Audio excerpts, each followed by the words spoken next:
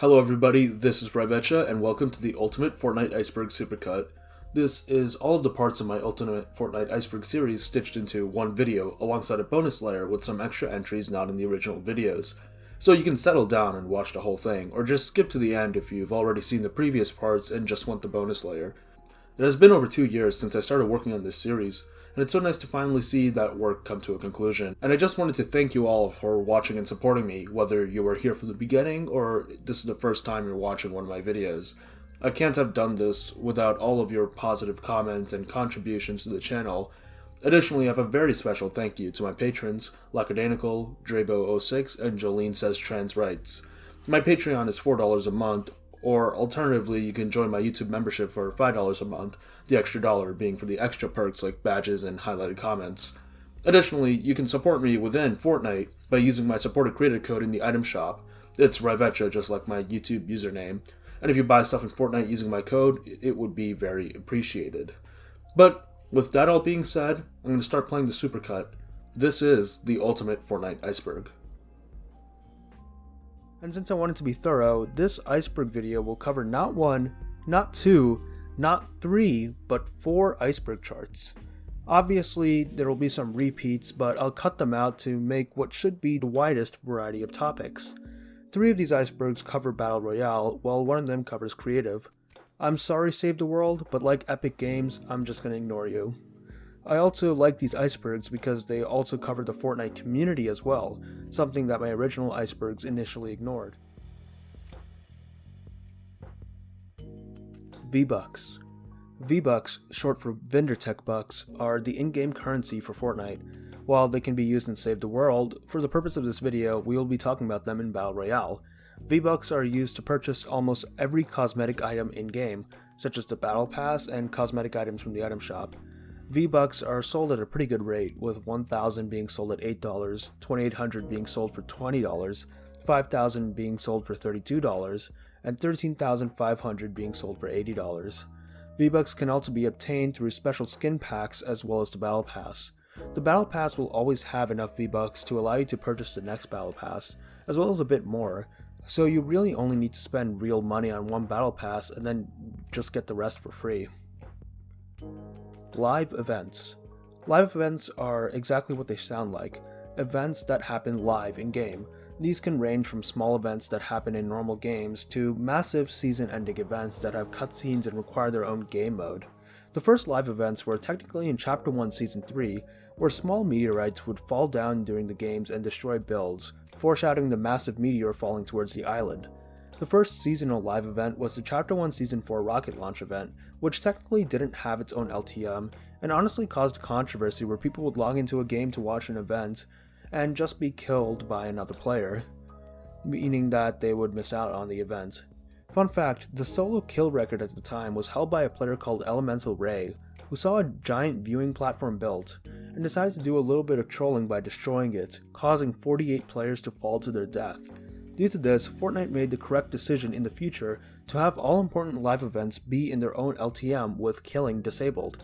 In Chapter 1, we typically get one story live event per season, along with some smaller story events.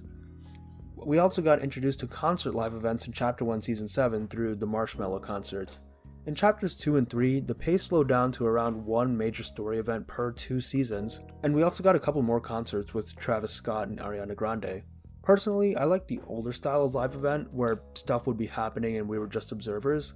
Since now the players actually actively participate in what's happening, it feels less like a cinematic event and more like a glorified arcade game now, but I'm sure that I'm in the minority here about this attitude. Sweats. Sweats is a term used to refer to players who are extremely good at the game. They're called sweats because the stereotype is that these players literally sweat over their keyboards while playing. Sweats are known to practice their building and editing for hours in Fortnite Creative, meaning that once they get into the actual game, they completely stomp other players with their building skills. You've probably heard jokes about them, something about when you shoot at a Fortnite player and they build a 5-star hotel. However, this is somewhat outdated, as sweats are known for their lightning-fast editing now, since the meta switched from build battles to editing box fights a good while ago. And yeah, a sweat that's good at editing is much more annoying to play against than a builder, at least in my experience. Sweats were actually a significant reason as to Fortnite's decreasing popularity a couple years ago, because if you're a casual player who came home from work to relax on Fortnite, and you immediately get killed by some 14-year-old who spent the entire day in Fortnite Creative warming up, of course you're gonna get mad with the game. This never personally affected me because I'm mostly a Team Rumble player, and hint hint, in an actual game, aim and positional play are much more important than building your editing skills. Also recently, sweats aren't much of a problem anymore for the casual player, because skill-based matchmaking got better. Most people serious about competitive Fortnite either play the arena game modes or creative map, not the base game modes, and we've also got a no building mode which evens the playing field. Additionally, sweats are known for using a certain type of skin, typically slender female body types wearing casual clothes, as they claim this gives them a competitive advantage as it provides greater vision than a bulkier skin. These skins include Aura, Dynamo, Ruby, and the female superhero skins. Funnily enough, due to the fact that an all-black superhero skin was almost impossible to see in the shadows, it was extremely popular with competitive players, so Epic actually banned its use in competitive and disabled the ability to wear an all-white or all-black superhero skin. Wild. The Loop. The Loop is a concept in the Fortnite storyline which explains why people seemingly die and come back to life. Anybody who comes to the island begins to succumb to the effects of the Loop. The Loop causes anyone trapped in it, called loopers, to slowly lose their memories and ability to speak, and heightens their aggression to make them want to kill each other. However, anybody killed under the effects of the Loop come back to life at the beginning of the next cycle. It seems like builds and destruction to the environment is also reset, but people have been able to leave messages for themselves from previous cycles, so who knows. The only way to escape the Loop is to be the last looper alive and to stand at the center of the storm as it closes in. In the lore, this allows you to escape the Loop and be unaffected by the storm, but now if you die permanently. But of course, in-game, this isn't a thing. Escaping the Loop leaves behind a snapshot of yourself, basically a clone of yourself that over time can develop its own personality. There are ways to enter the island and not get looped, which some characters do, but ultimately the Loop is just a way for the storyline writers to incorporate the Battle Royale aspect into the main story. 0 Point. The 0 Point is the central aspect of the Fortnite lore. The 0 Point is the center of all realities, and as such can facilitate travel between different realities. Such power has motivated many different groups of interest to control the 0 Point and study it, most notably the Imagined Order. In-game, the 0 Point has been around for a good while, first being mentioned in Chapter 1 Season 4's live event, and first being seen in Chapter 1 Season 6's live event. Since then, the 0 Point has been a central part of the storylines for many seasons and live events. Most notably are Chapter 1 Season X and Chapter 2 Season 5, where the previous season's live events left the 0 Point destabilized, causing breaches in reality on the island. From our perspective, the 0 Point serves two purposes. 1. As a powerful MacGuffin to revolve the story around, and 2. To provide an in-game explanation as to why characters from outside franchises keep crossing over. Tilted Towers. Tilted Towers is the most iconic point of interest in Fortnite history. First added in Chapter 1 Season 2, it was notable because previously most of the locations in the game were either rural or small suburban areas, so having a massive city as a point of interest would be a fresh change of pace. Immediately, Tilted became the most popular drop spot on the map, and over half the lobby landing there at the beginning of the game was a pretty often occurrence. So Tilted became known as the place to drop if you wanted fast-paced action and a fun, hectic start to the match. Additionally, the close quarters indoors combat of the city made the fighting much more chaotic than elsewhere on the map. Everybody who played in Chapter 1 remembers the intense pickaxe fighting atop the clock tower. You may die quickly very often, but if you do end up winning the fights in the city, you control Tilted Towers and all the best loot within, basically making you the best equipped players for the rest of the match. The location stayed around for the majority of the chapter, undergoing some slight changes, but when it got destroyed in the Chapter 1 Season 8 event, it got rebuilt into a new point of interest, Neo Tilted, in Chapter 1 Season 9. In Chapter 1 Season X, it got transformed into Tilted Town, a Wild West version of Tilted which didn't allow building or breaking materials. Later in the season, it got transformed again into Gotham City from the Batman universe, allowing glider redeploy. With the Chapter 2 map change, Tilted disappeared. However, in Chapter 2 Season 5, aspects of Tilted were combined with Salty Springs to form Salty Towers.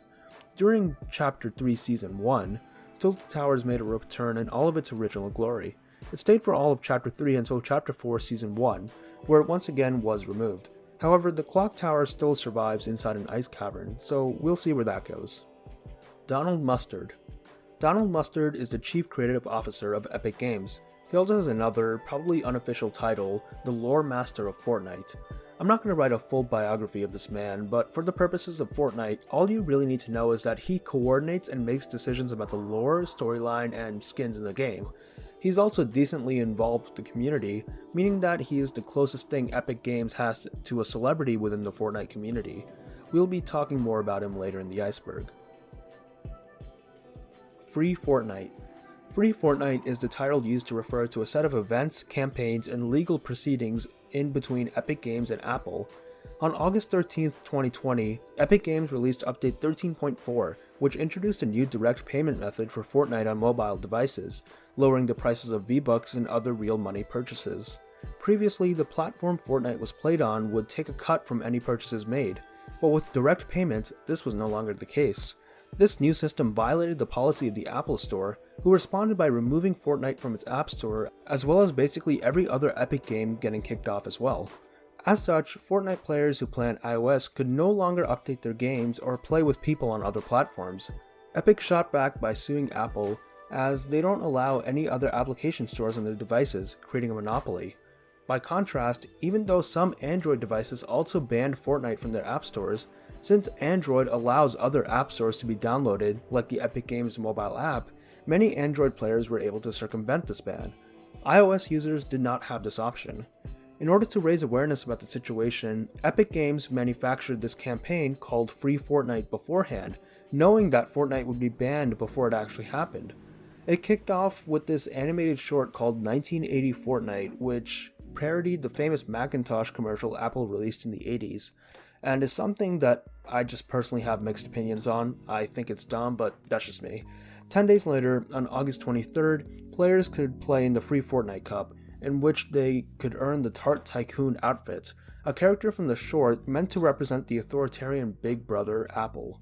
The case went on for over a year, and Epic ended up losing 9 out of 10 counts, but won the count saying that Apple should allow users to use payment methods other than the iOS store. Epic CEO Tim Sweeney said that Fortnite will return to the iOS store once Apple implements this, but Apple said that they wouldn't until the case is completely over, which could still take years. I personally don't have a dog in this fight, and I don't think either side is really worth rooting for, but I just feel bad for all the iOS players who can't play Fortnite anymore. Chapters and Seasons. I guess this is less of an entry and more of an explanation for people who don't really know anything about the game. Fortnite's history can be divided up into groups of updates which make up a season, and groups of seasons which make up a chapter. Seasons are kicked off by a major update which typically brings significant map changes, new weapons, items, and features, as well as a brand new battle pass full of rewards for players. Every season is typically defined by a theme and has its own contained storyline that will eventually fit into the greater overall storyline. Each season typically lasts around 10 to 12 weeks and has weekly challenges for players to progress. Enlarging the scope, chapters are a group of seasons and are typically defined by what map they're on. Chapter 1 contains everything from the pre-season, or Season 0, to Season X, or Season 10. Afterwards we had Chapter 2, which gave us a brand new map. This chapter only lasted 8 seasons before moving on to Chapter 3, which only lasted for a measly 4 seasons. And right now, we're in Chapter 4, so I'm excited to see where the game goes from here. Season delays. So obviously in order to make new content, Epic's employees need to code it all up. This is especially true for a new season, where they have to design, implement, and test all the new features before release. However, they do sometimes need more time to do so, resulting in a season delay. The most notable example is Chapter 2 Season 3. This season was originally going to start on April 30th, 2020, but was pushed back several times to June 17th, 2020, over a month. Obviously, this was due to the pandemic, but I still remember being part of the community and witnessing the delays for the live event and the season go on for over a month. Those were some wild times. Different islands. As I mentioned before, each chapter has its own unique island map. Chapter 1's map was called Athena, Chapter 2's map was called Apollo, Chapter 3's map is called Artemis, the current Chapter 4 map is called Asteria. So yeah, there's a pattern here. All of them are named after figures in Greek mythology. Each map is decently unique and distinct from each other. In the Chapter 2 end event, it was revealed that the Chapter 3 and Chapter 2 maps were actually on the opposite sides of each other. Well, it's a bit more complicated than that. In this live event, the island was flipped to transition from Chapter 2 to Chapter 3. But where was the Chapter 1 map? Well, in the Chapter 1 end event, it got sucked into a black hole, and apparently the matter of Chapter 1 got reformed into the Chapter 2 map. The Chapter 4 map consists of fragments of the Chapter 3 map which were reformed after it fractured, as well as the 0 point bringing in chunks of land from other realities. Save the World. Fortnite Save the World is a tragic tale in my opinion. So, Save the World was the original game mode of Fortnite. It is considered a sandbox survival tower defense style horror game. Released officially in 2017, it was meant to be a zombie survival tower defense shooter.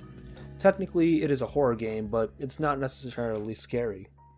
The premise of the game is that one day a massive storm appeared covering most of the planet and killing 98% of the human population. The storm brought with it the zombie-like husks, who attacked any remaining humans in sight.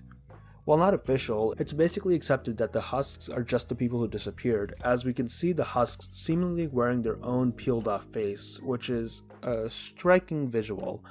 However, survivors banded together into bases and were able to develop storm shields, devices which would clear the storm in a certain radius and basically provide a safe zone from large husk attacks. You, as the commander of one of these bases, must coordinate other people to defend your storm shield from husk attacks, and go out into the wild to gather resources to upgrade your shield and weapons. The gameplay itself is serviceable. It is a repetitive loop of similar missions as you upgrade your weapons to fight against increasingly stronger husks. Save the World was a game Epic cared for a lot, and was supposed to represent a new path forward for the developers. But of course, this was disrupted when the Fortnite devs decided to make a little side mode for Save the World called Battle Royale. Of course, Battle Royale quickly exploded in popularity, meaning Epic's Fortnite team switched focus to Battle Royale, leaving Save the World in the dust. Save the World's updates and new content began slowing, until eventually in September of 2020, Epic announced that they would stop development for Save the World. While it is sad, of course, that Save the World is basically dead in the water now, the truth is that I personally just think it wasn't necessarily a good game. I played a little bit when Epic gave Fortnite crew members the game for free, and most of it was honestly not very impressive. Like, the building mechanics must have been innovated when the game released, but after several years of Battle Royale, it really doesn't hold up. And for a shooter game, it just felt way too slow-paced and boring. It really depends on whether or not you have friends to play with you or not, as well as the characters you pick up for your team. That's the other thing. You need to pay not only to get the game, but also to get certain schematics and heroes easier. The only parts of the game I enjoyed were the wide variety of firearms, melee weapons, and abilities, all of which I want Epic to implement into Battle Royale. The truth is, creative and Battle Royale are where the future of the game lie, so while I respect Save the World for being the OG, I'm not gonna lose sleep over it dying. The Imagined Order, often abbreviated to IO, is a major group of interest in the Fortnite storyline, and they act as the de facto villains of the whole thing. They are a massive organization that have been around for thousands of years, and they want the infinite power of the 0 point for themselves. They currently are in control of the 0 point, and they use it to conduct experiments on the Fortnite island by trapping innocent people there. Despite the fact that they are villains, a lot of the storyline involves the player working for them, specifically during the last reality's invasion in Chapter 2, Season 7 and 8. We will talk more about the IO later. The Seven. The Seven are another major group of interest in the storyline of Fortnite Battle Royale. They act as our heroes. As the name suggests, they consist of 7 members: the Foundation, the Origin, the Scientist, the Paradigm, the Visitor, the Imagined, and the Order. They're a group of rebels who fight against the Imagined Order, and all of them have a unique skill set that helped them in this fight. Of course, the 7 have allies or even just people who work for them, the most notable of whom is John Jones, an Imagined Order agent who defected to join the cause of the 7. Rifts. Rifts are a mechanic in-game as well as a story element. Rifts essentially allow instant travel within a universe, or more importantly, in between universes. There are 2 different types of rifts: pure portals, which are stable, controllable rifts open with the power of the 0 point itself, and sideways portals, which are kind of unstable backdoors. Most of the time, you'll be interacting with sideways portals. In the game, rift portals were first shown in Chapter 1 Season 4 when the Visitor created a giant rift in the sky, and first used in Chapter 1 Season 5, where the destabilization of reality caused rifts to appear all over the place. In-game, when you enter a rift, you are teleported high into the sky above that location, allowing you to deploy your glider and travel large distances. An item called a Rift to Go allows you to create a rift whenever you want, and an item called a Junk Rift allows you to create a rift above where you throw it, raining down debris for massive damage. Collaborations. Where would Fortnite be in the modern day without collaborations? Collabs are agreements Fortnite makes with other companies to bring something from their brand to the game. The majority of these collaborations are for skins. The first ever collaboration was the Infinity War game mode in Chapter 1 Season 4, where the Infinity Gauntlet was an item in the game that you could equip to transform into Thanos. The first skins that were a collaboration were the NFL outfits in Chapter 1 Season 6, and the first individual to get a collab was the EDM artist Marshmello, who got an in-game concert and skin.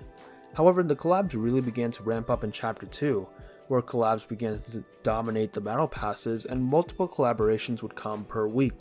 The expected ones were all there, all the big Marvel, DC, and Star Wars movies coming out then, famous classic movies and video game characters, and even some anime like Naruto and Dragon Ball. However, we did get some more niche collabs, like El Chapulín Colorado, a Mexican television show that ran from 1970 to 1993, Jean-Michel Basquiat, an American neo-expressionist artist, Radiohead, a rock band that peaked in the 90s, and Polo Ralph Lauren, the clothing company. And that's just the tip of the iceberg. Fortnite is basically known as a collaboration game now, and there are so many of them.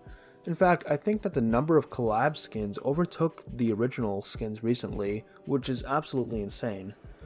Personally, I would prefer that Fortnite focus more on original content, but I am probably in the minority here, as it is very clear that the majority of people prefer the collaborations. They bring in massive attention and money to the game. It makes me curious as to how these business deals go down. It's known that a good chunk of the collabs are either what's popular at the time or what some of the staff like Donald Mustard personally want in the game. For example, the collaboration with the Mistborn book series was because Mustard was good fans with the author of those books.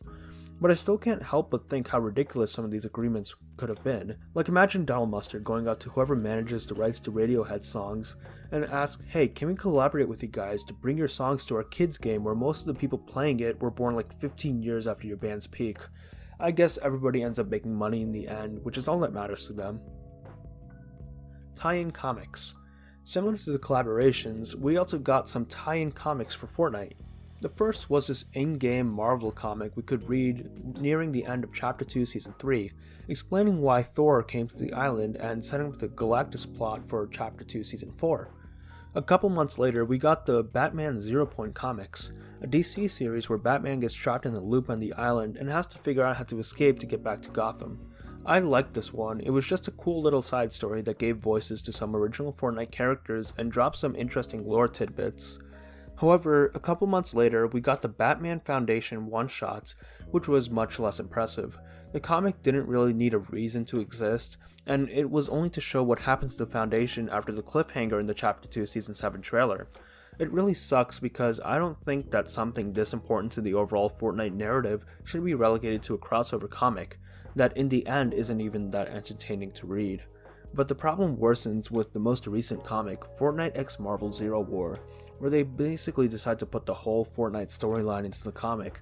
I haven't read this one, but overall consensus seems to be pretty negative, especially since they decided to reveal Geno in this comic. Why would Fortnite reveal the big bad villain of their story in a crossover comic instead of in-game? I don't know. The comic itself feels very disconnected from the events of the game too. Overall, I don't have much good to say about crossover comics.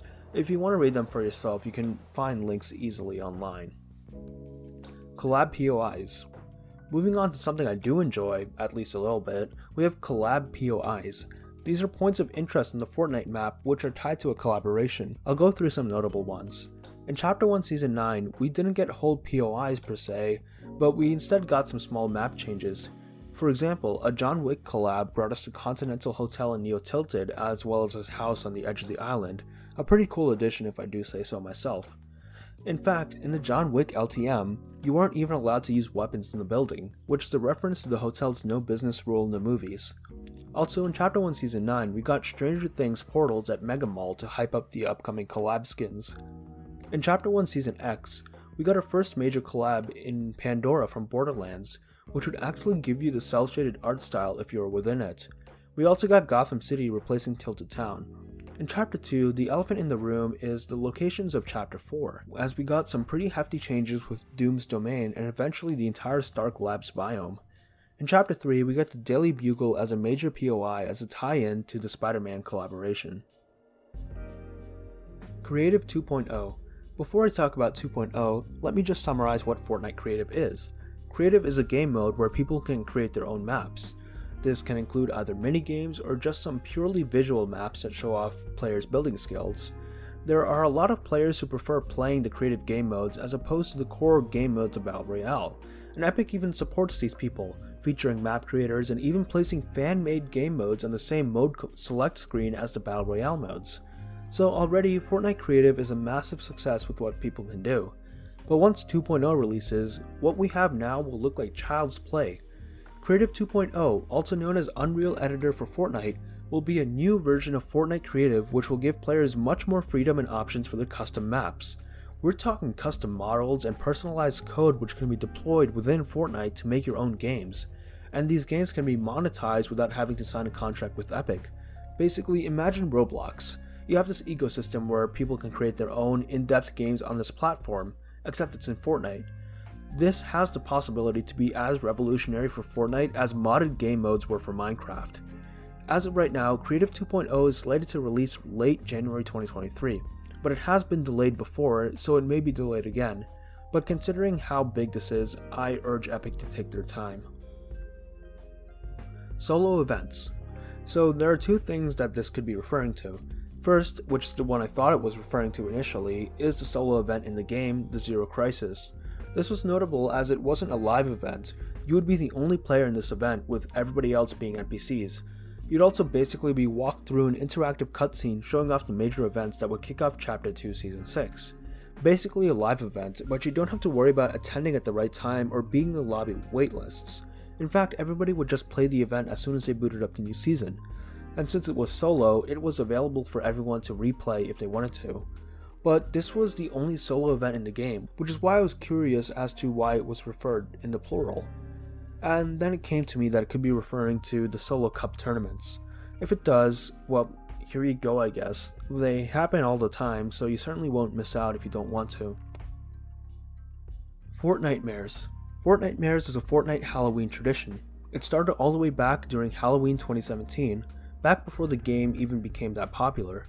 In this Fortnitemares, Epic released the Jacko launcher, a rocket launcher that shot explosive pumpkins, a weapon that has since become synonymous with Fortnitemares.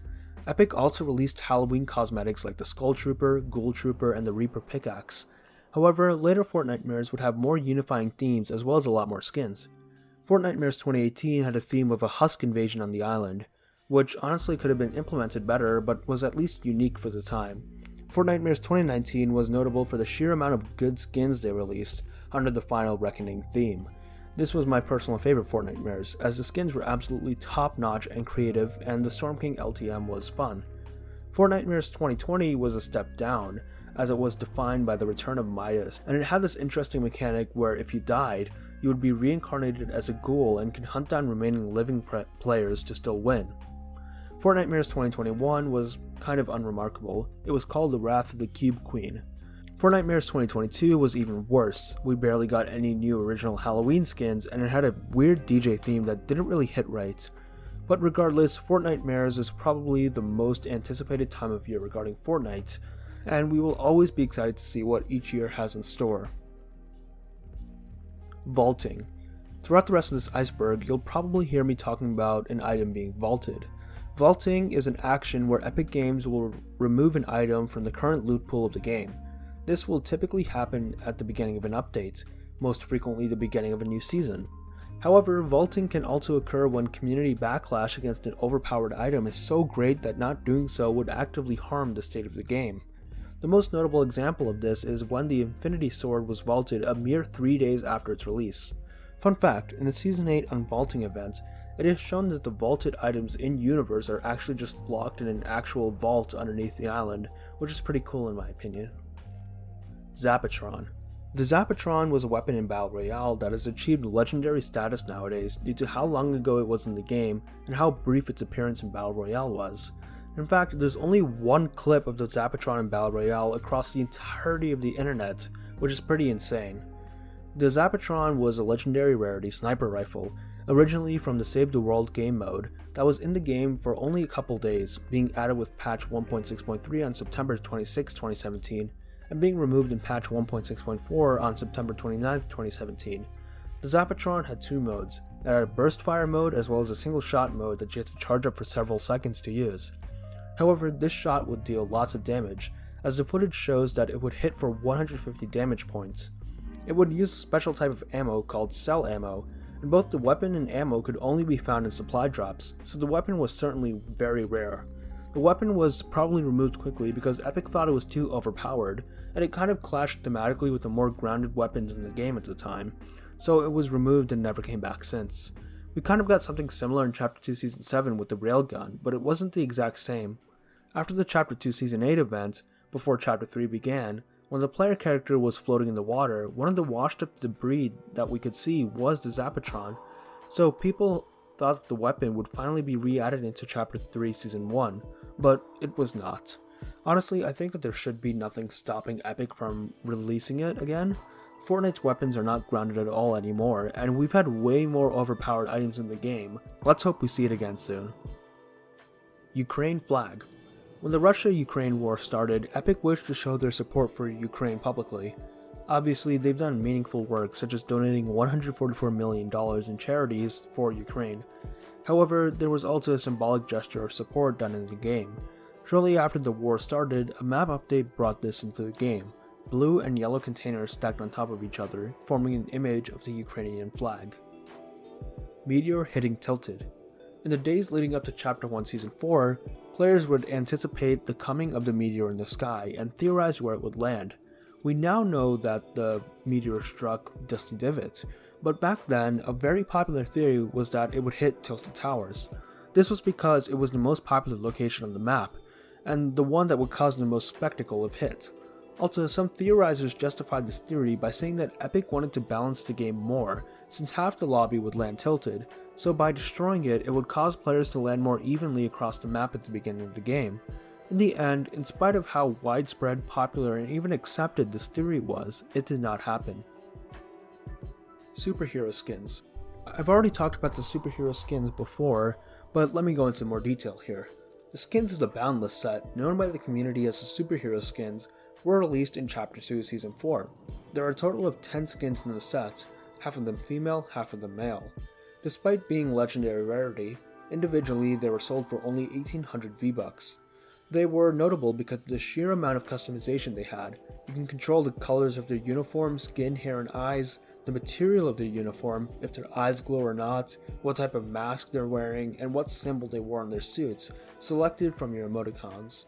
Such customization was not seen before in Fortnite, especially where you weren't locked into a single choice, and the skins immediately became popular.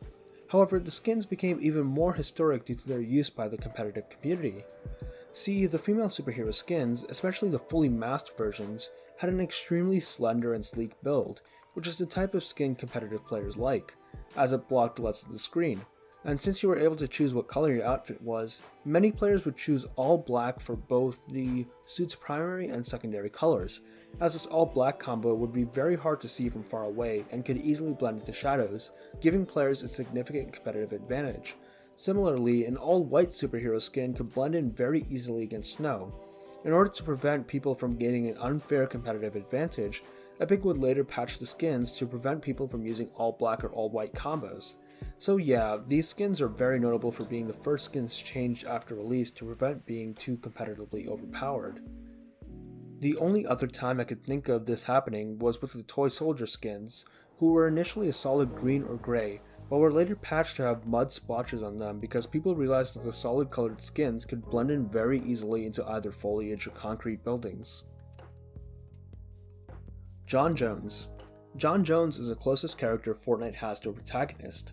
In the storyline, he was an accomplished agent of the Imagined Order, going on many missions across different realities, including a bunch of missions into Reality Zero, which is why he left behind so many snapshots.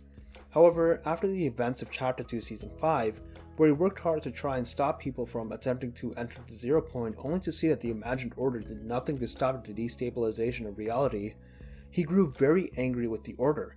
He started to think about getting the help of the Seven, but the Order caught on to him and revoked all of his credentials. This was the final straw, since after this he defected from the IO and went to call the Foundation himself to help.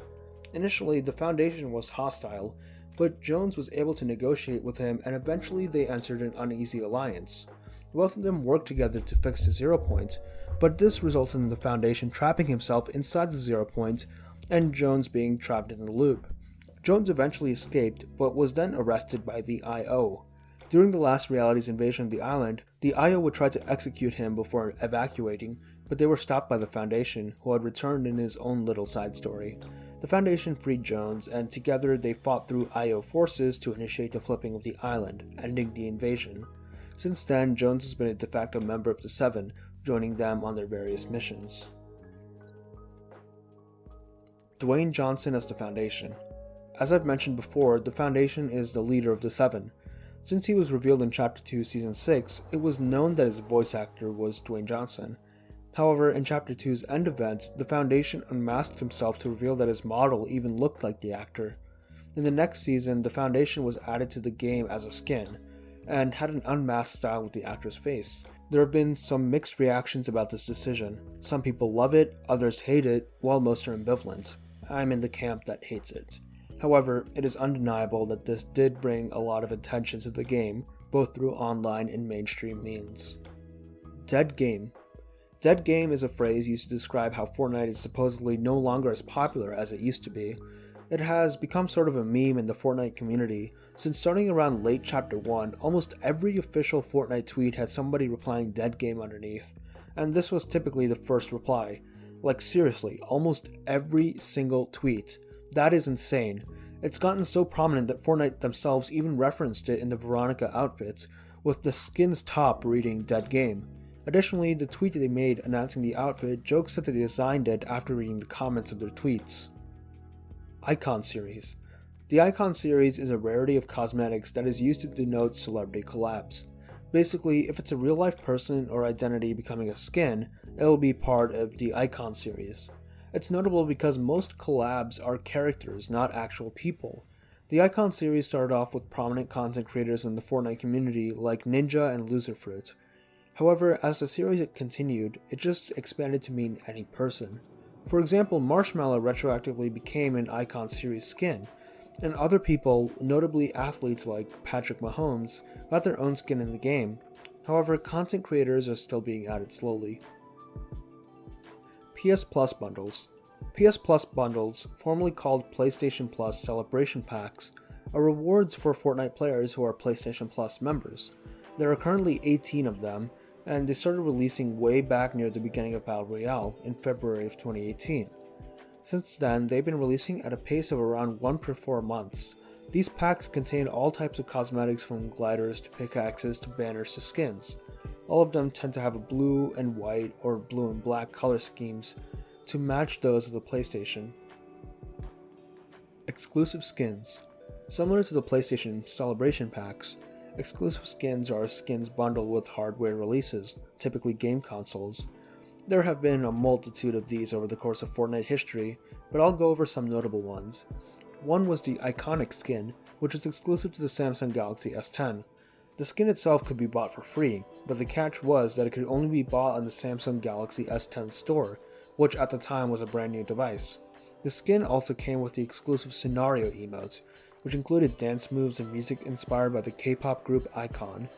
Due to the fact that both the skin and emote were legitimately great, there were a lot of people who wanted to get their hands on this, which actually led to a funny situation where there were tons of people going to hardware stores to try and claim the skin on one of their display S10s.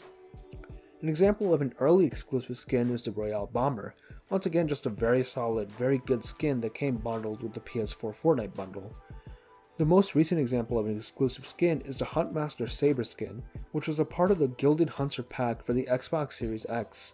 The Nintendo Switch also has exclusives, an example being the Double Helix bundle. Another notable exclusive skin is the Reflex skin, which came bundled with several Nvidia GeForce products. The Reflex skin, as well as its pickaxe, glider, and backbling, were supposed to be exclusive. However, they would later release in the item shop, causing controversy. A lot of people who had bought the bundled set, which was hundreds of dollars, were mad that the skin that was supposed to be exclusive for them only could now be bought by anybody for a normal price in the item shop. To fix this controversy, Epic added a stealth style to all the cosmetics which were supposed to be exclusive to people who bought the Nvidia bundle. So these were just a few examples of exclusive skins. Concept skins. Concept skins refer to skins which were conceptualized and designed by fans of Fortnite and were later added into the game by Epic. There are actually a lot more of them than you would expect, but like the exclusives, some are more notable than others. This is not to say that all concept skins aren't great. They're typically among the best skins in the game, and for anybody's art to be implemented by Fortnite is a huge achievement. So let's go over some concept skins. One of the most famous concept skins of all time is Tomato Head, and many of you may be surprised to learn that he is in an Epic original design, considering how integrated to Fortnite identity Tomato Head and the other various food-based skins would become. But yes, he was originally conceptualized by Reddit user Boy, and his art was posted to the Fortnite BR subreddit in January of 2018. Later that year, in April of 2018, Tomato Head would join the game as an official skin. Keeping the food theme alive, another concept skin is the Tender Defender. The original concept, named Chicken Trooper, was created by the son of Reddit user tfaust10, who was just 8 years old. After the original concept post blew up, the user EtsyTurtle2 posted his version of the kid's concept art, which he named Tender Defender. This concept was what formally made it into the game as a skin, but the Tender Defender is still fondly remembered as the time an 8-year-old's art made it into the game. Another example of concept skins are Aura and Guild by Reddit user FantasyFull. Considering how insanely popular Aura is as a skin, it is notable that it was a concept skin, and after these skins made it into the game, she has designed many other concepts that have ultimated into the game. This has kind of started a trend of Epic using multiple concepts from individual creators, the most famous of whom being Denny. Denny is an artist who has gotten so many skins in the game, all of which are of fantastic quality, regardless of whether they fit your individual taste or not. Currently, Epic holds these Concept Royales, which are competitions where artists can submit themed designs, the best of which will be selected to be a part of the game. The winners of the first Concept Royale, a winter-themed one, were Twitter users Ibdards and AltaCalls, who made the Nalia and Frigid Foregoer skins respectively. At the time of me writing the script, the most recent Concept Royale was the Halloween 2022 one, which was won by Twitter users Drio Wings and Kitsune X Kitsu, who made the Sinister Glare and Undying Sorrow skins respectively. Honestly, I hope they keep doing these Concept Royales, because they have resulted in some amazing skins. Concerts. Concerts are another form of collaboration in Fortnite. These are when a musical group or artist agree to hold a virtual concert in-game. There are 3 types of concerts in the game. The first are the more mundane ones held in the Party Royale game mode. Party Royale is a Fortnite game mode where there's really no game, it's just a place where people hang out virtually and participate in several small activities. Party Royale features a giant cinema screen where Epic will often host some viewings of videos, movies, and yes, concerts. These concerts are typically just videos on the screen, with maybe some flashy lighting. They occur very commonly in Party Royale. The second one is the live event type of concert. Now, Epic puts the same amount of effort into these as they do with their own story live events. We're talking about full-on scripted in-game events with custom animations and locations. Epic tends to save these live event concerts for very famous artists. So far, we've only had 3 of them in the game. The first was a Marshmello concert in Chapter 1 Season 7. This was on a much smaller scale compared to the other 2, but it was still quite fun. The event featured Marshmello on an in-game stage playing a mix of his music, and players would experience in-game effects and visuals synced up to the music. Overall, a very well done event. The second concert featured Travis Scott in Chapter 2 Season 2. In retrospect, this event is an excellent reason as to why Epic should err on the side of caution when it comes to including real people in their game, but I won't get into that here. All that aside, the event itself was very well done technically, with many considering the effects of the show to be the best among any Fortnite concerts. Finally, we have the Ariana Grande concert in Chapter 2 Season 7, which was, once again, very technically well done. This one had more player interaction compared to the others.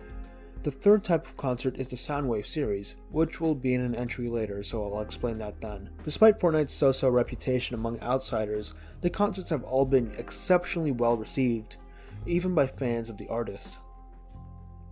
Secret skins. Secret skins refer to skins in the Battle Pass that aren't revealed at the beginning of the season, but are instead revealed several weeks into the season. Well, at least they used to be. Starting with Chapter 2 Season 2, most secret skins have been collaborations revealed at the beginning of the season, so bonus skins would be a more appropriate label. These skins have a set of challenges to unlock them in their sets. As of me making this video, here are all the secret skins in Fortnite.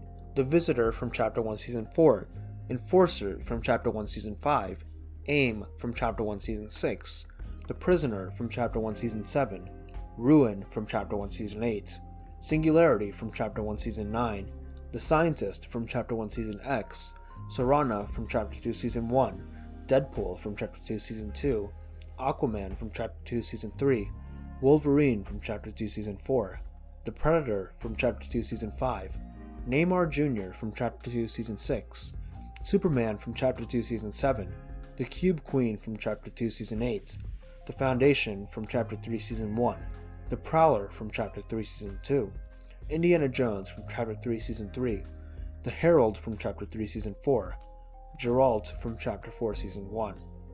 So yeah, starting with Deadpool from Chapter 2 Season 2, a majority of the secret skins have been collaborations.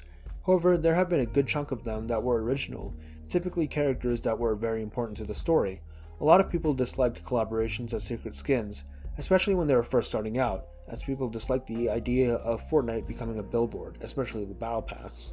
But at this point, we're too far gone in that direction for any criticism to mean anything.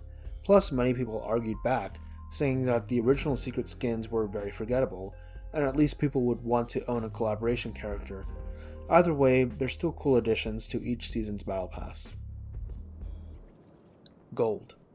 This is a strange entry to include, but might as well. Gold is a de facto currency of in-game Fortnite.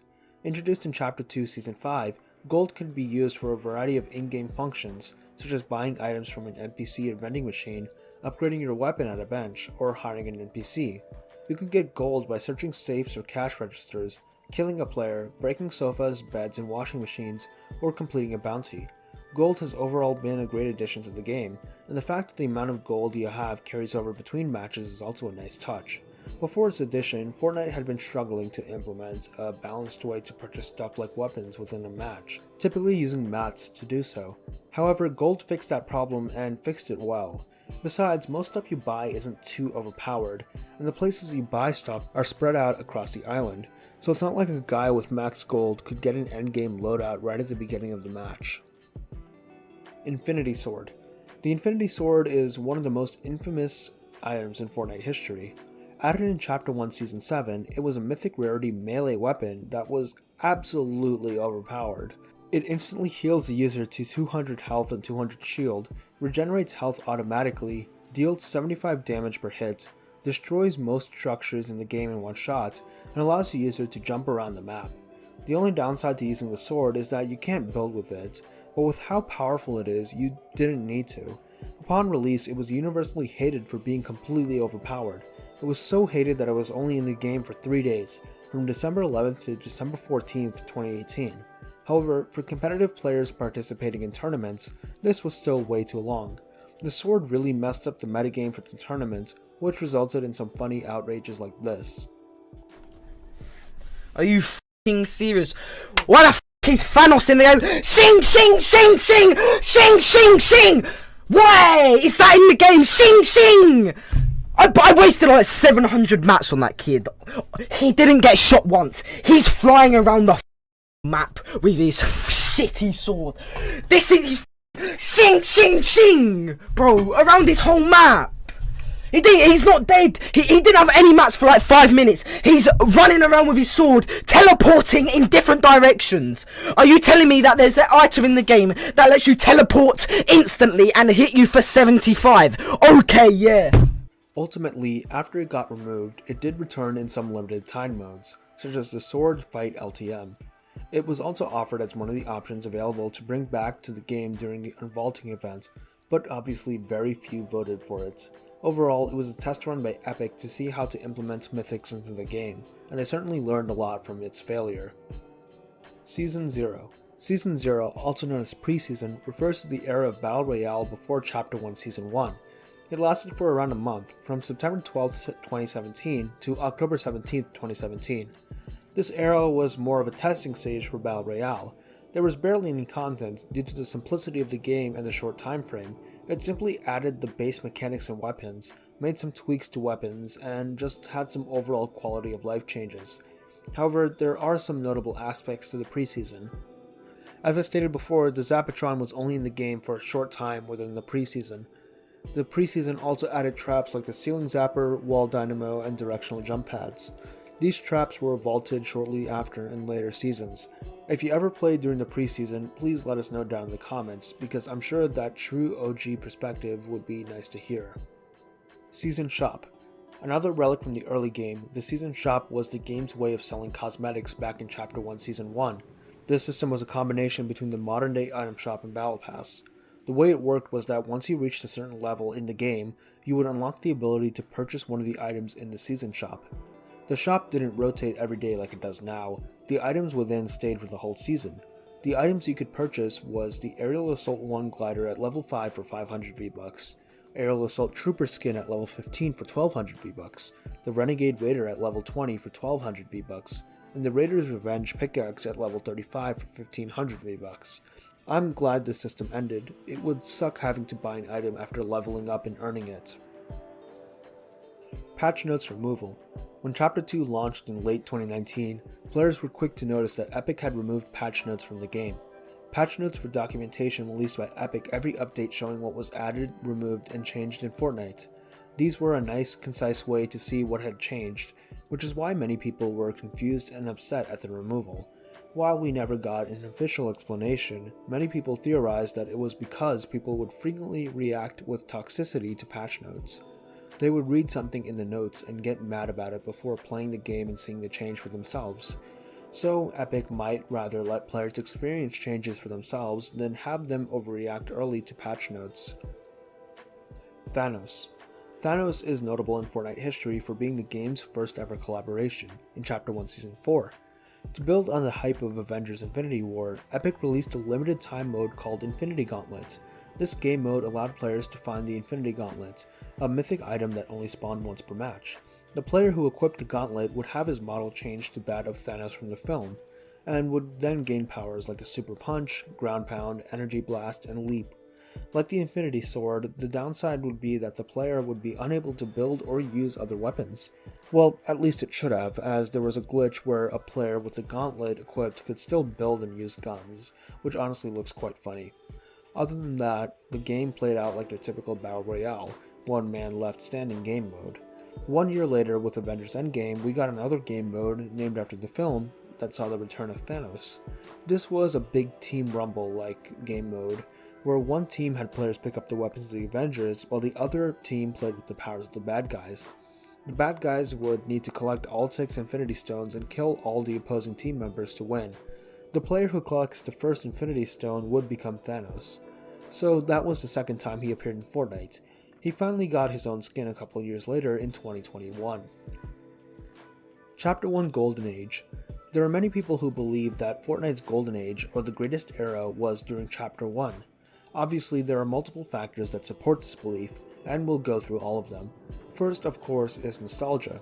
The days of Chapter 1 were almost half a decade ago at this point, so many people, especially Fortnite's demographic of younger players, associate this era of the game with better, more carefree times in their lives. Like, someone who was 13 during early Chapter 1 would be 18 currently, so it's no wonder that many people look back in nostalgia. However, to chalk up this belief to nostalgia would be downplaying the merits of Chapter 1. First of all, the game back then would just push out more content more often. and it felt like it was always changing and there was always something fresh. The long-term meta of the game was also much more stable, and the novelty of building had not yet worn off. Obviously, as the chapter progressed, the chapter's reputation began to sour, but whenever anybody talks about the Chapter 1 Golden Age, they usually talk about the first half of the chapter anyway, from the beginning to around seasons 4 or 5. This was back when people started getting into the game, where it was just a game where you'd goof off with your friends.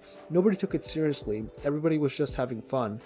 And I've spoken about it before, but the game back then had its own identity as opposed to now. There were very few collabs, and they didn't dominate the game whatsoever. Fortnite became famous on its own merits, not because it collabed with every franchise it could. Personally, while nostalgia plays a huge factor in the praise for Chapter 1, the truth is the game back then was simple, unique, and fresh compared to today, which is why Chapter 1 can be considered the game's golden age. Shipping. As with any community, there is a subset of people within the Fortnite community who will ship characters together. Shipping refers to the act of making a headcanon that two characters are in a romantic relationship. With Fortnite's vast amount of skins, combined with the fact that they've started to actually give personalities to some of these skins, there has been a thriving shipping community for the game. If you look up ship art for Fortnite, you can see that there are tons of different pairings, some of which are backed up by in-game stories or connections, and others which just seem to be totally random pairings. Subreddit. Fortnite Battle Royale has a subreddit, r/FortniteBR. This subreddit is community ran, but is supported by the developers at Epic. This means that the Epic Games dev team are active on the subreddit and will often comment on posts and make updates. Typically, they will either comment on posts complaining about bugs, assuring that they are working on a fix, or on a video of a funny clip expressing their amusement. As I've covered before, they'll sometimes take skin concepts posted on the subreddit and turn them into actual skins. There have also been situations where developers will reference a post from the subreddit in the game itself, which we will cover later on the Iceberg. The sub itself is what you would expect from a typical video game subreddit: updates, memes, clips, and overall discussion about the game. Ninja. Not too much to speak about here. Tyler Blevins, known better by his online handle Ninja, is a professional gamer, streamer, and YouTuber. While he initially started off streaming competitive Halo, his explosion into super fame began in 2017 when he began streaming Fortnite. The rise of Ninja can be said to be tied to the rise of Fortnite. Both of them fueled each other's growth. He quickly broke both viewership and follower records, and became one of the biggest names in gaming. He would even break into the collective consciousness after several collaborations with celebrities like Drake and Travis Scott, where he would stream Fortnite live with them. While there is a lot more to his story before and after this, what I've said is basically the main points you need to know about him. Since then, he's enjoyed the life of a famous streamer, albeit with some controversies, which we will get into later. Double Pump. Double Pump refers to an old strategy in the game. The pump shotgun is known for dealing massive damage if aimed correctly, but the catch was that it had a slow fire rate. The double pump negated this downside. It involved using two pump shotguns side by side in your inventory. After firing one, you could quickly switch to the other shotgun immediately to fire a shot again. This meant that you could get two shots of massive damage off in less than a second. The pump shotgun could do over 100 damage in a headshot, so the double pump strategy could eliminate a player at full health and shield in less than a second, not even giving them a chance to fight back. A lot of people criticized it for being extremely overpowered and unfun, including professional players. Epic did end up nerfing it in one of the most overt nerfs to a strategy in the game's history, if not the most overt ever. After the nerf, whenever you fired a shotgun, it would activate a cooldown timer to fire any other shotguns in your inventory, which would be around a second. Doesn't seem too long, but it completely destroyed the double pump strategy. While the nerf was necessary, many people still look back on the double pump as a symbol of the golden era of Fortnite. Rocket riding. Another classic Fortnite strategy is rocket riding. Rocket riding is exactly what it sounds like. In early Chapter 1, people quickly figured out that the rocket, after being fired from the rocket launcher, had a hitbox, and if it had a hitbox, you could stand on it. If you stood in front and above of a teammate and timed your jump in correspondence to them firing a rocket, you had a chance to land on top of the rocket and soar into the sky. But make sure to get the timing correct, because if you jump too early, you waste a rocket, and if you jump too late, the rocket hits you and blows up your teammates. In theory, rocket riding is best used to transport your teammates across distances quickly and drop them off at a location where they don't take fall damage. Since your teammates won't be damaged by rockets you fire, you could theoretically fire them towards a structure far away, and they would just fly there on top of the rockets and land there harmlessly when they explode on impact. Bonus points if you damage the opponents there too. However, in practice, rocket riding was used to perform endgame trick shots and mostly to goof off in game. Often the end result of rocket riding meant that you either fell to your death or flew into the storm, so using it to pull a sick trick shot on the last remaining opponent in the game was a smart move. But ultimately, rocket riding is not meant to be a serious strategy. It is a representation of the game's unique and goofy identity back in Chapter 1. Rocket riding became one of the most iconic imagery associated with Fortnite, and for good reason. It was a perfect representation of the tone of the game. While rocket riding is not prevalent anymore, over the years it has had some variations. The most notable being the guided rocket, which would give players the ability to rocket ride solo without the help of a teammate. Also, since you could fire a rocket while currently riding on one, you could basically rocket ride indefinitely by firing a rocket and lighting it up behind your current rocket, and then just jump over before your current rocket explodes. Other than that, people have been trying to figure out how to rocket ride any sort of projectile. There have been people able to ride on throwable consumables such as shields and fruit. Hell, it's even theoretically possible to ride on the erratic boat missiles or brute missiles, but pulling it off even in controlled environments is extremely hard, so doing it in-game is out of the question. Control a Playa. Control a Playa refers to the following clip of the streamer Mongrel. Oh, what? Controller player! That is a controller player! It is! I knew it! The reason why he freaks out over the person eliminating him being a controller player is that there is a belief that due to the aim assist given by controller players, they have an unfair advantage over PC players. Basically, since it's a lot harder to aim a weapon properly using a console controller than with a mouse, aim assist is given, which automatically improves the aim of console players. Many PC players call this unfair, and will often complain whenever they get killed by a controller player, claiming that it was the aim assist that gave them an unfair advantage. Obviously, this is a minority opinion, and many people who hold it are ridiculed. This clip is often used to demonstrate how ridiculous this belief is, as Mongrel refuses to accept his loss, immediately blaming aim assist. Ninja stream sniping. Another streamer controversy. This refers to the time when Ninja falsely accused a player of stream sniping. Stream sniping is when a viewer of a live stream will try and get into the same lobby as the streamer, and if they are successful, will often follow the streamer's position in-game to harass, interact with, or eliminate them. On this particular day, when a player named Icy5 eliminated Ninja on stream, Ninja reported him for stream sniping since the player danced right after eliminating him. Obviously, this is completely ignoring the fact that emoting after you kill somebody is a very common practice in game. For some reason, Ninja really went all in on this accusation, stating that he would go out of his way to ensure Icy5 got banned. Icy5 would defend himself with proof, and eventually Ninja would apologize to him, while still making a backhanded comment claiming that Icy5 had milked the situation dry. Chug Jug With You. Chug Jug With You is a Fortnite parody of the song American Boy. It was created and uploaded by the YouTuber Leviathan back in 2018. However, the song gained immense popularity in 2021 after it spread on various social media. It's easy to see why it became popular. The entire vibe of the song is pretty funny, from the disconnected and silly lyrics to the childlike voice and the overall goofy tone of the song. It made it a funny soundbite to spread around. Plus, the chorus of the original song was quite catchy, so that translated over into this parody, meaning that it also got stuck in your head. After the song became popular, there were a bunch of memes revolving around the song. The most popular was the trend of the Tomato Town Massacre, based off this line in the song "Just Wiped Out Tomato Town." These spawned jokes pretending that the Tomato Town Massacre was a real serious mass killing event, which is quite dark but amusing. World Cup. The Fortnite World Cup is an official esports tournament that allows players to compete in various formats in order to win a cash prize. As of right now, there has only been one World Cup in 2019. Players would be able to qualify in special matches during the weeks leading up to the in-person tournament.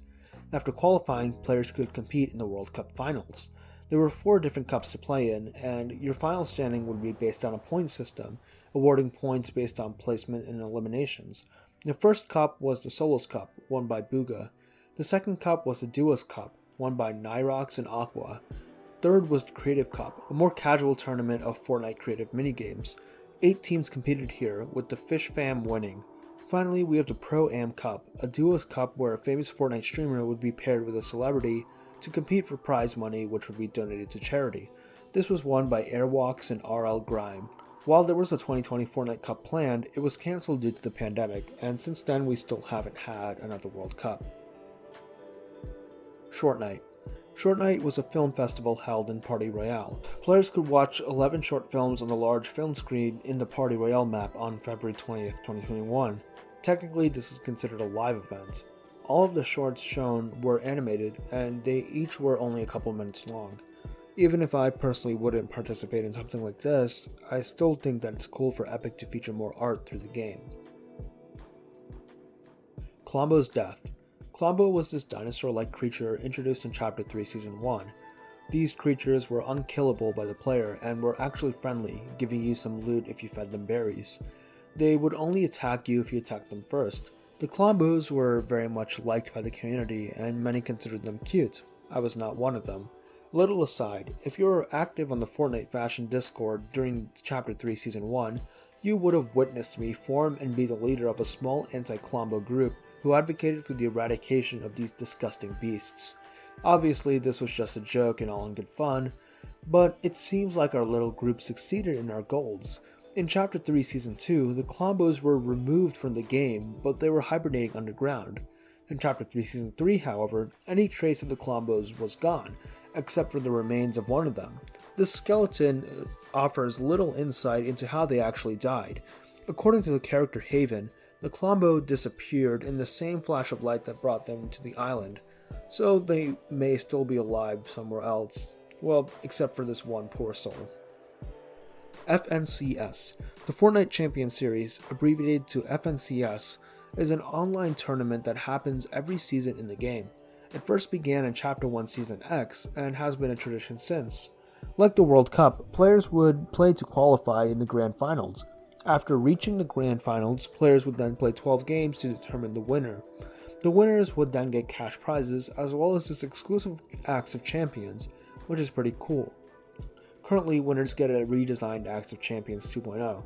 The FNCS finals are kind of a big deal, and Fortnite will make sure to advertise it and even release limited edition cosmetic drops and free Twitch drops. Geno. Another lore entry, Geno refers to the leader of the Imagined Order faction, making him, as of right now, the main villain of the Fortnite storyline. He was first mentioned in the Chapter 2 Season 6 story cinematic, where Agent Jones tells the Foundation that he can lead him to Geno. After being teased in the Chapter 3 Season 2 live event, he was officially revealed in the Fortnite x Marvel Zero War comics. He's a genetic scientist obsessed with perfection. After perfecting himself and essentially making himself immortal, he believed that he could make all of reality perfect. He believes his actions protect reality in the 0 point, and that anybody who opposes him is simply misguided. While he has yet to come to the game, a snapshot of his younger self, called the Ageless, is the Tier 100 skin of Chapter 4 Season 1. Speaking of, this has got to be one of the best, if not the best Tier 100 skin we've ever gotten, if we include the super level styles. I've been complaining that Fortnite's Tier 100s have just been collabs recently, but they really knocked it out of the park with this one. This guy will certainly be my main once I unlock him. It only makes me more excited to see how they implement Geno himself as a skin. Mythic Goldfish. The Mythic Goldfish is an incredibly rare item you can find in a match of Battle Royale. While fishing, you have literally a 1 in a million chance to obtain it. If you're lucky enough to obtain it, you also have a powerful weapon on your hands. If thrown at a player or structure, the Mythic Goldfish deals 200 damage. That's right, you can one-shot a player at full health and shield by hitting them with a Mythic Goldfish. There are 3 achievements related to the Mythic Goldfish. No one will believe you caught this for catching the goldfish, Trophy Hunter for eliminating a player with the goldfish, and Sleep with the Fishes for being eliminated by the goldfish. Fork Knife. Fork Knife is a joke name given to Fortnite. Due to how similar the two sound, many people ignorant of the game will confuse the name with Fork Knife, while others will purposefully call the game Fork Knife as a joke. Epic is aware of this and has referenced it multiple times. The first is through the fork knife landmark, which was on the map back in Chapter 1. This was nothing special, just a fork and knife shaped hole in the ground. However, it did have charm. They later released the fork knife pickaxe, which was a dual wield pickaxe that was just a fork and knife. In Chapter 2, a location called a fork knife food truck was added. Zero Build. Zero Build is a game mode introduced in Chapter 3 Season 2. Exactly what it sounds like, this mode removes building from the game. With players now unable to build, they must use natural positioning and cover, but traversal was helped by then new mechanics of sprinting, mantling, and parkour. Also to help with the newfound lack to build cover was a new overshield mechanic, 50 extra shield you would get at the beginning of a game that would regenerate automatically. Zero Build was instantly a huge success. A lot of people stopped playing Fortnite because of the building skill gap. The competitive players who would practice building in creative all day would absolutely destroy the casual player in a fight, so removing that skill gap brought a lot of people back to the game. Zero Build was initially thought to be a limited time thing, but after how successful the mode was, it definitely is staying permanently. Orange Justice. The Orange Justice is an emote introduced in Chapter 1 Season 4 of the game, but the backstory to this emote is what makes it a legendary part of Fortnite history. On the 30th of March 2018, the Fortnite Boogie Down Challenge began. The challenge asked fans to submit a video of them performing an original dance for the chance to get this dance put in the game, as well as win several other prizes. The challenge was eventually won by Populotus, but this is of no importance to what we're talking about. What is important was this dance submitted by the Orange Shirt Kid. This quickly went viral. Many people were endeared by this submission. From the age of the person submitting, to the unprofessional quality of the video, to the dance being funny itself, there are many reasons why this submission became popular. So to many people's dismay, this submission was not chosen to be the winner, and even worse, it wasn't even a runner-up or honorable mention. There was a pretty big outcry about this, and Epic did take notice. So when Chapter 1 Season 4 rolled around, the Orange Justice emote was part of the free pass for everyone to unlock. So Orange Kid finally got his justice, and his emote was instantly more iconic than the Boogie Down winner. SBMM. Skill-based matchmaking, or SBMM, is a matchmaking mechanic in Fortnite. Essentially, the game will see how well you performed in a match, and then use that data when determining who you're going to play against in the next match. The metrics of performance are the amount of wins and eliminations you have. The idea is that players should be matched with other players of equal skill level. The mechanic was added in Season X to mixed reviews. Some people liked it because now low-skilled players wouldn't be paired against competitive players and actually had a chance to win. However, other better players complained that it now became harder for them to get a victory royale due to the higher amount of skilled players in a lobby. And since your SBMM ranking didn't go down with inactivity, some players would return very rusty after months of not playing and get destroyed by people who play every day. Also, SBMM increased the number of bots found in lobbies, especially lower skilled lobbies, where it was common for more than half the players to be bots. Overall, I think SBMM is a good idea, but it just needs to be tweaked. Fearless. Fearless is a prominent Fortnite YouTuber. Starting off making Call of Duty content, he then started uploading Fortnite videos in October of 2017. These videos would bring insane growth to his channel. His style of content was funny moments and montages, common in that era of YouTube. Currently he has around 7.5 million subscribers. Many people look back on him with lots of nostalgia. However, he's currently inactive and has been for around 2 years. C-Day. In the same vein of Fearless, C-Day is another Fortnite montage YouTuber. He is known for doing self-imposed Fortnite challenges, such as playing with no HUD, playing with max sensitivity, using only a single weapon for the whole match, and even winning a game with only headshots. Most of his content stems from his comedic attempts to try and succeed. However, he is most well known for a series of videos on acting like a default skin or a complete noob. Basically, he would act like a really new and unskilled player, making his opponents lower their guards, and when they least expected it, he would reveal his true skill and destroy them. I wouldn't say C-Day is inactive, but his upload schedule is really sparse. Like, he may upload like only twice a year, and there were multiple times where the gap between videos was so long people thought he was just quitting making videos. As of right now, he sits at 7.4 million subscribers. Soundwave Series. The Soundwave Series is a series of musical shows featuring artists from across the world. The concerts would take place on a custom-built creative island, which would combine the musical performances with player interactivity. As of right now, there have been 5 artists in the Soundwave series: Egyptian singer Mohamed Hamaki, Australian singer-songwriter Tones and I, Japanese pop star and producer Jen Hoshino, and French-Malayan singer Aya Nakamura. These concerts are meant to be both for current fans to enjoy their music, as well as to introduce these musicians to a wide new audience. It's cool that Soundwave features and promotes international artists from outside Fortnite's mostly American player base. Creative Phone. The phone is an item exclusive to the creative editing mode. It is a vital item in the mode, as it controls the player's motion settings as well as manipulate props and tiles. It's so important that it takes the place of the harvesting tool when in Fortnite Creative Edit, and you can't remove it. That's really all, just a brief explanation of an important item. The Block. The Block is a location in Fortnite notable for its unique implementation. It was first added in Chapter 1 Season 7. What made the Block special was that it was meant to show off community creations. The Block would frequently be updated, coinciding with a patch release, to show off a new community creation. All of the locations were pretty cool and unique, and while the Block was initially disliked due to it replacing risky reels, people started to enjoy it because of the creativity and diversity it brought to the map. Unfortunately, as players had just warmed up to the Block, it was removed in Chapter 2 Season 1. However, in Chapter 3 Season 3, we got the Block 2.0. While not as ambitious as the initial Block, the Block 2.0 asked players to create and vote on 3 new buildings to be put in Tilted Towers. Neat. Scizor's Death Run. FaZe Scizors is a YouTuber who, like many others, started off with Call of Duty before playing Fortnite. However, he is best known for his death runs. Death runs are obstacle courses made in Fortnite Creative, with the goal of completing it as fast as possible. Scizors' Death Run 1.0 quickly rose to fame because of how difficult it was. Despite only being 10 levels, the course was almost impossible to defeat, with many popular streamers trying and failing. Eventually, this first death run became the most played creative map ever, which is an amazing accomplishment. Since then, Scizors has made several other death runs, all of which have been received well. Tilted Towers Zone Wars. Zone Wars is a creative minigame that simulates endgame battles in Battle Royale, so that players can either practice for these situations or just recreate the fun, high-intensity endgame fights without the more boring early to mid-game part of a Battle Royale match. An essential part of Zone Wars are the constantly moving storm zones, hence the name.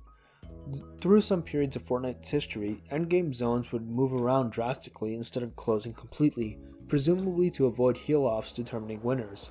So mobility and moving to the new zone is an important part of Zone Wars. With that in mind, Tilted Towers is one of the most popular locations for Zone Wars maps to recreate, for all the reasons I mentioned in the entry about the location. There are many maps where you can recreate the intensity of a Fortnite endgame in the dynamic verticality of Tilted Towers, and if you can keep up, it's surely bound to be fun. Jduth's 100 level death run. Alongside Scizors' Death Run, Jduth's 100 level Death Run is another popular obstacle course, with many videos and speedruns being made of the map. The levels slowly progress in difficulty from simple tutorials to extremely hard-timed parkour. The map ends with a crudely done boss fight, but to be honest, the focus of the map was on the obstacle course, and it's not like boss fights could be done much better back when it was made. Discovery Tab. The Discovery Tab is a tab in Fortnite that replaced the game mode selection screen.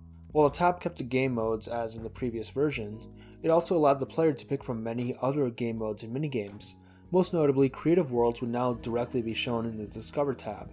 Previously, you'd have to select Creative before even entering Battle Royale, and then you need to load into the Creative Hub and then enter a code to play a map. So being able to access a wide variety of creative maps from the Discovery tab on the main Battle Royale lobby was a huge difference, and showed that Epic was investing more into promoting creative to their players.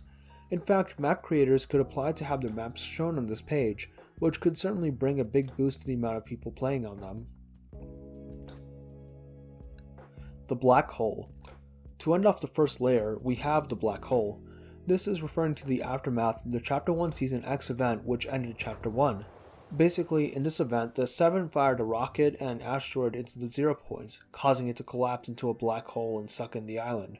Players were also sucked in, finding that the game was now stuck on its permanent screen viewing the black hole. Even logging out and logging back in would just give you the screen. And it wasn't just limited to the game. Fortnite's social media even blacked out, replacing all their profile pictures and content with black screens or an image of the black hole. This period was known as the blackout.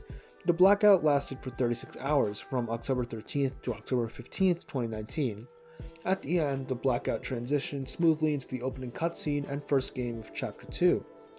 Since then, Fortnite has done a lot of these themed downtimes after events, but nothing ever came close to the hype generated by the blackout. It's honestly a shame that Fortnite Chapter 2 was leaked beforehand, because if nobody knew what was going to happen after, the suspense would have been much thicker.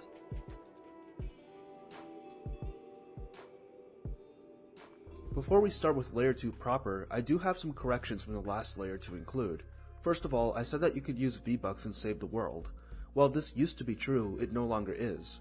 On March 19, 2022, Epic made a change to make it so that items like llamas could no longer be purchased with V-Bucks, but rather with X-ray tickets that could be earned in-game.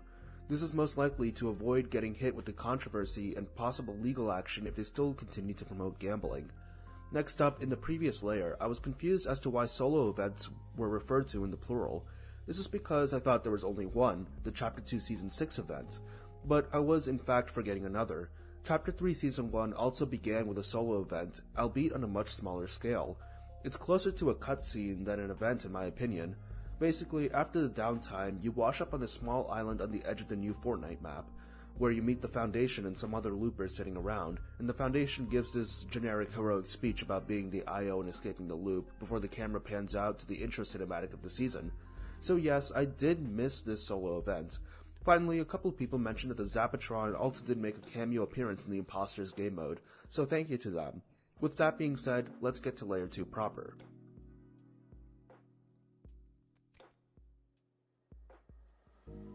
Creative destruction. Well, we're starting off this layer of the Fortnite Iceberg with a game that's not Fortnite. Wonderful. Creative Destruction was a Battle Royale game released on June 20th, 2018. It was clearly inspired by Fortnite both in the Battle Royale nature of the game as well as its cartoony aesthetic. Obviously, while Fortnite does not own the concept of Battle Royales, the fact that Creative Destruction also has a building system very similar to Fortnite's makes it a ripoff more or less. However, before the days of Fortnite Mobile, Creative Destruction was a decent alternative for Fortnite on phones or on lower-end PCs.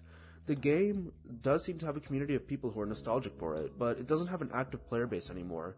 On June 27, 2022, due to a dwindling player base and lack of money, Creative Destruction shut down its servers permanently. Pay-to-win skins. While Fortnite officially does not make any pay-to-win content, in reality certain skins do inadvertently become pay-to-win. In the previous layers, I've already talked about the superhero skins, and I mentioned the toy soldier skins, both of whom had the ability to blend in incredibly well with their environment due to their solid colors, to the point where both of them were changed after release by Epic to nerf them. However, the same principle could be applied to a lesser extent to any other skin of a mostly solid color or camo pattern. Fortnite has had many different landscapes across its history. It's inevitable that certain skins would blend into certain environments. People have gotten more creative with what skins they use to hide, however, such as using the Christmas tree skin to hide within Christmas trees on the map. When NPCs were added to the game, players would start using their own skins to impersonate them. It's not that hard to pull off. Simply wear the same skin as the NPC you want to impersonate, kill that NPC, and just stand idle in that position afterwards, pacing around a bit. Also, since NPCs typically have an emote they perform, you can improve your act by also using that same emote if you do own it. If another player nearby isn't being aware enough, you could easily slip by their defenses, and while the guard is down, you could easily surprise attack them. So yes, skins could technically be paid to win. However, a lot of the strategies required to do so are not exactly viable for a normal game. Typically, people who try using the pay-to-win nature of these skins only do so for a fun challenge, not as an actual competitive strategy. And as I said before, when it comes to the colors of a skin, there's not a lot Epic Games could do there. House Party. House Party is a mobile application notable for giving Fortnite the ability to use video chat in-game. Basically, if you link your House Party account with your Fortnite account, you'll be able to have video chat on the side of the screen with members of your House Party group, and your face can be shown to members in your party if you have the app open and filming on your phone.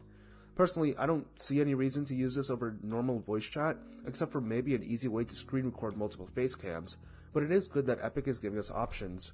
There could be someone out there who loves this integration, who am I to judge? Also, linking your Epic and House Party accounts gives you this free Rainbow Fog wrap, which is an excellent wrap, considered one of the best in the game, so that's a cool bonus. Refund Ticket Glitch. Refund tickets are an item on your account that you could use to refund a cosmetic item you bought from the store with V-Bucks, typically with the restriction that the item you bought had to be something you bought recently. You only start off with 3 refund tickets per account, and the only way to regain them is to wait 365 days after your last refund, which is when you'll receive 1 refund ticket. Now obviously, players have been claiming that this is far too few tickets and have been wanting more. For example, a ticket of Battle Pass would be nice. I would personally like if this happened. I mean, I don't lose anything. But from Epic's business perspective, I understand why they would do this. Give out too many refund tickets and you'll have a system where people essentially start renting skins out, where they'd buy one, use it for a month, return it, and then buy another with that refunded money. With that in mind, it's unlikely that Epic will ever increase the amount of refund tickets that they give us. That being said, people still want more, so they turn to glitches.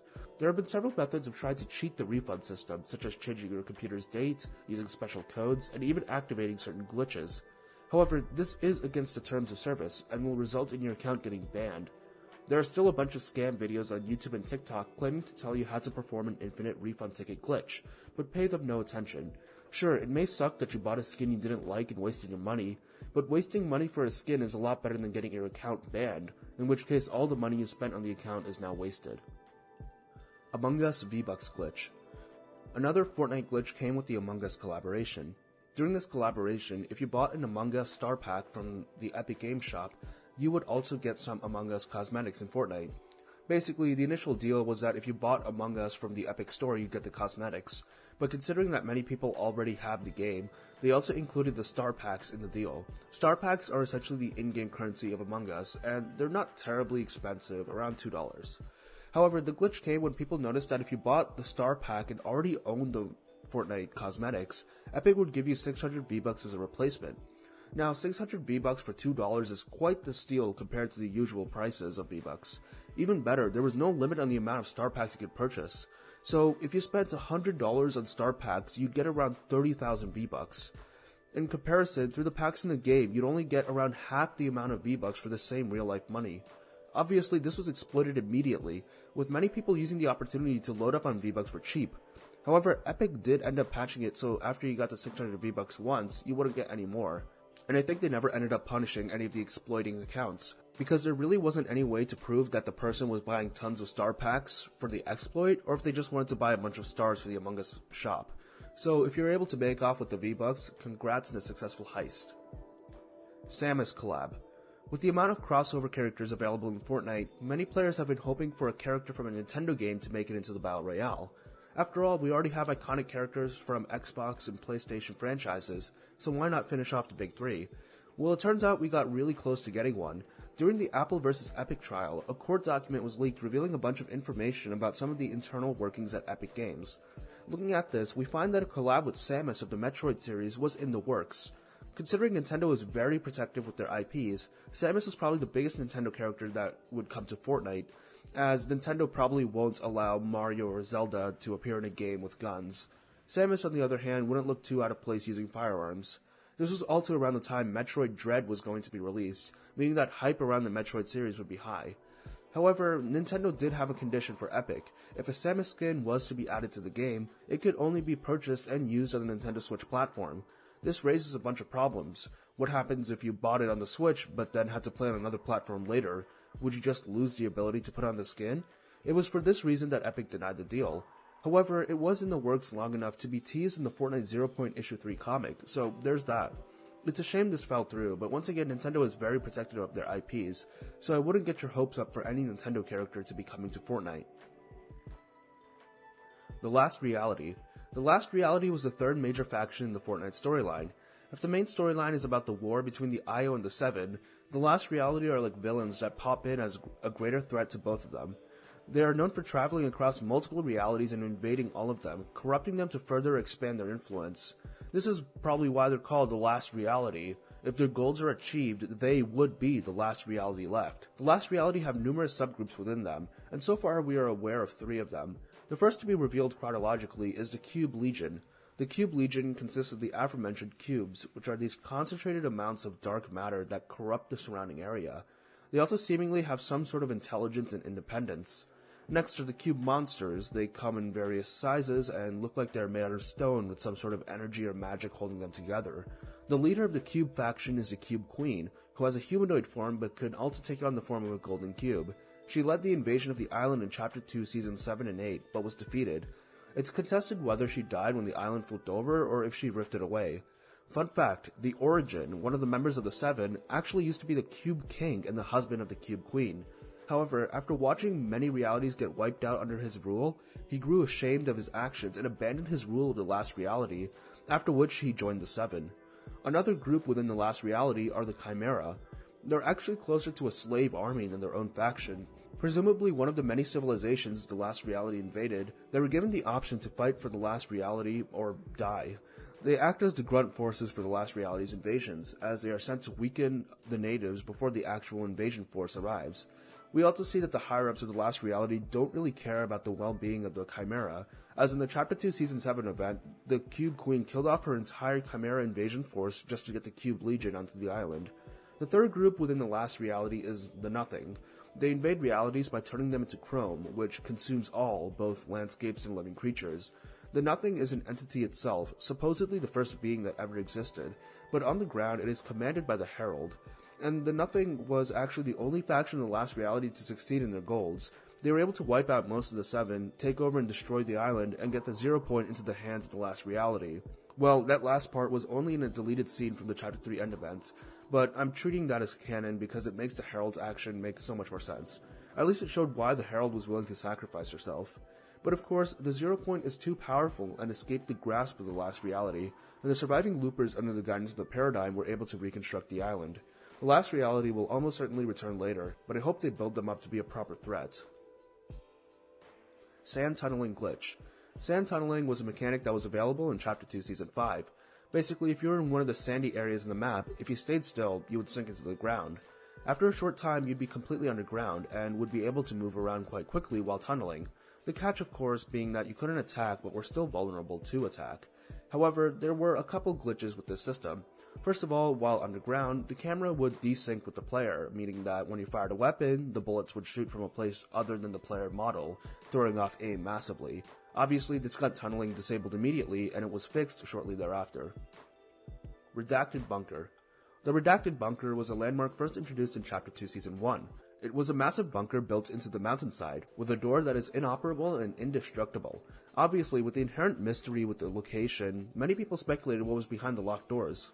Over the course of the chapter, there were several minor changes to the location, but in Chapter 2 Season 8, the bunker finally opened to reveal an IO base. Yeah, most of the community was disappointed when this happened. Like, it makes sense that it would be an IO base, but we've already seen a bunch of smaller IO bases around the map before, so it would have been better if this bunker was something unique or powerful after all that build-up. Imposters. Imposters was a game mode in Fortnite introduced in Chapter 2 Season 7. The game mode was essentially just Among Us in Fortnite. That's literally it. You have 8 IO agents whose job it is to complete tasks in the IO base, called the Bridge, to keep it running. You also have 2 imposters who want to eliminate the agents as well as sabotage the base through various means. And like Among Us, a player could report a dead body, or in this version, a player's eliminated fragment. And it leads to a team meeting where players could vote to eject someone or skip the vote. You would communicate with each other through emotes and pre-selected text prompts. This game mode was obviously coming after the extreme popularity of Among Us, as well as the fact that both games shared the same player demographic. A lot of Fortnite players enjoyed Imposters a lot and would eventually start to play it more than the actual Battle Royale game modes. Additionally, the fact that Imposters gave a lot of XP made it attractive to players wanting to level up quickly. Many people would use the game mode to quickly reach level 100 for their battle passes. Unfortunately, it was removed in August of 2022, and many players are eagerly hoping for its return. Dinosaur Footprint. The Dinosaur Footprint was an old location on the Chapter 1 map. In Chapter 1 Season 4, a cabin was destroyed by what was seemingly a giant dinosaur stepping on it. However, don't take this at face value. This location also included many different movie props and equipment in it, so it's likely that this was just an old cabin destroyed and modeled to look like a dinosaur attack for a movie. However, it's likely this was also some cheeky foreshadowing, as in Chapter 1 Season 9, the monster Caddis also left giant footprints across the map, which directly passed by the new abandoned set footprint. Police cars. Police cars are a vehicle like any other vehicle in Fortnite. For the first chapter, they were just decorations you could destroy for metal, When Chapter 2 released, the cars got a visual overhaul, but their function stayed the same. However, with Chapter 2 Season 3, the cars in the game finally became drivable, which included the police cars. This is where the story would end, except for one thing. Summer of 2020 saw the worldwide Black Lives Matter movement, which protested police brutality primarily in the United States. Obviously, with this being such a hot topic at the time, Epic decided that it was best to avoid controversy and take the more sensitive route. Epic quietly removed police cars in June of 2020, but this change was quickly noticed. A lot of people came out and said that this was unnecessary and that it was meaningless virtue signaling. In my opinion, the change could only bring positive benefits, so I'm okay with it. Also, I feel like a lot of people don't realize that leaving the cars in the game could spell controversy due to some bad actors. For example, some trolls could use the cars to act out certain events within the game. Also, considering that this was the same season that introduced Fire Spread and Firefly Jars, aka Fortnite's version of Molotov cocktails, it was probably smart to remove the car from the game before trolls made and spread videos recreating police brutality and riots within the game. However, considering Fortnite Creative exists and people have done much worse there, the removal does seem surface level. But it is still supportive of the BLM movement, and fits with Epic's goal to be socially aware and progressive. In October of 2022, the model for the police car was added back into the files, but they haven't come back into the game yet. Loot Lake Pyramid. In July of 2018, during Chapter 1 Season 5, players noticed something weird happening in Loot Lake. Looking at it from above, it seemed like a pyramid was forming in the lake. The community became excited, speculating on what it could be, and if this meant the next season would be ancient Egyptian themed. However, this was a case of a lot of the community looking too deep into things. As some people pointed out, this quote-unquote pyramid would disappear if you got close, which meant that this was likely just a visual bug. And that was correct, as this pyramid never actually amounted to anything. Omega Lights. Omega was the Tier 100 skin of Chapter 1 Season 4. It was notable because it was the first Tier 100 skin to have progression with selectable edit styles. Once you reached Tier 100, you would only get the base form of Omega. Afterwards, you could unlock the other styles of Omega by reaching several level milestones. Remember, in Chapter 1, levels and tiers were two different systems, with levels being much harder to gain than tiers. The final reward for Omega was the Omega Lights, which gave the player the ability to customize your skin with either orange, green, purple, or red accent lights, as opposed to just a base orange. In order to unlock this reward, you needed to reach level 80, which was an absolutely insane goal, a similar feat to reaching level 400 in modern-day Fortnite. Due to this, the Omega Lights were heavily sought after, and owning it was a great achievement, not only for the bragging rights, but also because you got some really cool styles. Hunter's Cloak. The Hunter's Cloak is a relatively forgotten item in Fortnite because of its limited availability and the fact that nobody really used it. Introduced in Chapter 2 Season 6, it was able to be crafted using the meat and bones item you could receive by killing animals. Once crafted, you could equip the Hunter's Cloak to mask your movement to animal AIs. This makes it quite easy to go up close to them and tame them, as otherwise you'd have to deal with them trying to attack you. It was vaulted with the beginning of Chapter 2 Season 7, and then quickly returned the next update. It was changed to be crafted with only meat now, as bones would be removed. The Hunter's Cloak was later permanently removed in Chapter 3. Item Shop Rotation. The modern-day Fortnite item shop rotates every 24 hours to switch the cosmetics in the shop to new cosmetics. Typically there are sections which can stay through the shop reset, typically a new skin or a special shop event such as a collaboration or holiday special. The shop resets every day at either 7 or 8 p.m. EST, depending on whether it is daylight savings time or not. The Fortnite shop rotation is generally looked forward to in the community, and there are a lot of people who make content off of covering the item shop rotations every day. Most notable of these is iTalk, who uploads item shop videos shortly after the rotation. He currently stands at 1 million subscribers, and he also watches my channel, so if you're watching this iTalk, hello. Mr. Hillman. Mr. Hillman is your average school teacher in the United States. In March of 2018, he noticed that many children were not paying attention in his class, and rather playing Fortnite Mobile. Frustrated with his students, he decided to turn to the Fortnite BR subreddit with a plea for Epic. In a now-deleted post, Hillman explains that while he also enjoys playing Fortnite, he's getting annoyed at the amount of students playing the game in the class, and asked Epic to include a message in the game telling his students not to play during class. Well, the post went viral on the subreddit, and Epic certainly noticed, as next month they added this loading screen message to the game, telling players that Mr. Hillman says to stop playing in class. A fun addition by Epic that shows how awesome they are at being in tune with the community. Fortnite Disc. So we all know how Fortnite is a digital download, right? Well, there do exist Fortnite discs that are technically physical copies of the game. Now, there aren't any for the Battle Royale game, but there are some for Save the World. These physical copies were published by Gearbox Software for Save the World's early access release. They have actually become quite rare and sell for a decently expensive price online. But for Battle Royale, several stores have had physical copies available for sale, typically for cash bundles. While I've seen some advertised as discs, it's clear that these are just download codes sold in disc packaging. It says so right on the box. So stuff like the Deep Freeze pack, the Minty Legends pack, the Darkfire bundle, and the Last Laugh bundle, and most recently the Anime Legends bundle, can be found in physical stores. Typically, these codes would either be for the PlayStation or Xbox. Mythic Mushroom.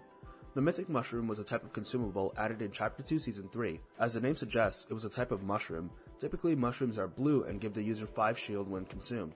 However, the Mythic Mushroom was completely golden and slightly bigger than a normal mushroom, and it gave the user 100 shield when consumed. However, it was extremely rare, only having a 1 in 10,000 chance to spawn. This item was removed in Chapter 2 Season 4. Buckled Bundle. The Buckled Bundle is a cosmetic bundle that can be bought in the item shop. It contained 3 backblings within it. Buckled, a military-style strap bag.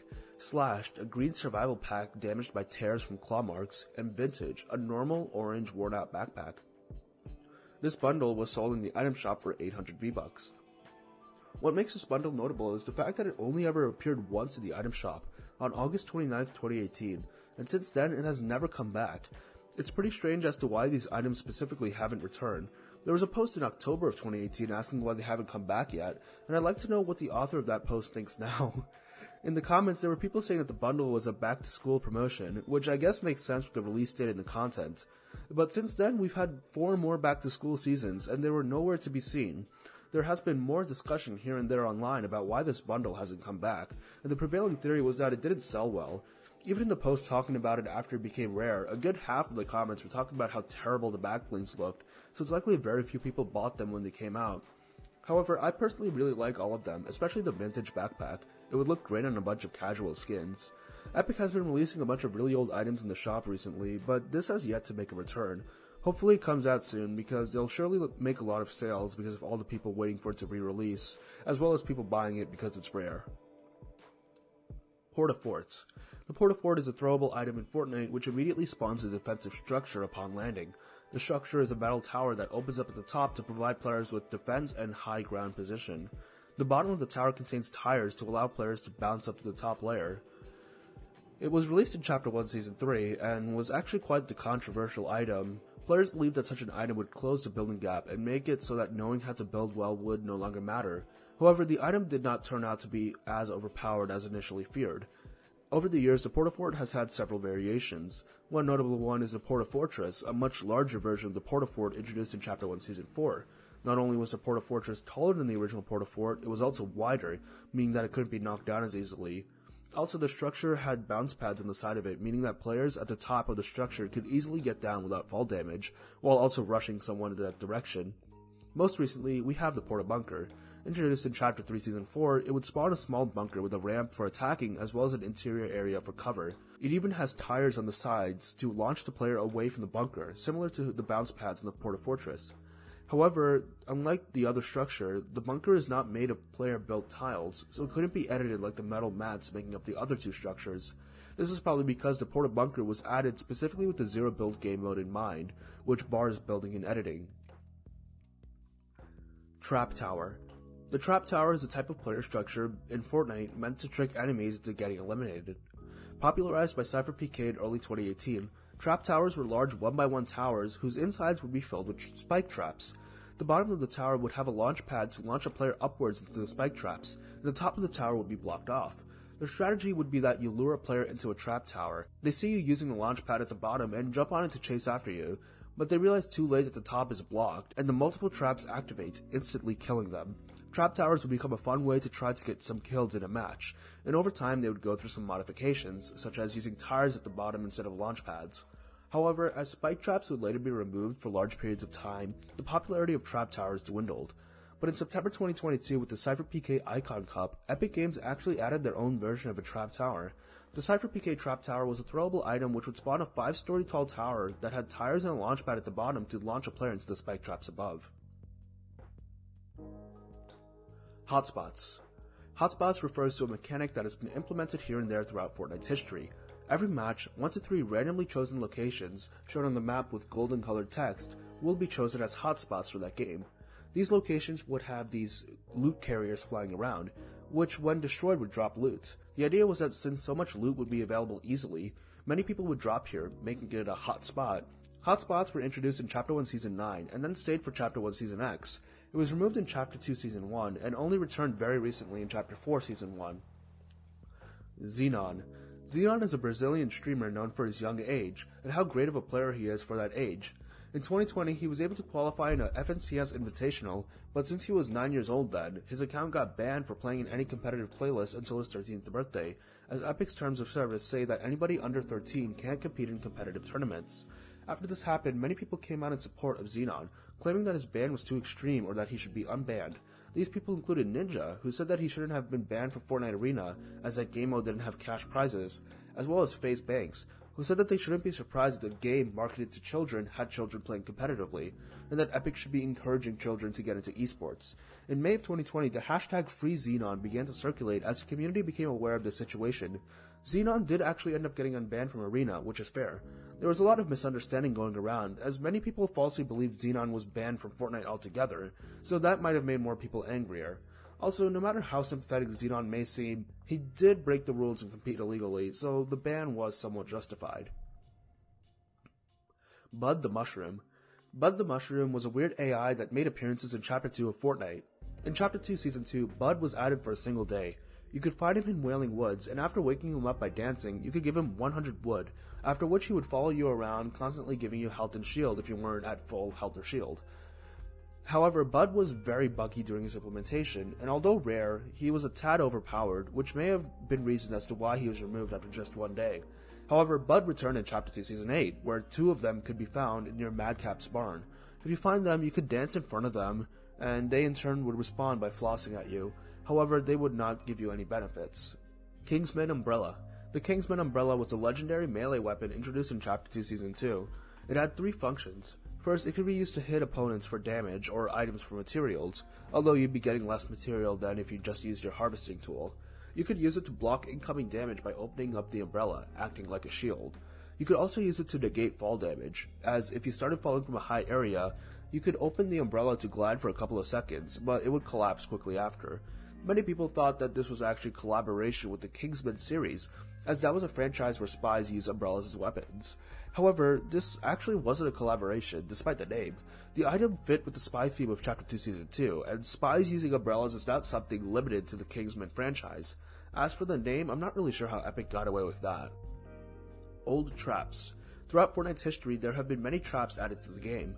While many of these are several years old, this entry is most likely referring to the traps of the pre-season of Fortnite. These were the Wall Dynamo and the Ceiling Zapper. Both of these items were added in pre-season and removed during Chapter 1 Season 1. In fact, they both did the same exact thing, hit an opponent for 125 damage. The only difference between the two was that the Wall Dynamo could only be placed on walls, while the Ceiling Zappers could only be placed on the ceiling. The final surface would be covered by the damage trap, as that could only be placed on the floor. As all of these did the same exact damage, there was really no reason to keep all of them in the game, as it cluttered the loot pool. So after the zappers were removed, the spike trap would be changed to be placed on all surfaces, as well as being slightly nerfed. Although, since all traps have been removed now, it would be cool to see the zappers come back in a modified fashion, being able to be placed on all surfaces. Smoke Grenade. The Smoke Grenade was an old weapon, introduced in the preseason and removed in Chapter 1 Season 3. Exactly what it sounds like, it is an item which, when thrown, creates a cloud of smoke that is impossible to see through. The only way to see someone through the smoke is to use a thermal scoped assault rifle. The Smoke Grenade is known for being a relic of the old days of the game, but back when we still had LTMs, the unvaulted LTM would often allow users in later seasons to use a Smoke Grenade. And actually, in Chapter 4, an augment called Shadow Striker was added to the game, which allowed players to receive smoke grenades when opening a chest. Kraken events. Throughout Fortnite's history, there has been a lot of speculation about what a potential live event could be that season. One popular theory throughout many seasons was that there would be a Kraken event, where a Kraken would rise up out of the ocean and attack the island. I don't know why, but a good subset of the fanbase really latched on to the idea of a Kraken event. For years at this point, people would speculate or falsely claim that the season's event was going to be a Kraken event, or that there was a Kraken event happening now and you needed to click the video to watch it and not miss out. Maybe one day we'll have a Kraken event, but I honestly don't think such an event would fit with the new style of Fortnite events they're doing. Like in all the recent events, the entirety of reality is at stake, so it would be strange to suddenly downgrade to simple Chapter 1 style monster attacks. I would totally be open to more lower stake events though. I really dislike the recent trend of, oh hey, these villains want to destroy the 0 point, let's wait for the 7 to come in and save the day. Let's hope that with Chapter 4 and the disappearance of the 7 in IO, we get smaller scale events. But back to the Kraken event, within the community, it has become analogous to clickbait YouTubers. $19 Fortnite card. $19 Fortnite card refers to a meme that went viral in early 2021. TikTok user I'mSoFade would upload a short video where he's sitting in a car and showing off a $19 Fortnite V-Buck card. The video is presumably sped up, as his movements are strange and exaggerated, almost like a claymation film, which adds to the humor of the video. His voiceover tells us that he's giving it away, and he asks for the viewers to share the video. He ends off the narration by telling the trolls not to get blocked. Due to the bizarre nature of the video, it quickly went viral and spread around the internet as a meme. I'mSoFade, now going by the name Mr. Block You, deleted the original video, presumably because the giveaway ended. However, the original video would be re-uploaded on various platforms. The internet did what it does best and made several edits of the video and audio, having several different characters and people say the dialogue or view the video. Mr. Block You continued to hold Fortnite card giveaways on his TikTok. Fortnite China. As many of you know, the Chinese government is very strict as to what information and media is spread within the country. This rule also applies to video games. When Epic Games decided to bring Fortnite to China, they had to make several changes to the game in order to follow Chinese legislation. The mechanics of the game itself underwent some serious fundamental changes.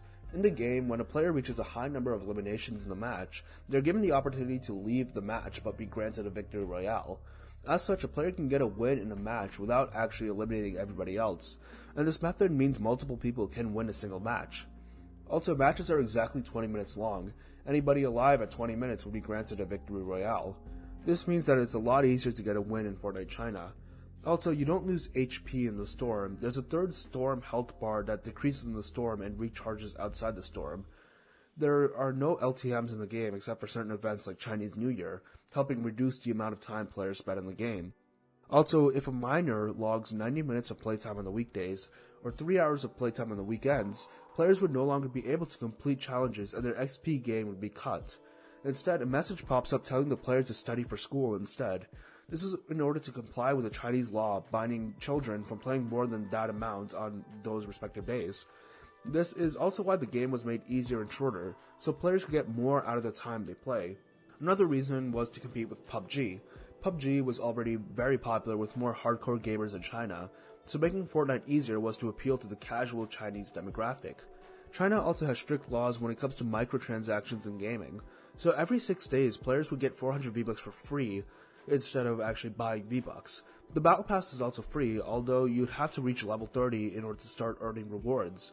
As you may have concluded, there are no real money purchases in Fortnite. There were also other weird changes to comply with Chinese law. In China, violence in video games is illegal, especially in games made for children. As such, the official story of the game is that you're just a hologram fighting other holograms. Your health is called a battery bar, and the storm health bar is called battery signal. Additionally, the depiction of skulls in video games is illegal in China, so many cosmetics in Fortnite were changed to remove the image of skulls. For example, here's how Blackheart looks normally, and here's how he looks in China. And here's how the Mystique Skull's backbling looks normally, and here's how it looks in China. Honestly speaking, some of the altered Chinese versions of skins look sick, and I wish that they became styles for other versions of the game, outside of China. Additionally, Fortnite China used Asian skin models for default skins, different from the defaults look in the rest of the world. Finally, Fortnite China offered players exclusive cosmetics for certain tasks. The Penguin or Insignia backblings can be earned by players who play the game on a Chinese client for a certain number of hours, and then refer the game to a friend. The Pointer and Power Grip pickaxes could be earned by watching Fortnite streams on Douyin for 1 hour a day for 3 days. Fortnite China was introduced in January 2018 and was discontinued in November 2021. It is a very interesting aspect of Fortnite. Looking back on it, I just hope that the exclusive cosmetics became available outside of China. They were all excellent cosmetics, and I really want them. Foundation's Rift Gun. In the Chapter 2 Season 8 events, we were introduced to this cool new weapon. Well, actually 2. These were Rift Guns, 1 Rift Pistol and 1 Rift Rifle. In the live event, the Rift Pistol could be seen one-shotting IO guards by disintegrating them into rifts, and the rift rifle impressively disintegrated 5 guards in one shot. During the downtime after the event, many players speculated that these guns would be added to the game in a new chapter, possibly as a mythic weapon sold by the Foundation NPC. But once the new chapter came, the rift guns were nowhere to be seen. I mean, the Foundation skin art literally had him holding the rift rifle, yet we still never got it. Hopefully it'll come to the game in the future, but I doubt it. Bronze, Silver, Gold Umbrella. As any Fortnite player knows, umbrellas are a type of glider in Fortnite which, with some exceptions, have been given out as rewards for winning matches of Fortnite. Every season we get a new victory umbrella. However, there were unreleased umbrellas that we never got. These were the Bronze, Silver, and Gold umbrellas. These umbrellas would have been rewarded to players as rewards for getting 10, 50, and 100 wins respectively. I really don't see why Epic didn't add these. They would be a super cool reward. However, players in certain competitive tournaments were able to use these gliders, as these tournaments allow players to use Epic dev accounts, which include unreleased cosmetics. Drowning. In Chapter 2, the ability to swim in water was added to Fortnite. However, since the player would always naturally float to the surface, many people don't realize that you can actually drown in the game. You can see this for yourself by using builds to hold yourself underwater. After 5 seconds underwater, you'd start taking 1 damage per second. 5 seconds after this, you'd start taking 5 damage per second, which continues until you get your head out of the water or die. Also, interestingly enough, drowning takes shield into account, meaning that unlike the storm, you would survive longer underwater with shield. Skybase. Skybases are a strategy in Fortnite which is pretty self-explanatory. Best done with a full squad. After spending the early game gathering as much material as you can, you would build a giant staircase as high as possible. Then you would use your mats to make your way to the safe zone while staying far above the map. The idea was that when you reached the endgame, the other players would be confused below you until you could surprise them by shooting from above, and if you had some teammates focusing on repairing the skybase mats before they got destroyed, or if you reinforced the skybase by making it wide, it would be hard for you to get shot down. This was a strategy mostly done for fun rather than being a serious strategy. However, in later seasons, with the addition of items like jetpacks, rift-to-goes, and shockwave grenades, there was a way to get down from a skybase that didn't involve dying, so the strategy became more used. Currently, the strat is not used as much, but there's nothing really stopping you from trying. Twitch Prime Packs. Twitch Prime Packs were exclusive skins given to people who connected their Twitch Prime account with their Epic Games account. The first was released in February 2018, and included the Havoc skin and its backbling, the Sub-Commander skin, the Slipstream the Slipstream glider, and 4 emoticons. In May of 2018, Twitch Prime Pack 2 released, including the Trailblazer outfit, True North backbling, Tenderizer pickaxe, and Freestyle and emote. Since then, there haven't been any other Twitch Prime Packs, possibly due to some behind-the-scenes reason at Epic.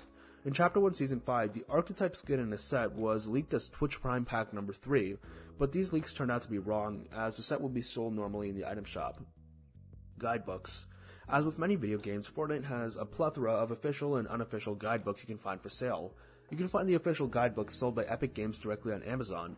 These cover a variety of subjects, from Battle Royale tips, tricks, and tutorials to outfit encyclopedias, or to books covering highlights from the game's history.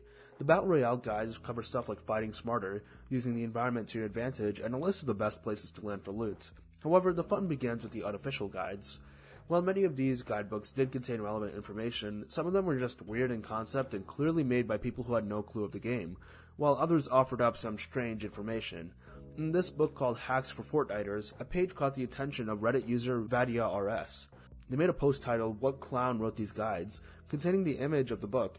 The page offered a guide to crossing rivers in the game, stating that to cross a river quickly, you should build a bridge above it. It expands on this concept by stating that you should build a raised bridge, and if time permits, you should cover your bridge with walls and a ceiling to protect yourself from sniper attacks. The author also told players to destroy the bridge afterwards to cover their tracks. Now, this is a masterpiece of completely failing to understand the game.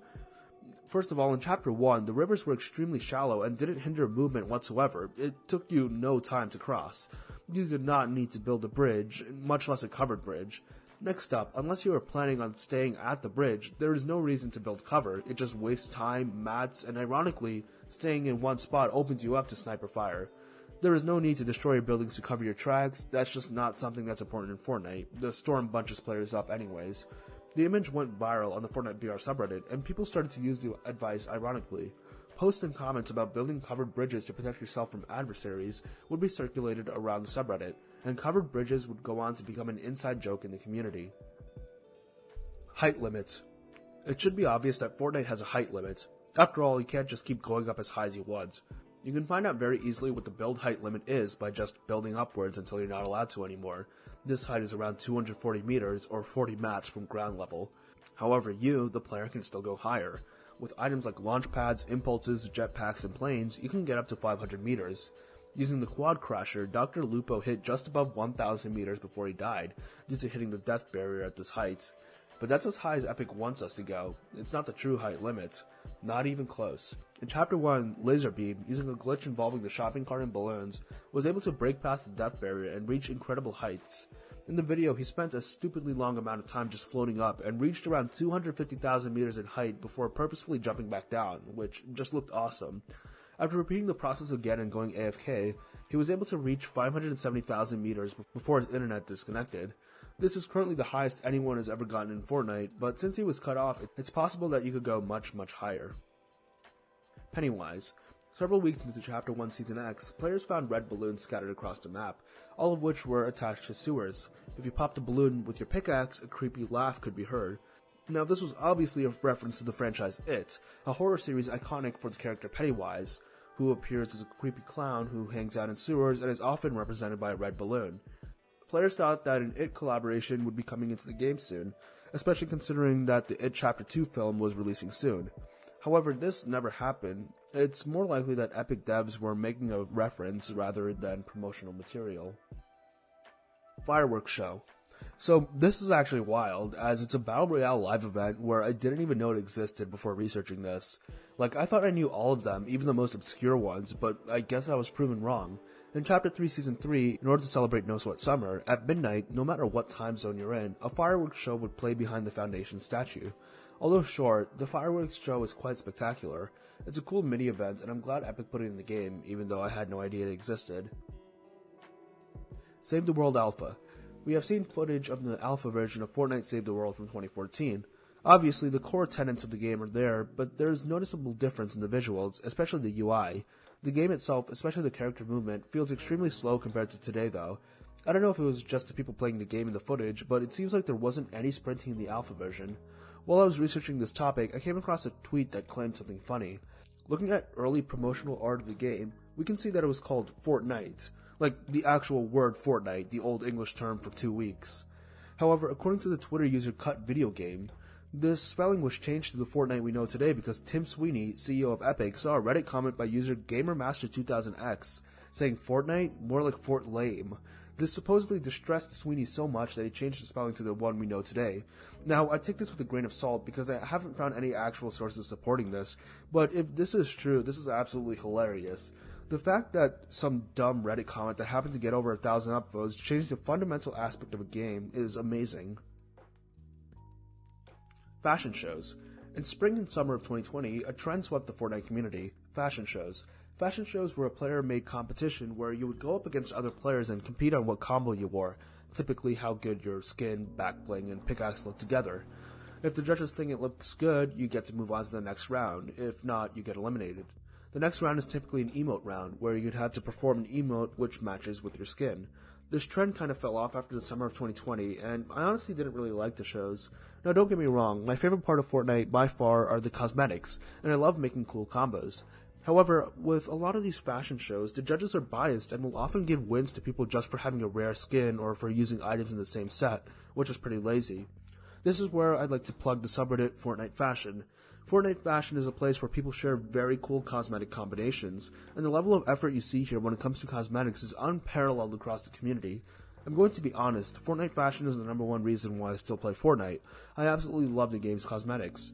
The subreddit hosts bi-weekly theme designs, where you have to post artistically composed replay mode shots showcasing your combo, and they also host in-game fashion shows once in a while. Sometimes these competitions even come with V-Buck prizes. However, recently the subreddit hasn't been having a lot of engagement, so these events have slowed down. We do need more activity, so if this sounds like something down your alley, you should totally join. Friday Fortnite. Friday Fortnite was a fan-hosted tournament series starting in 2019, which is notable because this was before Fortnite had many of its big official tournaments. The tournament was hosted by none other than Keemstar of Drama Alert. The format itself was very interesting. Rather than trying to be the last team standing, Friday Fortnite had 2 teams party up in a single 4-player squad. They would join a normal squads lobby, and whichever 2-person team in that squad got the most kills would be the quote-unquote winner of that bracket. Then they would move up through the brackets to try and win that tournament. This format allows for an interesting gameplay dynamic, where you have a single squad with members within working against each other, trying to limit the number of kills the other team gets or trying to steal each other's kills. But of course, they can't kill each other. Combine this entertaining premise with the fact that many of the biggest names in Fortnite streaming at the time participated in these tournaments, Friday Fortnite was a huge success, getting millions of views weekly. The series ran for 2 seasons in 2019 before being discontinued. This was due to multiple reasons. First, Fortnite started to amp up their own competitive events, including ones that ran on Fridays, so the timings would clash between the 2 tournaments, and many streamers chose to play in the official tournaments. Second, the popularity of Fortnite as a whole died down in 2020, and many streamers were not interested in the game anymore and moved on. Keemstar himself started to hold similar tournaments for other games, notably Minecraft Mondays. However, in 2022, Keemstar announced that he would be holding a Season 3 of Friday Fortnite due to renewed interest in the game, as well as to get streamers back into gaming. Friendly Fire. When Fortnite Battle Royale first released, the game had Friendly Fire enabled. This meant that you were able to damage and eliminate your own teammates using their weapons. However, in March of 2018, after a massive surge of new players, Epic decided to remove Friendly Fire from the game because they thought it would negatively affect player experience. The devs kept hearing about how players would eliminate their own teammates to take their loot or just to troll. Initially, the decision was meant to be a temporary experiment, as they thought a lot of fans would react negatively to the change, as Friendly Fire is a common feature in many other shooter games. If the change wasn't received well, they would bring it back. But most players didn't care, and no Friendly Fire is better for a more casual game, so the change was kept permanently to this day. You can still eliminate your own teammates using fall damage, fire spread, or stink clouds, but it is much harder. Originally a horror game. I've already mentioned in the previous layer that Fortnite Save the World was meant to be a survival horror game, but it doesn't really follow through on that premise due to the art style and family-friendly nature of the game. However, it wasn't always like this. Epic's art director, Pete Ellis, originally wanted Fortnite to be a quote-unquote really terrifying, over-the-top, scary experience. In a video on IGN's YouTube channel, he showcases some of the original concept art for the game, which, looks more terrifying and grotesque than anything in the game today. However, as production continued, the team wanted to go for a more cartoony art style to make it appealing to younger children. This was met with resistance, as some people believed that there were too many cartoony games releasing at the time, and this art style for Fortnite would make it unremarkable and lead it to obscurity. Well, as we know today, they couldn't be any more wrong, as Fortnite's distinctly non-graphic art style is why many kids play it as opposed to other shooters. However, it would be interesting to see a Fortnite, especially a Battle Royale with this really realistic, horrific graphic art style. Like I mentioned previously, Save the World kept some of the horrific visuals, most notably with the peeled faces of the husks, but Battle Royale didn't. Even though some of the Halloween skins certainly are graphic in the sense of exposed flesh and bones, it's toned down by the art style and made to look more cool than scary. Bear Hug Emotes. The Bear Hug emote is an uncommon emote that was first added to the game in Chapter 2 Season 7. You can buy it in the shop for 200 V-Bucks. It's a synced emote, which means that in order for the full emote to play, you have to find another person and have them perform the emote too. However, only one person actually needs to own the synced emote. In this case, the reason why it's synced is simple: you need 2 people to hug. However, what makes Bear Hug notable is that it was disabled for around a period of 10 days after its release, and anyone who bought it during that time got refunded. The reason for this was that when 2 players performed the emote, the animation had the potential to bug out and make one of the players get down on their knees, making it seem like the emote was depicting an action much more intimate than hugging. Despite the hilarity of the situation, Epic understandably had to temporarily remove the emote to fix it, as this glitch could have unfortunate consequences on the game's reputation. The emote is currently fixed and back in the item shop rotation. Spray and Pray meta. The spray and pray meta refers to certain gameplay metas during the history of Fortnite where guns like SMGs were powerful while guns like shotguns were not. The most notable example of a spray and pray meta is Chapter 1 Season 5. It's called spray and pray due to the fact that using SMGs didn't require as much skill as using shotguns, as a shotgun requires precise aim to do big damage, and missing a shot is punished severely.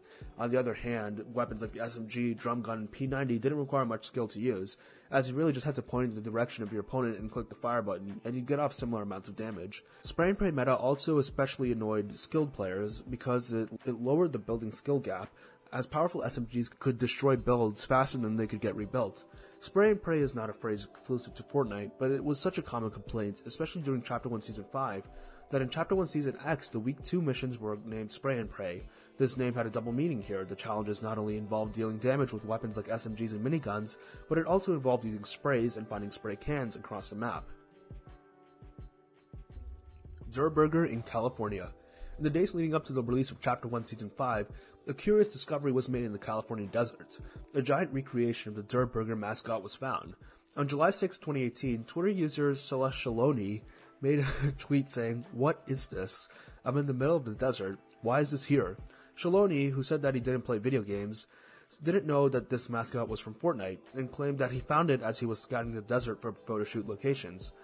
As the tweet gained attention, he was informed that this was for Fortnite, and he would respond by posting a video of the surrounding area.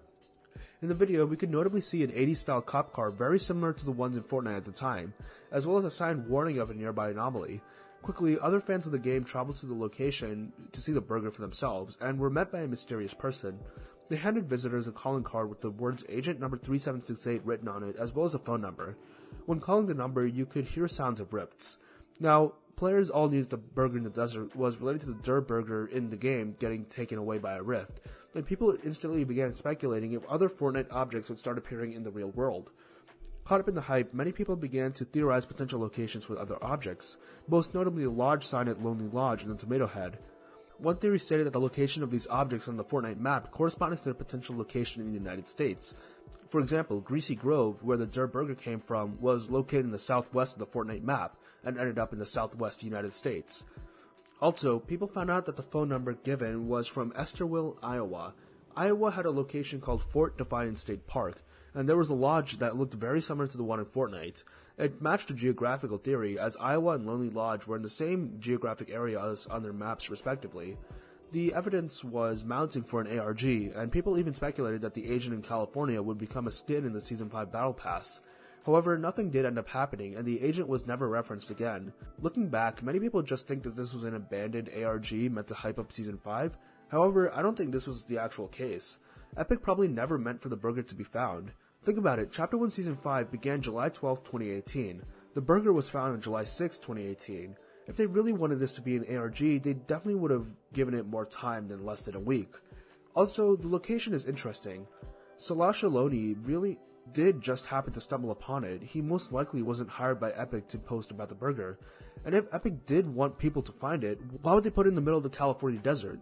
They definitely have the ability to put it in like a city center if they wanted to promote the new season.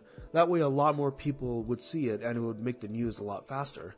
The thing is that the burger was located on a filming lot in the desert, and since we know that the Season 5 trailer had a live action segment, the burger and the car were likely put there as a prop for filming, never meant to be found. It's likely that this was after filming wrapped, because I'm sure they put together the trailer more than a week before the season launched. But the burger didn't have the drift graffiti as seen in the trailer, but it could have been like a sticker that they took off. So here you have some props left over after filming the trailer, probably meant to be hauled off later, until some guy just so happens to stumble upon them. Now, he posts about it on Twitter, and your entire community knows about this, and many people are coming to see it for themselves. Now here's where I think Epic decided to play a bit with the community. Instead of removing it to everybody's disappointment, they decided to hire people to act as agents. Of course, their real purpose was probably to make sure fans didn't get too close to the burger or vandalize it for real. Wouldn't that be ironic? As for the phone numbers, that could be easily set up. And the theory about Iowa was most likely just a coincidence. I mean, for everyone saying that the log cabins looked similar, yeah, they're log cabins. There's not a lot of variety there to begin with. Whether intentional or not, the IRL Burger was really a fun time to be a Fortnite fan. Stretched Res. Stretch resolution is a technique some competitive players use to gain an advantage. Basically, if you play Fortnite normally, your game will have an aspect ratio of 16:9, and here it looks normal. However, some players prefer playing in a 4:3 aspect ratio. By sacrificing the view on the far left and far right of your screen, you can now view more in the vertical direction. But Fortnite actually can't display a 4:3 ratio in a full screen window. It has to fit the same space as a 16:9 ratio even if the aspect ratio is different. So the game warps the display to fit the same space, resulting in the stretched appearance. You're still seeing the same area as the non-stretched version. Also, the stretch itself has a benefit. While it doesn't actually change the hitboxes of enemies, many players report feeling like it makes hitboxes bigger, because the stretch makes models appear wider. Many players noted playing much better with stretch res, and streamers and content creators would switch to the 4:3 aspect ratio. It got to the point where Epic actually banned stretch res from tournaments, which angered many people. However, if you're not a competitive player, there's nothing stopping you from trying it out. Golden Agent Peely. Throughout Fortnite's history, there have been overtime or enlightened styles for Battle Pass outfits. Enlightened styles in specific are given to players as rewards for leveling up past level 100. For a certain post-level 100 landmark you reach, you would be rewarded with a style for a skin. In Chapter 2 Season 2, these post-level 100 styles were full gold versions of the outfits. The way it done was quite cool. The landmark system I explained before unlocked the option for the golden style, but you would not get the full gold style immediately. You would start off with a smidge of gold on the skin, and as you leveled up towards the next landmark, the gold would slowly consume more and more of the outfit, until right before the next landmark where you would fully cover the skin with gold. This was a cool system as it gave the effect that the characters were touched by Midas and were slowly turning into gold. Every skin in that Battle Pass, except for Gear Specialist Maya, got these enlightened styles. The skin that required the most grinding was Agent Peely. You would unlock the style itself at level 300, which is already an absolutely insane milestone. But that would just be partially gold. In order to fully complete the gold for covering for Agent Peely, you would have to grind up another 50 levels to level 350. I just have no words. To this day, this is still the highest level reward Fortnite has ever given out. For comparison, the maximum reward in Chapter 4 Season 1 Battle Pass, Halcyon Ageless, requires only level 200 to unlock. And even that is no easy feat.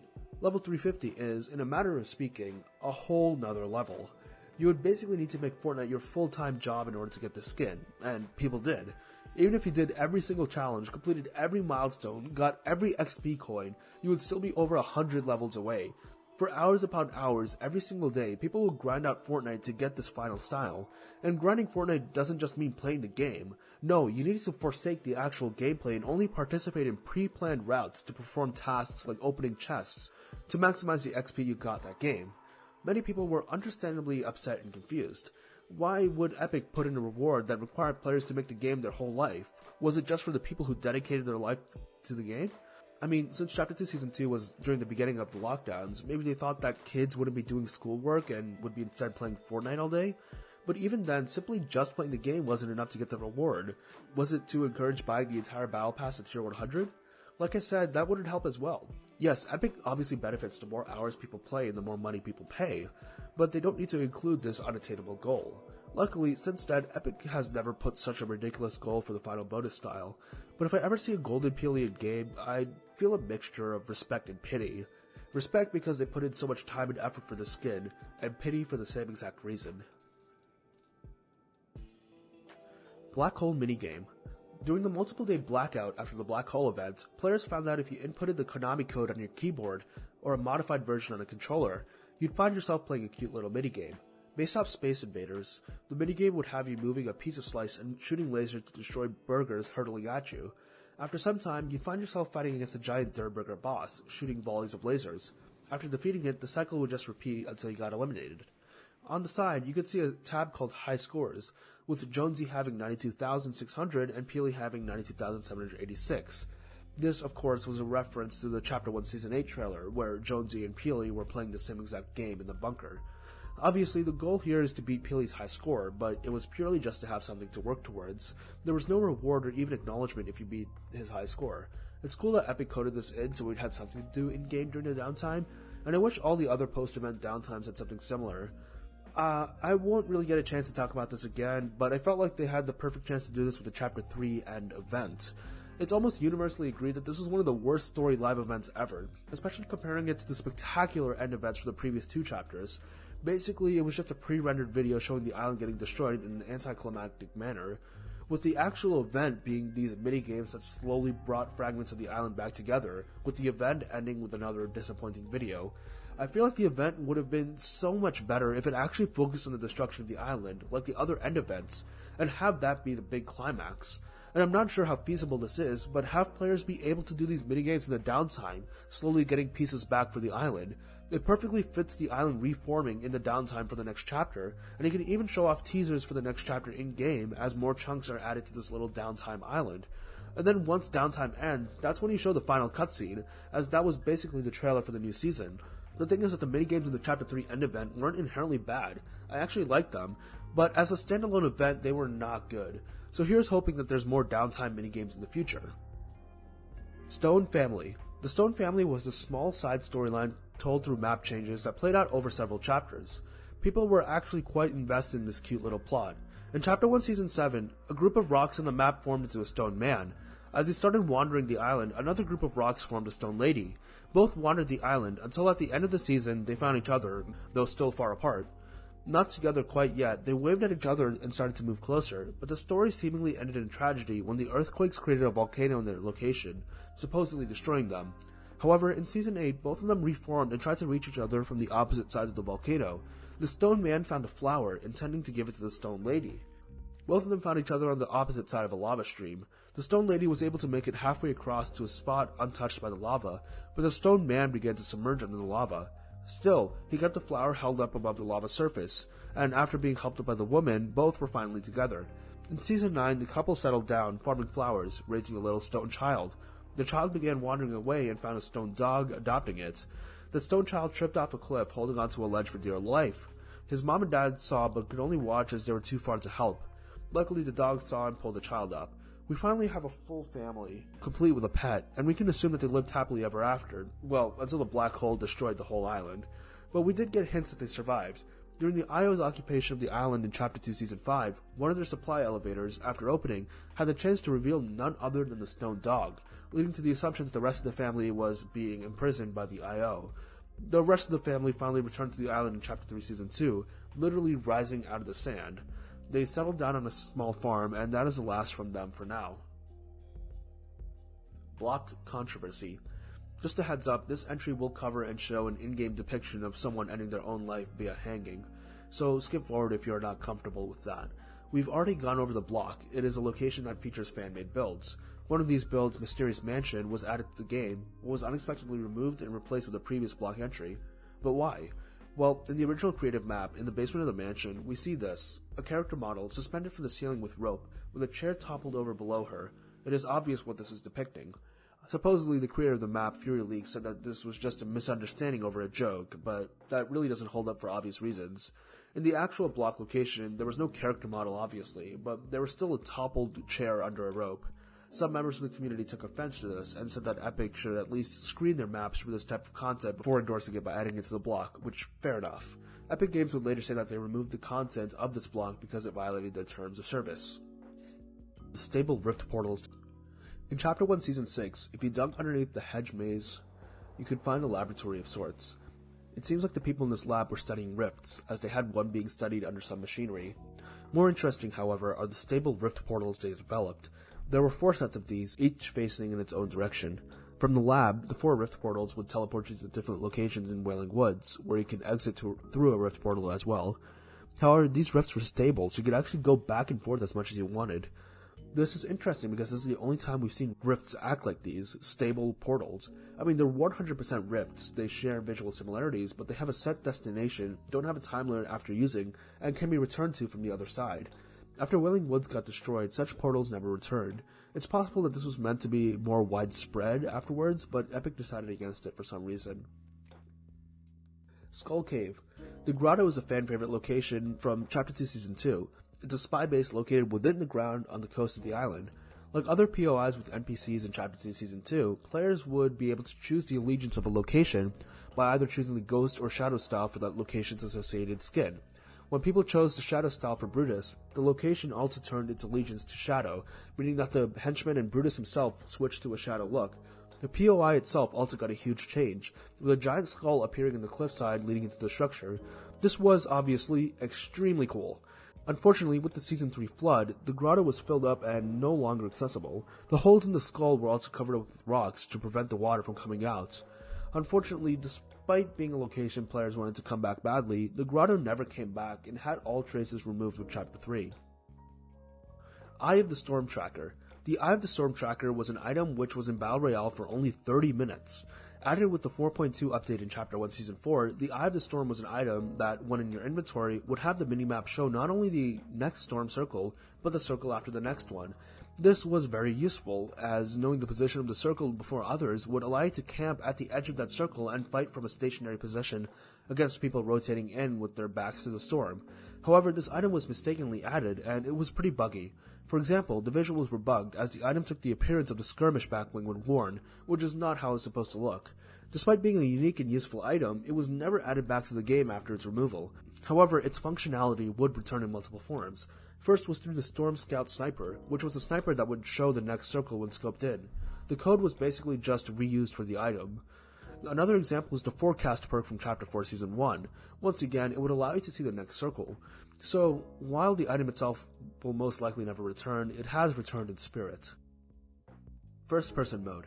Fortnite is a third-person game. You don't see the game through the eyes of your player character, but instead through an invisible camera located behind your player model. However, there are some cases of a first-person view being accessible in Fortnite. In Save the World, first-person is just a setting that you can use during a mission. In Creative, first-person can be accessed while editing an island, and can be accessed through other times using a glitch. In Battle Royale, there are some instances where you can switch to a first-person mode, most notably when you aim down sights using a weapon with a scope. Also, in some live events, you would switch to a first-person camera. For example, during the Chapter 2 Season 2 live event, the segment in the bridge was first-person. In fact, there was a glitch where players would remain in first-person mode for the rest of the match, even when the first-person segment of the event had ended. And surprisingly, the game looked like it played completely fine in first-person mode. The weapons, models, and field of view looked perfectly playable. A lot of players thought that this was a test for a first-person option or a game mode in Chapter 2 Season 3, but it was not, as any game mode never came. Another fake out of sorts happened quite recently in the Chapter 4 Season 1 trailer, which showed the Doomslayer's emote being performed from a first-person perspective. When players saw this, many, including myself, were excited to see some sort of first-person brought to Battle Royale, but once again, we were let down. The camera position in that trailer was most likely an artistic decision to show the emote off better, as that emote does not change the camera position in-game. I'm still pretty hopeful for first-person coming to Fortnite. It seems like something Epic would try at least once in a limited time mode or something. It also opens up the possibility for weapon charms to come to the game as a new type of cosmetic, so that's another thing that it's got going for it. Coincidentally, I'm coming back to update this entry a couple days after writing it. Right now it is February 7th, 2023, and today a glitch was discovered where choosing the first-person mode in Save the World would also play Battle Royale in first person. It was patched almost immediately, but still another bookmark for first person in Battle Royale. Scrapped Chernobyl location. No, this isn't referring to an actual recreation of Chernobyl in Fortnite. In Chapter 2, a location called Steamy Stacks was added to the game. While it was supposed to be a power plant that used the energy of the cube, it was clearly based off a nuclear power plant. Well, when you have a nuclear power plant, many people would of course speculate about a nuclear meltdown. In the weeks leading up to Chapter 2 Season 2, a leak was posted on 4chan that supported the speculation. The leak contained 3 images, 2 screenshots supposedly showing the Chapter 2 Season 2 cinematic, and 1 showing the map for Chapter 2 Season 2. The map shows that the area around Steamy Stacks changed, with a purple cube liquid contaminating the surrounding area. The screenshots of the cinematic show various characters reacting to something off-screen, but considering that the images are dominated by a heavy purple fog, it's likely that the event they're reacting to is the meltdown of Steamy Stacks. This was convincing to many people, even though established leakers said that they didn't believe it, and they were right, as this never happened, which is why I don't like that this entry is called Scrap Location. There's no way Epic would change the entire theme of a season as well as the location, especially the supposedly most important location for the aforementioned theme, mere weeks before the season launch. It's possible that Epic floated the idea of a meltdown event around, but there's no way it got to the point shown in the leaks. Storm Timer Glitch. On June 1st of 2020, Reddit user Wolfblaw noticed an absolutely insane glitch. There was no storm in his game. In a now-deleted post, Wolfblaw explained that the storm timer ticked down to 0, but the storm didn't close in. There straight up was no storm, so there was nothing forcing players to come together to find each other easier, and more importantly, there was no time limit on how long the game could last. The entire map was open for exploring. Thus began a rather interesting match of Battle Royale, one slower than typical due to players being spread out and doing whatever they wanted instead of needing to make it to the next storm circle. Wolfblaw was actually able to make it to be one of the last 2 remaining players. However, finding one other player across the whole map was a daunting feat. He looted every location, getting the most powerful weapons, and spent over an hour trying to find the last person. Eventually, realizing the search was fruitless, he decided to eliminate himself to end the match. The last player, now the winner, was just hiding in a bush at the edge of the map. This is the only instance of such a glitch in Fortnite's history, and it truly is a game-breaking glitch compared to the others in the game. But it honestly makes me curious as to what a no-storm game mode would look like. Obviously, it couldn't just remove the storm because of what happened in Wolfblah's game is what would happen in all of the games. But what if this hypothetical game mode would have no storm for the first 20 minutes, and then the last 2 minutes of the game the storm would rapidly close in with no breaks? That would be interesting. OP Loot Boat.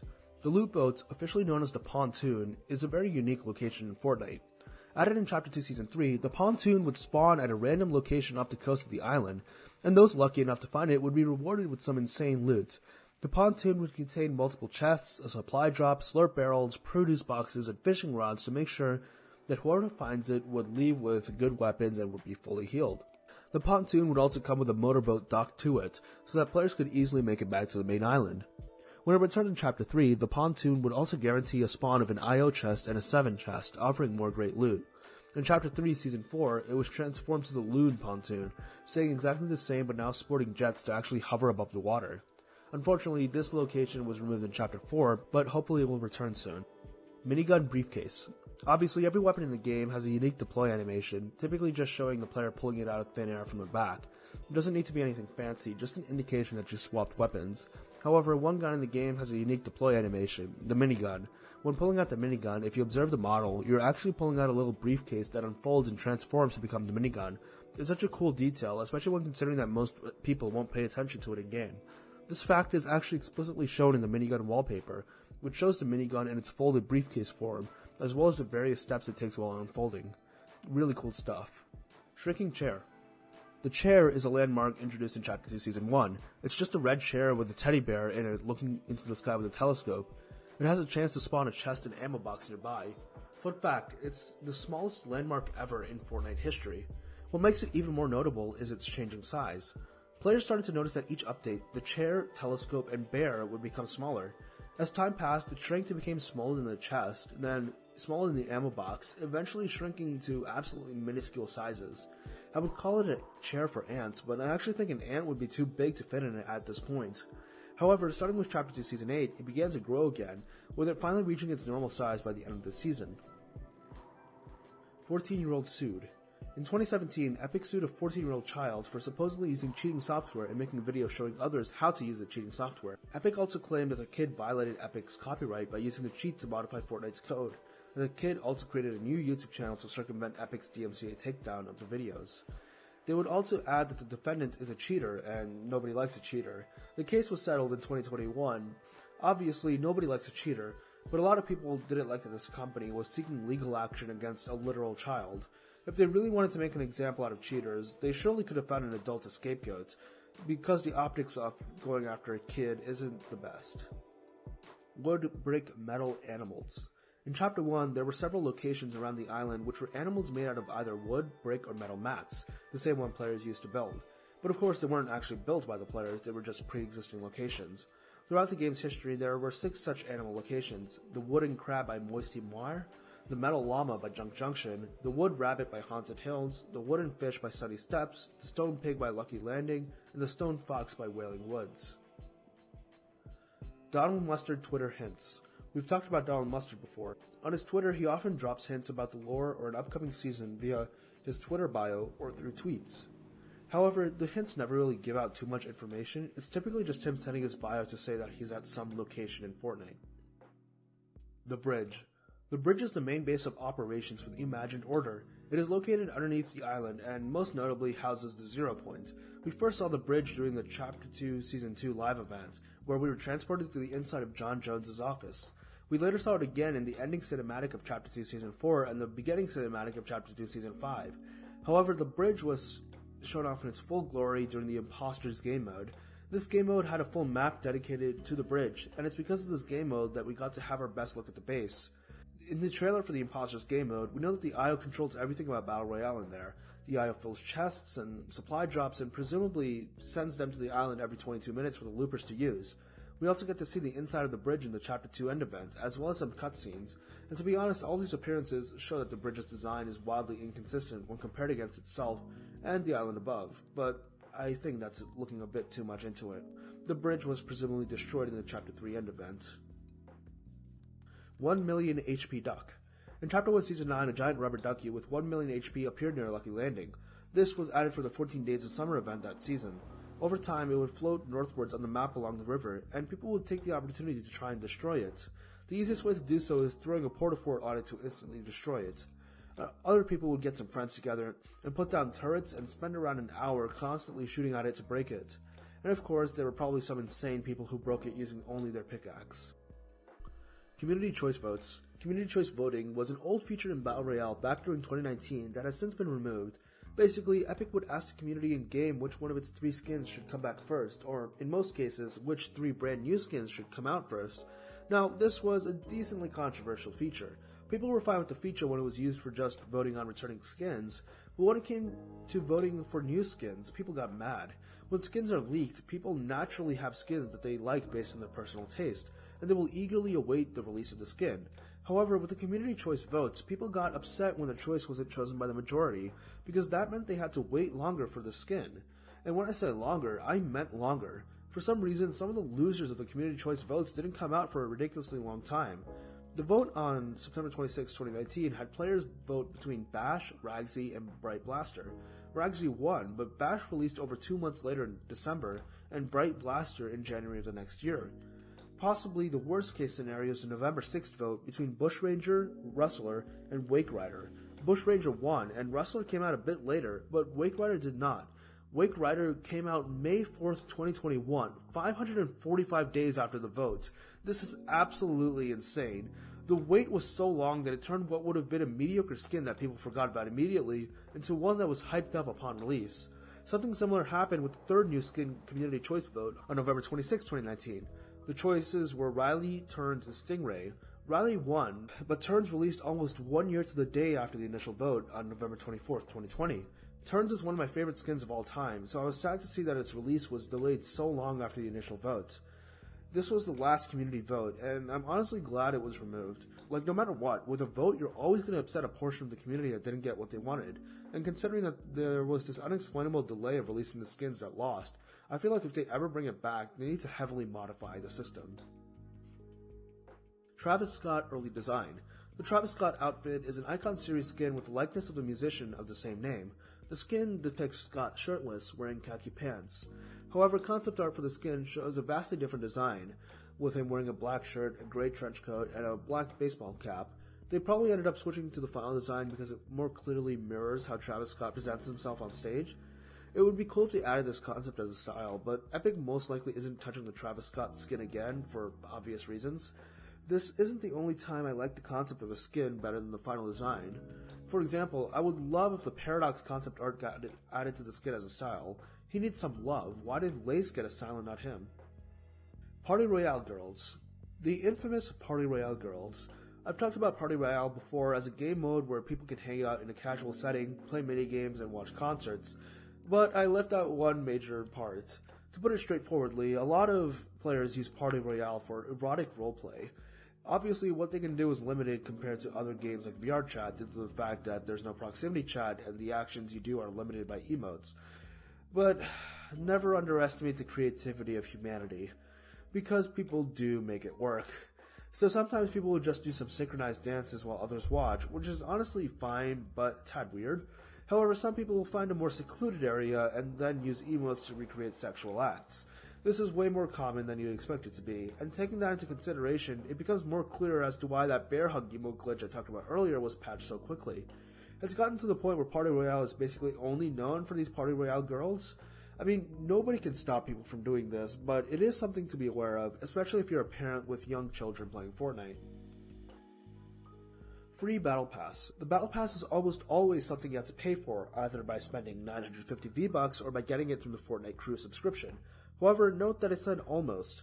This is because there was a time when Epic gave out the Battle Pass for free. In Chapter 1 Season 7, players could complete the overtime challenges in order to get extra styles for some of the Battle Pass skins. This was kind of the precursor to the Enlightened styles we have nowadays. But more importantly, if you completed 13 of the overtime challenges, you would be awarded with a free Battle Pass for Chapter 1 Season 8. Now, Epic has never given out a Battle Pass for free before, nor have they since, so why did they do it here? Well, I think there are two possible reasons. One theory is that around this time, another free-to-play Battle Royale game called Apex Legends was growing in popularity, and people at Epic may have been scared that Apex would take away some of the player base of Fortnite, so by promoting a free Battle Pass, you could retain or even bring in new players. The other theory is that it's simply good for business. Now, the Battle Pass is bought by so many players every season, how could giving it away for free be profitable? Well, first of all, consider that for the Battle Pass, when compared to other purchased items, it is very cheap. It's just 950 V-Bucks for multiple skins, gliders, backblings, pickaxes, wraps, emotes, and a whole bunch more. Even if you don't like most of the items in the Battle Pass, if you just like one skin or pickaxe or glider, it's almost always worth buying the entire Battle Pass just for that. That's not even mention that the Battle Pass gives you 1500 V-Bucks, enough to buy the next Battle Pass and still have extra. Epic is pretty generous with the value in the Battle Pass, especially comparing it to Battle Pass in the other games. However, the real moneymaker of Fortnite is through the item shop. Compared to the value in the Battle Pass, the item shop items are a lot more overpriced. Like a single rare skin, which is typically considered good value, are 1200 V-Bucks. So by giving away the Battle Pass for free, they're giving free-to-play users a taste of skins, and considering the Battle Pass is 1500 V-Bucks, they're also incentivizing previous Battle Pass owners to spend it on a skin instead of saving it for the Season 8 Battle Pass. The hope here probably was to convert free-to-play players, or players who only bought Battle Passes, into players who bought skins from the item shop, which means to give more money to the game. But no matter why they chose to do it, I'm sure we all appreciate a free Battle Pass. Stranger Things and Mega Mall. I've already talked about this in a previous entry, but I missed some stuff, so I'll clarify it here. In Chapter 1 Season 9, in order to promote the upcoming Stranger Things collaboration, Fortnite added some stuff from the show to the game in the Mega Mall location. I've mentioned the portals in the previous layer, however I forgot to mention that the ice cream shop, Scoops Ahoy from the show, was also added into Mega Mall. The Island's shape. The Islands is a landmark from Chapter 2 Season 1. It was a small island located at the center of the map. Something cool about it that you may not have realized on first glance is that it is roughly shaped like the Chapter 1 map. It's a bit hard to see, but if you take a good look at the coastlines of both, if you mirror the islands, the shape is actually pretty similar to the Chapter 1 map.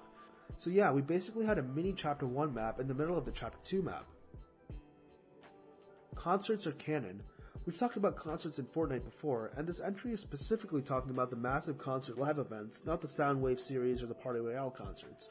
While it may be assumed that such events would not be considered canon in universe, this is false. They are canon, it's just that they don't have much influence in the overall story.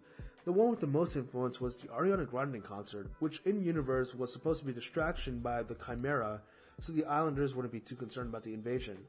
So yeah, in the Fortnite lore, Ariana Grande is, at the very least, allied with the last reality.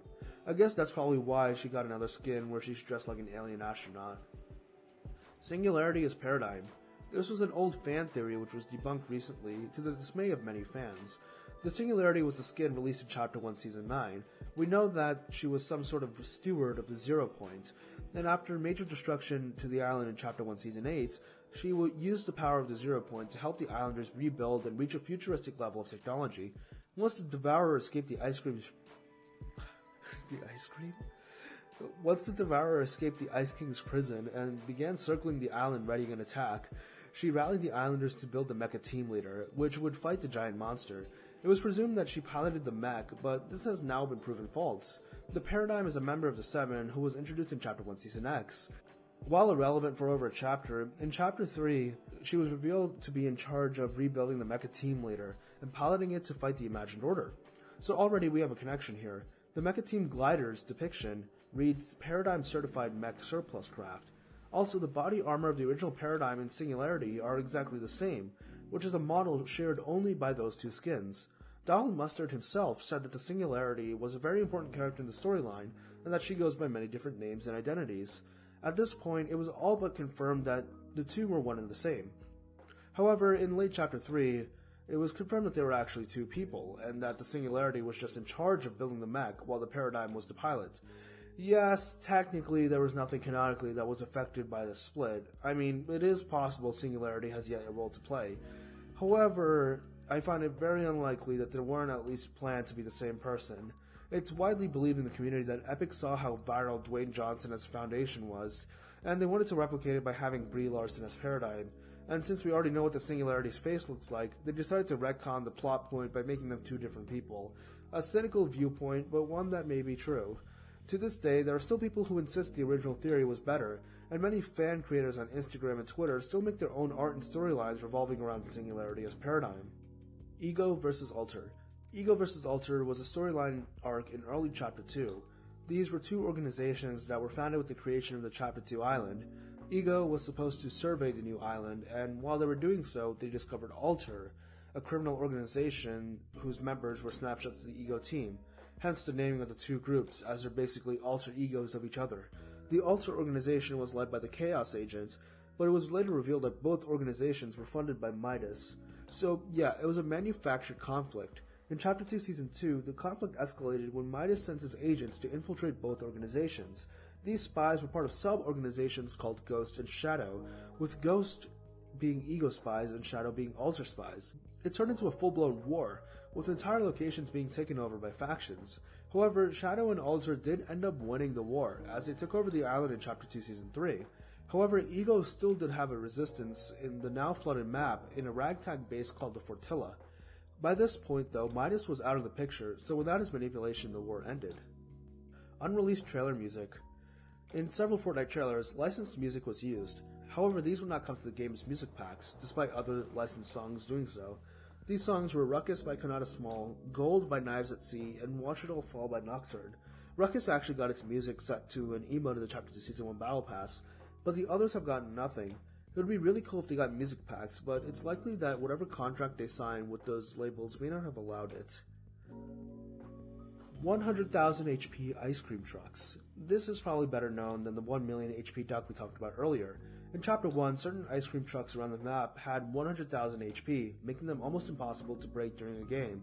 The most notable of these trucks was located at Dusty Divot. As a cruel joke, Epic also added a chest inside the truck that you could only get to if you broke it. Many people used to load up into a squads match and spend the entire game trying to break the ice cream truck. However, once porta-forts were added, the trucks could be broken quickly by throwing a porta-fort on top of it. Regardless, the 100,000 HP ice cream trucks were a fun and memorable novelty of the game. The Spire. Introduced in Chapter 2 Season 6, the Spire is one of the more interesting locations in Fortnite. It was a tower created by the Zero Point in order to encase and heal itself after the damage it endured through the events of the previous season. Eventually, it would use the tower to move back underground. What I personally find cool about the Spire is that it's hinted to be this dark, corrupting location. Throughout the storyline of the season, we find that there's a hidden knowledge to the Spire, guarded by the Spire Assassins, but to learn this knowledge is to corrupt yourself and turn yourself evil. It's a shame that this aspect of the location was only touched upon. Evil towers and corrupting power would be a really cool storyline. Reminds me of Lord of the Rings. Brilliant Bomber. Brilliant Bomber is an unreleased skin, which was first added to the files in Chapter 2 Season 1. The skin was supposed to be released alongside the annual pass feature, which was scrapped. Since then, the skin was never released, just left to fester in the files. It's very interesting that they never ended up releasing her in the item shop or battle pass or something, because they certainly didn't forget about her. She was in the promo art for Rainbow Royale, prominently featured on the box for some of the Nerf crossover toys, and was also supposedly in the collector's edition of the Fortnite Monopoly according to a commenter on our wiki page, although I was not able to verify this claim. Despite being unreleased, there was a glitch that allowed players to obtain the skin. Basically, some people were able to use exploits to actually buy the annual pass, giving them the skin. Epic would remove the Brilliant Bombers from lockers, or just straight up ban many of the users who were able to do the exploits, but they weren't able to get all of them. Battle Bus Prop. The Battle Bus is one of Fortnite's most iconic visuals, so surely it would be one of the first props Epic would add in creative for players to use, right? Well, actually no. For a really long time, the Battle Bus prop was unreleased. Players would have to either glitch this prop in or painstakingly recreate a Battle Bus prop themselves. There have been officially released props that were close to the actual Battle Bus, like a balloon version, but there was never actually a real Battle Bus prop that works like it does in Battle Royale. Copycat Maps. This entry is worded so vaguely that I'm not actually sure what it refers to. It could be referring to maps ripping off currently popular creative maps, or it could be referring to maps which recreate the older Fortnite islands, specifically the Chapter 1 map. Calling these copycats is a bit degrading though, because these maps are excellent. They were released quite a while ago, so I don't know how well they work now, but the work they put into these recreations must have been tremendous. The most notable of these maps is Athena Royale by user The Boy Dilly. This is a recreation of the Chapter 1 Season 2 map specifically, and almost every detail, down to the props and interiors, has been placed identically to the original map. It's honestly quite impressive when you consider that its only references were probably images and gameplay. It's not like the entire Season 2 map was documented.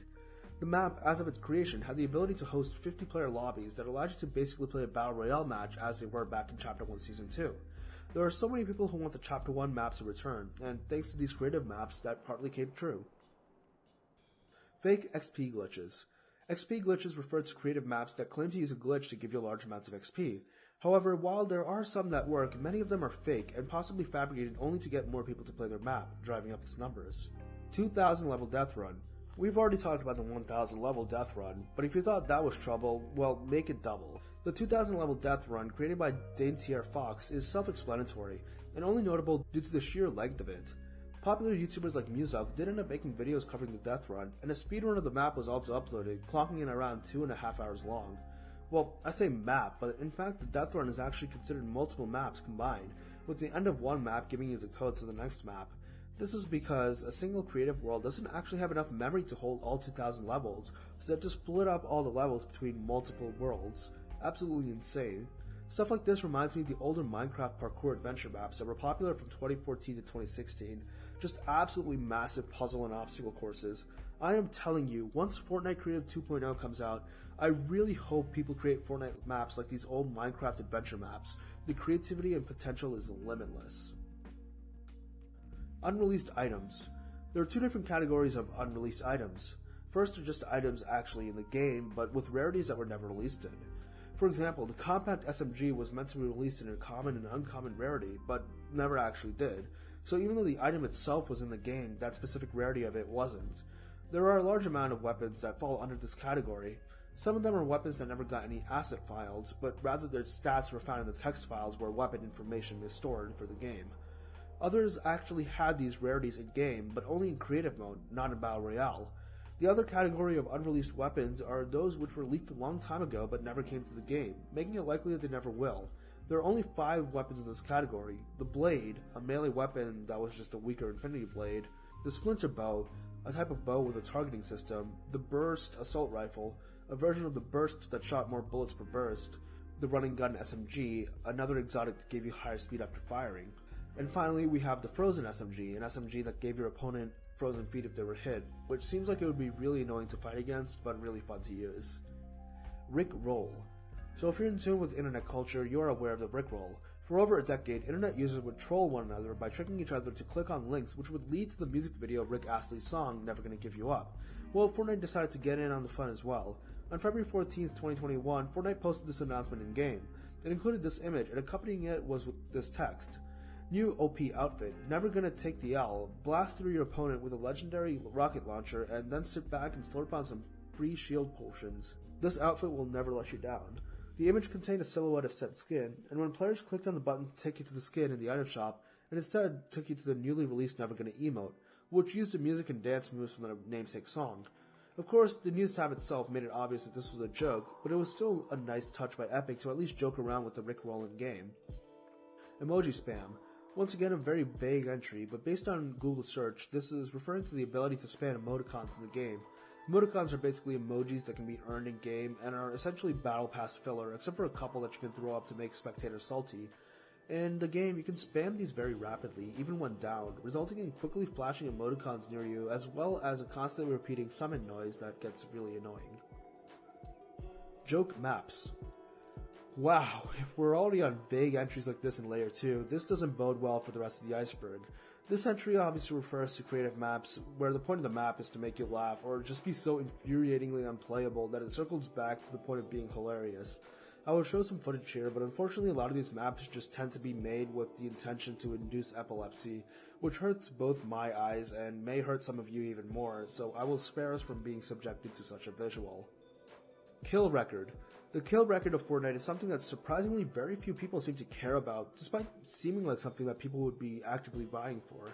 Now, I'm not going to do a full-on Summoning Salt style documentary here on the progression of the kill record, but you may remember from the previous layer about a player called Elemental Ray, who got the Fortnite kill record of 48 kills in the Chapter 1 Season 4 event when he knocked down a viewing platform that around half the lobby was using to view the event, causing them all to fall to their deaths. Looking up who holds the solo kill record now, we see that almost everyone, including the Fortnite stats tracker, awards it to a player called Ranger, who got 118 kills in a single solo game. Now, alarm bells may be ringing off in your heads because a solo match only contains 100 people max, so there had to be some sort of dubious maneuvers going on here. Well, he actually uploaded a video of himself getting this record, and it turns out that he was in some sort of custom lobby with respawns. Basically, everybody he killed were stream snipers who would just dance in front of him. Yeah, you know it's bad when the top comment on the video showing the world record is calling out how dumb it is. There's no way that this should be counted as any sort of legitimate record, and I have no idea how it even made the cut. But as of right now, this is the answer to who holds the solo kill record. Unfortunately, any research into who actually holds a legitimate solo kill record was muddied by either Ranger, Elemental Ray, or a ton of YouTube videos claiming to be the world record. And unfortunately, if even a site like Fortnite Tracker can't give us legitimate information, there really isn't a way for me to find the answer. Typically when people go for kill records, they do it in a squads lobby where they just queue up as a solo. The idea here is that in a squads match, you have less opponents killing each other, which means that there are more people alive for you to kill. But even in this case, the best players can only kill between 40 and 50 people if they're super on point that game. Getting to the 90s is completely unthinkable. If any of you have any information about a legitimate holder, please let me know down in the comments. Circle Trick. The circle trick refers to a method in Fortnite Creative to place elements in positions which form an almost perfect circle. This method could be used to even create spheres. It's a pretty simple method, rotating elements on a grid and then filling the gaps later off-grid. While it seems pretty mundane, there have been some pretty cool structures with unique designs and patterns using this trick in Fortnite Creative. Henchmen. Henchmen are just basic NPCs you fight against during a match. They've existed in many different forms throughout the history of Fortnite. The first iteration was actually a collaboration, with Stormtroopers being added with the Chapter 2 Season 1 live event. In retrospect, you can say that this was kind of a test for what came next season. In Chapter 2 Season 2, henchmen could be found in many locations across the map, following their boss's orders in the Ghost v Shadow War. The henchmen started off being custom to their specific location, but as the locations became either Ghost or Shadow, they turned into either generic Ghost or Shadow henchmen specifically. Over the next few seasons, henchmen came in a variety of different forms, including alien soldiers and IO enforcers. However, a trend started to appear where after a season's faction ended, a henchman from that faction leaves the life behind in order to enjoy peace. The most iconic example is that of the Ghost and Shadow henchmen. After Chapter 2 Season 3, players could find a henchman from Ghost and a henchman from Shadow, formerly enemies, hanging out with each other. These two grow close quickly as they traveled across the map, and the two of them would pop up together at various points afterwards. For example, they appeared in the IO elevators in Chapter 2 Season 5, and in the alien mothership during Chapter 2 Season 7. Another example of such a henchman is the Chimera alien who just decided to live in a house at the corner of the map and farm some alien plants there. I honestly love these characters. They really convey so much personality through so little. Dragon Eggs.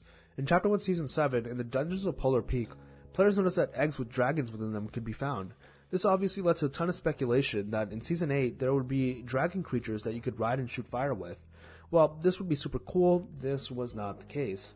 The eggs were stolen by the prisoner after he escaped from the Ice King's dungeon, and they would later hatch into Hybrid, who like the name said were dragon-human hybrids, who fought for the prisoner as elite ninja.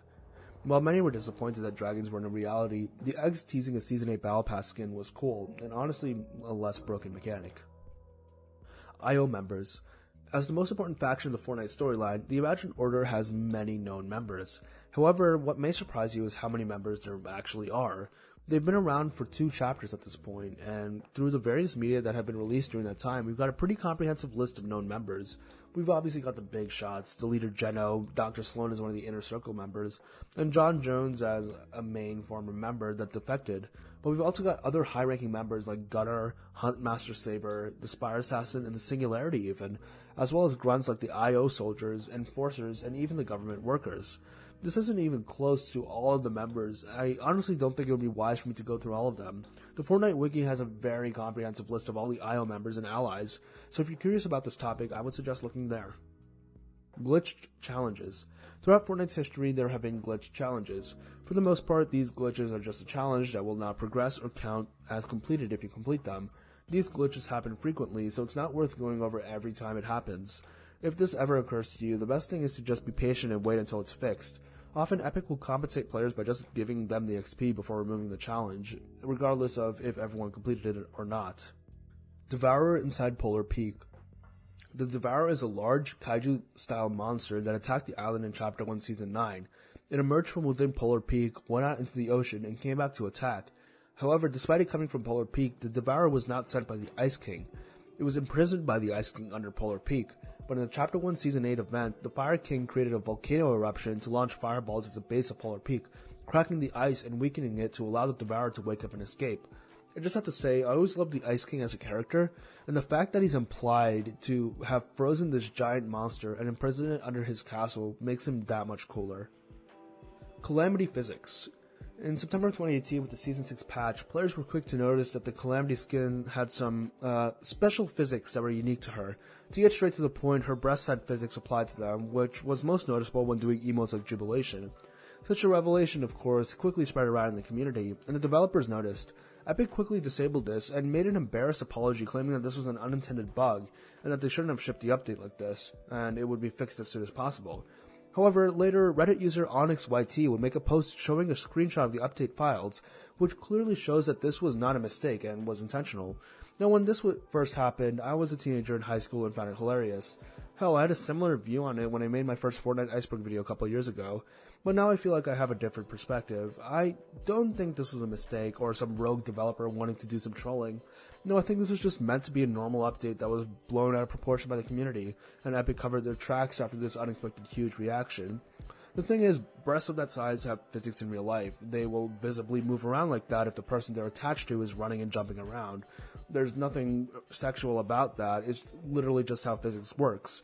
The fact that breast physics were added shouldn't be a controversy, but the fact is that the spotlight being shined on it made it one. It's really unfortunate that events like these contribute to women feeling dirty about their own bodies simply for just behaving naturally. Now, I'm not saying you're a terrible person if you found this funny, just slightly immature, and there's nothing wrong with that. We all grow up. I understand why Epic pulled this feature, as considering most of the people playing this game are teenage or preteen boys, you know they're not really going to have the best perspective on this matter. Also, considering some of the other content that has been made of female skins, like the Party Royale girls, a feature like this would have been exploited anyway. It's likely Epic wanted to avoid some of the moral outrage from parents, so they pulled it before it really had the chance to spread around outside the Fortnite community. It doesn't matter anymore anyway, as these physics were added back in Chapter 2 for a bunch of skins, as part of Epic just improving overall physics for the body and clothing of skins. At this point, Fortnite didn't have as much of a spotlight on it, and most of the players didn't end up growing up and maturing, so it didn't become a big deal like it did before. Newscape Pro. Newscape Pro Shorts is a YouTube channel created in 2017. They were created by the studio Newscape Pro Productions, and the channel is dedicated to creating Fortnite skits. They also have other channels like Battle Blasters, dedicated to Nerf guns, and a channel dedicated to Minecraft SCP skits, as well as 5 other channels dedicated to Fortnite role-playing, all of which are pretty successful. The main Shorts channel is dedicated to creating short films with an overarching storyline. It seems mundane, but the work that goes into it is actually pretty impressive. Basically, they will script a video, and I'm assuming they do some sort of storyboarding. Then, after this planning, they'll go into a private Fortnite lobby or a custom creative map and act out the pre-planned events with specific skins through the use of emotes. They also have to coordinate moving around and staying still. Afterwards, they'll go into replay mode and actually film these actions from proper camera angles, after which the footage is edited together. While this happens, the voice actors provide dialogue, and eventually in post-production all this is spliced together alongside music, sound effects, and some additional visual editing. Yeah, you start to see why you need a whole team of people to pull this off. Newscape Pro quickly became popular after the channel launched, as these skits would obviously be successful with children during a time when Fortnite was becoming uber popular. They started to craft a storyline with recurring characters, and people began to get invested in the story Newscape Pro was crafting.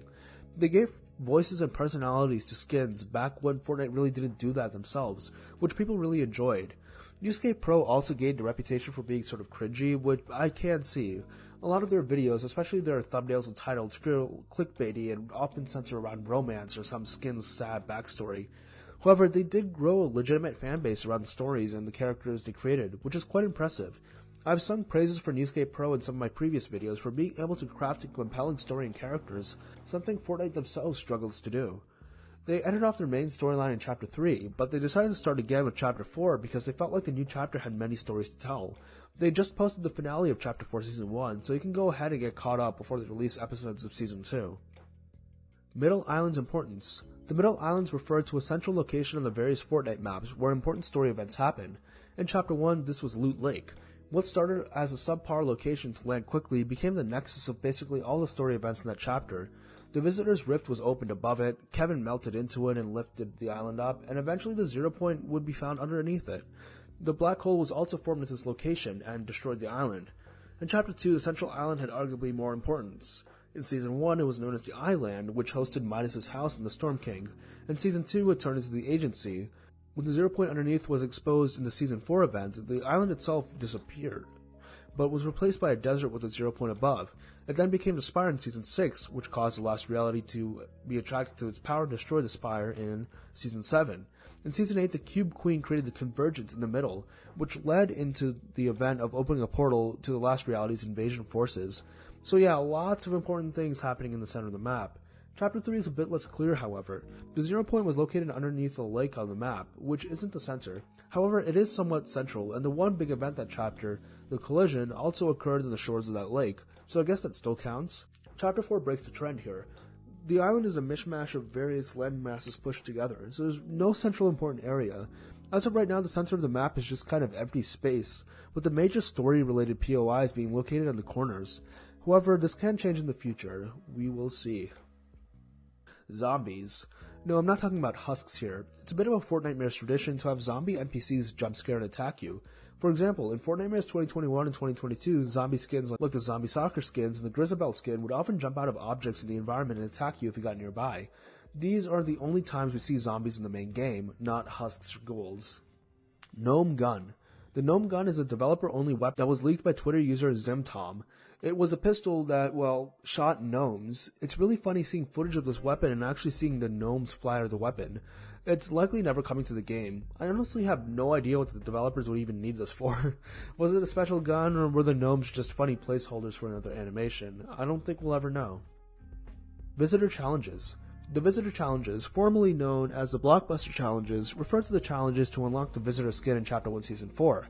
Basically, once you completed the first 7 weeks of challenges that season, you would unlock the Blockbuster Challenges. Completing these challenges would unlock the set of the Visitor. Of these, the most infamous was searching 7 chests at Risky Reels. When the Blockbuster Challenges dropped, Risky Reels would become a hotspot, with over half the lobby dropping there to complete the challenge. Since Risky wasn't a large location, there weren't many chests to share, so it would be a mad rush to try and get at least one in a game. The challenge is still quite infamous in the Fortnite community for this fiasco. The funny part is that this chaos was only due to everyone trying to complete it on the days after it released. If you waited like a week to complete this challenge, it was really easy. At least it wasn't search 7 chests at Risky Reels in a single match. Now that would have been a proper nightmare. Midas Vendetta Floppers. Floppers are consumable items you can fish up. There are various types of these fish, but 2 rare ones that were once in the game were the Midas and Vendetta Floppers.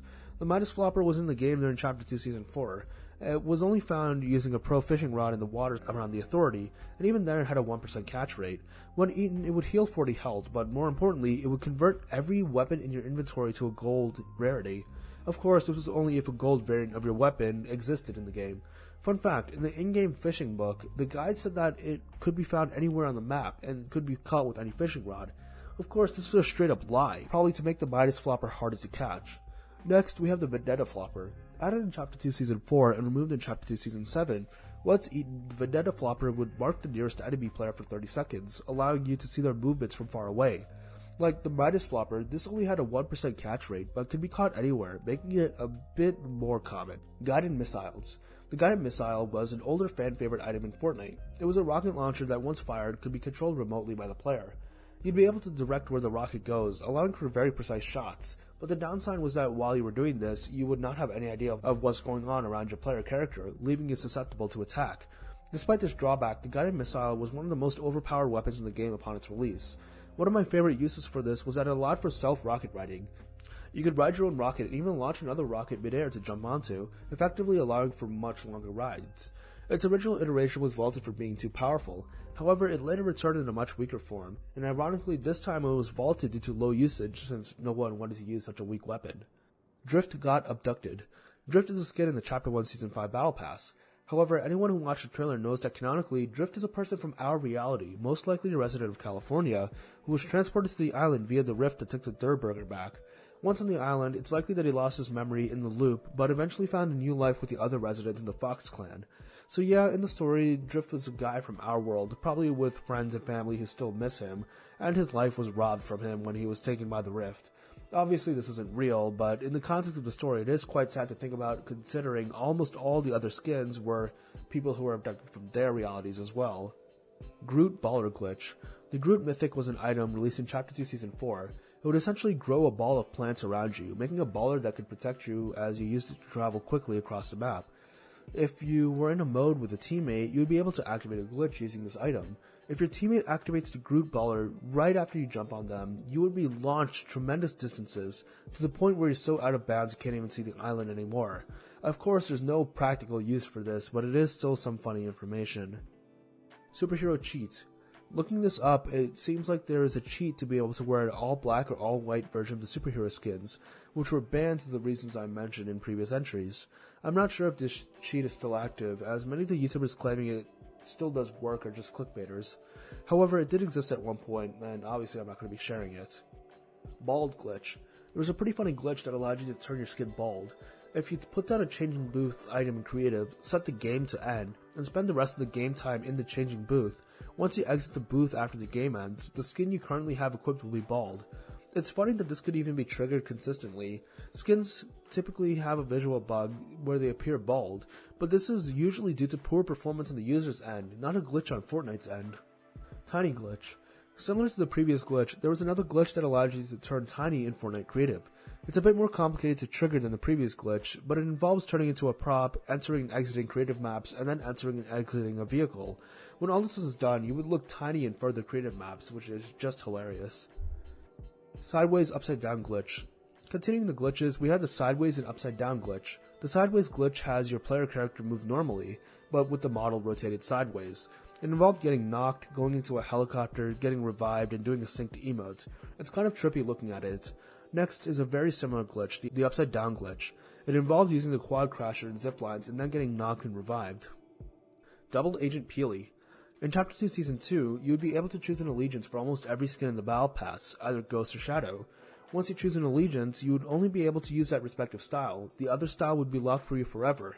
There was one skin where this wasn't the case, however, the Agent Peely skin. This skin allowed you to freely choose between the Ghost and Shadow styles. This carries the interesting implication that Peely is a double agent, working for both sides. J.J. Abrams skin. During the Star Wars event in Chapter 2 Season 1, many people were left disappointed, only having like 2 minutes of actual cool Star Wars stuff. Most of the event consisted of a virtual J.J. Abrams talking about the new Star Wars movie, ending the event off by showing a clip from the upcoming film. However, an interesting aspect of the event was the model given to J.J. Abrams. Known in the files as Set010ASG, this is a fully modeled skin based off of J.J. Abrams' real-world appearance. After the event, there was crackpot speculation of the model coming to the item shop as a skin. It would be weird, but not out of the realm of possibility. However, it never did end up happening. Aim Assist. If you use a controller to play Fortnite, you can go to the controller settings and turn on Aim Assist. Aim Assist essentially tracks an opponent when a player targets them, allowing them to hit shots easier. The logic here is that it's harder to aim using a controller when compared to a keyboard and mouse, so this is supposed to even the playing field. Obviously, this is controversial with some PC players who believe that it's basically just aimbot. This isn't really a common opinion though. 8-Ball vs. Scratch. 8-Ball and Scratch were two versions of the same person, fighting on the opposite sides of the Evil Altar War. When 8-Ball found that there was an evil version of him, Scratch, he grew so emotional that he set out to kill Scratch. They fought 1v1, and there are a couple theories as to what happened next. Some people believe that Scratch won, but was somehow corrupted in the battle. However, this theory contradicted 8-Ball's later appearance in the Zero War comics. The other theory is that 8-Ball won by injecting a virus into Scratch, corrupting him. Truckosaurus. Truckosaurus refers to an unnamed location in the Chapter 1 map, which is this weird statue made out of cars with a truck for a head. If I'm correct, Truckosaurus was a popular fan name given by YouTuber PlayStation Grenade. Truckosaurus was around for a long time, being added in the preseason. He went most of Chapter 1 without change, until Season 9, where he was overhauled with a futuristic look to match the season's theme. In Season X, his colors were changed to match the Mecha Team Leader, giving him one missing arm and one arm raising a pole, a reference to the injured Mecha Team Leader raising the sword during the Season 9 live event. In Chapter 2, a location known as the Big Rig was added to the game. Starting off underwater, in Season 3 it made its way to the shore, washing up. This was clearly a reference to the Truckosaurus on the old map. However, he disappeared with Chapter 2. In Chapter 3, the Truckosaurus was slowly being rebuilt, but the map changed again. We can only hope that Truckosaurus returns in some form during Chapter 4. Taco Time. Taco Time is an emote introduced in Season X of Fortnite, where the player would hold tacos in both their hands and do a simple dance raising their arms up and down.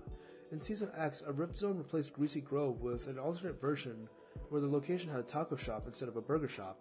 Every couple of minutes, everybody in this location would be forced to do this dance, barring them from shooting or building while tacos rained down from the sky. A fun gimmick, but there was a bug where some players would be stuck doing the emote forever. Kevin. Kevin refers to the cube that came to the island in Chapter 1, Season 6. Kevin was actually a fan name. When the cube first came to the island, there were so many posts about it on the Fortnite BR subreddit that the mods banned any post with the word cube in it. However, Reddit user 6ace called it Kevin with no explanation in one of his posts. The name quickly caught on, and soon Epic themselves made it official when they added the little Kev backbling. Kevin was technically destroyed in the Season 6 Butterfly event, but the name itself became used to refer to all of the purple cubes. I'd also like to think the Purified Cube in Chapter 2 Season 7 and 8 was actually the original Kevin reincarnated, even though it technically makes no sense. I also love how perfect the name Blevin was for this Purified Cube. It's a fitting abbreviation of Blue Kevin that also happens to sound like Ninja's surname. Truly excellent. Siphon. Siphon was a feature in Fortnite that allowed players to gain 50 health or shield upon eliminating another player. It originally started off as an LTM, but the feature made its way into the main game modes. However, Epic would later remove the feature in the 8.20 update, claiming that rewarding aggressive gameplay made the game more frustrating for lower skilled players. This decision angered fans and led to one of the biggest community backlashes to Epic I've ever seen in the game's history. Despite this, Epic remained steadfast in their decision. However, recently in Chapter 4 Season 1, augments were added to the game that re-added Siphon. The Shotgun Striker augment gives you 2 health or shield for every shotgun pellet that hits the opponent. The Rarity Check augment gives you Siphon if you eliminate an opponent with either a common or uncommon weapon. Overall, these are nice additions to the game that offer a nice middle ground to Siphon. Avengers Endgame. In the 2019 film Avengers Endgame, the characters Thor and Korg are seen playing Fortnite. It's played as a comedic bit where Thor threatens a player called New Master 69 over voice chat. It's interesting considering that the scene makes the assumption that you can talk to opponents via voice, which is not possible in Fortnite. I mean, the movie does take place in 2023, so I guess Fortnite has a couple months left to add proximity chat and re-add Salty Springs to the game in order to make this scene possible. The Storm King. The Storm King is the main villain of Fortnite Save the World, being the monster that created the storm which overtook most of the world. In Battle Royale, he was the boss of a limited time mode of Fortnite Mirrors during Chapter 2 Season 1, in which you had to work together to take him down. There are several theories as to how he fits into the greater lore surrounding the last reality, which we will get into in future layers. Home of Games. Home of Games is a Fortnite YouTuber with over 4 million subscribers. He basically makes videos talking about Fortnite news and updates. Well, just leaving at that is disingenuous.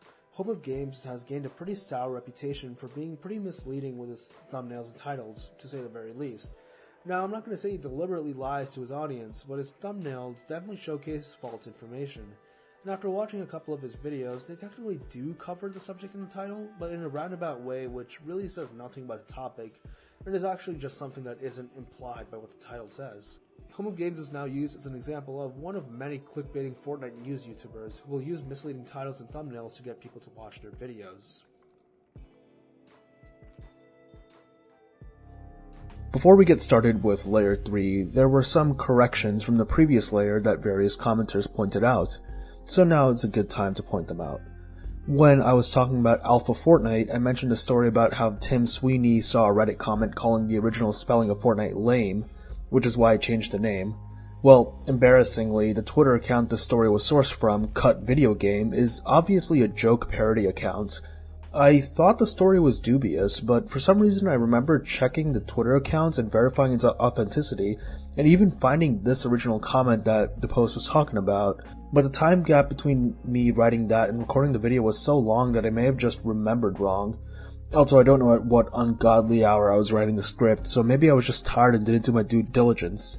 However, there truly is no excuse. As someone who spends a lot of time on the internet and makes deep dive videos, the expectation of validating my sources at the very least should be followed, which I clearly didn't. I will do better in the future. The second correction revolves around the scrap Chernobyl location entry. When I covered this entry, I talked about how there was a now debunked leak about a meltdown at the Steamy Stacks location. However, it seems like the entry was talking about something else entirely. In 2022, a concept artist working for Epic Games named Gervasio Kanda shared some of his art, and one of them was called the Uninhabited Soviet Complex, which shows an abandoned location with lots of destruction. Also, the sickly green glow alongside the gas mask poster suggests that there was some sort of radioactive meltdown here. And even though this isn't confirmed to be art for Fortnite specifically, the building featured in the art has a huge sign with Cyrillic letters similar to the English letters of FRNT. So it's basically concept art for Fortnite, and it actually may have been in consideration at a point to be put in the game. So those are the main corrections people pointed out from the previous layer. With those out of the way, let's get to layer 3 proper. 100 Drops. 100 Drops is a series by the YouTuber Luke the Notable. In these videos, he would pick a location on the Fortnite map and drop there 100 times. The point of the videos was to document himself learning how to navigate the location in the early game and become a better Fortnite player overall. It's a cool idea and even somewhat informative if you played the game yourself. I remember watching this series all the time. He started the series on May 2nd, 2018, when dropping into Salty Springs 100 times, and that video was very successful, currently having almost 6 million views. Since then, he's continued the series with various other locations, but he's long since moved to other games, most notably Minecraft. I think now he's most well known for his 100 Days in Hardcore Minecraft series, which is exactly what it sounds like. This series continued going to the thousands of days, and it was extremely successful and popularized a massive trend of 100 days Minecraft challenges that still go on to this day. It's likely that this 100 Days series was inspired somewhat by the 100 Drops, so that's how this Fortnite series indirectly changed the meta of gaming videos on YouTube. Crossover Chart. So Fortnite is basically now known as the crossover game, for better or for worse. The sheer amount of crossovers is so immense that Fortnite is connected with tons of different franchises. And consider that many of these franchises have their own crossovers with other franchises. It means that Fortnite is connected to seemingly almost every commercial property in pop culture. This has culminated in this web chart made by Twitter user Snowfoot, showing how Fortnite connects to a bunch of different properties. Granted, if you take a close look, some of the connections made to link franchises together are kind of dubious, but regardless, this is still insane. And this is also from like 2 years ago, so it doesn't even include all the collabs Fortnite has had since then. Meteor SOS. In Chapter 1 Season 3, when the meteor was heading towards the island, controller players would find that when looking at the meteor in the sky, their controller would start rumbling. These rumblings would actually be Morse code, spelling out SOS D5418. SOS is self-explanatory. D5 were coordinates for the Fortnite map, which mapped the location of Tilted Towers. 418 could be referring to a date, either April 18th or April 2018. Of course, we now know that Tilted wasn't destroyed by the meteor, but back then this was considered evidence for Tilted being destroyed. In a similar vein, the TVs on the map also played Morse code. This was translated to a message saying they don't want us to, with the last word starting with a K before being cut off. This message probably says they don't want us to know. Overall, just some cool Easter eggs Epic added to hype up the mystery around the meteor. Golden Chicken. This is referring to the chickens with a golden glow that used to be in the game. If you killed it, alongside dropping the usual meat, it would also drop a golden weapon. There's really not much more to this entry. Smart Builds. In July of 2021, leakers revealed that Fortnite was working on a feature called Smart Builds. This feature would allow you to essentially build simple structures with the push of a single button. There were 4 types of smart builds in development: a smart box, which was a 1x1 with a roof and a floor, a smart tower, which was a 2-mat-high tower with no roof, basically just 2 layers of 90s, a smart bridge, which is self-explanatory, and an unclear build called Smart Auto. Of course, this was likely worked on to lower the building skill gap. However, this was a decently unpopular revelation for obvious reasons. Adding build presets would fundamentally change building in the game for the worse, and it probably would have backfired as Sweats would have taken advantage of it more than the common player, increasing the skill gap even further. This feature never ended up releasing, which I think was partly due to the success of Zero Build a couple months later in Chapter 3. Now, Fortnite players who disliked building just played that mode, and everybody else would just play the normal mode with classic building, no smart building required. Uzi. The machine pistol, unofficially referred to as the Uzi by fans, was a gun that appeared in Seasons 1 and 2 of Chapter 1. It was vaulted in Season 2, making it the second weapon to ever be vaulted in Fortnite history. Since then, the machine pistol in its original form has never returned to the game, but it's returned in spirit with the various different types of SMGs that have come to the game since, some of them literally just being reskinned Uzis. Airhead skin. Airhead is a rare rarity skin that was added to the files in Season 9, however it wasn't released until much later in Chapter 2 Season 2. What makes Airhead notable is what happened to the skin between when it was added and when it released. Airhead itself is quite the cool skin. He's kind of this dude made out of different scraps with a balloon for a head. There's a funny self-destructive theme to the skin, with the large target on his chest and the fact that his red balloon head has a spiky collar surrounding it. When Airhead was first leaked, it was priced at 1500 V-Bucks and was an epic rarity. However, upon release, its rarity was changed to rare. Strangely, it was still initially released with a price of 1500 V-Bucks, with it being lowered to 1200 only a few hours afterwards. This is one of the only cases of a skin's price being changed after release. Additionally, upon the release of the skin, the Airhead's Candy Twitter account posted this tweet stating Victory Royale. This got many people discussing if the Airhead skin was a collaboration with the candy company. I mean, they both shared the same name, and the company's mascot was Red Balloon Head, which matched the skin. However, this wasn't actually the case, as a collab would have been made more apparent, and this was most likely the Airhead's Candy social media manager making a fun reference. Faces on mountains. In Chapter 1 Season 8, there were actual faces that could be found on mountains. There were specifically 3 of them, one in the jungle biome, one in the desert biome, and one in the iceberg biome.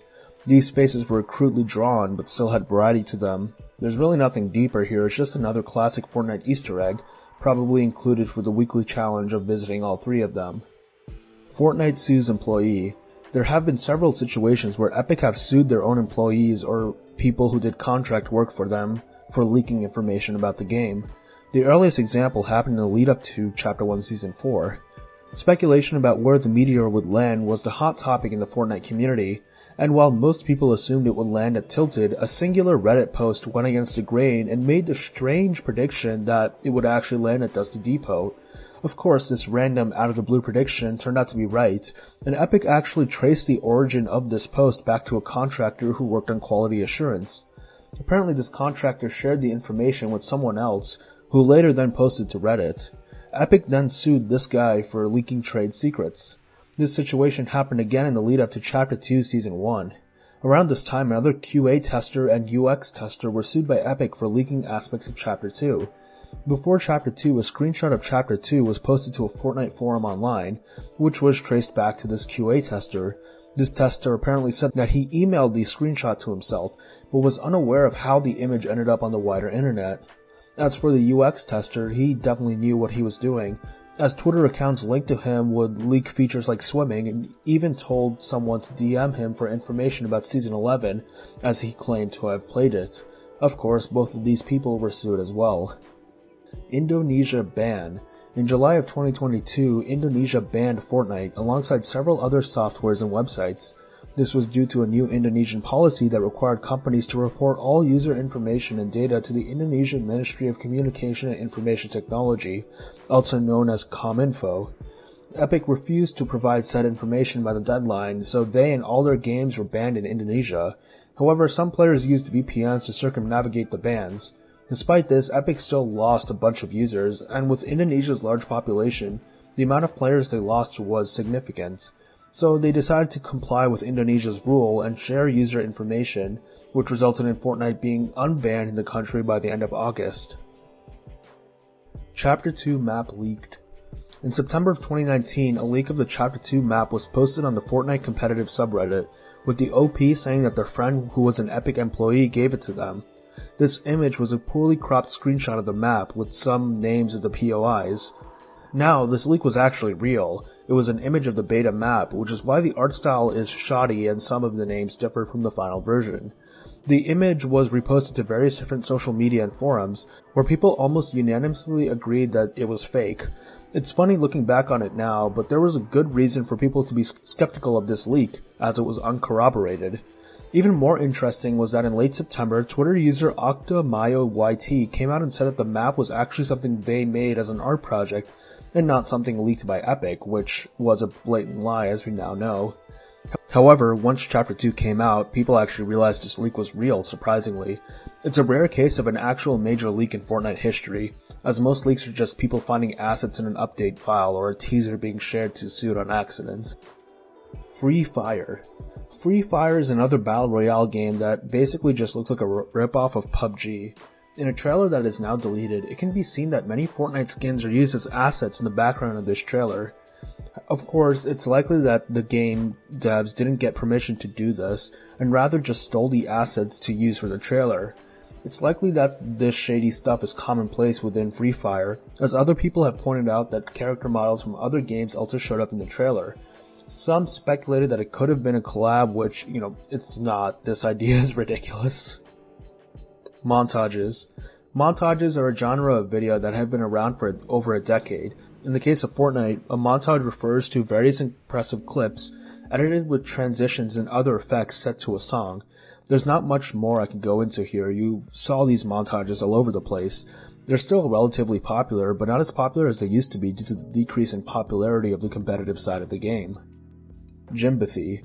Jimbathy is a YouTuber who covers gaming content, which often includes Fortnite content. He has over 1 million subscribers.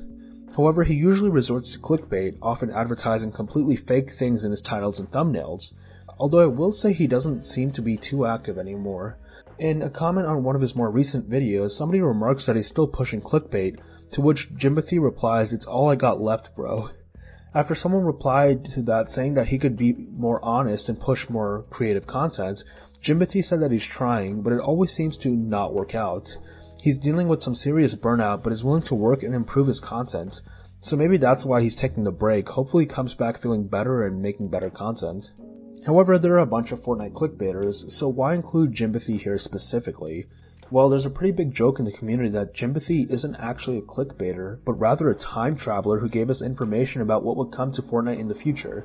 This is because a bunch of the stuff he shows in clickbait actually comes to the game later on. If you look up Jimbathy Predictions Fortnite, you'll see videos that show his clickbait that actually got into the game. Jimbathy is actually pretty high effort for a clickbait channel, as he creates animations to make his lies more believable. And, well, if he had just waited a couple of years, his clickbait wouldn't be clickbait anymore. Jimbathy accurately predicted that UFOs, helicopters, sharks, and several Marvel collaborations would be coming to the game. Of course, this is just him getting lucky with his clickbait topics, but it's still pretty funny to think about. Loot Stars. Loot Stars were an item added to Fortnite in Season X. They were only available in starry suburbs as they would fall out of the sky and land there. When interacted with, they would drop either a rare, epic, or legendary weapon. The legendary TAC SMG was a weapon that was exclusively found in Loot Stars. Starry Suburbs as a whole was a cool location, and I hope that it, along with Loot Stars, come back in some way since we didn't get to spend a lot of time with the POI. Grenade Launcher Change. This is referring to a pretty insignificant change in Chapter 3 of Fortnite. Before Chapter 3, grenade launchers were kind of underwhelming as a projectile took forever to explode. They'd bounce around a bunch and like 10 seconds after firing they would explode. It had its uses in suppressive fire, but in a fast-paced setting it was basically useless. In Chapter 3, they were changed to detonate immediately after the first bounce, making them a lot more useful. It didn't really matter anyway since the grenade launcher was vaulted in the next season and hasn't returned since. All cars were electric for a day. This is most likely referring to Chapter 1 Season 9 where cars were turned into electric cars to match the new season's futuristic theme. Although I'm not sure considering that the entry specifies only one day. It's possible that this may have also been a bug in Chapter 2 where cars didn't need fuel, but I couldn't find anything about it whatsoever. If you have any idea what this could be referring to, please let me know in the comments. Indestructible Suitcase. In the container yard in Chapter 1, a weird unbreakable suitcase could be found. This suitcase seemingly contains some sort of mini factory, with a conveyor belt feeding bushes to some sort of machine. This has been there since very early on in the game, and it's a bit of a mystery. Some people say it's meaningless, while others say it's a reference to what used to be the most upvoted post in the Fortnite BR subreddit back in very early Chapter 1. This post, made on November 9th, 2017, by user YouLikeDogs, was a semi-joking post calling for a bush-destroying machine to be added to the game. Of course, this was due to the frustration that a lot of players were camping in bushes back then. Maybe Epic saw this post and acknowledged it by adding a bush-destroying machine in the game, albeit in this tiny, indestructible suitcase. Either way, it's still one of the weirder mysteries of early Fortnite. Martin Luther King. In August of 2021, Fortnite added an officially sanctioned map titled March Through Time. This was a map made in collaboration with Time magazine and aimed to recreate Washington, D.C. on the date of Martin Luther King Jr.'s famous I Have a Dream speech. The map also included a virtual museum where players could learn about the civil rights movement. The map included collaborative challenges that would encourage players to stay and explore the map.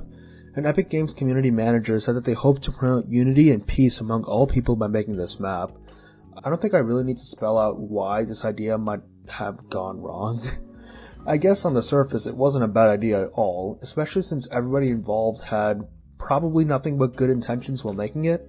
They wanted to teach younger children about an important historical event using a platform that they were familiar with.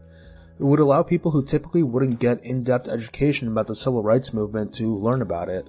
Also, the map itself was very well made, no complaint there. It's just that I feel like they didn't really think through the conceptual idea enough. I feel like there are huge problems here. One, this is very much liberal performatism, a true sign of the post-postmodernist times we live in right now. Like, you can tell that Epic Games' board of directors were all patting themselves on the back for how progressive they were for doing this. I know that Epic always tries to show how much of a philanthropic company they are, and they have done some great things on that front, but wow, this is a textbook example of performative activism. The map's idea of equal rights and positive change is vaguely defined. It just talks about making the world a better place, not any actual specifics. Considering the target audience, I somewhat get the lack of nuance. The trailer itself looks like a comedy sketch.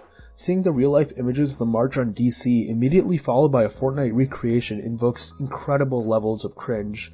Like, if a fan did this, I would think it was cringy and tasteless, but the fact that it's an official Fortnite video is genuinely insane. Did the people making this realize that these were real people fighting for human rights? Real people who decided to stand up against horrible injustices they witnessed? Because I feel like Epic thought of it as like a movie or something that they could incorporate and recreate in their game. Once again, I have no doubt that everybody involved in making it had nothing but good intentions, but this isn't that good in practice. I think it's clear that this was a move by Epic to try and make Fortnite be seen more as a social metaverse platform instead of just a battle royale game, but it backfired pretty badly. And of course, all the goodwill they wanted to garner is absolutely only for increasing their profits in the future, which makes this whole thing even worse. Epic assumed that their player base of actual children and preteens would have the maturity to take this map seriously. But the thing is that you can't build a user base of young children in a game where various silly characters kill each other, and then drop a somber reflection of American racial history in it. Your platform is probably not right for such an event. You make a mockery of the history because the kids playing the game join the map and run around their Rick and Morty skins doing the default dance in front of segregated water fountains. Epic did eventually make it so that all emotes, except for those exclusive to the event, were locked. Well, almost all. Emotes that were made in collaboration with other companies were protected under contract, so Epic couldn't actually lock them, even for an event. One of these emotes was the Catwoman Whip emote. Of course, edgy players would spam this emote on the map, which is a complete disaster on the part of Epic. So yeah, in a vacuum, the MLK map is pretty good for what it tries to do. However, in the real world, this map was an example of how not to do activism, and Epic did receive heavy backlash for promoting this. Appropriating MLK and his ideas and sanitizing them to fit the family-friendly universal appeal that Fortnite pushes in the name of profit is not the best move. On top of that, they should have anticipated the immaturity of the community before pushing this out, as what the players do in the map will reflect poorly on Epic themselves. Despite this, Epic still has pushed out a bunch of virtual museums documenting historical events, most recently the Voices of the Forgotten exhibit documenting the Holocaust. Once again, a very well done map made with the best of intentions. With Holocaust denialism on the rise, it's important that younger generations have access to the facts of what happened, and reaching out through a video game is one way to do that. However, I do think that Epic needs to be mindful of their platform and know that their inherently goofy game combined with these exhibits on serious subjects make a joke of themselves, and more importantly, lighten the impact of these serious subjects. Epic will continue to host these sorts of exhibits in the future, and I hope we can trust them to change their presentation in these events so that the subjects can be treated with the respect they deserved. Creative Hubs. This is basically a new version of a block. Fortnite Creative has a default hub world you spawn in before joining another world. It used to be a default Epic-made world, but starting in Chapter 2 Season 1, Epic started to ask creators to submit their own hubs for consideration. Epic then chooses the best ones and rotates them in weekly. They also often do callouts for holiday-specific creative hubs. Fortnite actually has a whole page outlining the requirements and design philosophy needed for a successful creative hub. Unfortunately though, in Chapter 4 Season 3, Epic changed the hubs back to Epic-made hubs. Hopefully we see user-made hubs return in the future. New Year's events. The New Year's events are annual events that happen every New Year's Eve. It occurs on the hour for every time zone that crosses over into January 1st, so it happens multiple times in a 24-hour time span. The first one occurred on December 31st, 2018, and the tradition continued in the following years. The event consists of a giant disco ball dropping out of a rift in the sky. The ball lights up and begins a 10-second countdown. Once the countdown ends, a bunch of fireworks are shot into the sky and every player on the map is forced to do a boogie bomb style emote. The event ends with a giant firework shooting up into the sky exploding to show the number of the new year. Sandbox mode. This is another quite vague entry. Sandbox mode could refer to the development name or an alternate name for either Fortnite Playground, Fortnite Creative, or Fortnite Battle Labs, as all three are technically sandbox modes for the game.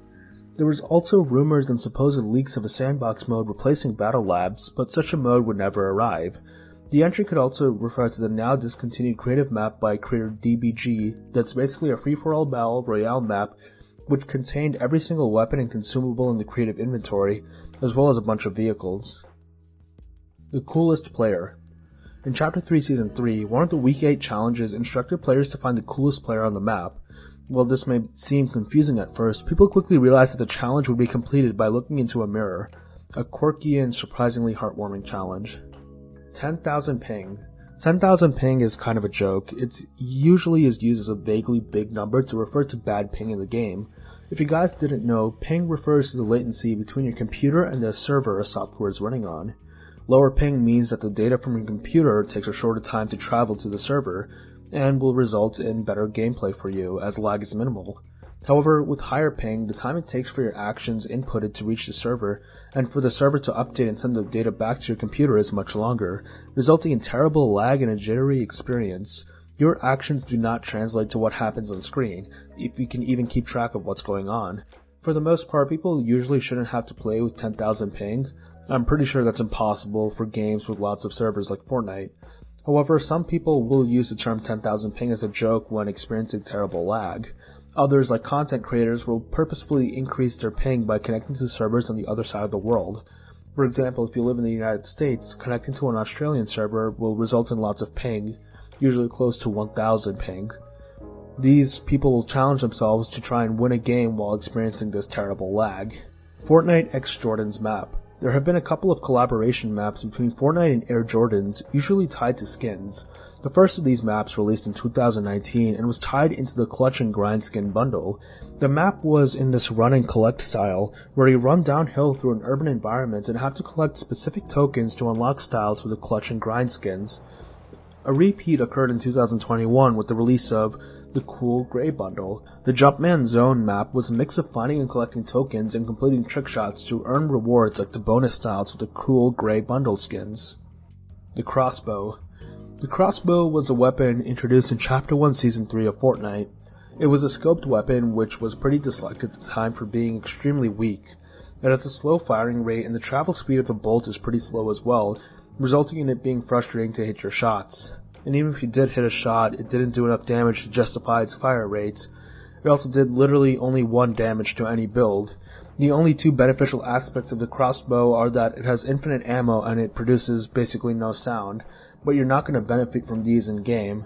There's no reason to pick it up over other weapons like a sniper rifle. The crossbow was vaulted in Season 4 and would return in brief durations going forward. Of course, nowadays people ask for the crossbow to return because it's nostalgic and all, but others are usually quick to point out how bad it was. The crossbow has a variant called a Cupid's crossbow, which was themed around Valentine's Day. Well, I say it's a variant of the crossbow, but to be frank, the regular crossbow is a variant of Cupid's crossbow. Cupid's crossbow was introduced in Chapter 1 Season 2, while the regular crossbow was introduced in Season 3. This gives it a unique status of being the only weapon where the holiday variant was introduced before the default variant. Device Test 1. Device Test 1 was a creative template island that was released on September 11th, 2020. It was a map that just contained a bunch of creative devices and situations where you could test them in order to make sure they were functioning as intended. Really nothing much more than that. But I guess I'll also talk about another test called Shooting Test 1. Now, this wasn't a creative mode, it was a whole LTM from way back in Chapter 1 Season 2.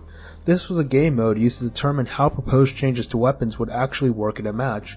For example, first shot accuracy was actually introduced in this game mode.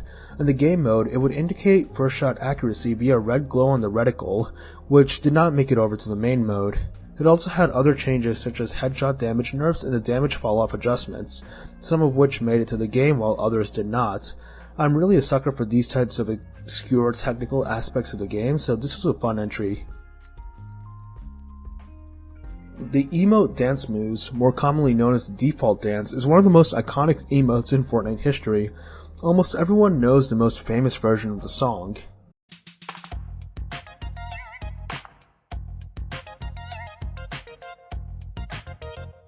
The default dance also has a chance to play a second music track, this one.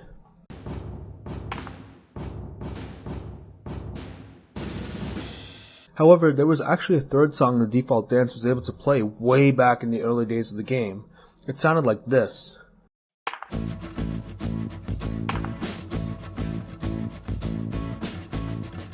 However, this third track was later removed probably because it sounded a lot like the song Faith by George Michaels, and they didn't want to get into any copyright trouble. Kind of funny considering how basically all dance emotes released nowadays are licensed. So yeah, there's an obscure third track to the default dance. Are there any more? Maybe we'll find out later down in the iceberg. Cigarettes. Back in the older days of Fortnite, cigarettes and ashtrays could be found around the map. This was probably due to the more gritty tone that early Fortnite carried over from Save the World, which meant that cigarettes wouldn't be out of place on the map back then. There were even no smoking signs in the bathrooms, truly a relic of old Fortnite. Submarine Submachine. Submarine Submachine was an achievement back in Chapter 2 Season 1 of Fortnite. You could get this achievement by eliminating an opponent using an SMG while you're swimming in the water. I don't know why this was singled out on the iceberg, maybe because it was just oddly specific for a hidden achievement. Overtime challenges. So yeah, I've referred to these previously in the iceberg, but I haven't outright spoken about them. These were challenges introduced in Chapter 1 Season 7 to give players some extra rewards nearing the end of the season. Of course, the Season 7 overtime challenges gave players extra styles for some of the Battle Pass skins, but it also most famously gave a free Battle Pass for Season 8. The future overtime challenges would not give free Battle Passes.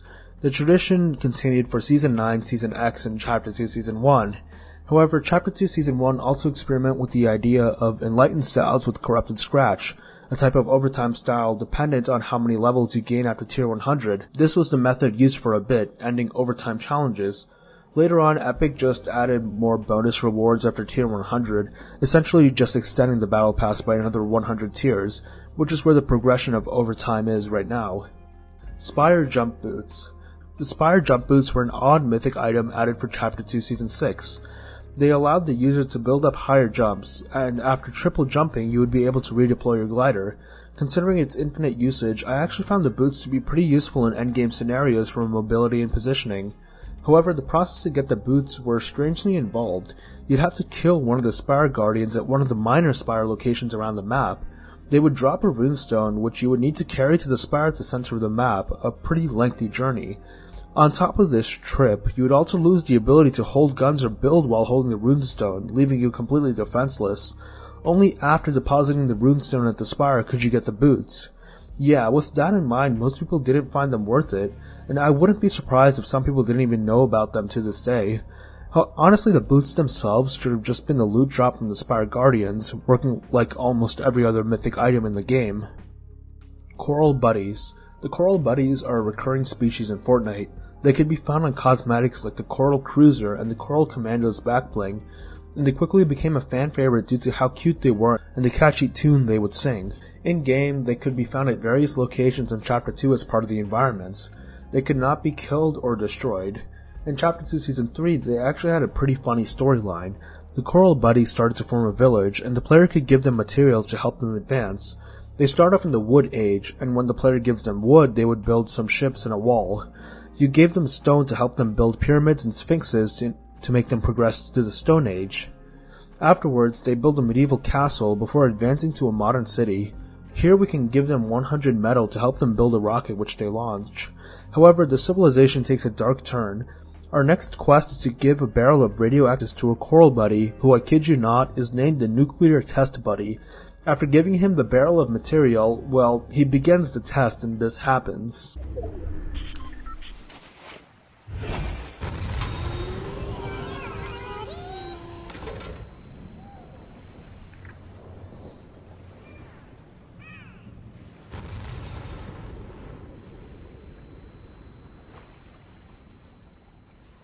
So after we help Coral Oppenheimer here bring the Coral Buddy's civilization into the Atomic Age, we open Pandora's box, and the next time we check in on the buddies, they have wiped out their civilization with nuclear war.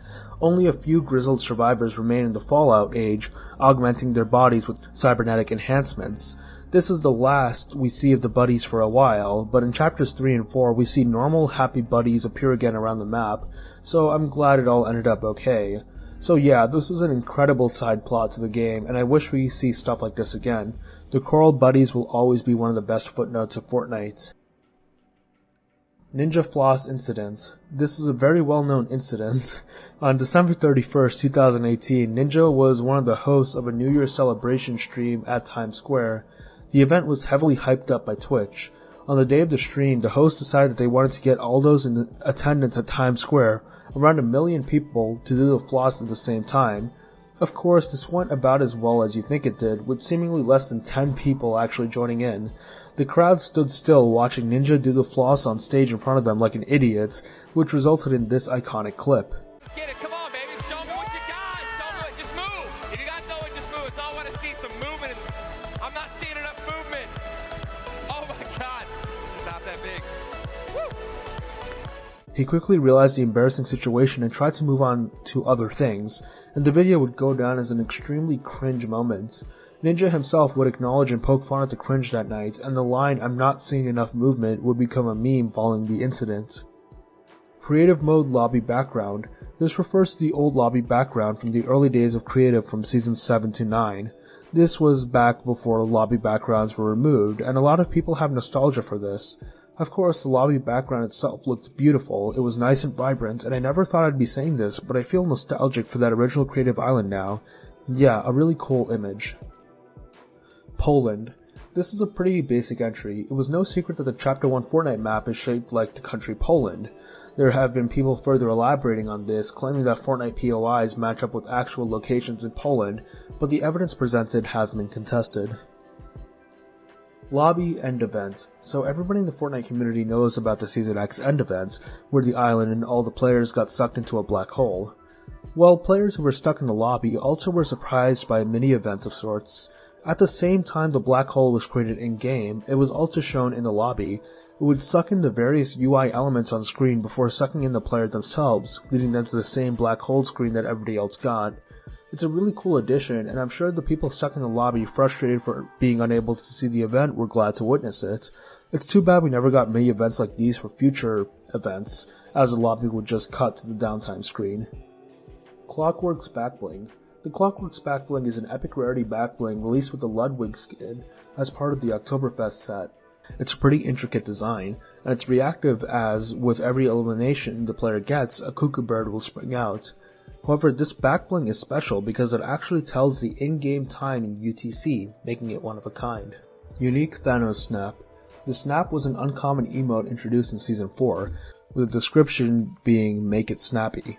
Of course, with Avengers Infinity War being a hot topic at the time, many people associated this emote with the Thanos snap, and Epic themselves also acknowledged this connection. When using it as Thanos in the Infinity War game mode, a special animation would play. There would be a special animation with a later Thanos skin when it came out. Later, the snap emote would actually change to be a Marvel rarity, with the description changed to "Balance is restored." This makes the snap the first and only emote to be retroactively turned into a collab. Leviathan LTM. The Leviathan LTM was a classic LTM from back in Chapter 1 Season 4. The game would spawn a giant entity called a Leviathan at a random location on the map, which looked like the skin of the same name. The Leviathan would slowly walk towards a destination marked on the map. The players were split up into two teams, the defenders and attackers. The defenders would defend the Leviathan from the attackers. The attackers would try and bring the Leviathan's health to 0 before it reached its destination. It was only part of the game for a week before needing to be removed for maintenance, but it never ended up coming back.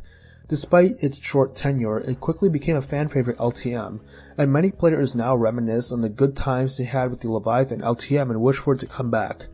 Oh, and another thing, it never actually existed. Yeah, the Leviathan LTM is fake. I think back in Chapter 1 there were those who spread fake rumors that something like this was coming in Chapter 1 Season 4, but somewhere along the line people started pretending like it actually existed, and it became a running joke in the community. The Leviathan LTM represents the vague mystery and nostalgia surrounding early Chapter 1, and a lot of people will share fake nostalgia and memories about the LTM to continue the joke. It's actually gotten to the point where some members of the community sometimes get confused and actually think it was a real yet super obscure LTM. While it is a funny ongoing community joke, you really don't see it brought up anymore. April 1st, 2018. For April Fool's Day 2018, Epic changed the Impulse Grenade and Boogie Bomb items just for one day. The Impulse Grenade would now propel you much higher than usual, to the point where using it in most situations would result in guaranteed death from fall damage for those affected by it. Likewise, the Boogie Bomb was changed to add height to your jump. It still puts you under the dancing effect, but while the player is in the state, they could jump much higher than usual, a pretty minor and obscure April Fool's joke from Epic. Indiana Jones Easter Egg. In Chapter 3 Season 3, in the location called Shuffled Shrines, there is a golden tomato head artifact. If you grab it, a boulder will spawn that will roll after you and deal significant damage if it hits you. Of course, this is a reference to the iconic opening scene of Raiders of the Lost Ark, where Indy has to escape a bunch of booby traps when taking an idol from a temple, ending with him outrunning a massive boulder. This was a tie-in to the Indiana Jones collab happening that same season. Jones is a pea-brain. In the Chapter 2 end event, we can see a screen in the I.O. torture chamber showing some sort of scan of John Jones's head. This scan shows that Jones' brain is quite small, a joke about his intelligence. He may be a lovable idiot, but considering that he's I.O.'s most accomplished agent, I think that this is slander. Challenge Games. Challenge Games was a POI added in Chapter 1 Season 6. It was unique in that the POI only existed in the Playground game mode, making it the only POI in Fortnite's history to only appear on the map in a specific playlist. Floating near Loot Lake, the POI was a collection of a bunch of minigame prefabs, the same as the ones found in the Porta Challenges item. These were the Obstacle Course, Firing Range, Pirate Ships, and Building Challenge. Of course, this was Fortnite's initial foray into experimenting with the Battle Royale mode being more than just a Battle Royale and more of a hub for various different types of games. However, despite being the first experiment in this regard, the challenge games are an almost forgotten part of Fortnite history. 3 Llamas Secret Unlock. In early to mid Chapter 1, rumors would circulate about what would happen if a player was able to search all 3 llamas on the map within a single match. Llamas are super rare containers that give you a bunch of good utility loot, and there are only 3 hidden around the map. The locations of the llamas would differ in every match. Due to the rarity of the llamas, most people would not be able to find all 3 in a single game, allowing this rumor to spread since it was hard to disprove for yourself. The main theory was that if you found 3 llamas in one game, you would unlock the Bright Bag backbling.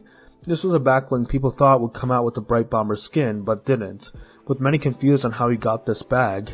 People started to spread the rumor that you would be able to get the bag as a reward if you found and searched all 3 llamas in a single match. It makes sense, after all the bag is llama themed. However, this rumor was disproven with the release of the Bright Gunner skin, who came bundled with the Bright Bag backbling. Finding all 3 llamas never did give players any reward, well, other than the insane loot they must have gotten in that game. Chapter 1 Weapon Models. A lot of weapon models back in Chapter 1 were changed when Chapter 2 came around. Possibly the most well-known example is the pump shotgun. While it is a subtle change, it is clear that the older model is a bit more cartoony and rough, while the new model is sleek and more realistic.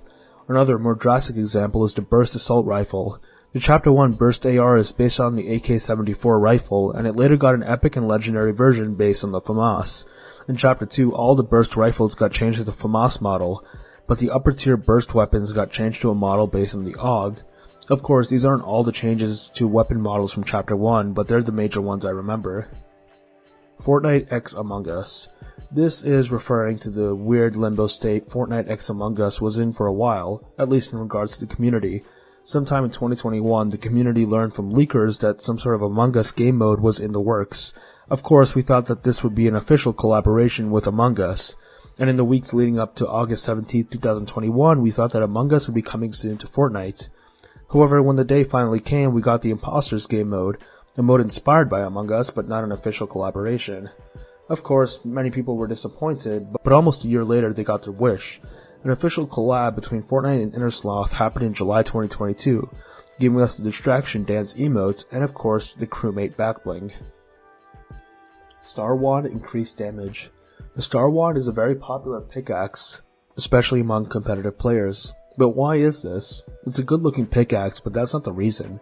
Well, it's actually because of an old bug. On September 11, 2019, the update 10.30 was added to the game. This also resulted in some bugs in the game. Usually most pickaxes only do 20 damage to other players and 75 damage to structures. However, the Star Wand pickaxe now did 56 damage to players and 80 damage to structures, and most surprisingly 86 damage when headshotting other players. This was especially weird as normally pickaxes don't have headshot damage. So yeah, this increased damage was of course a competitive advantage, especially in the competitive scene where breaking builds with your pickaxe and melee fights in the early game were common. So everybody wanted to get their hands on the pickaxe, and even after the bug was fixed, the Star Wand had grown so much in popularity that it is still one of the most commonly used pickaxes to this day. Now, most long-term Fortnite fans probably know about this bug. However, a lesser-known part of the story is that the Star Wand was not the only pickaxe affected by this bug. The AC/DC pickaxe also did increased amount of damage in the update, so why didn't it become as popular? Well, the AC/DC pickaxe was locked behind the Season 2 Battle Pass, so not many people had it in the first place, and new players could get it. Meanwhile, the Star Wand was an item shop pickaxe, so many people already had it that morning and new players could get it. Chapter 2 iPhone Leak. In the weeks leading up to Chapter 2, people were excited as to what would happen after the season's end events. At the time, most of us thought it was going to be Season 11, but something happened that turned that all on its head. In October of 2019, the Apple Store accidentally included this image on their page for Fortnite. It was taken down soon after, and Epic did not comment on the situation, but the damage was already done as the image was shared across the internet. This showed that Fortnite was gearing up for a big change with new character models, water physics with the boats, and most importantly, a brand new map. We were no longer talking about a season change, but a whole new chapter, whatever that meant back then. It's a shame that this was leaked, because we knew during the blackout that there would be a new chapter and map coming. If it wasn't leaked, I feel like the blackout would have been much more impactful. Cube Cradle's true size. The Cube Cradle is considered the headquarters of the last reality. We saw it during the Chapter 2 end event, and it's considered the largest single object to ever appear in Fortnite Battle Royale. There's a loading screen depicting it where it seems to be on the same scale of the motherships, which is still huge by the way. The motherships are the size of the island itself. However, in-game the scale is much larger, and it is magnitudes larger than what we thought previously. It seems less like a ship at this point and something more akin to a moon or even a small planet. Although it is still likely that a ship that big can exist, especially if it's the mothership of a faction that invades multiple realities and strips them of their resources. But anyways, there was a Reddit post by user MasterMKK showing us the true scale of the cube's cradle. That gray line you see is a mothership. That little purple line you see to the right isn't a stray mark. No, that's the entire Fortnite island.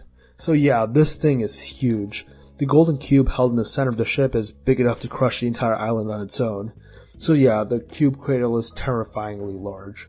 Transcendence rarity. Fortnite cosmetics have rarities. The typical ones are common, uncommon, rare, epic, and legendary, and afterwards new rarities come about for various collaborations and types of skins. However, do you know about the Transcendence rarity? This is a special type of rarity used by developers for testing cosmetics and even in-game items. It has a desaturated red as a rarity color. While no Transcendent rarity items can be obtained by players normally, there was once a bug where certain exotic weapons like the Burst Pulse Rifle would appear as Transcendents if they were obtained through certain devices like vending machines. However, this bug was patched, and it's likely that the Transcendent rarity doesn't even exist anymore in any form, as devs started to use the exotic rarity to test items. Visitor Scientist Faces. When it comes to the members of the 7, we know what the actual faces of 5 out of 7 of them look like. The only two we don't know are the faces for the Visitor and the Scientist, and honestly keep it that way. The mystique of the 7 was ruined when the Foundation had the face of Dwayne Johnson, and since then all the 7 members had their faces shown. Honestly, I don't mind members like the Origin, Imagine, and Order having their faces shown since they're just normal characters. And if they ever go down the path of revealing the face for the Scientist or the Visitor, I hope they go down that path instead of making the Scientist Seth Rogen or something. No matter what, I hope that they keep the Visitor anonymous, as he still remained a silent, mysterious figure, and I would respect his origins as the first member of the 7 to be revealed. Missing First Shadow cinematics. The First Shadows are a set of 3 skins that came out sequentially as part of the Fortnite crew. The first of these, Burning Wolf, has this awesome stylistic cinematic to accompany its release. However, when other 2 members, Chaos, Origins, and Sierra, released, they didn't get an animated cinematic. I don't know if they were made but scrapped, or if Epic didn't even bother with making them, which is a missed opportunity. Jewel's skin color. This is likely referring to the change made to Beach Jewel's skin color. When Beach Jewels first released, she had a very pale skin color, which was strange considering the original Jewels had a more olive skin color. So Epic later went in and changed the skin, tanning her skin to better match the skin tone of the original Jewels, which I think is appropriate considering that it's a beach skin. Epic offered a refund to everyone with the skin, which I know that is just standard procedure for whenever Epic makes a change to a skin that isn't an additional style, but the idea of someone refunding the skin specifically for the reason that her skin was changed to be tanner is pretty funny and kind of sad if you think about it. Fable is a demon. I'm not really sure what this is referring to, but even then I don't think it's true. Fable isn't a demon, but rather a common subversion of the Little Red Riding Hood story. Instead of being a victim of the Big Bad Wolf, she's a Little Red Riding Hood if she was a wolf hunter. Ice Moon. The Ice Moon is a moon that orbits the island. It initially wasn't from Reality Zero, but was rather brought here by the Ice King.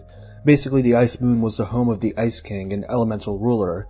The Ice King had a museum where he hosted many powerful artifacts for preservation. However, an individual now known as the Prisoner, who used to be the Ice King's right-hand man, wanted to use these artifacts to alter reality. With the Prisoner gaining support for his dangerous ideas, the Ice King froze his entire castle and everyone inside it. He then brought the entire moon to Reality Zero, somewhere he thought would be isolated. However, a chunk of the Ice Moon broke off and was brought to the island, awakening the Prisoner and Ice King again. So yeah, the snow biome from Chapter 1 Season 7 is actually a part of the Ice Moon. The Ice King would defeat the Prisoner in battle after the events of Season 8 and return to the Ice Moon. Later, after Paradigm beat the Devourer, she flew to the Ice Moon, where she stayed until the rest of the 7 showed up to help her refurbish the Mecha Team Leader in order to fight the IO in the Collision event. This was actually the only time we as players were actually on the Ice Moon, since we were there before the Mecha Team Leader was deployed back to the island. Midas's glasses. The Midas skin was initially supposed to have glasses. According to Donald Mustard, this was initially to make him seem cold and calculating, but right before the season released, they made a last-minute decision to remove his glasses, as they believed he didn't look cool enough with them on. However, the old Midas design can still be seen on his statue in the yacht, where he is wearing glasses. Loop Nullification Armor. This is a concept in the Fortnite storyline. Basically, by creating a special type of armor that seals you off from the outside world, you would be able to avoid the effects of the loop, such as losing your memory or being unable to speak. The most prevalent example of loop nullification armor is the armor that the 7 wear. However, there are more examples of loop nullification armor, such as the Cyclo skin, as well as the suit of armor Lex Luthor wore in the Batman Foundation comic. Gold Shades. This is most likely referring to the grievances the Fortnite community has with the inconsistent shades of gold used in cosmetics. Basically, there are a lot of gold cosmetics in the game, but almost none of them match each other unless they're from the same set.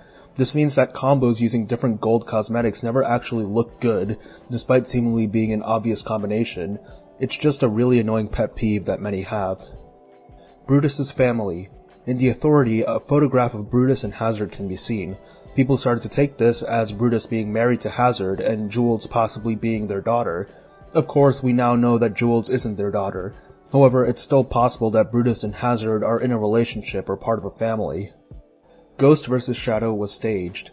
Ghost vs. Shadow was a conflict that dominated seasons 1 and 2 of Chapter 2. Starting off as small-scale conflict between Ultra and Ego, it escalated into a war between Ghost and Shadow. However, unbeknownst to most participating, the conflict was all staged by Midas, who controlled both organizations. He did this in order to distract the IO from his plan to escape. Hypernova Sunsprout Backbling. The Sunsprout backbling is an uncommon backbling that is sold on its own for 200 V-Bucks in the item shop. However, on April 12, 2019, a strange error had it being sold as the backbling for the Hypernova skin. The Hypernova skin usually is sold with a backbling called the Oscilloscope, but that was completely removed from the skin on this day. Instead, it was replaced by the Sunsprout backbling. This was a unique mistake we've never seen again, and I wonder how it even happened. In the days following the incident, players who bought the Hypernova skin were given the Oscilloscope backbling they should have gotten, and also got to keep the Sunsprout backbling, so they technically got a free item. So yeah, just a tip, if you ever see a mistake in the item shop, you should probably buy the item if you have the money, because you're either going to get a refund or just get that item for free, or some other perk. But this whole incident made me wonder why skins being paired with different backblings isn't possible. Like, we are all aware of locker bundles, which are bundles of various items often chosen by creators sold at a discounted price. These bundles include a skin, and of course if that skin had a backbling, it would come with that backbling. But locker bundles would be much more interesting in my opinion if you were able to mix and match skins and backblings too, selling a skin with a backbling originally from a different skin.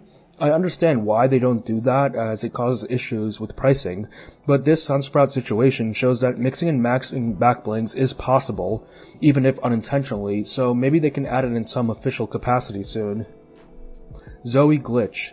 In late October of 2018, the Zoe skin suffered a visual bug. When a player who equipped the skin was a certain distance away from you, the skin would just disappear. It would be invisible except for the hair and cap, which of course would be very hard to spot at such a distance. This allowed people with the Zoe skin to have an insane advantage in game.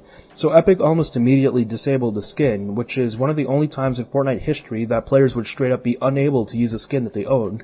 Of course, this glitch would be fixed quickly and players would be able to use the Zoe skin again. Out of bounds glitch. There have been various glitches and oversights that allow the player to go out of bounds on the map, too many to go over individually. A lot of these tend to use vehicles to play around with hitboxes, making the player intangible to the ground.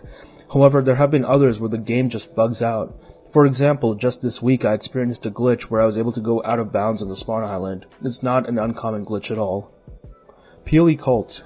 In this loading screen, we see what appears to be a cult of Peelies. They are lined up doing a dance up the volcano, and at the head of the line we see some Peelies carrying a King Peely on a throne.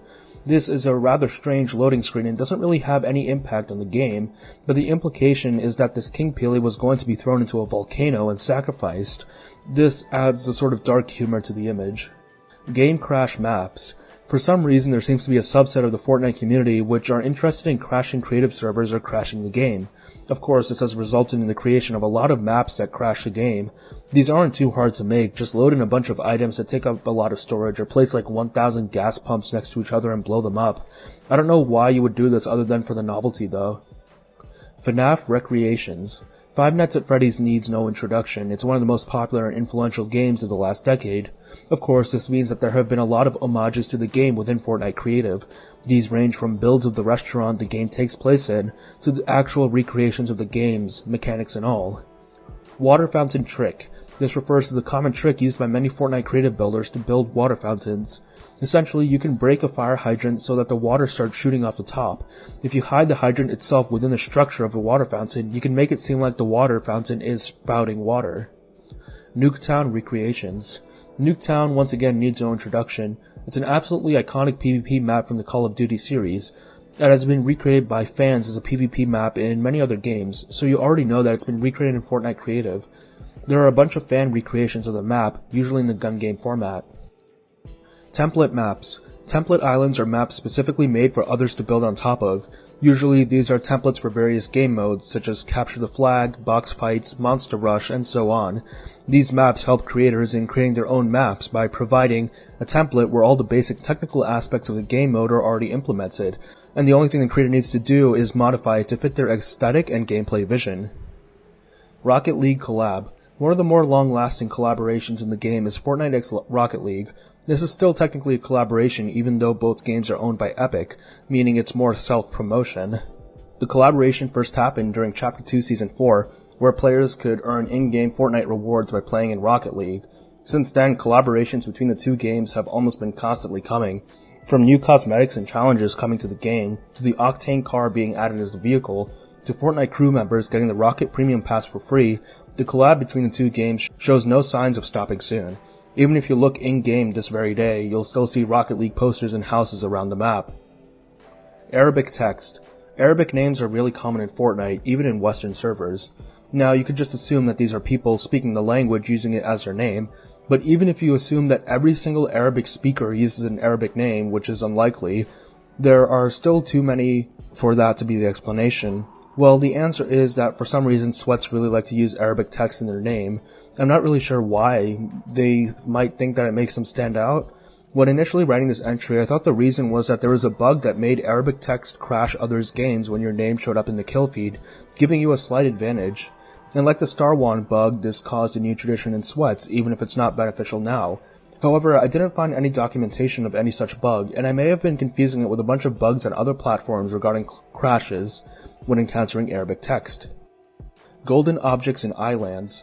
In Chapter 2 Season 1, golden objects and furniture started appearing in the islands. This was, of course, teasing the next season, specifically the Tier 100 skin Midas and his ability to turn things into gold. This implies that Midas lived in the houses on the island before converting it into the agency. Infinity Blade Collab. By this point, we all know about the Infinity Blade, the infamous mythic added in Chapter 1 Season 7. However, not a lot of people actually know that it is a collaboration of sorts. It is actually a reference to one of Epic's older games, also called Infinity Blade. It was a mobile app released on the iOS store on December 9, 2010, and was actually quite successful. It was the fastest grossing game on the iOS store at the time, making over $1 million in the first 4 days. It was also critically well received. Other games in the franchise were released, but they all eventually ended up taken down due to lack of updates for newer devices. The Infinity Blade in Fortnite was based on the titular Infinity Blade item from the game. Considering that Infinity Blade went down on December 10, 2018, and Fortnite Season 7 started on December 6, 2018, it's likely that Mustard, being heavily evolved in both games, added the Infinity Blade to Fortnite as sort of a final tribute to the series as it went down for good. Tomato Cult. We just talked about the Peely Banana Cult a couple minutes ago. Here we have the Tomato Cult. This is based off the Tomato Temple loading screen. Here we see that there are multiple tomato heads, with the face-painted one being the leader, and they are holding down an employee of Durr Burger as one of them is seemingly forcing a tomato mascot head on him. Presumably, this is how new members of the Tomato Cult are created. It's a funny take on fast food rivalries, and plays into the slightly unsettling looks of the tomato head skin. Seasons Channel. Seasons is another Fortnite skits channel, similar to Newscape Pro. However, this channel is much more controversial than Newscape Pro. You can tell they've got a slightly lower production quality than Newscape Pro, but honestly that's not an issue. What is the issue is their pretty graphic titles and thumbnails. There's a surprising amount of realistic blood for a channel I'm presuming it's supposed to be for small children to watch. I mean, it won't traumatize them or anything, but it's still a strange artistic choice. I guess it's part of the clickbait to get the video to stand out. The titles are also quite striking. They're honestly not that different from Newscape Pro, but the subjects are a lot more unhinged than Newscape Pro. Despite all this, the channel was still successful with over 1 million subscribers and their top videos clearing millions of views. Recently though, they've gotten into a rut. Their most recent videos get lower than 100k views. They tried diversifying into Among Us videos, but those videos performed even worse, with view counts similar to what my channel gets. That's when you know you've hit rock bottom. However, they have another channel called Seasons 2, which still uploads frequently, and it has around 900,000 subscribers, which is pretty good. The views on this channel rival that of the original channel. I mean, they just made a 2-hour-long video on Kato Thorne's love life, and as of the time I'm writing this, it got them 88,000 views in 5 days. Not bad. They also have another channel called Seasons 3 with just under 100,000 subscribers, and they upload the same content as they do on the other two channels. I'm not really sure what prompted them to abandon the original channel, or even have 3 separate channels in the first place, since they all seem to be doing the same thing. Mazlanista Items. Mazlanista is an Eastern European festival. It lasts a week and represents the end of winter. The most iconic part of the festivals are the blinis, baked goods that we might call pancakes in the West. It's a festival meant to celebrate joy and unity. Of course, for our purposes, there are unreleased items in the game's code that suggest that there were once intentions for some sort of Mazlanista event or acknowledgement in the game. One of these items is the Mazlanista backbling, which is a doll resembling a woman with the typical garb worn during the event. Its description reads, "She brought pancakes." The other item in the set is the folk floral weapon wrap. These items were added in the game in early March of 2022, but were never released. Of course, the easiest explanation here comes from the fact that Mazlanista is an Eastern European festival, celebrating in countries like Russia and Ukraine. And less than a week before these items were added to the files, Russia started its current push to take all of Ukraine militarily. so it wouldn't be in great taste to release these items right after that started. Secret bunkers. I'm surprised the bunkers were first mentioned this far down. In my original Fortnite Iceberg video, the bunkers were the first entry in the first layer. However, despite this entry surely being over 3 hours with the total iceberg, it is still just layer 3, and I can see the bunkers becoming more obscure since they were from chapter 1. The bunkers were these indestructible doors built into the ground. They first appeared in Wailing Woods during May of 2018, and another one later appeared in the Iceberg biome in Season 7. These could not be broken by any means, and using replay mode to look under them revealed nothing. Many people theorized what could be under these bunkers, and assumed that they surely would be open in future updates. After all, it's a perfect example of a Chekhov's gun. However, this never happened, and Chapter 1 ended with no new information on the bunkers. However, the same indestructible bunkers would appear in the Chapter 2 island, and they would similarly have no information given to us in-game for a long time. The function of the bunkers was revealed in, strangely, the Batman 0 Point comics, where they were revealed to be how the IO accessed the island from their underground base. Supposedly, they could only be opened if a certain frequency was played near them. Finally, in the Chapter 2 end event, the bunker made its last appearance. The scientist uses some fancy 7 laser tech to cut through the bunker door and allow players to escape into the IO base below. Honestly, I'm fine with that being the conclusion of this whole bunker mystery, but honestly it would be cool if the scientist used the frequency device that Batman invented, since canonically Batman could have given it to the Foundation, but that's just a small nitpick. Honey consumable. Honey is a crafting ingredient that isn't in the game. It was only accessible in creative and Save the World. It can be found by breaking beehives and searching crops in Save the World. Supposedly in an early alpha build of Fortnite, it was supposed to be used as a part of a healing item, but this never came to fruition. Since then, it's still available in the game, but has absolutely zero function, and Epic has stated that they would never give it any function. Surprisingly, with update 19.30 in February of 2022, it was added to Fortnite Creative, although once again with no use. This was a strange addition with seemingly no explanation. However, I do have a theory. Remember shortly ago when I talked about the Mazlanista items?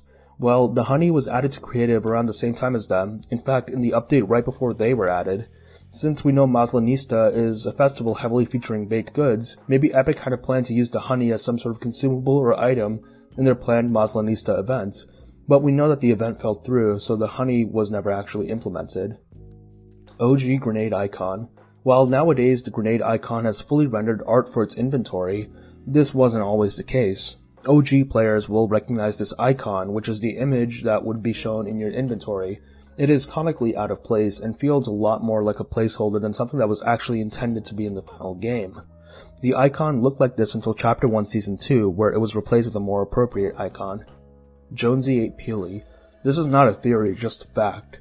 In the Season 9 trailer, we see Jonesy and Peely running away from the volcano eruption. They dive into a bunker just before it closes. At first they are ecstatic. The bunker is decked out with all the luxury items they could ask for, an arcade system, gym, and even dance floor. However, their party is crashed when they open the fridge and find that the bunker, for all its luxuries, had no food whatsoever. As they ponder a solution to this predicament, Jonesy comes to the realization that he's literally living in the bunker with a giant banana. And of course, you can probably guess the actions he takes after that. Yes, Jonesy ends up eating Peely, and doing more too, as he uses the peel as clothing and his intestines, yes, Peely has intestines, as paint to smear on himself and paint his prophetic visions on the wall. However, we do see that Peely still lives on as a smoothie and actually seems to be in a happy mood, so I guess everything worked out fine.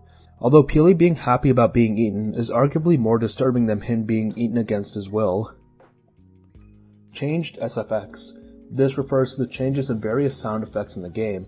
The most famous, or rather infamous example of a changed sound effect is the Scar. Many people feel like the new firing sound effect is much worse than the original one. What do you think?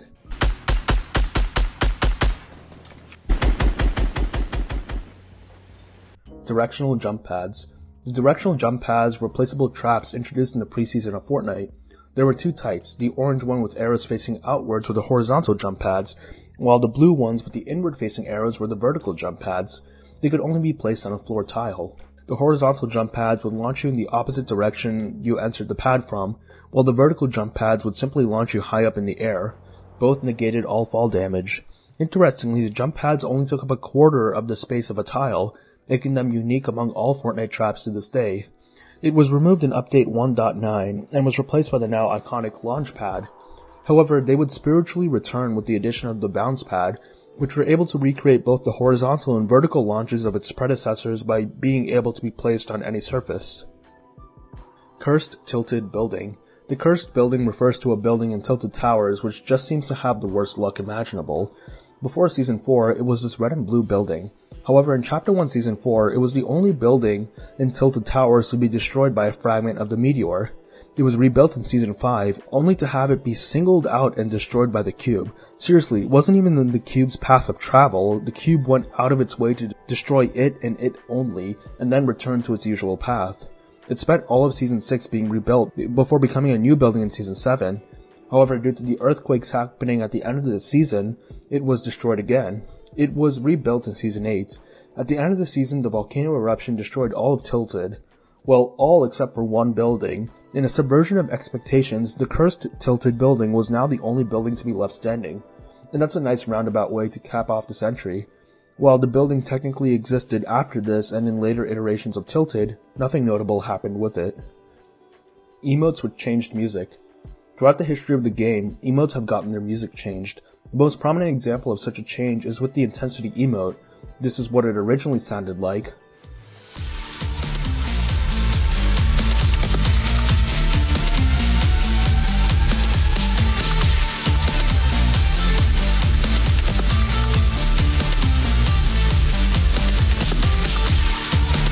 And this is what it sounds like now.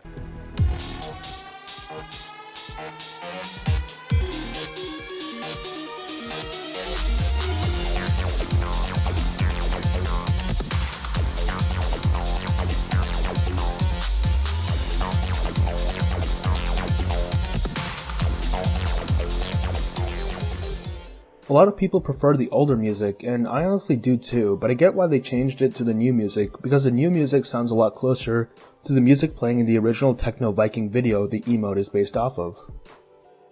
Clown Default Dance. We already talked about the removed third default dance music, but there was actually a fourth music associated with the emote. This was goofy circus-like music.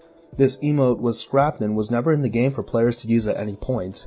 However, in my opinion, it's better than the drum default dance and would fit better as the second music for the default dance. Like, imagine if somebody elims you, and while you're spectating them, they pull out this circus-sounding music.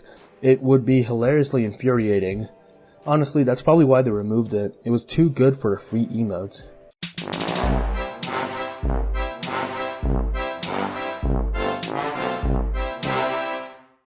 Hexagon Tiled Storm. In the beginning of the game, the storm looked different, having this hexagonal pattern.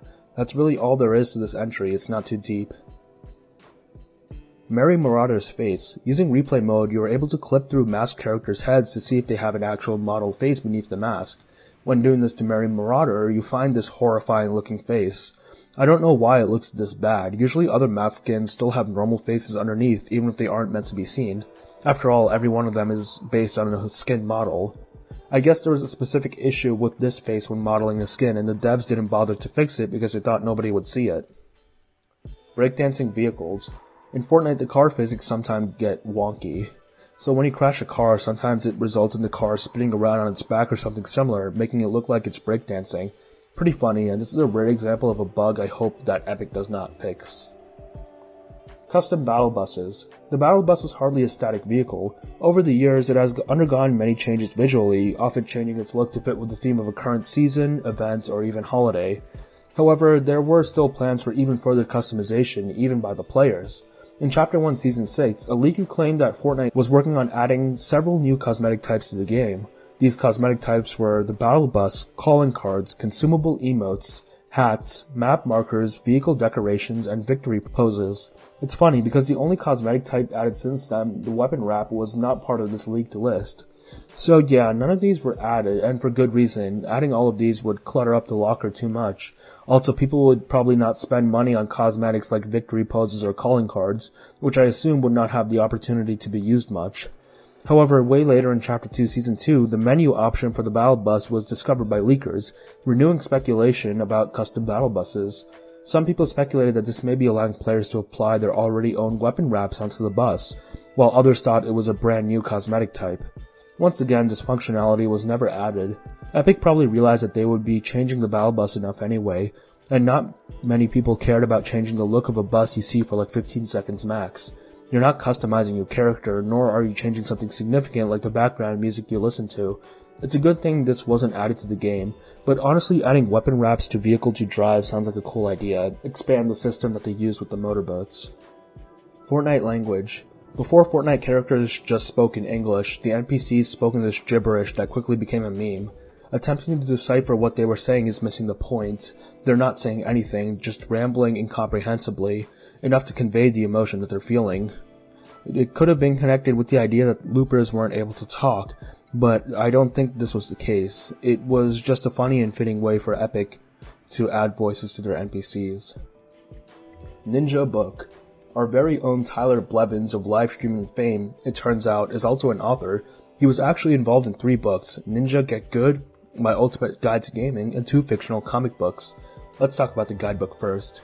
Ninja Get Good, My Ultimate Guide to Gaming was a book published in 2019. It isn't specifically about Fortnite, but rather a guide to get better at gaming professionally and streaming.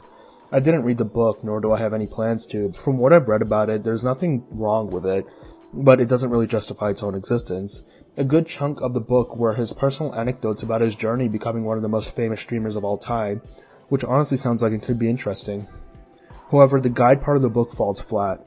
Like, it didn't say anything new, but rather talked about stuff you could easily find online, especially in 2019. I mean, I guess there could be a couple valuable nuggets of information, but not enough to justify a whole guidebook. If you're already serious about becoming a gaming streamer, you probably already know everything he says. The book may have been better if it was just cut down to a collection of his personal stories about his career in streaming and esports, but it's not like he was writing this to be a literary masterpiece. The target audience here is kids who will see that Ninja wrote a guidebook and they'll eat it up. I don't blame them. I did the same thing for Minecraft guidebooks when I was a younger kid, even though those books didn't necessarily have a ton of useful information compared to something like YouTube.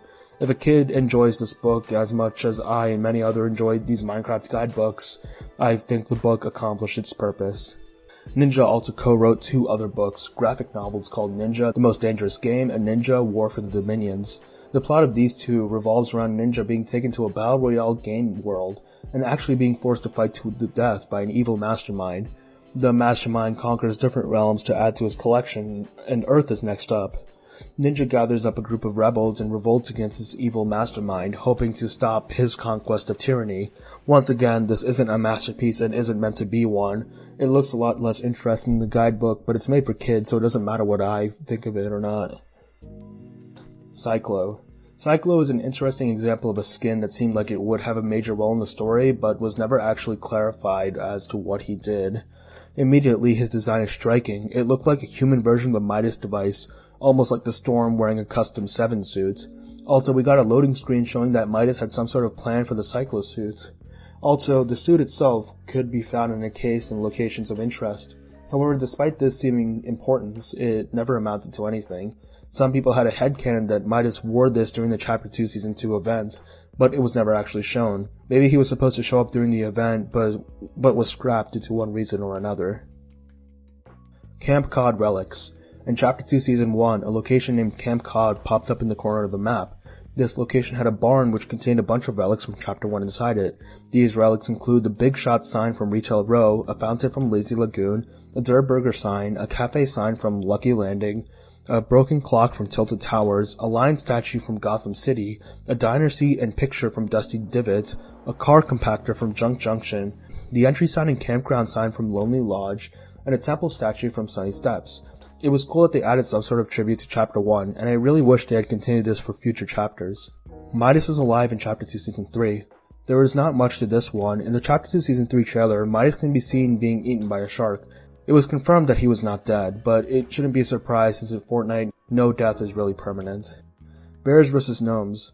Bears vs. Gnomes was a side storyline told through map changes and challenges. This occurred in Chapter 2 Season 2. This war was started by the bears as they imprisoned a gnome and started to prep for an invasion of the island by placing honey across the map. To stop the bears, the gnomes start surveillance of the bear headquarters and eventually succeed in their plan to take over the bear headquarters. Now they imprison the bear leaders in the same prison a gnome was once imprisoned in. Of course, the majority of the bear army doesn't take kindly to this, so they gather weapons and march to fight. The gnomes muster up a counter-army complete with artillery, but before any shots are fired, the player steps in to disarm them all. Afterwards, a peace treaty was signed between the two sides. It was a fun side story filled with the classic Fortnite charm. Gemini, Astro Assassin. Gemini was a skin added to the files in Season 8. She was this futuristic robot bunny. After she was added to the files, players started to notice a striking similarity between her and a character from the game Paladins named Rave Mave. In order to avoid any sort of copyright or legal issues, Epic completely scrapped Gemini, removing her from the files in Season 9. Later in Season 9, Epic Games released the Astro Assassin skin. This was clearly the reworked version of the Gemini skin, as basically everything other than her head was identical. She even had the red and black style, like Gemini. However, for some reason, the red and black style, despite being in the files, was not released alongside the skin, and in fact was just removed with the Season 10 update. Much later in Chapter 3, Season 4, the Gemini assets were added back to the game, but nothing of note has happened since then. The story of these two skins is just surrounded in baffling mystery. Fabio Sparklemane. Fabio Sparklemane is one of the most insane characters in Fortnite, if not the most insane character. And that is not something I say lightly, especially in a game with a bunch of ridiculous characters. The story behind this skin is absolutely hilarious, both in-universe and out-of-universe. Fabio Sparklemane was released in Chapter 2 Season 8 as part of the Battle Pass. In fact, it was featured in the first teaser we got for the season. Now, if you'll indulge me, put yourself in the shoes of the Fortnite community at the time. We had just experienced the Skyfire event, witnessed the alien mothership blow up, raining debris and hundreds of cubes on the island. This was the biggest consequence an event ever had this entire chapter, and the island was surely greatly changed. The community held their breaths, anticipating any news on what would await us next season, and the first piece of information we got from Epic was this. Yeah, certainly not what anybody was expecting. This purposefully exaggerated piece of art caused waves of confusion, anger, and laughter throughout the community. When the season actually released, we saw, to some people's disappointment, the skin itself did not look like the muscular stallions we were teased with, but rather a much more cartoony and goofy look. However, people quickly realized the cartoonish facade held a dark secret. You see, Fabio Sparklemane is a mascot for a cereal company, Unicorn Flakes. However, this isn't an entirely consensual employment situation. In the lobby track that's part of Fabio's set, the lyrics reveal the unsettling truth. The song starts cheerfully, like any song you would hear in a cereal commercial for kids. However, Fabio starts interjecting in the song, saying stuff like, "I cannot stop, help me," implying that he's being forced to eat the cereal. The singers then start singing, "The hoof is a curse that must be obeyed. You can never escape what the rainbow has made. Selling breakfast powered from the depths until the monster wakes. Everybody gets some unicorn flakes." This, combined with the previous mentions of unicorn flakes containing magic, implies that the monster forces people to eat unicorn flakes in some sort of ritual to awaken within the bodies of the people eating the cereal. We then hear Fabio yelling, "Partake of my hoof, feel my power," showing the monster is starting to take over. After Fabio regains control of his body, but is only able to repeat screaming, "My hoof, I cannot stop, help me," until the monster fully takes over his body. So yeah, to recap, Fabio Sparklemane is under a curse where he is forced to constantly eat unicorn flakes in order to awaken a monster that will possess his body, and he is fully aware of this and can do nothing except scream for help that will never come. I am not sure what Epic was smoking when coming up with this concept, but I love it. It is just so insane and out of nowhere that it turned Fabio from what would have been a mediocre meme skin to one of the most iconic Battle Pass skins, at least for me. This truly is peak Fortnite. Mecha Team Leader controlled by different people.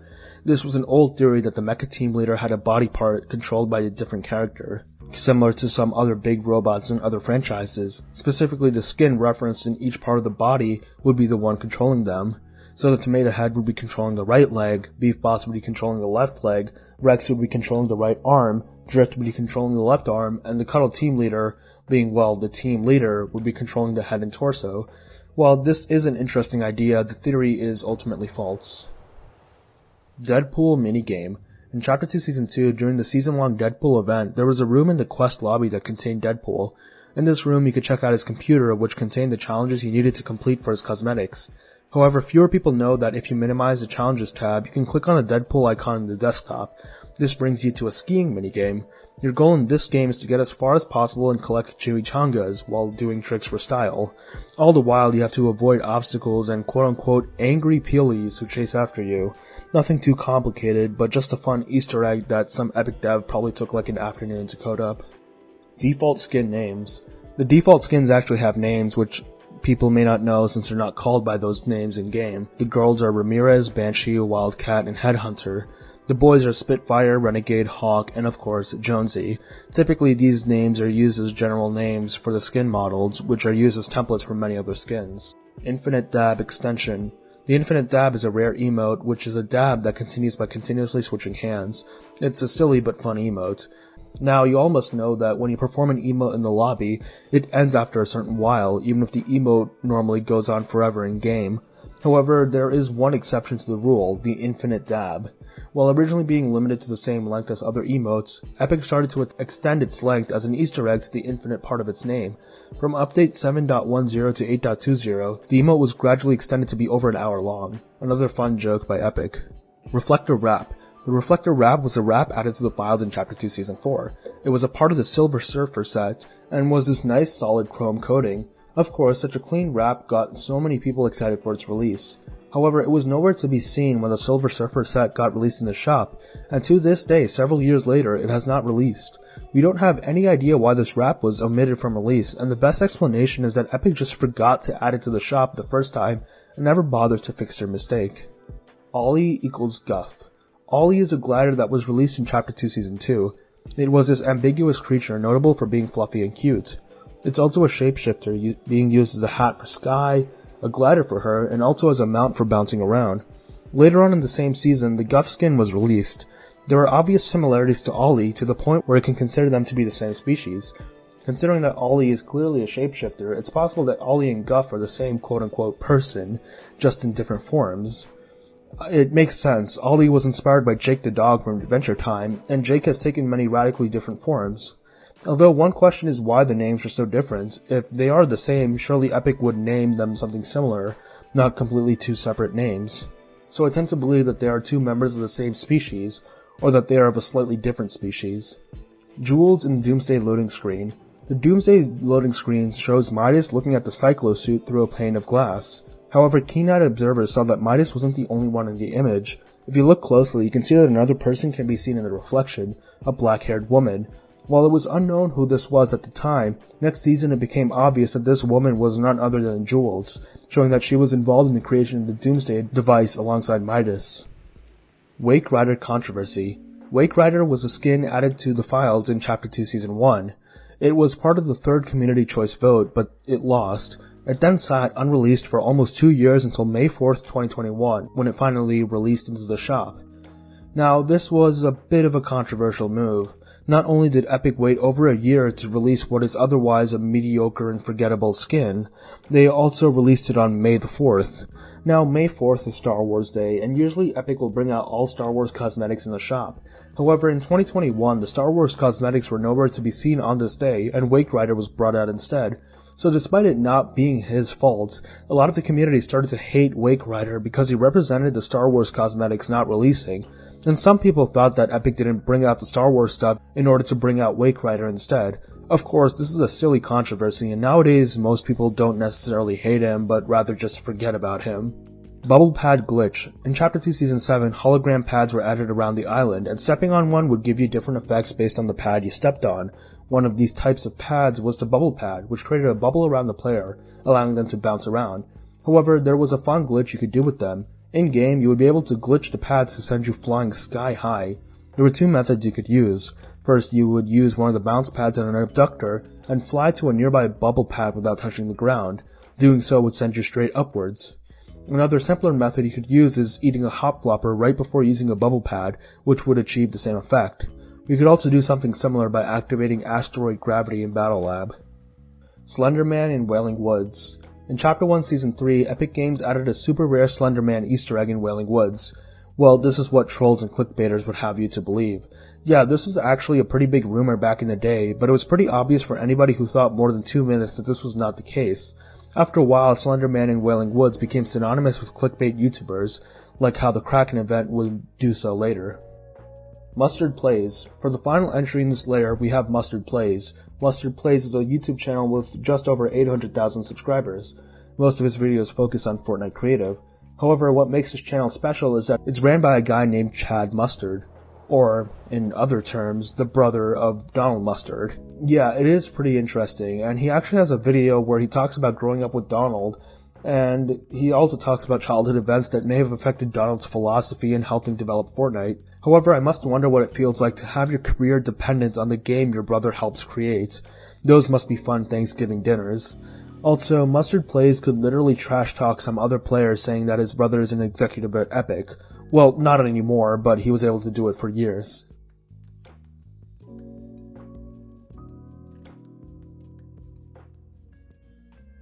Power Up LTM.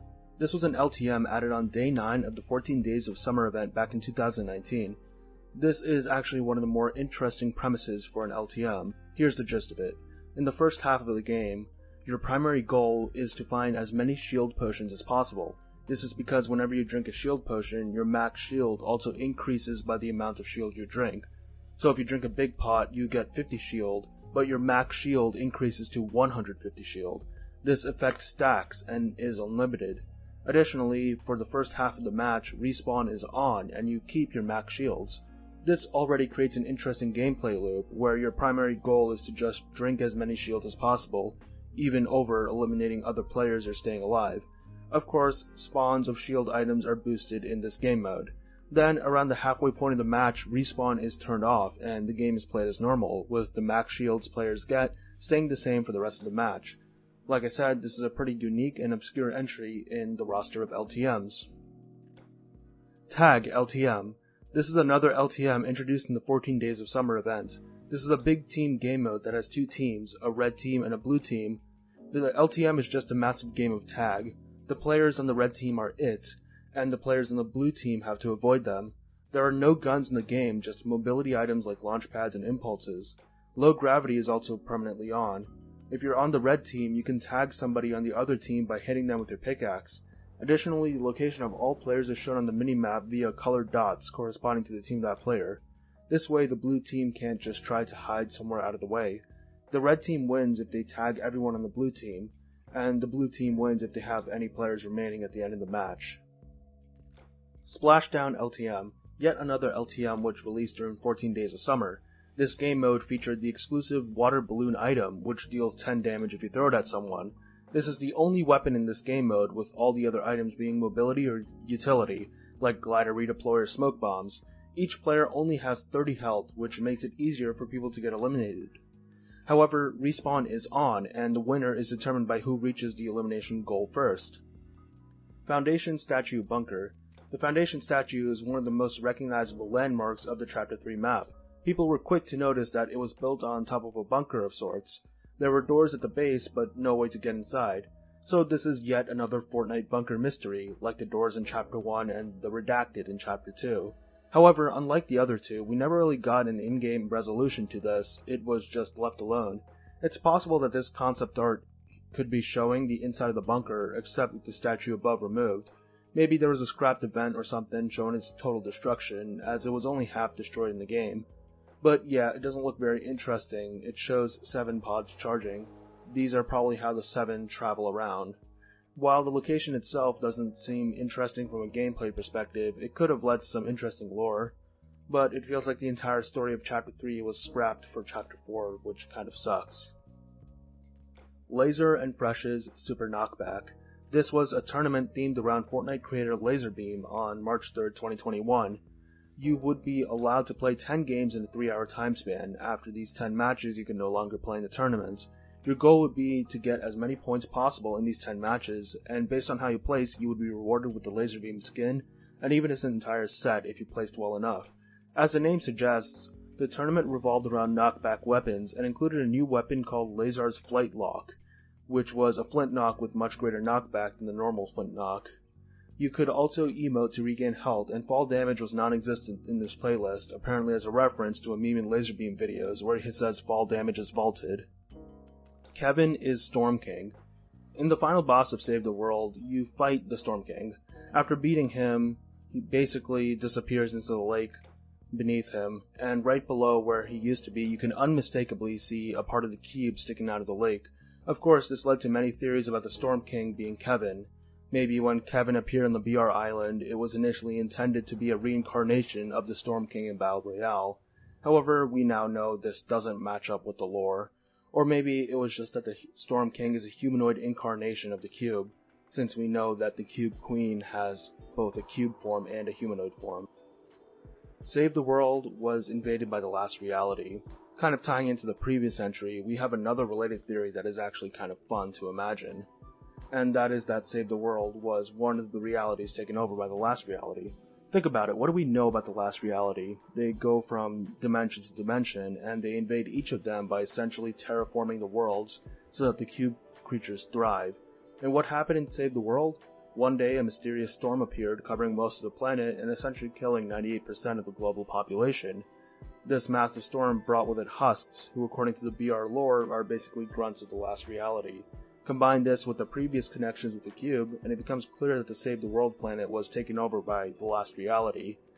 Considering that Save the World used to be just a seemingly normal planet just with some advanced robotics, they were probably not equipped at all to handle the invasion of the last reality, allowing the last reality to take over easily, with only very few pockets of resistance remaining. It's likely that this theory would fall apart upon closer investigation, but I really do enjoy this recontextualization of Save the World. Rebranding it as one of the realities taken over by the Cube Legions is very cool. Fire Trap. The Fire Trap is one of the most obscure parts of Fortnite history, and I'm not sure how many people actually know this existed and was in the game. Introduced in Chapter 2 Season 4, like other traps, you would be able to place fire traps on structures like walls, floors, or ceilings. When an enemy walked in front of the trap, it would activate, dealing 50 damage. However, its main intention would be to start a fire, which would spread to all surrounding structures, dealing more damage. However, despite being a novel idea and concept, it wasn't that great in execution. The original traps were good because they were a quick burst of surprise damage that could catch people off guard for easy kills in the early game, or as a way to punish opponents for entering your box.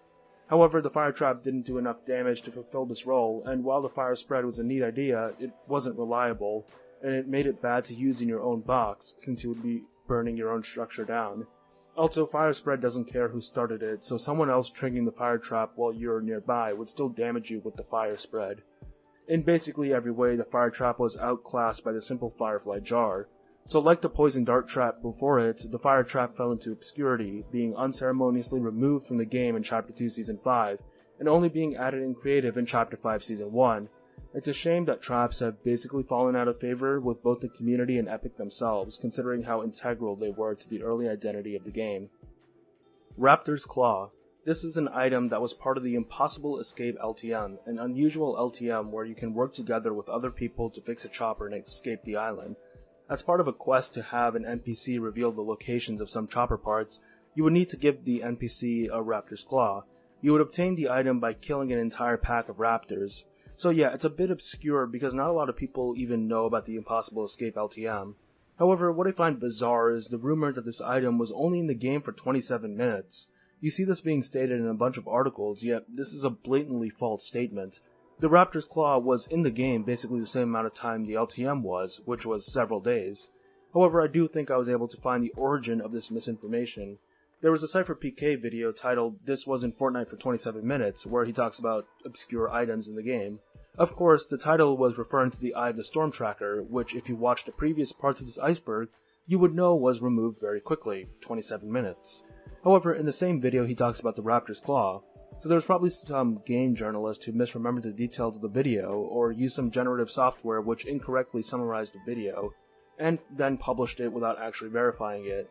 Then a bunch of other articles using this article as a source would repost that same information until it became a popular quote-unquote fun fact, even though it's just wrong.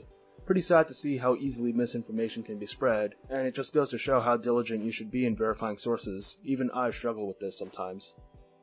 Season recaps. Starting in Chapter 1 Season 6 and ending in Chapter 1 Season 9, Epic would send out personalized recap videos at the end of every season to people who had the Battle Pass leveled up to at least level 20. The recaps would talk about some various stats during the season, from match stats to cosmetic stats. It would tell you stuff like how many wins you got over the season, what your most used skin and emote was, what your most preferred weapon was, which location you dropped at the most, you get the gist. Text would show up with the information, and it would be interspersed by vaguely related stock Fortnite clips. The video would then end with a quick ad for the next season. You would be able to access these recaps on the Fortnite website itself by logging on fortnite.com/video-recap. Unfortunately, this did not last long, only available for Chapter 1, Seasons 6 through 9, and the aforementioned website is no longer available, meaning that even if you got a personalized recap, you can't access them anymore. While this is very cool, I can see why they removed it, since it may have been too much effort to put together for all those people, especially when most would just be indifferent to it. Would not complain if it comes back though. Elim icon change. This is referring to how the icon which counts your eliminations in your HUD was changed. It used to be the skull, but now it's a crosshair. This change happened in Chapter 1 Season 5, and may have been to make the game more child-friendly, to emphasize that we were just eliminating people, not killing them. It could have also been a change meant for making the game more China-friendly, as we know that depictions of skulls are a big no-no for video games there. Block Party. This was a 2-day event in summer of 2019, which was actually an in-person event at the Forum in Los Angeles. Here, several famous Fortnite streamers, as well as actual celebrities, would play in tournaments, live in front of thousands of spectators. There were 2 events, a Celebrity Pro-Am, which was a more typical Fortnite tournament, and a special Creative Showdown tournament which featured a custom map and a game mode made in Creative.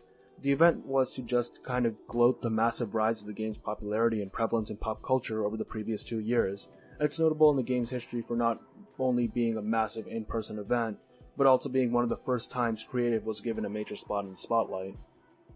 Leaked Chapter 3. Of course, anyone in the Fortnite community is no stranger to leaks. However, one of the most prominent leaks came right before Chapter 3. With the new chapter coming out, Epic was especially careful with leaks, going so far as to ask leakers not to reveal anything, since normally they do tolerate leakers. But this effort would be futile as the Battle Pass trailer for Chapter 3 Season 1 would leak. And I'm also pretty sure this was due to an accidental upload by the official Fortnite Polish YouTube channel. So in the end, the leak came from Epic themselves, basically, not the community.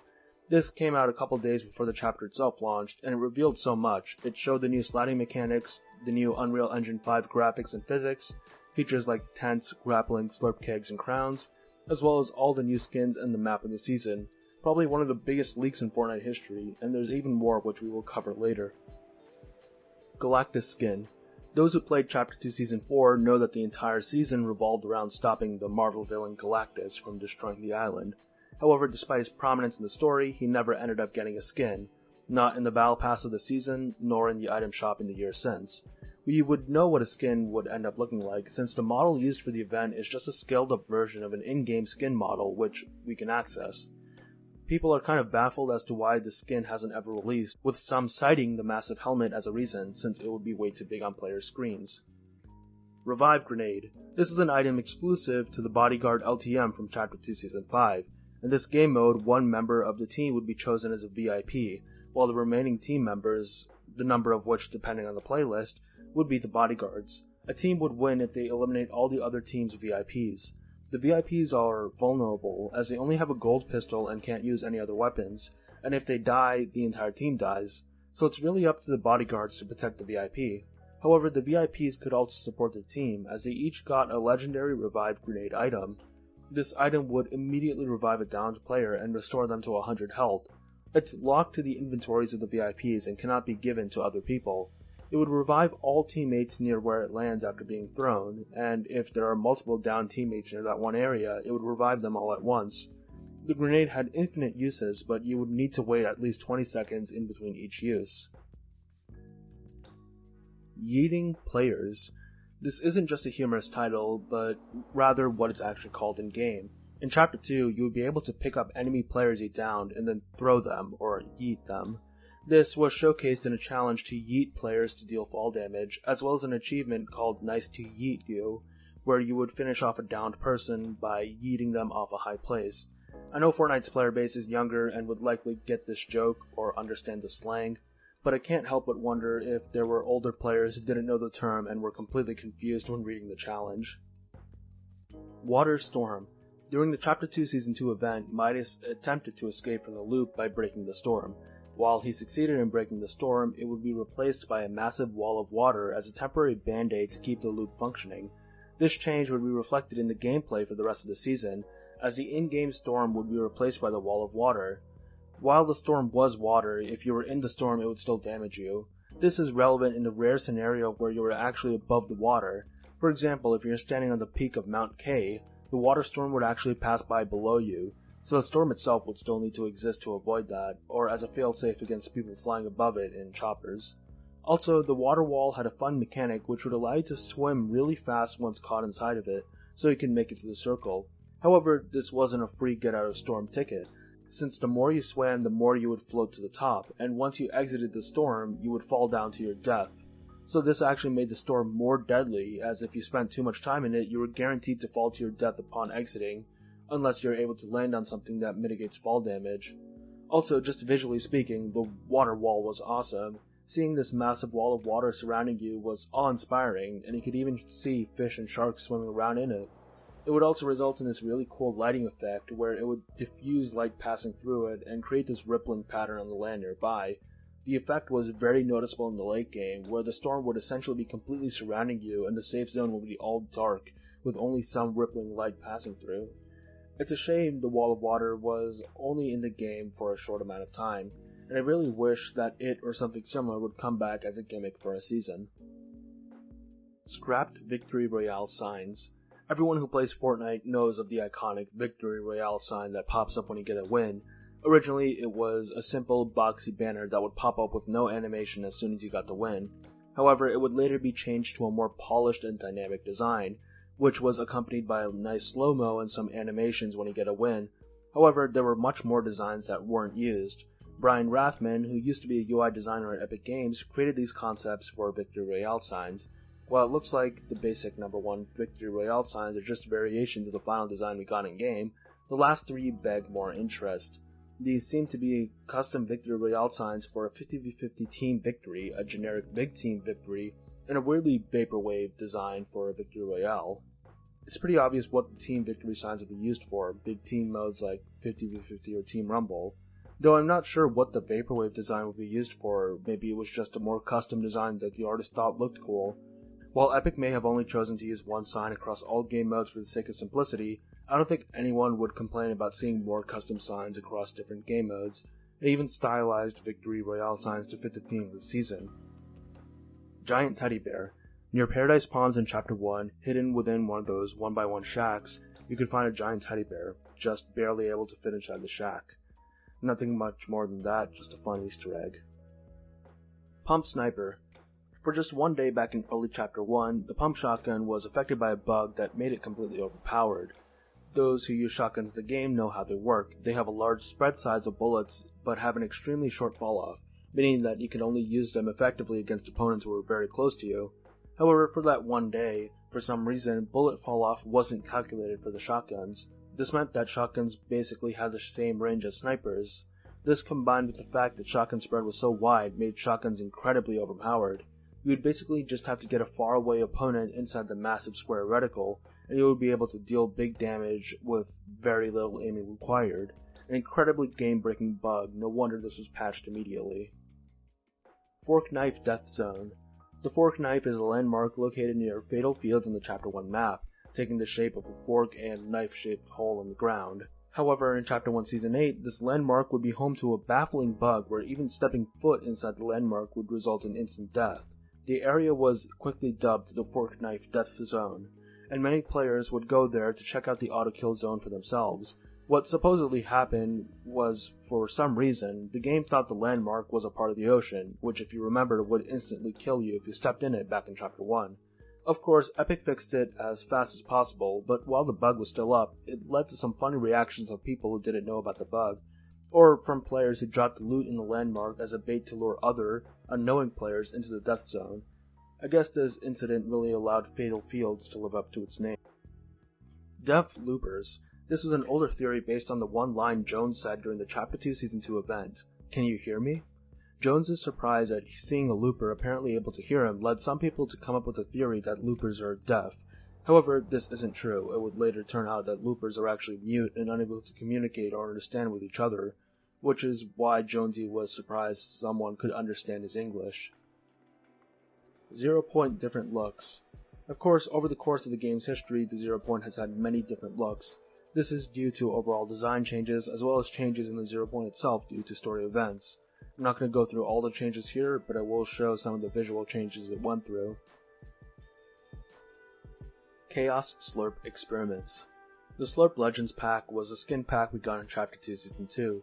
It consisted of 3 skins that wore black clothing and were made up of this slurp liquid, like Ripley. Well, with the trailer released to advertise this pack, we actually got a bit of a story to these skins. They weren't born as these slurp creatures, but were instead just normal humans. Well, except for Leviathan, who's not really a human, but a normal creature, not slurp. They all underwent a transformation into slurp, and keen-eyed viewers would notice that the one conducting this experiment was Chaos Agent, who at the end celebrated as the experiment was a success.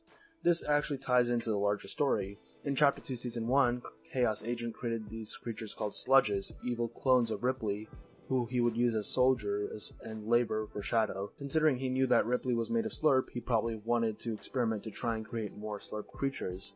These experiments culminated in the Slurp Legends, a group of more advanced and intelligent slurp soldiers. Rigged Unvaulting. The Unvaulting was an event in Chapter 1 Season 6. During the event, players could vote on an old item to bring back to the game by pickaxing the item within the vault. The 6 options were the Drum Gun, Bouncers, Planes, TAC SMG, the Infinity Sword, and Grappler. The Drum Gun won by a pretty large margin, and it would be added into the game immediately after the event. Like, you could get it later in the same game if I remember it correctly. However, immediately after the event, there were a bunch of posts claiming that the event was rigged. There were 2 lines of thinking that led to this conclusion. 1. At that point in time, the drum gun was incredibly hated by the community, and there was no way it could win the vote. 2. Both the Planes and the Infinity Blade were incredibly powerful, and Epic would not have allowed them to come back into the game since either coming back would quickly turn the meta upside down. However, there are reasonable answers to these arguments. 1. The vocal part of the community is a minority of the actual player base of the game, like less than 1%. It's possible that the majority of the community didn't feel as poorly about the drum gun as those who actually posted online about it. 2nd, the drum gun was reintroduced into the game much more nerfed than its original appearance. It's likely that if the Planes or the Sword came back, they would have also been nerfed too. I wouldn't be surprised if it came out that it was rigged somehow, but as of right now I don't see a reason why they would do it. Fox Clan. The Fox Clan is another faction in the Fortnite lore, yet is less known despite having some very popular skins be a part of it. This is because they are basically completely irrelevant, only acting as a way to group together skins with similar design elements. They're a group of hunters from various origins who all join this one group to further hone their hunting and rift powers, while being taught and guarded by the Kitsune spirits. To honor these spirits, the Fox Clan wear Kitsune masks, which is how they can be identified. They became one of the major groups of interest fighting for control of Mega City, and are rivals with the River Guard. We know of several members, of course the original Drift, his gender-bent version Catalyst, a veteran of the Fox Clan named V, a digital avatar named Vox Hunter, and a dude named Stray. He used to be a member of the River Guard, and is actually the brother of their Empress Mizuki, but would defect to the Fox Clan. We can assume that reskins and snapshots of Drift are also members of the Fox Clan, although this isn't confirmed. We also got to see the Guardian Kitsune spirits in-game, one in a fully animal form, and one in an anthropomorphic form named Kimiko Fivetails. So yeah, this is the god watching over the elite group of rift-powered assassins. IO War Crimes. Of course, being one of the main villains of the Fortnite story, the IO are responsible for many crimes.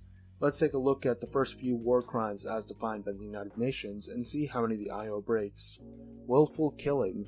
Torture or inhuman treatment, including biological experiments, willfully causing great suffering or serious injury to body or health, extensive destruction and appropriation of property, not justified by military necessity and carried out unlawfully and wantonly, compelling a prisoner of war or other protected persons to serve in the forces of a hostile power, willfully depriving a prisoner of war or other protected person of the rights of a fair and regular trial, taking of hostages. Yeah, it looks like the IO basically checks off everything there. Time to send them a strongly worded letter. Upgrade Bench Item. Longtime Fortnite players may remember the Upgrade Bench, as it has been in and out of the game over the past few years. Usually it's a static part of the map, however in Chapter 2 Season 3, it was turned into an item which you can hold in your inventory. You would be able to pick it up and throw it down to spawn an upgrade bench that you could use. You could also break it, as well as break naturally spawning upgrade benches to drop them as an item. While it seems like it could be convenient, there really wasn't a reason to carry one around with you, and would only be useful to immediately throw down and use it, so it would just end up cluttering the loot pool, which is why this change will be reverted in Chapter 2 Season 4. Visitor Volta. When Chapter 1 Season X came out, people were excited by the remix skins in the Battle Pass. There was speculation about what the secret skin could be, and many people correctly assumed it would be the remix of the most famous secret skin at that point, the Visitor. Of course, they were right, and the secret skin was a remixed Visitor. However, while we now know him as the Scientist, the skin was leaked under the name Visitor Volta. Volta is an Italian word meaning change, so many people took the name to mean changed visitor. However, later the name was changed to the Scientist, meaning Visitor Volta was probably just a placeholder name, or a name from before Epic decided on the naming conventions of the Seven. UFO abductions. At the end of Chapter 2 Season 6, players would randomly get abducted by aliens and then dropped off at other random points on the map with full health and shield. This was teasing the alien invasion theme for the next season, as well as a more fleshed out abduction mechanic that would come with it. I wish Fortnite would do more of these random mini-story events more often. Simulation theory. This was an older theory about the story of the game, and it had several phases, so to speak. In Chapter 1, this theory stated that Battle Royale was just a simulation in the world of Save the World game mode, a way for the survivors of the storm to practice their combat skills. The main piece of evidence for this was the drone that appears above your head when you're eliminated, which seems to turn you into a blue hologram of sorts before disappearing. This seems like pretty obvious evidence for a simulation theory, but to be honest, it's just a reused asset from Save the World, and Epic never changed it, since it provides a good way to show eliminated players without having a body drop dead or something. However, this theory would explode in popularity after the Chapter 2 Season 2 live event, which built a new narrative.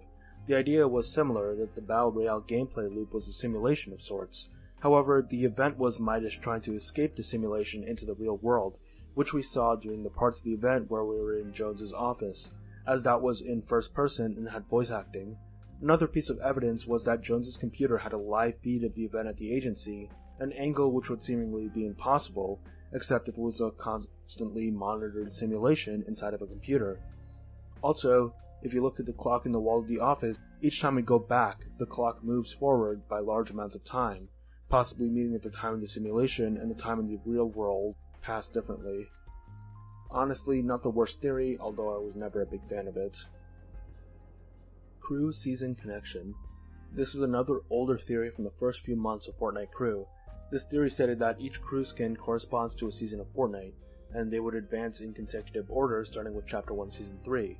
As more crew skins came out, this theory started to get stronger until a pretty sharp cutoff showed that it never was actually real. Let's go over the connections. The first crew skin, Galaxia, is a space-themed skin and matches the space theme of Chapter 1 Season 3. After that is Green Arrow, who matches the superhero theme of Season 4. Next is Vi, a member of the Fox clan, who has a connection to a major skin from Season 5, Drift. Next is Lombro, who was similar to a skin from the Season 6 Battle Pass, Giddy Up. They were both llama costumes essentially. After that is Ally, who has a connection to the Season 7 Battle Pass skin, Lynx. Next is Deimos, and the connection here was that he was kind of a ninja-like skin with a death motif, and basically had that classical adventure feel, which matched Season 8's skins like Hybrid and Blackheart. And then there was a strong connection with Mecha Cuddle Master, who matched Season 9's futuristic theme perfectly. After that, we got Loki, who was released around the same time as the premiere of the Loki TV show, and people connected that with Season X, since both that season and the Loki show heavily featured different realities and variants of characters.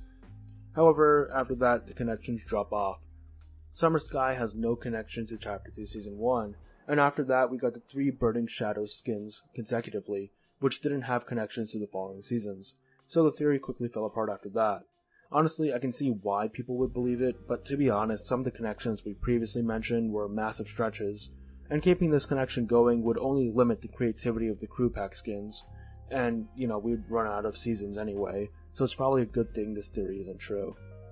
Shadowstone glitches. The Shadowstone is a consumable in the game which allows players to turn into a shadow form for 45 seconds. While in this form they couldn't use weapons, but would mostly be invisible and have better mobility, including faster movement, infinite jumping, and no fall damage. They appeared twice in Fortnite's history, in Chapter 1 Season 6 and Chapter 2 Season 8. However, both times they were added in, they were subject to some game-breaking bugs. In Season 6, there was a glitch where if you respawn at the same exact time you use the Shadow Stone, you would have permanent invisibility after respawn. In Chapter 2 Season 8, there were multiple bugs that allowed you to use your pickaxes or even weapons while in the shadow form, which of course is game-breaking. And that's just the tip of the iceberg. These Shadow Stones were so buggy they would be constantly removed from the game to be patched up. They've gained a reputation for their bugginess in the community, and I'm sure people will find more bugs if they're ever added again.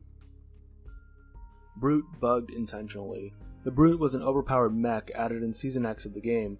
While there were several bugs throughout the season, there was one near the end of the season which puzzled players. When Brutes would drop down from the sky, they would explode immediately upon impacting with the ground, not allowing players to use them. Well, this would happen all the time, and the players looked to Epic to fix this game-breaking bug. However, Epic didn't, and clues pointed to this being intentional. First of all, the fact that Epic didn't say anything about the supposed bug was already suspicious, as they're usually on top of them and will notify the community they're working on a fix as soon as a bug is discovered. Also, all challenges involving Brutes were auto-completed, meaning that Epic didn't intend for Brutes to be usable anymore.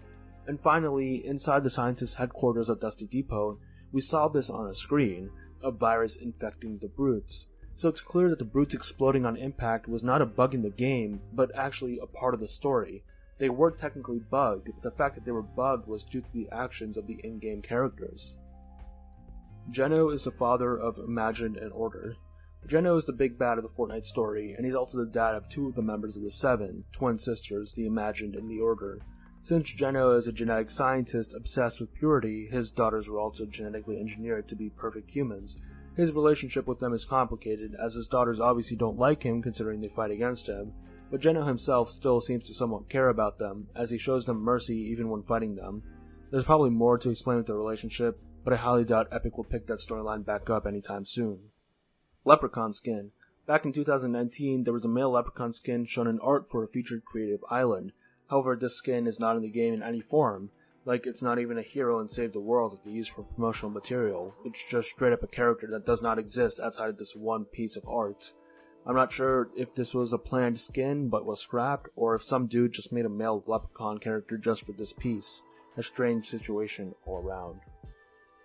Chapter 2 Season 2 phone numbers. In order to tease Chapter 2 Season 2, Epic put up these real-world posters across the world. The posters were simple, just the word Fortnite with a golden handprint and some redacted words. However, each poster would have a phone number, which when called would recite some pre-recorded lines. All of the lines were essentially about activating agents for operations, further teasing the spy theme of the next season. Collab items and creative. Over the years, Fortnite has had a myriad of items and weapons added to the game as part of collaborations. However, out of all of these items, a total number of 0 would be available to use in creative mode. In fact, Epic is very diligent about these items not being in creative whatsoever, and will go the extra length of removing these items from the game files after the collab period ends to ensure this. This is most likely because the contracts made with the owners of the IP forbid this from happening, since creative provides much more freedom than Battle Royale on how you can use these items. While some people think that this is so players don't do controversial things with the items, this doesn't make sense since you can use skins in creative, and do controversial things with those collab skins. No, it's because companies don't want the fans to create their own games with the collab items within Fortnite. For example, if the lightsabers, Force Mythic, and Stormtrooper blasters were added to creative, it would be so easy for players to make a fleshed out custom game mode with the Star Wars stuff. In that case, a lot of people wouldn't want to buy an official Star Wars game like Battlefront, since why would you spend $30 to $60 on those games when you can get a very similar experience for free in Fortnite? If the collab items are restricted to Battle Royale, they could only be used in that context, and can't be used to replace the experience of the official games of the IP. This is why collab items are unlikely to come to Fortnite Creative. However, considering that Fortnite just seems to be encroaching more and more into pop culture, and also that they seem to be experimenting more with different genres of games, I wouldn't be surprised if we start to see officially sanctioned game modes with these collab items. I mean, Disney and Fortnite announced a huge partnership. I wouldn't be surprised if Disney's properties like Marvel or Star Wars will just start putting their games in Fortnite. Blackheart Drowned. The Blackheart skin from Season 8 is a progression-based skin, meaning that you can unlock more styles the more you level up during the season. However, the progression of styles tells a story. Blackheart's base style is of him as a new, low-ranked sailor. The next two styles show him becoming a more experienced sailor, but suddenly he becomes a skeleton with the clothes and flesh rotted away and his body covered in seaweed. The obvious implication here is that he drowned and his body was left to decompose at the bottom of the ocean. Blacklisted shop items. Fortnite does not officially have any blacklisted shop items. Technically, any item shop skin can come back at any time. However, this hasn't stopped players from realizing that some skins haven't returned to the shop in a really long time, and that there's probably a reason why Epic didn't want them back. For the longest time, the Plague Doctor set was part of these blacklisted items. Players noticed that they stopped getting put in the item shop around 2020, even during Halloween when they would usually come out as part of Fortnitemares. Obviously, this was due to an actual plague devastating the world at the time, and I'm sure Epic didn't want to invoke anything that could be related to the pandemic. However, after a couple of years, they would return back to the shop, probably because most considered the pandemic to be over by that time. Another blacklisted set is the Travis Scott set. While many Icon series skins return to the shop somewhat regularly, Travis Scott has been nowhere to be seen for the past few years. This was likely due to the Astroworld crowd crush of 2021, where unsafe conditions alongside an agitated crowd led to the deaths of multiple people. This is already horrific, but many people blamed Scott himself, as his behavior and apathy as the disaster was unfolding was inexcusable. Considering that the Travis Scott collaboration was made specifically with the Astroworld Festival in mind, it's no wonder why Fortnite isn't going to touch it again. The most infamous example of a blacklisted skin is the Rue skin. Straight off the bat, you can see how the skin got into controversy, as many people pointed out she would look right at home with a certain political group from the 1930s and 40s. The Shadow Skull insignia on her shoulder isn't helping matters too. However, most of the discussion was just jokes, as I doubt anyone was actually seriously offended. In fact, you would see more people talk about how they liked the skin's sleek and clean look. However, according to Leaper Hypex, Epic was apparently made aware that many in the community compared the skin to that certain real-world group, which is why it never returned afterwards, to many's dismay, and it's unlikely that they're ever going to touch it again. When LEGO Fortnite was added to the game recently, Rue was the only non-collab Fortnite skin to not get a LEGO version upon initial release, instead staying as a default LEGO skin. However, she did recently get a LEGO style, leading some people to think that she could be returning to the shop soon. Jones X Foundation. Getting some tonal whiplash here, but this entry is referring to a popular ship in the Fortnite community, which is between John Jones and the Foundation. Honestly, I can't knock it. Enemies to lovers is a common romance trope, and the two have a fun dynamic that leads to a pretty epic bromance if I say so myself. However, it's funny that I find this ship less ridiculous when the Foundation is in his fully armored form, because any art of them with his helmet off just shows Dwayne Johnson, which I can't take seriously at all at that point. Mjolnir Delay. Thor's hammer, or Mjolnir, was first introduced as a pickaxe in Chapter 2 Season 4. However, players were quick to notice that when pulling out the tool, it had a delay before he could start swinging. It was just by a fraction of a second, but it was very noticeable compared to normal pickaxes and just felt wrong. Additionally, in the competitive scene, when taking walls with your pickaxe is essential to fighting, this made Mjolnir borderline unusable. The issue was likely due to the animation taking a little bit longer, as other pickaxes with the same animation, like the Forsaken Strike, also suffered the same delay. However, this issue would be fixed quickly by the next update. Similar slight delays can be found in some pickaxes to this day. Janice. In the Chapter 2 Season 2 live event, Jones is speaking to a person named Janice. While we couldn't directly see her in the event, a behind-the-scenes look finds that Janice is actually the real name of the Envoy skin. Well, that's the fun explanation. If you want to be a party pooper, the Envoy skin was just used as a background model for the event, since she's a female skin wearing formal clothes, just like how the John Wick skin was used as a background male model since he wears a suit. So we don't actually know if this is what Janice looks like, but there's nothing concrete saying it's not. Fishstick is dead. Fishstick, the original Fishstick, not any of his reskins or snapshots, is permanently dead. This happens in the Batman 0 Point comics, where he's killed by Deathstroke in a somewhat gruesome scene. Of course, this quickly became a meme image spread around the internet. Rest in peace to a real one. Chapter 2 End Event Leak. We talked about the Chapter 3 leak earlier, but there was another massive leak regarding the Chapter 2 End Event.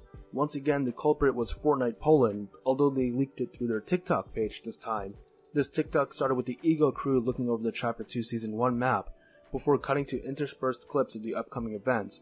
Then, the last 15 seconds are one shot of the island flipping over and the grand finale of the event. So yeah, some pretty big spoilers for a leak. Fortnite Poland needs to get their stuff together. Dead maps. This is referring to the numerous amounts of creative maps with little or no players on them. Recently, there's been a lot of interest in exploring abandoned gaming spaces, servers from abandoned games years or decades ago. Well, you can do this in Fortnite too. While it doesn't have the age yet, there's still a bunch of abandoned, empty creative maps to just walk around in, if you can find them. No doubt in 5 or 10 years, once the late early 10s, early 2020s Fortnite becomes nostalgic, there will be videos exploring the old classic creative maps. In fact, they already exist. A YouTuber called Dreamscape made a video where he revisited some creative maps that used to be really popular, but are now completely dead. Check it out, it's really cool. Gunner.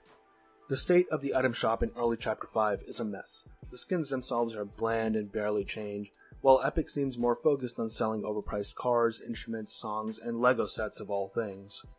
However, despite the controversy surrounding the current item shop, Epic really hasn't walked back on these items.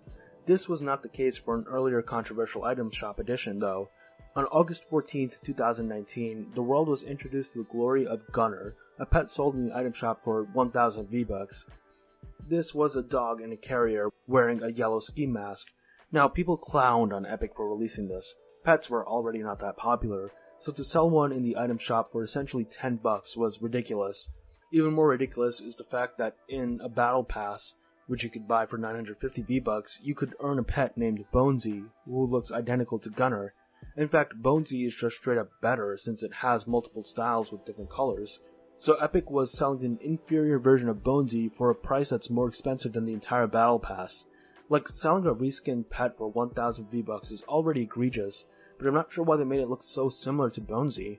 The carrier is the exact same, the fur color is the exact same, the only differences are the yellow mask that barely stands out, the logo on the bandana, and the blue eyes. Yeah, they deserve the hate they got for this. That very same day, just a couple hours later, the official Fortnite account tweeted this: "We should not have released the Gunner pet and apologize for doing so. Within the next couple of days, all purchases of Gunner will be refunded for the full amount of 1,000 V-Bucks, as well as an additional 200 V-Bucks, and the pet will be removed from the locker." In Fortnite history, there has never been a cosmetic this bad.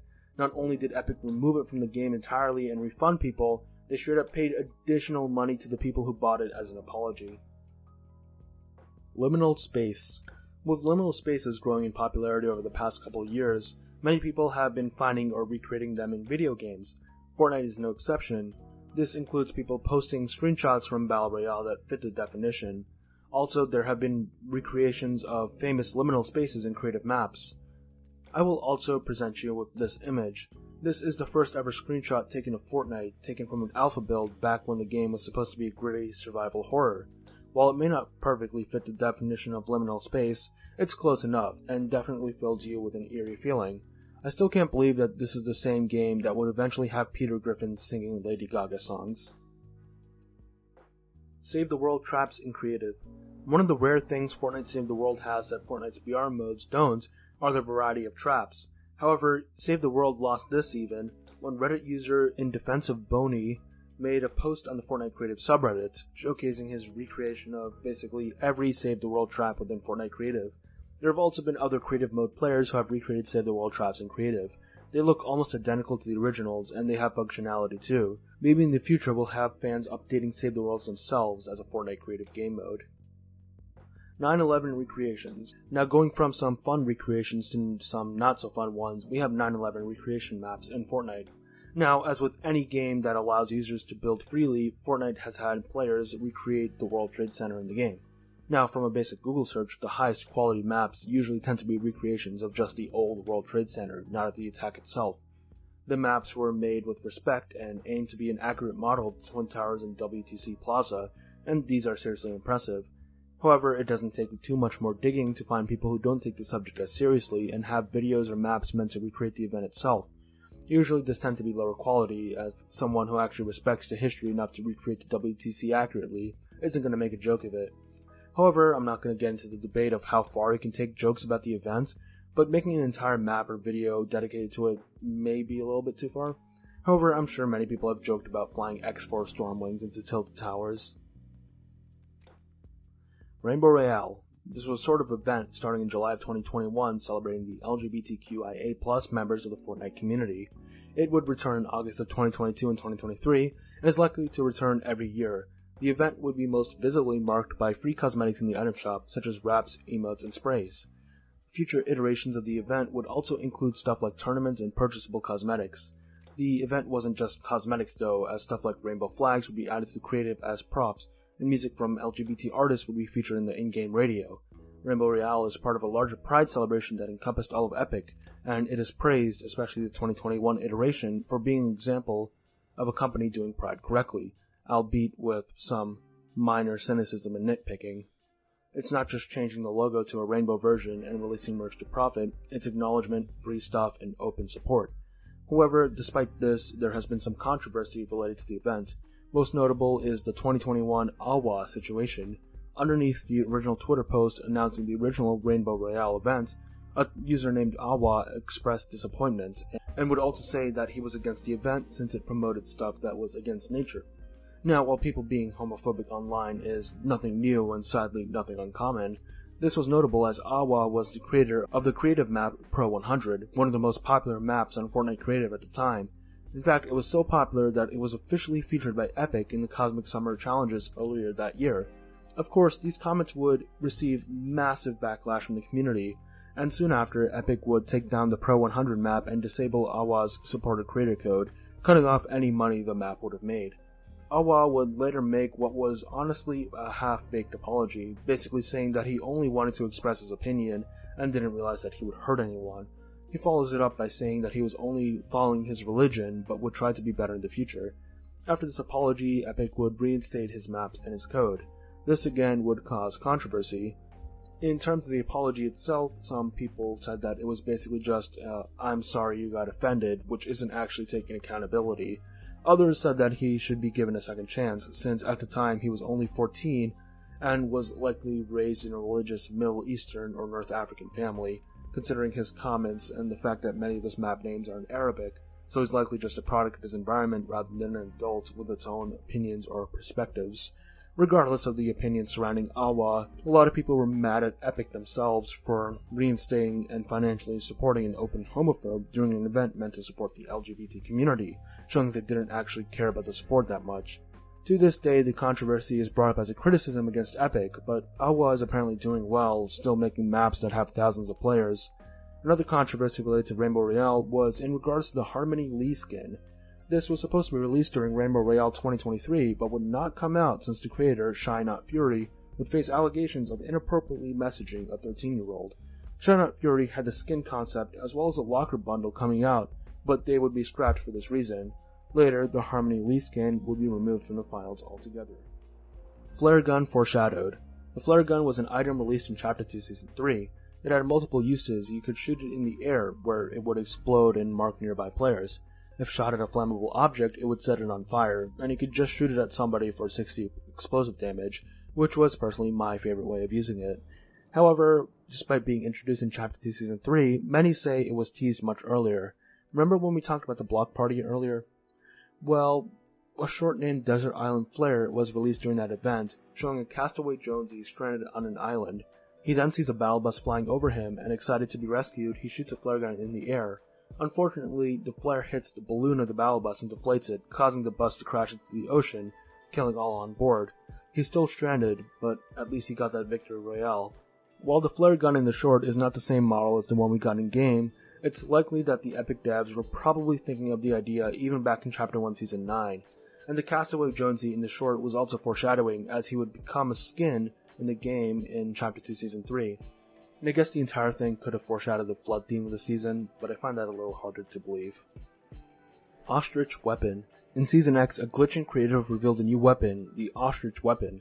This was a rare shotgun with the model of the epic and legendary shotguns of that season.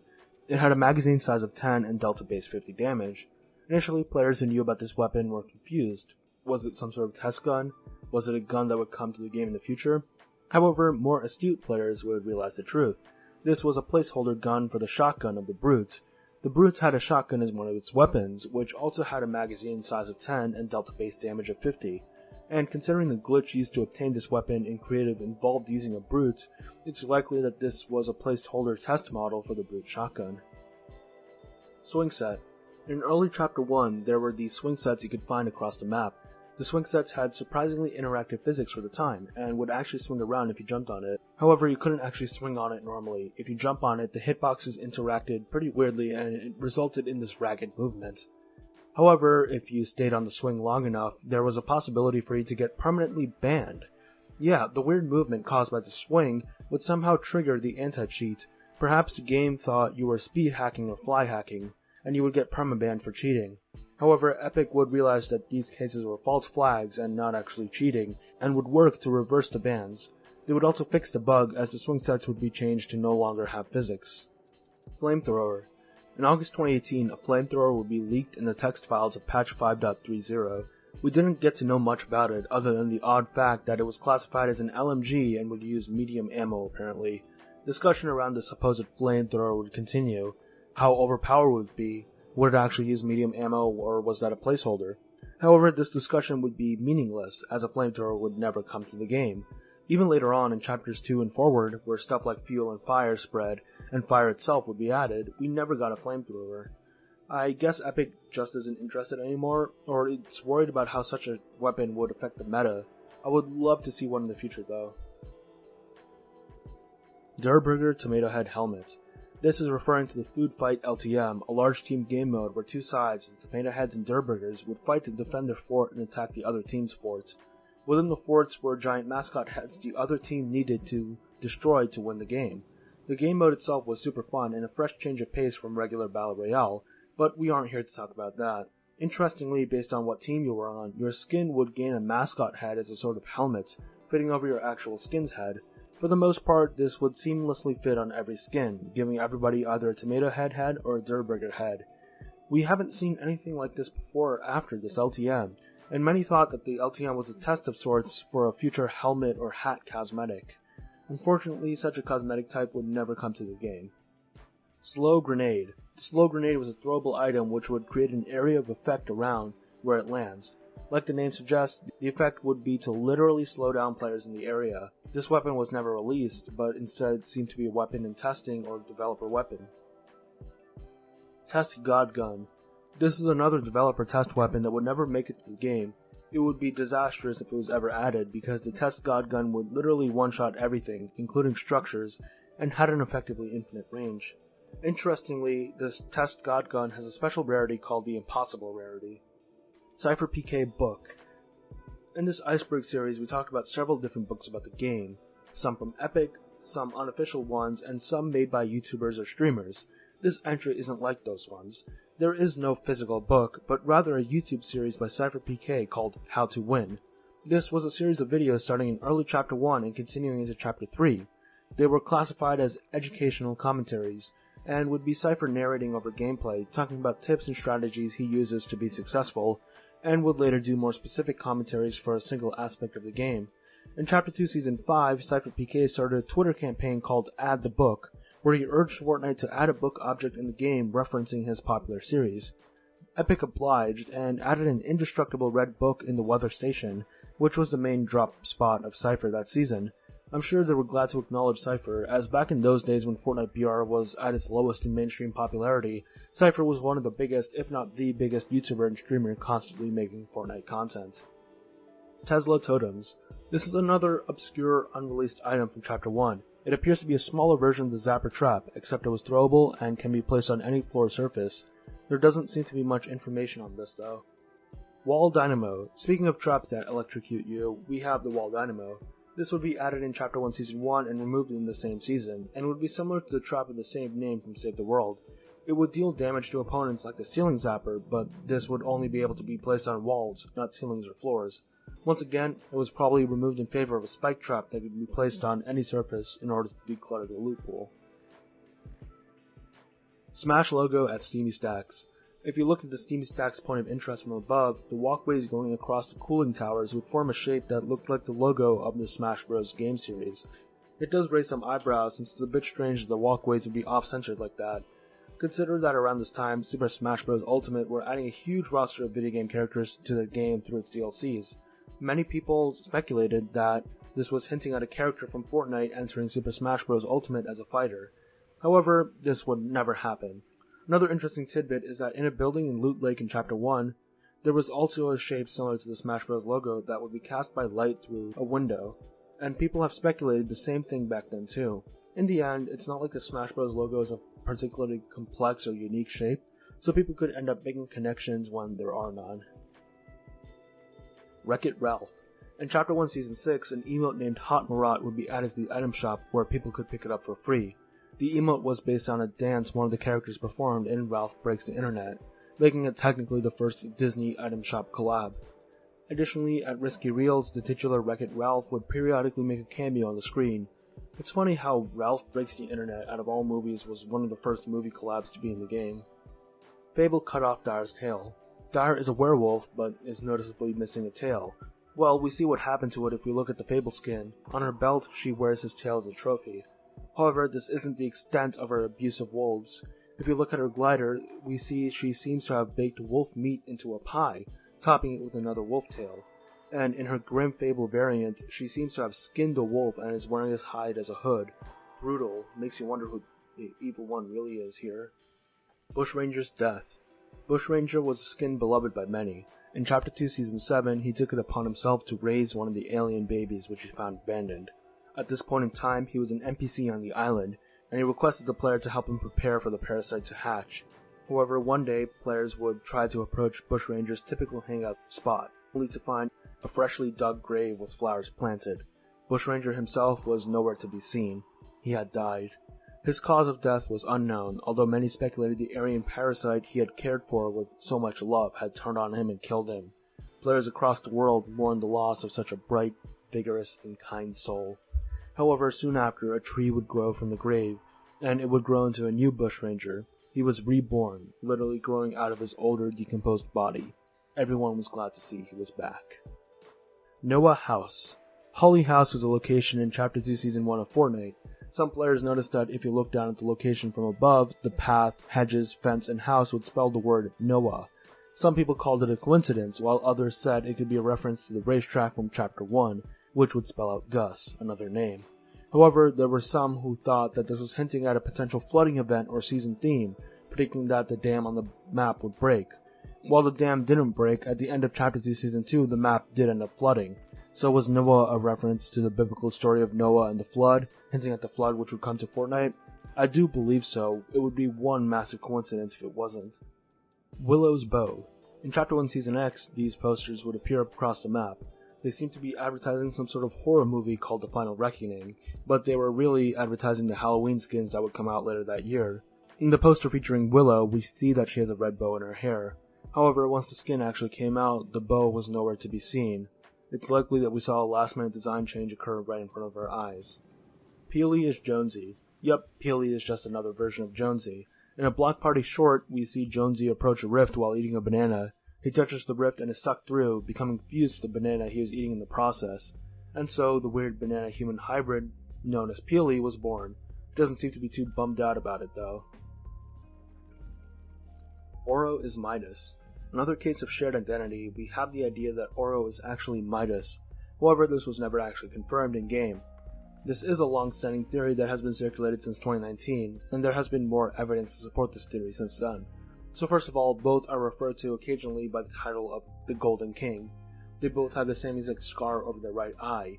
In the various Midas skins we have seen, his tattoos, armor, and weapon holders have all shown designs that we see on the clothes of the Oro skin. Also, Oro's set is literally called Midas's Revenge. Like, we've got everything to confirm that they're both the same person, other than Epic just coming out and telling us that they are the same person. However, it is strange that Midas has been relevant in Fortnite for the past 5 years, getting multiple reskins and even events dedicated to him. And yet, Epic really hasn't done anything with its connection to Oro. Like, the dude's come back as a ghost twice at this point, even though Oro is supposed to be his undead form. Although, I guess maybe Midas split after his death. These reskins are his spirit, while Oro is the skeleton that his spirit left behind. Crystal is wearing a piece of Kevin. On the skin Crystal, you can see that she wears a gemstone around her neck. If you look closely, this stone looks similar to the material Kevin the Cube is made out of. A fun little detail. Equalizer Glider Nuke Warning. If you look at the model of the Equalizer Glider, you can see a faint detail. There's a decal with the radioactive symbol, alongside text that says, "Warning! Nuclear missile launched." Now, this is strange, since it's such an obscure detail that isn't meant to be seen by people using the glider, and it has nothing to do with the glider's design itself, as it's supposed to be themed around a musical rave. It's likely they just reused some other asset or texture that they already had the text on, and didn't bother to remove it. Misty Bop. This is the codename of a scrapped missile battery weapon meant to be introduced in Chapter 2 Season 2. This was apparently a type of rocket launcher specifically meant to be a counter to the choppers. It would lock onto them and fire. There was an unused achievement called Get Wrecked, which you would get for destroying a chopper with the weapon. There was also an audio file which would be used when locking onto a chopper.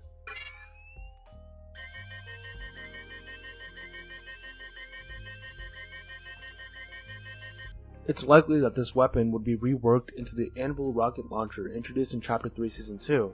The function is quite similar, with the weapon being able to lock onto vehicles before firing a rocket at it. Big Poppy. This was another unused item in Fortnite. It was basically a throwable balloon that would inflate to a massive size from the point where it landed. It would destroy all structures in its path before popping. It's likely that Epic considered it too good of a counter to building, and as such did not add it. Midas's Golden Helmets. In Midas's animated character trailer, we see him turn the Black Knight helmet into gold and hanging it up on a wall alongside a bunch of other golden heads. This seems to be a trophy wall of sorts, consisting of heads of people he killed. What's interesting is that we see the helmets of Lynx and Chaos Agent up there, even though they both worked for him. I guess they could just be snapshots though. Save the World skin packs. From 2020 to now, there have been these Save the World starter packs being sold in the Battle Royale item shop. These packs would cost real-world money and would include a skin, backbling, pickaxe, as well as challenges to earn V-Bucks. Most notably, the pack would also include access to the Save the World game mode, and usually access to that skin as a hero in the game mode, and the challenges are meant to be completed in Save the World. There have been 16 of these packs, and while many people like the skins, they tend not to be that popular since people don't want to feel like they're paying extra for Save the World, even though they're technically paying less than they would for a legendary skin. But yeah, I'm pretty sure most people who care about Save the World have already bought it a while ago, and you can get access to it through Fortnite Crew. And unfortunately, you don't get a discount on these skin packs if you already own Save the World, since that discourages you from getting these packs, since they don't want to feel like they're paying for something that they already own. I think most people buying these packs are doing so for the skins instead of the Save the World stuff. Peter Griffin. If you're watching this video, you most likely already know that Peter Griffin was added to the game as a skin in the Chapter 5 Season 1 Battle Pass. After all, just that one collab went viral across the internet. However, what most people don't know is the history about this collaboration, which is a saga that lasted literal years. In February of 2021, a data miner named G-Matrix Games posted this on Twitter. These were apparently textures for a backbling codenamed French Fry. This texture was frankly quite bizarre. Like, why would textures for a Fortnite backbling include a bunch of frames from different Family Guy scenes? Some people claim that this meant a Family Guy collab was coming, while others, including myself, believe that these were just placeholder or test assets and were not meant to be used in the final game. However, one way or another, Peter Griffin was in Fortnite now, and that knowledge, alongside the meme factor of Peter Griffin potentially becoming a Fortnite skin, turned the idea of a Family Guy collab into an inside joke within the community. For the next few years, when every update came out, and when every Battle Pass was leaked, a lot of people were secretly hoping that they'd finally see that Peter Griffin skin. Well, these hopes would be answered when the Chapter 5 Season 1 Battle Pass was leaked, showing a strangely buff Peter Griffin, and we finally got the skin with the release of the season, alongside an animated short in a similar style to the show, which showed how Peter got so buff. Oh yeah, and those leaked textures I talked about? Well, they actually made it to the final game, in the clip show Carry All Backbling. This was a backbling in the Battle Pass that was a TV that would show some clips from the show, using some of the textures that were leaked way back in 2021. It all comes full circle. Truly one of the most legendary collabs in the game. Fortnite bot skins. Now, Fortnite bots technically use random cosmetics as far as we officially know. However, over the years, people have noticed that bots across matches tend to use the same combos of cosmetics. Like, these are just random cosmetics that don't really go together, and yet you seem to see a bunch of different players using that exact same combo in every match you're in. These are the bot skins. They tend to change every season, but some have become iconic based on how common they were. By far the most famous was the legendary Ripley bot, which you could identify as a player using the base Ripley skin with the Hulk Fist pickaxe and Pineapple Strummer backbling. This was such a common bot combo back in the day that it became a meme in the Fortnite community, with many people almost adoring him and treating him as some sort of cute pet as they came across him in-game, taking screenshot selfies. It's fun seeing community in-jokes form around stuff like this. Something that's also interesting is the fact that since bots have random access to all cosmetics, they sometimes use combos or cosmetics that are unavailable to the player. For example, bots can use cape backblings and skins that don't allow capes to be used. Or in this one humorous example, we see a bot using the Axe of Champions pickaxe, an axe that you can only get by winning the FNCS championships, meaning that less than 20 accounts even have this pickaxe. And then you come across this bot using it. Who are we to judge though? Maybe this bot won the FNCS. Fortnite Items IRL. This is just a joke where people see a normal object in real life and say, oh, it's just like Fortnite. Like they'd see a metal barrel and be like, oh, it's the slurp keg from Fortnite. It's basically the meme where some kid says Darth Vader and calls him the guy from Fortnite, just taken to the next level. Snobby Shores Pirates. This is mostly about discussion back in the lead up to Chapter 1 Season 5. Apparently the same guy who correctly predicted the meteor would hit Dusty also predicted that in Season 5, pirates would invade Snobby Shores and Moisty Mire would be removed. People latched onto this prediction, and would lead to some people claiming that they saw pirate ships on the horizon while looking out from Snobby Shores. Of course, they were just seeing things, as there were no pirate ships. However, the original predictor would turn out to be right in a way. Moisty Mire did get removed and replaced with Paradise Palms in Season 5, and while pirates didn't attack Snobby, Vikings did make a village on a nearby mountain and start an invasion of Snobby, which I guess they're close enough to pirates. Party Royale emotes. These are emotes exclusive to the Party Royale game mode. They weren't dance moves, but rather emotes that perform casual actions or facilitate nonverbal communication. Considering Party Royale was meant to be more of a casual, social game mode, and that Fortnite has no plans to add in proximity chat, these emotes are a compromise to make communication between players easier. Interspecies relationships. This is referring to the romance we see between the Leviathan and Jungle Scout skins in some loading screens. Jungle Scout is a normal human, while Leviathan is just a normal-sized fish piloting a spacesuit using water. However, this doesn't hinder the love they have for each other. Some Shape of Water type stuff is going on here.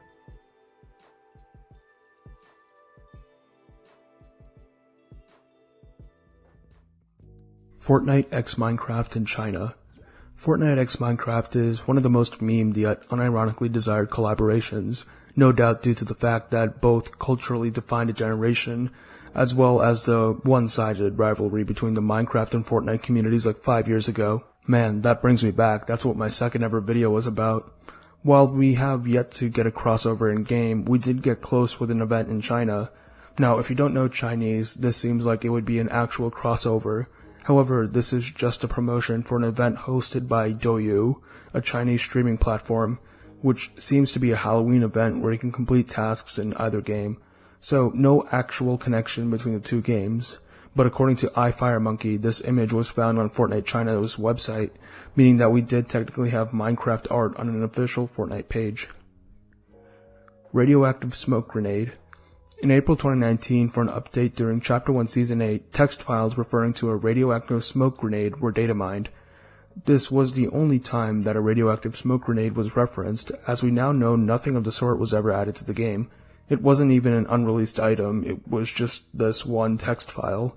What confuses me is that a radioactive smoke grenade just sounds like it would be a vision-obscuring cloud that deals chip damage over time. Isn't that just a stink grenade? I mean, they would be near identical. And it's not like radioactive smoke grenade is a code name for stink grenades, considering stink grenades released a year before this leak, and Season 8 didn't update them in any way. So this was either something that was scrapped very early on into development, or it was a false flag to throw off leakers. The Blues LTM. This is an unreleased LTM which was leaked in June of 2019. As the name suggests, the point of the LTM is that every single weapon in the mode's loot pool is of a rare or blue rarity. However, what really happened with this LTM is not as straightforward as I just told you. You see, the Blues LTM did in fact release on June 22nd, 2019. However, people quickly realized that all of the weapons in the LTM were not blue, but gold. Yeah, the LTM was just solid gold, so the only difference is the name. Like, even the image for the LTM is that of solid gold. A pretty weird error, and I wonder what even caused it. Although I'm not losing sleep over the Blues LTM not being a thing. The concept is honestly kind of lame. There was another unreleased LTM named Purple Rain, which was the same thing but with epic weapons. The novelty doesn't exist without the gold. Maybe it would be interesting if they made a gray weapon only LTM? Wishful thinking, considering LTMs don't really exist anymore. Minions, Rise of Fortnite. Well, the most obvious answer for this bizarre entry is this Zone Wars map that I found based on the meme trend about dressing up in formals to watch Minions, The Rise of Gru. However, it didn't seem to be that popular, so I wonder why it would be on the Iceberg, other than that the Iceberg creator thought it was funny. But while researching the entry, I found something that I thought was funny. User Bobcat31 made a post on the Fortnite Creative subreddit saying that he was working on remaking the entire Minions Rise of Gru movie within Fortnite. They'd basically recreate each frame of the movie on a creative island, and then use the thumbnail of the island as the frame of the recreated movie. Of course, this was an insane undertaking, and it seems like they remade 7 minutes of the movie, although in another post they said they were able to also do most of the movie, so I'm not sure how that worked. I can't get much more information on the project considering all the posts were removed by the mods, but it definitely seemed like a daunting yet funny undertaking. Codex Bug. While the Star Wand bug is the most known out of all the pickaxe glitches, the Codex bug is another time a specific pickaxe was bugged to be overpowered. There were two overpowered aspects to the bug. First, you were able to move faster while swinging the pickaxe. Second, the range of the pickaxe was farther than other pickaxes. This means that you would be able to hit others with your pickaxe while they wouldn't be able to hit you. So yeah, these two bugs combined to make the Codex extremely overpowered in competitive settings. Of course, it would be fixed quickly, but I do think it's kind of funny that the bugged pickaxe was part of a set which was themed around coding and hacking. Kaaba controversy. In 2019, a user made a recreation of Mecca, a Muslim holy site, in Fortnite Creative. Looking at the original video showcasing the build, it's fairly obvious that the creator didn't mean any sort of hate while building it, rather the opposite. However, several Islamic scholars and an Indonesian minister would try to get people to stop playing the game, and in the case of Indonesia, outright ban it. This, however, seemed to be based on misinformation, as the minister said that somebody told him that the game would make you destroy the Kaaba in order to get weapons and move on to the next level, which is just outright false. Eventually, the situation died down because it was based on basically nothing and was a waste of time and energy. Chapter 3 was split. This is likely referring to the theory that Chapter 3 was prematurely ended, with its second half becoming Chapter 4. As we know, Chapters 1 and 2 were both quite long, with Chapter 1 being 10 seasons and Chapter 2 being 8 seasons. However, Chapters 3 and 4 were both very short, only 4 seasons, discounting the OG season. Now, some people theorize that these two chapters were actually cut short. In Chapter 3 Season 2, the Zero Build mode was released to huge success, bringing in a whole bunch of new players, as well as bringing back players who left due to boredom or the building skill gap. It would also bring back a bunch of the popular streamers to Fortnite. While it was controversial in the existing Fortnite community at the time of its release, nobody can deny that Fortnite received a massive reversal in its declining popularity due to this game mode. So some people say that Epic decided to pivot to focusing on Zero Build, and as such decided to switch to a new map as soon as possible, a map whose terrain would be more friendly for the Zero Build game mode. So they scrapped their plans for the rest of Chapter 3 and brought us into Chapter 4 early. Other people have also mentioned that Epic would want to integrate Unreal Engine 5 into the game, and the best way to get eyes on this huge change in the game would be with a new chapter launch. This explains why the chapter was so short, and why it didn't even seem to be planned well, considering the Chapter 3 storyline ended abruptly and felt incomplete. It would also potentially explain why the Chapter 3 live event felt extremely lackluster, with all the spectacle being a pre-rendered cutscene, something that's out of place and low effort in comparison with other Fortnite events. But the idea here is that Epic had anywhere from 4 to 6 more seasons planned for Chapter 3, and due to fast-forwarding Chapter 4, they cut out these seasons from the game, making them lost seasons. Now, I'm not really sure how feasible this theory is. I mean, I think fast-forwarding an entire chapter with a new map would be a pretty huge undertaking. And even if there were seasons and storylines that were scrapped, I can't help but think that ideas they had would be reused in the Chapter 4 seasons. I mean, considering Chapter 4 was also a short 4 seasons, I personally think that these were just supposed to be the seasons that were in the second half of Chapter 3, maybe reworked and rearranged a little.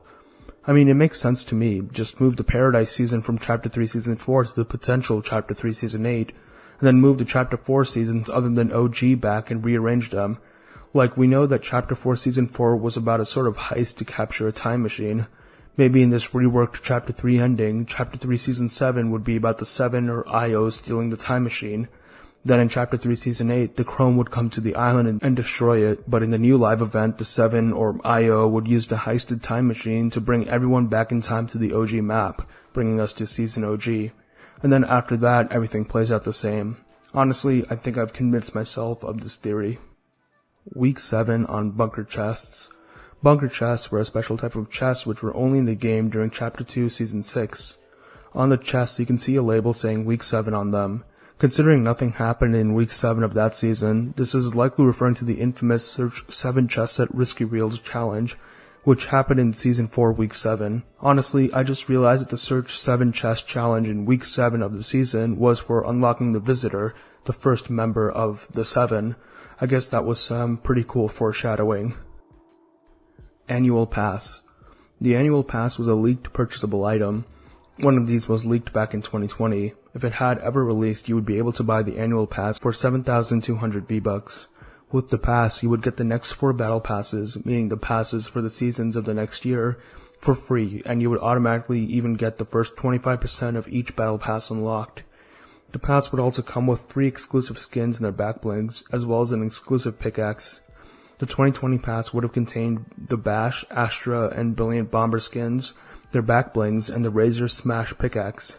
Now, Epic did later come out and say that they had no plans to release this, made even more obvious by the fact that 2 of the would-be exclusive skins, Bash and Astra, as well as the pickaxe, were sold normally in the shop. Of course, we already talked about the Brilliant Bomber, which to this day remains one of the most elusive parts of Fortnite history. I think the reason why this was scrapped was because they misjudged its value for the market that they were trying to sell it to. Like, on paper, it's technically good value, taking into account prices of skins, pickaxes, battle passes, and those level up bundles. The value of everything you're getting in the annual pass would sum to around 17,000 V-Bucks, so selling it for 7,200 is more than half off. However, the issue lies in if those items are worth 17,000 V-Bucks, or like $170 to the player. Your main selling point are the battle passes, and 4 of those are just worth 4,000 V-Bucks. The rest of the cost comes from the cosmetics and the levels you get for those passes. Now, not everyone is going to like the cosmetics you put in the pass, and even disliking one of those skins would probably turn potential buyers off. Remember, this isn't like the battle pass where you get 8 whole cosmetic sets for less than the price of a rare skin, so you can't really overlook one you dislike, especially since you're not getting your money back like in the battle pass. Also, adding levels as an incentive is weak, considering that you can get them for free by playing the game, and anybody willing to drop like $70 on the annual pass is probably playing the game enough to the point where they don't need help leveling up. Also, there would be an issue with when the pass is being sold. Like, what happens when I buy the pass in the middle of the year? Will I get V-Buck compensation for the battle passes I missed earlier in the year, as well as the levels I didn't get? There's so many variables that would be confusing to potential buyers, and the only reasonable way to sell it would just be at the beginning of the first season of that year, which at that point is it even worth it? It's very likely the idea that was the annual pass would eventually lead to the Fortnite Crew subscription service that we have right now. The Fortnite Crew does fix a lot of the issues with the annual pass. While it does cost a bit more, around $150 per year, the value is a lot more tangible, considering that you're guaranteed to get a cosmetic set and 1,000 V-Bucks each month, as well as the current battle pass for free. And since it's monthly, you can sign up and leave at any point during the year without feeling as if you wasted a lot of the value of your purchase. Corrupted Rarity. This was a leaked but never used cosmetic rarity type, similar to stuff like the Frozen Rarity and the Slurp Rarity. This was discovered back in 2020 and was likely going to be used for the Corrupted Legends pack, as well as potentially 8-Ball vs. Scratch, since that skin was the one that started the whole Corrupted thing. G-Matrix Games, who we mentioned earlier as the guy who found the Family Guy textures, made a showcase of how the rarity background could have looked like.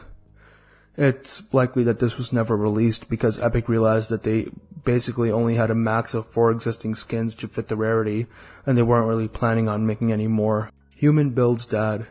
This is referring to the lore given to the Human Bill character. Apparently he's the heir of a massive rich family called the Smurgulons, and his dad is an inventor and engineer who makes the weapons and ships for the last reality. This means that Mr. Smergulon is quite famous, which Human Bill is very eager to remind you of all too often. The Stranger. According to a tweet from Donald Mustard, the Visitor's original name was The Stranger, but it was changed last minute since he thought The Visitor was a more appropriate name. Shame that The Stranger was never reused as a name for another 7 member. It sounds very cool and mysterious. Tire Glitch. This is one of the funniest glitches in Fortnite's history. In Chapter 3 Season 1, specifically in February 2022, Fortnite players would find a pretty substantial glitch revolving around the off-road tire item. The intended use was that they would either augment vehicles, or when thrown on the ground, they spawn a pile of tires that could bounce players. However, the glitch would cause the tires to bounce basically any indestructible prop on the island, meaning stuff that is supposed to be an immutable part of the map. Some people found that when using this glitch with various signs across the map to topple the sign, and then throwing a tire on it again while standing on the sign, you were able to launch yourself incredible distances. If you were able to not die to the fall damage, it was an overpowered way to rotate. However, when I say it would bounce any prop, I do mean any, no matter how big. So if you got yourself some tires, you were able to go to the massive foundation statue on the map, just throw some tires at it, and send it flying. Not really any practical use to this, but it was absolutely hilarious, and also unique among Fortnite glitches. Of course, Epic would patch this by the next update, but they wouldn't just leave this hilarious glitch to fade into obscurity. To commemorate this, they would add a bunch of off-road tires at the base of the Foundation statue. The Foundation NPC would also start to sell off-road tires. I love when they add stuff in-game to reference these viral community moments. Chapter 2 Season 7 ARG. This is an ARG which Epic hosted in the lead-up to Chapter 2 Season 7 in order to build hype for the season. The ARG started off with people getting postcards in their mail, as well as posters appearing around the world. These postcards had phone numbers on them, the number depending on what region of the world you were in. The audio played by the phone after you call would contain some generic message vaguely referring to aliens, as well as strange noises. When the strange noises are put in a spectrogram, they spell out symbols.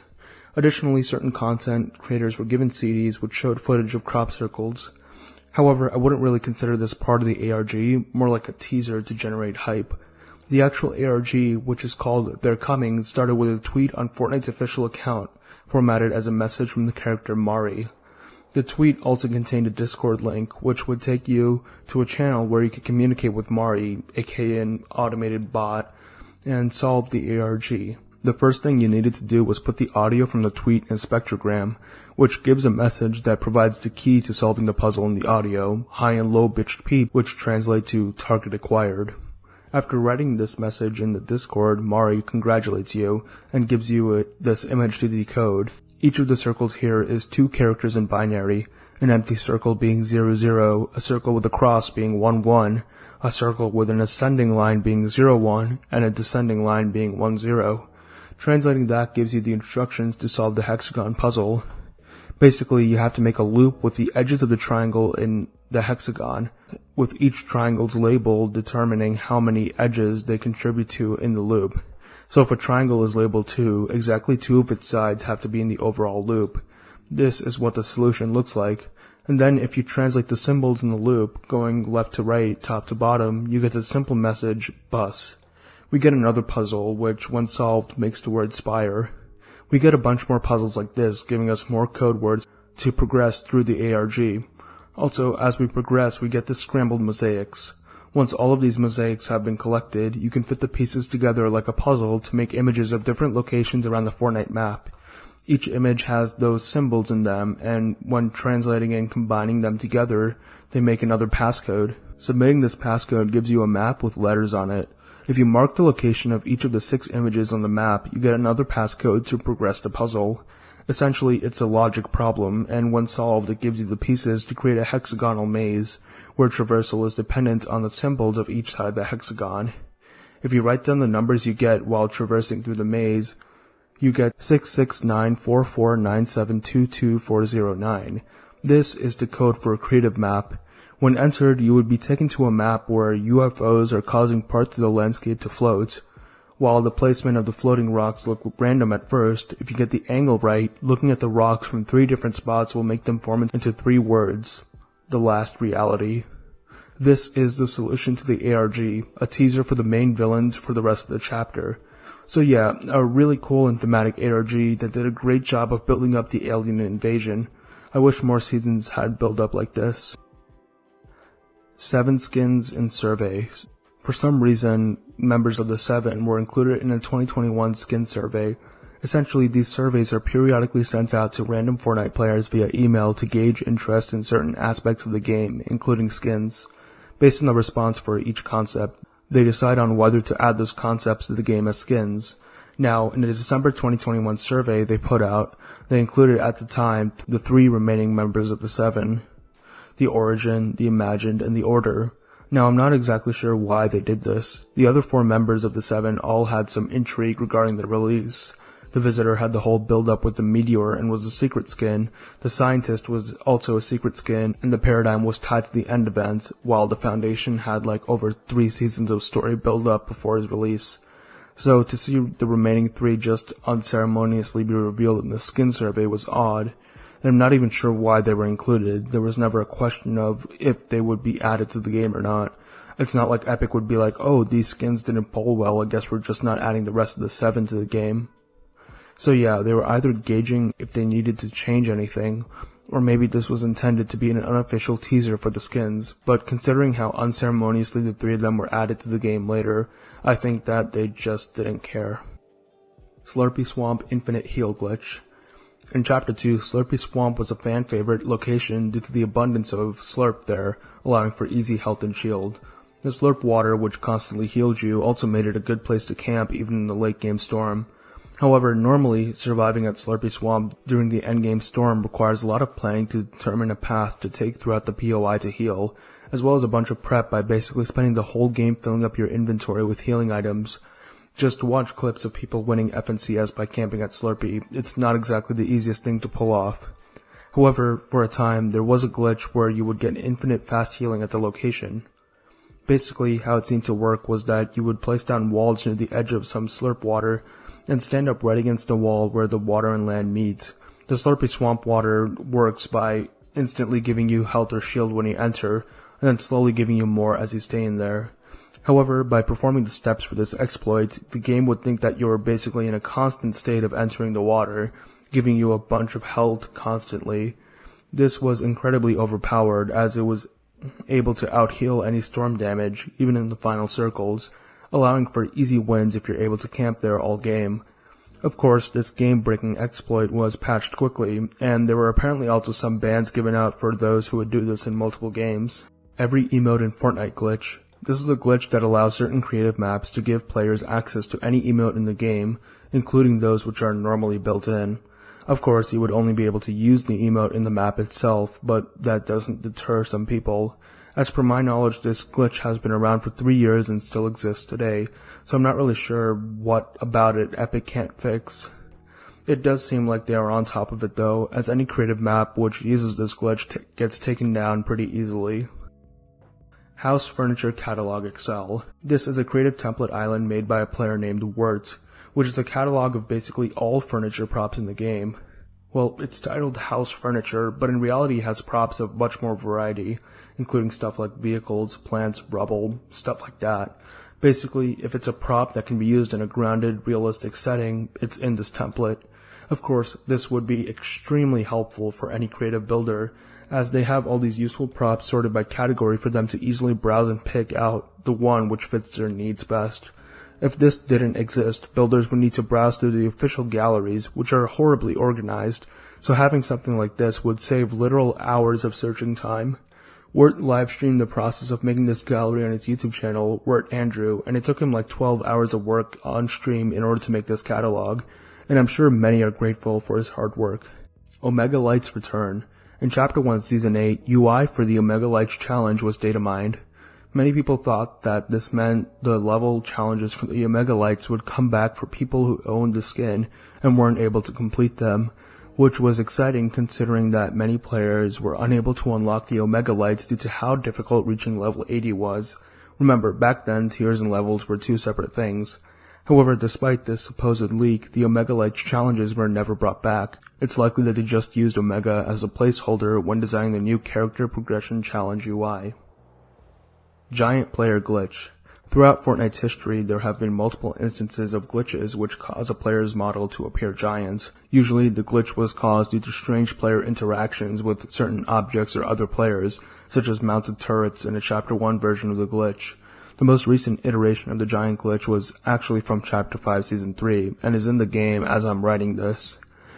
The glitch takes 3 people to pull off. The one who becomes giant has to knock themselves, and a teammate has to pick them up. Then the third teammate has to use a ship in a bottle right in front of the other 2 teammates, and then after using it and hitting them, the knocked player becomes giant. So then you revive the knocked player, and now you have a giant player on the map. Even when this version of the glitch is patched out, another one is bound to pop up. Discord bots. This is referring to the various Discord bots that specialize in Fortnite related stuff, and are pretty good additions to your Discord server if the members are into Fortnite. In fact, some of them will probably be in my Patreon/YouTube member Discord server.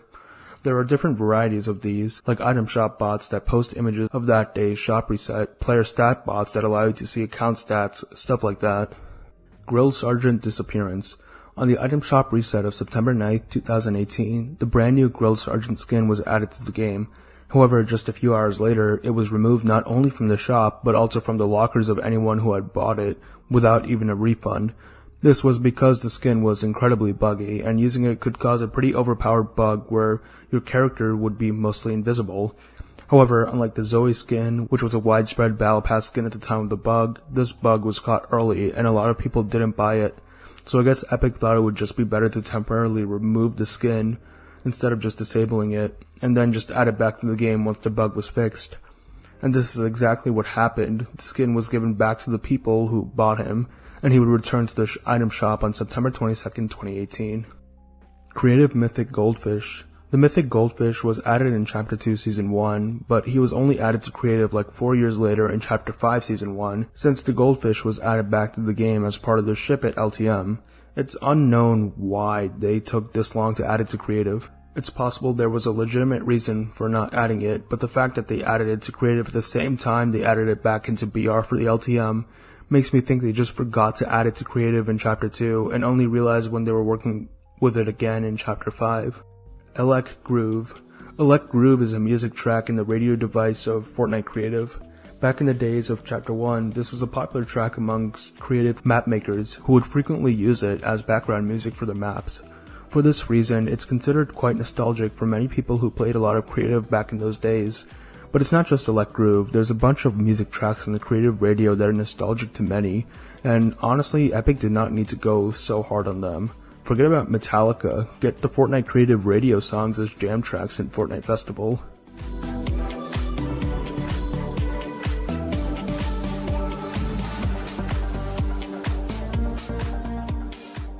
Scrapped Belly Dance emote. If you look closely in the Chapter 2 launch trailer, during the shot in the battle bus, you can see the Rustler skin doing a dance that does not exist within the game.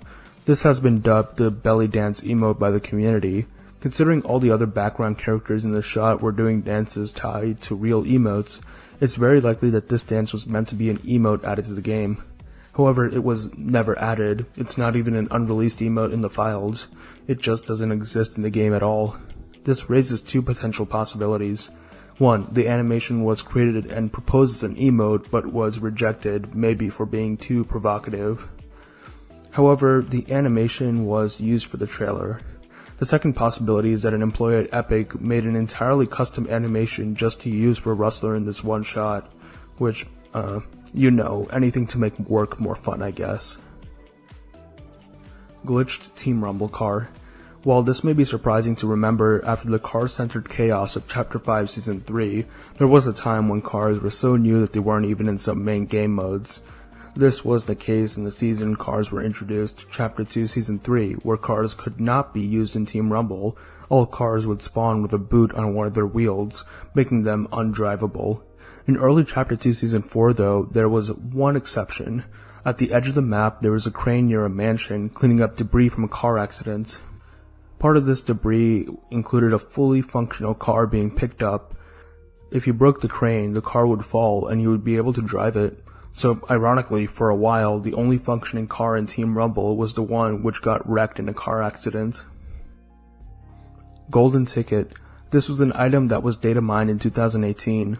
Apparently it was a consumable which could allow you to get back on the battle bus once used.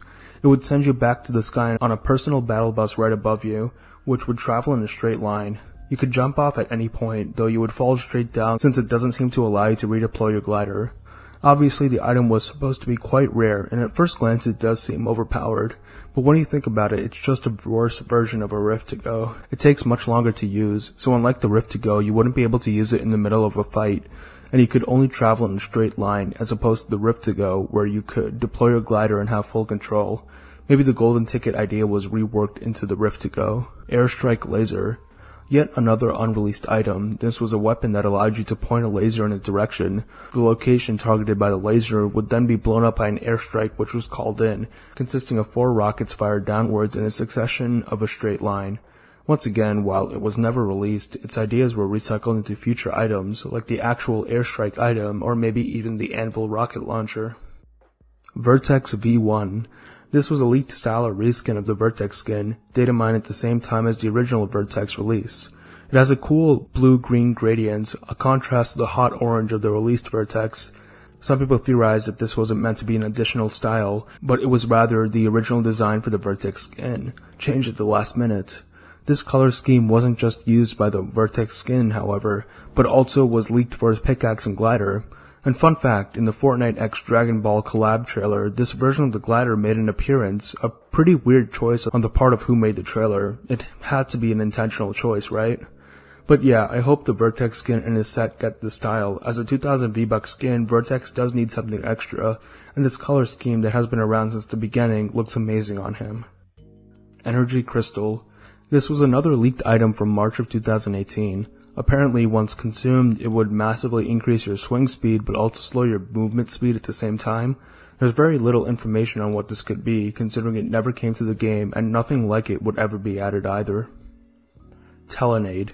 Another leaked item which was a throwable. It would supposedly teleport you to the place where the grenade landed. It's literally just the Ender Pearl in Fortnite. While this never came to the game, it was actually a commonly suggested item, and people were anticipating it when it was data mined. The funny thing is that there were actually some people who thought that the teleportation rifts in the Wailing Woods basement were supposed to be foreshadowing the release of the Telenade.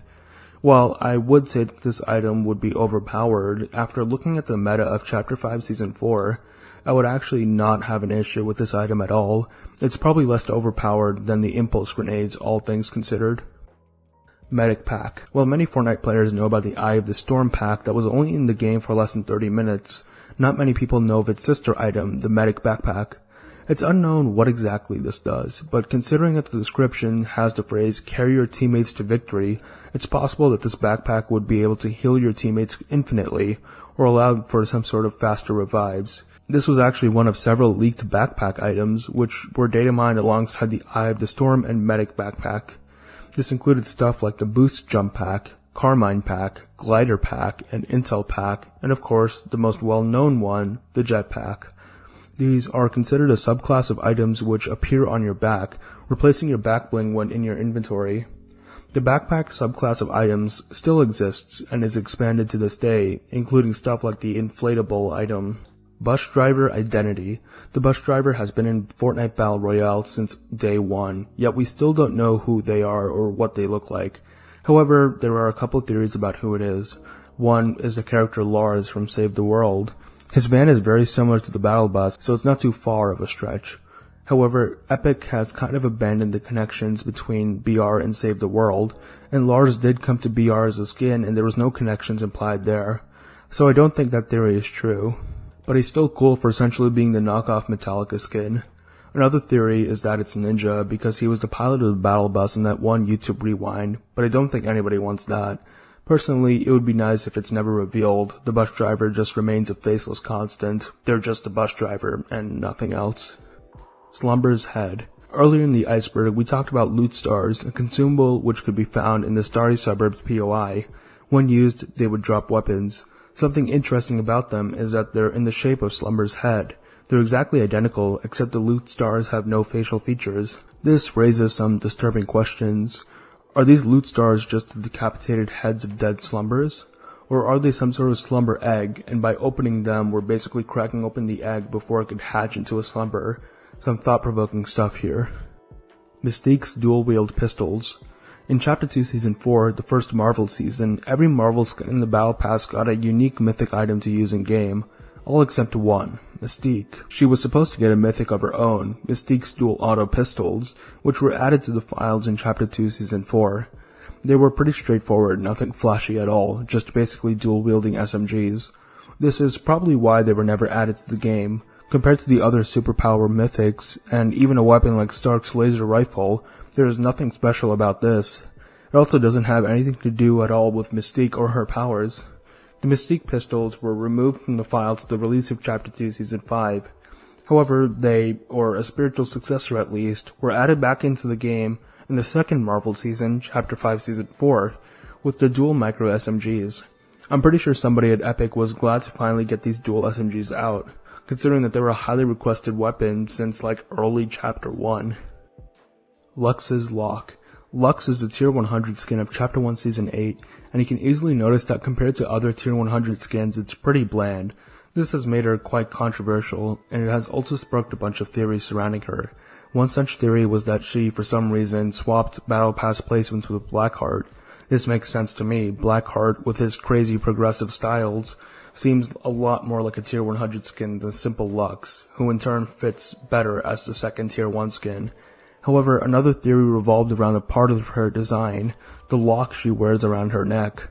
Some people thought that the lock around her neck would be unlocked, which in turn would unlock a new Tier 100 worthy style for her, and this theory was strengthened by the fact that another skin in the same Battle Pass was Master Key. Maybe there would be some lore where Master Key would unlock Lux's lock. Some people theorized that Lux would become a dragon of some sort due to the dragon tattoo on her arm, and that could also tie into the hybrid skin, which would be another humanoid lizard dragon design. However, this never ended up happening, although a version of that theory would come true a few years later. In Chapter 3 Season 2, the Guardian Amara skin was released, and while there's technically nothing saying that this is Lux, come on, she's definitely Lux or inspired by her.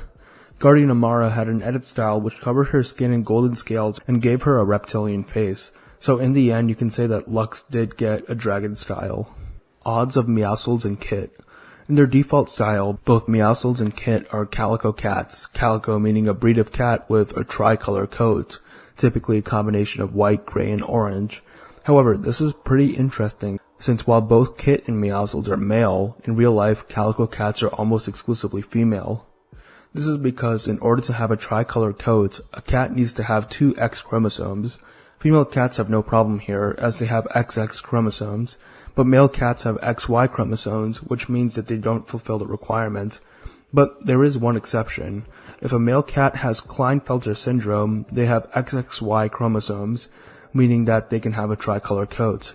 According to Google, approximately 1 in 3,000 male cats are calico, which is already extremely rare. However, this isn't the end. While Klinefelter syndrome can give a cat a tricolor coat, it can also commonly cause health issues with the cat, with a very common one being impotence. They are unable to have children.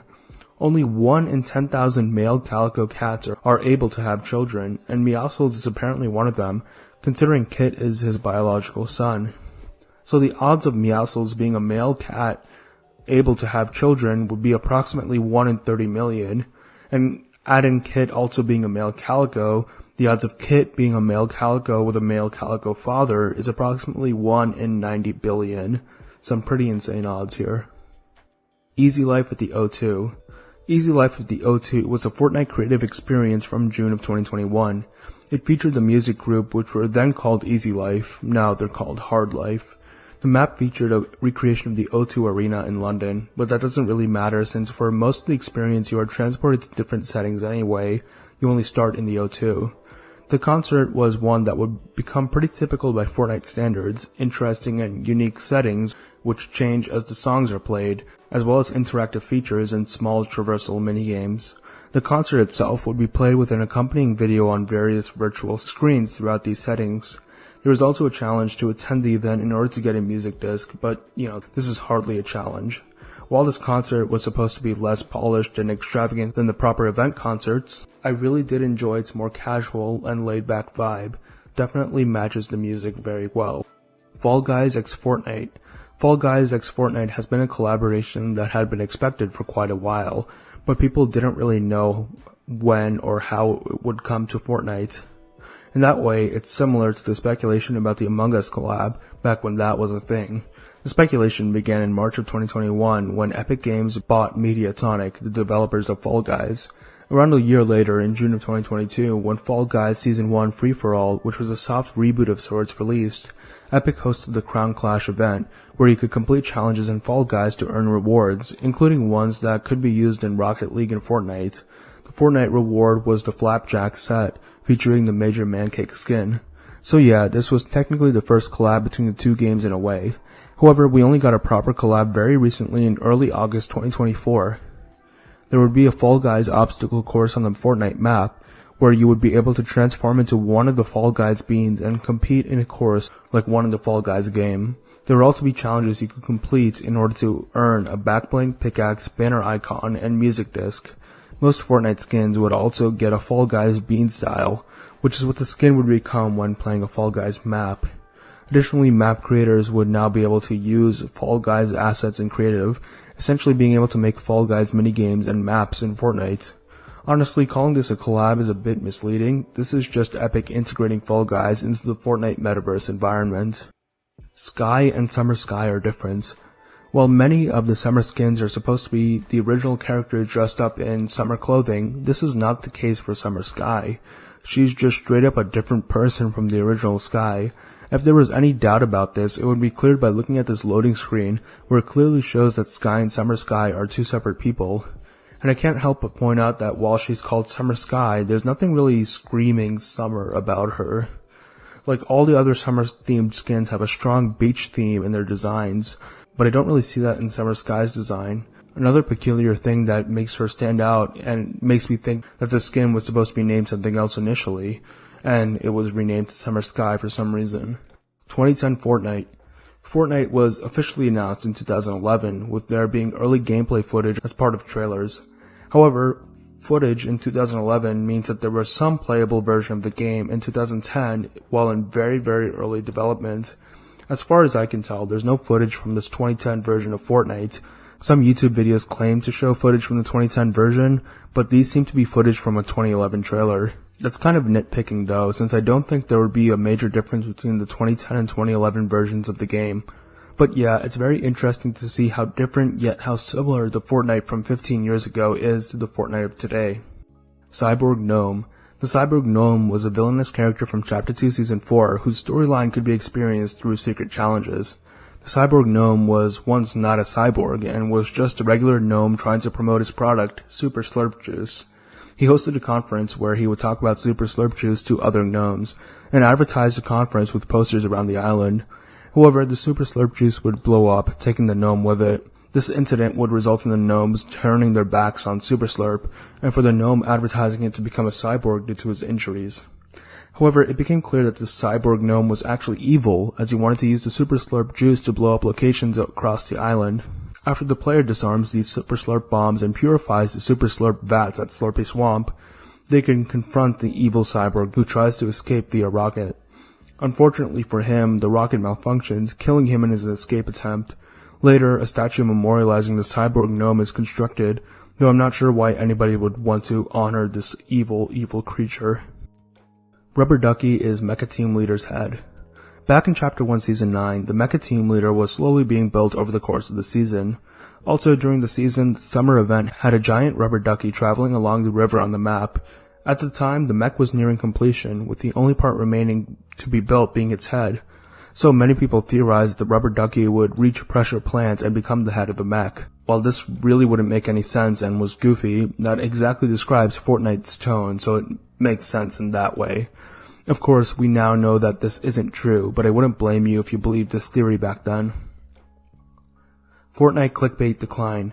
This is an observation about how Fortnite videos with clickbait titles and thumbnails have declined. I don't think there's any super interesting reason for this. Fortnite simply died down in popularity around late 2019, early 2020, and the clickbait died down with it. Even after Fortnite picked up again in popularity in 2023 and 2024, I don't think it really hit that demographic of young, impressionable kids again like it did during its first explosion in popularity, so I guess the clickbaiters moved on to other games. This isn't saying that Fortnite clickbait is completely gone though. Some of the bigger clickbaiters are still doing their stuff, and there is still some traditional clickbait hovering around, especially around new season time. But yeah, there's just not as much an audience for it anymore. Dev Inventory Creative. The Dev Inventory is a creative mode inventory that has a huge amount of items and devices, including a whole bunch that have never been released, whether in creative or battle royale. Of course, as the name suggests, it is only supposed to be accessible to official developers at Epic, I'm assuming for some back-end stuff.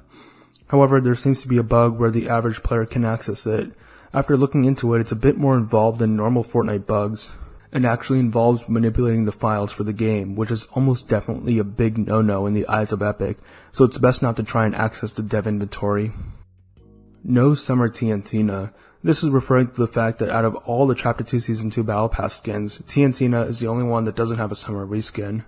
Well, Gear Specialist Maya also doesn't have one, but honestly in the eyes of the community, she isn't really considered a part of the Chapter 2 Season 2 core skin gang.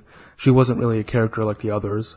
Agent Peely has Unpeely, which is technically a summer version of the original Peely, not Agent Peely, but there's fundamentally no meaningful difference in the end. Brutus has Beach Brutus, Meowscles has Paradise Meowscles, Sky has Summer Sky, and Midas has Midsummer Midas. So yeah, TNTina is the only one without a summer version, which is a bit strange to me because it doesn't seem like it would be too hard to give her a summer version. Just put her in a swimsuit or beach clothes and give her a naval mine back bling or something. In fact, TNTina is the only Chapter 2 Season 2 skin with absolutely zero remixes or reskins, which I did find especially strange since all the other skins from that battle pass get a lot of love in that department. The only reason I can think for this is that TNTina is a knockoff reference to the Borderlands character Tiny Tina, so maybe Epic doesn't really want to bring attention to that character so that Borderlands don't go after them for infringement. But that's probably a stretch. I guess when the Chapter 2 OG season releases, we'll see if TNTina gets remixed in that battle pass. Mancake Emote Leak. Syrup Slinger is Mancake's built-in emote, which involves him slinging a bottle of maple syrup around like how a cowboy would sling a pistol, before pouring the maple syrup over his head. Of course, this is built in because Mancake's head is a stack of pancakes, meaning the maple syrup pouring only makes sense on him. However, the animation for Mancake's emote was leaked in Chapter 2 Season 1, which I'm sure confused a lot of people as to why Epic would release this random emote of someone slinging a maple syrup bottle around before pouring the syrup on their head. But before we get into that proper, I have a correction regarding the previous layer. In fact, it's the entry right before this in the Iceberg about the leaked Mancake emote. Commenter Project Shadow 50 pointed out that when the emote was first leaked, it did not include a syrup bottle, but rather a teacup. The emote was called Gunspinner Teacup, and it had the skin do the same action as the Mancake emote, but with a teacup, with the only difference being that instead of pouring the liquid on their head, they would drink the tea. Thank you for the correction. 2 billion shotgun ammo. This is a glitch that is quite common in Chapter 5, the 2 billion shotgun ammo stack. Players have noticed that after eliminating a player or NPC, they would drop a ridiculous number of shotgun shells, specifically 2,147,483,647. Every time this glitch happened, this exact number would be dropped. And it wasn't just a display glitch, there were actually that many shotgun shells in the stack, although you could only pick up a small portion of it since you would hit the player's max ammo count. But why this specific number? Well, if you're knowledgeable in computer science, this number is actually quite recognizable. 2,147,483,647 is the signed 32-bit integer limit. This is referring to binary numbers. A 32-bit integer is a string of 32 zeros or ones, or 32 bits. It being signed means that the first bit, or the first 0 or 1, determines whether the number is positive or negative. If the first bit is 0, the number is positive. If it's 1, the number is negative. So you have 1 bit representing the sign, and then 31 more bits representing the number, with each bit being either 0 or 1. So the limit will be calculated by 2 to the power of 31 minus 1, which gives us our magic number. So basically, the actual glitch in the code is that when a player or bot is eliminated, the game is saying to drop a ridiculously high number of shotgun ammo, maybe even an infinite number of ammo, which would normally cause integer overflow. However, I assume that there would be some sort of protection against overflow so that there wouldn't somehow be negative stacks of ammo, which would break the game more than just a very large stack of ammo. So they capped it off with a signed 32-bit integer limit, causing this bug. Now, the bigger question is why Epic is using signed bits for a value that should never be negative. TNTina Vault. In Chapter 2, Season 6, if you went to the redacted landmark, you could find a vault in one of the buildings nearby. The building would have some of TNTina's explosive barrels outside, and if you went in, the vault door was actually open, with graffiti saying boom right next to it. However, while the vault door was open, you still couldn't get inside the vault itself. This is seemingly just an Easter egg, as TNTina herself was not really given any importance in Chapter 2 Season 6 other than this. 4chan leaks. Well yeah, as with basically everything else, Fortnite content has been leaked on 4chan, often a good while before they are officially revealed, and this happens more often than not.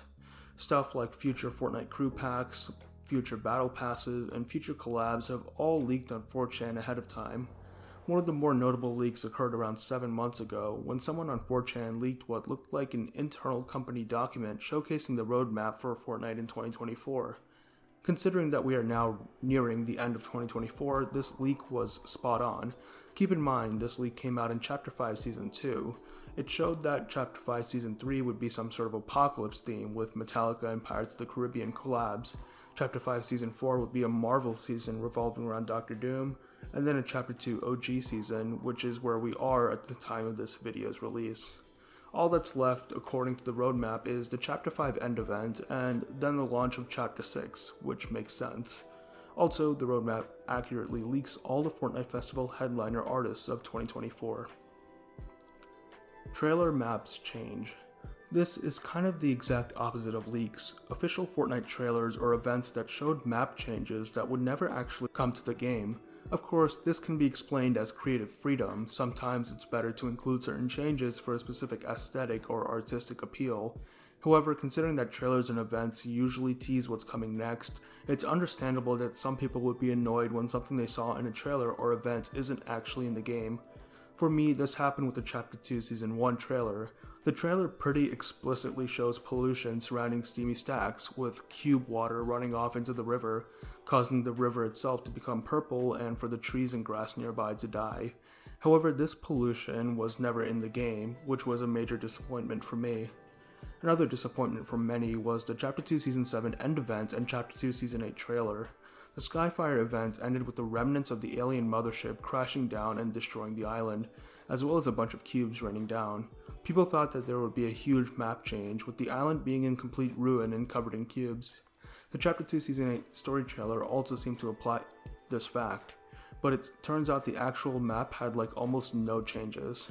Like, come on, I just saw steamy stacks get completely annihilated in an explosion, and then I load into the game and there's literally nothing changed about it. This is especially egregious, but there have been minor examples of this happening across Fortnite's history, with Chapter 2 being especially bad regarding it. Scientist Paradigm Description Change. If you take a look at the skins in the 7, they all have one of the 7 as their description, with the Foundation having Leader of the 7 instead. Well, 3 of their descriptions don't reference the 7, the Visitor, Scientist, and Paradigm. The Visitor makes sense, he was introduced way before any of the others, so he wouldn't have references to the 7 in his description. However, when the Scientist was first released, his description was, his mission is unknown, one of the 7. This got everyone excited since it was now obvious the Visitor and Scientist were part of a group. And then later that season, the Paradigm was released and her description was, her allegiance is unknown, one of the 7. However, despite this, in Chapter 2 Season 1, the one of the 7 parts of the descriptions were removed. The reason for this is completely unknown, as I don't think it was a mistake since Epic would need to go out of their way to do this. Some people speculated at the time that the idea of the 7 was scrapped, but looking back we now know that all of the 7 were released. and it's especially weird that all the members introduced after would include one of the 7 in their descriptions. Just a bizarre change. Axo Auto.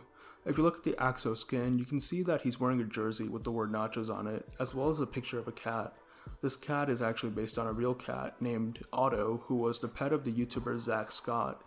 In 2017, Epic Games reached out to him as they were making banners based on popular YouTubers. Scott's banner was, of course, his cat Otto. However, Scott would request not to have the banner added to the game due to the fact that Otto got sick and would sadly pass away soon after. So the banner would stay in the files but would never be used. That is, until the designer for the Axo skin would one day find the banner in the files and would reuse its design for the logo on Axo's shirt. I'm assuming the designer of the Axo skin didn't know about the original story regarding the banner, which is why they would recycle the design. However, Zach Scott did know about Otto being used on Axo and seemed to be fine with it, so it's nice that Otto gets to be memorialized in Fortnite in a roundabout way. It's all connected, pay attention. On August 21st, 2020, Donald Mustard would tweet out the message, "It's all connected, pay attention. The story is about to kick into overdrive." This tweet was made in the lead up to Chapter 2 Season 4, and he was right. While the storyline definitely existed before that point, the narrative of Fortnite was definitely front and center in the stretch between Chapter 2 Season 4 and Chapter 3 Season 3. It definitely did kick into overdrive in that period, if only the story had kept the momentum. Liam and Finn love Dad. If you used replay mode and looked under the hat of the Indiana Jones skin, you would find a secret message saying Liam plus Finn heart Dad. This was likely a little Easter egg 2 developers put in as a gesture of love for their dad. However, the message would later be removed from the skin. Shooting Test LTM added early. In December of 2017, Epic accidentally added an LTM called Shooting Test, or Shooting Model. This was supposed to be an LTM that modified shooting accuracy for better aim. However, this addition was a mistake and would quickly be removed by Epic. The LTM would later be added officially as Shooting Test number 1 in February of 2018, which we covered earlier in the Iceberg. Glitched consumables. In Season X, the soccer field was completely removed, leaving a desolate lot in its place. Within the lot, you would find glitched consumables. This was a type of consumable that would actually change between different consumables every few seconds, as it was unstable. It would cycle between being an apple, coconut, hot rock, mushroom, pepper, or shadowstone, meaning that you could get any one of the effects of these items depending on when you consumed it. Saturn LTM. This was less of an LTM and more of a new game mode that was leaked back in 2021. The only concrete thing we have about it is this image. Of course, such a strange piece of art sparked speculation on what this LTM could be. Common consensus was that this was supposed to be an open-world RPG, while other sources said that it was a dungeon crawler. Certainly, the distinct art style, as well as the obvious fantasy genre, made it clear that this was something very different from regular Fortnite. After this, speculation would continue until all references to the Saturn LTM were one day removed. Not much to say since there was such little information about it, but I do wonder if the idea for this LTM ended up being recycled into LEGO Fortnite. 2,147,483,647 Supercharge XP. In Chapter 4, there was this glitch where you can get over 2 billion Supercharge XP. And if you remember the shotgun ammo entry, you know that this specific number is a 32-bit integer limit, meaning that the glitch essentially gave you infinite XP. The way it worked was pretty weird. You'd have to join a specific Discord server of all things. You message a bot on the server, and the bot will ask you to enter your Epic Games login information. After doing so, if you typed in the command supercharged twice in the chat with the bot, your account would start getting this basically infinite XP gain. Of course, this is not kosher whatsoever, and Epic definitely patched this, and I would not be surprised if they issued bans considering that you had to go out of your way to perform this exploit. But I haven't heard about this happening. But yeah, the way you get this XP is super suspicious as well, and it should go without saying that you should obviously never give out your Epic login information to an unverified third party like this. K-pop became iconic. In Chapter 1 Season 5, art for a skin named K-pop was added to the files. This skin would never come out. However, when the iconic skin came out later, many people assumed that the K-pop skin was essentially just an early version of the iconic skin. They both had the same pose, and they both wore the same outfit, just with different colors, and with Iconic adding a mask while removing the eyes and ears on the hoodie. Adding the fact that Iconic was a collaboration with the K-pop group iKON, it's pretty safe to assume that the K-pop skin did become iconic. Though K-pop itself would later become its own skin, actually 5 skins. The Bedhead Brigade set featured 5 skins that each had 3 edit styles, wearing different types of pajamas. Sharktooth's designed one of the styles based off the leaked K-pop design, and I think it's cool that Epic actually included it in the final versions of the skins, since I would normally assume that they wouldn't acknowledge a leaked design. Project Rift. Project Rift refers to fan-created softwares that you can download in order to join a private server, which you can play old Fortnite seasons on. This first went up in 2021 and was active until at least 2023. You have to join their Discord server, where a bot will provide you with a key, and using that key you can download the software to join a private Fortnite server, as well as the files of the specific build of Fortnite you want to play. There is also support for live events as well. Obviously, Rift is not officially associated with Epic, but Epic won't care if you play it, since it's a private server that's completely disconnected from Epic servers. Epic is aware of Rift, but they only ever contacted them to ask them to remove all the paid cosmetics from their files, since Rift used to allow you to use any cosmetic you wanted. Now you can only use the default stuff. I am surprised they even allowed this to stay up though. I don't think Rift is being updated anymore, but there are alternatives that are still active. This is only scratching the surface of Rift and Fortnite modding in general, and I'm going to be honest, I'm probably not the best guy to explain it since I'm not involved in the Fortnite modding community whatsoever. But if it's something you're interested in, there is certainly a community out there for you. Magma Reef. Magma Reef is the username of an Epic employee who used to be pretty active on the Fortnite BR subreddit. He worked as the head of the security team at Epic Games, with duties mainly regarding account protection and anti-cheat. He was very well known for quickly responding to posts of people raising concerns about their accounts, such as being hacked or falsely banned, and then actually working in order to resolve the issue, encouraging users to privately message him on either Reddit or Discord in order to recover their accounts. He would clearly explain how these processes worked at Epic and offered full transparency, not just for account and security related matters, but basically any issue regarding the game, and would also occasionally casually comment on posts like a regular user. While his last Reddit comment was 2 years ago, implying that he's currently inactive, people still fondly remember him as a pretty great guy, and as an example of how Epic used to be one of the best in regards to communication with the community, a title which many agree they no longer have. A funny epilogue though, Magma Reef once said Fortnite would never have private servers, which would end up being completely wrong considering the prior entry. Weezer World. Weezer World is a Fortnite creative map created by the team Create, C-R-E with an 8, and released on March 1st, 2019. It was officially commissioned by Weezer as a promotion for the new album, The Black Album, and was helped along by Donald Mustard, though I wouldn't necessarily call it a collab since it was just a creative island.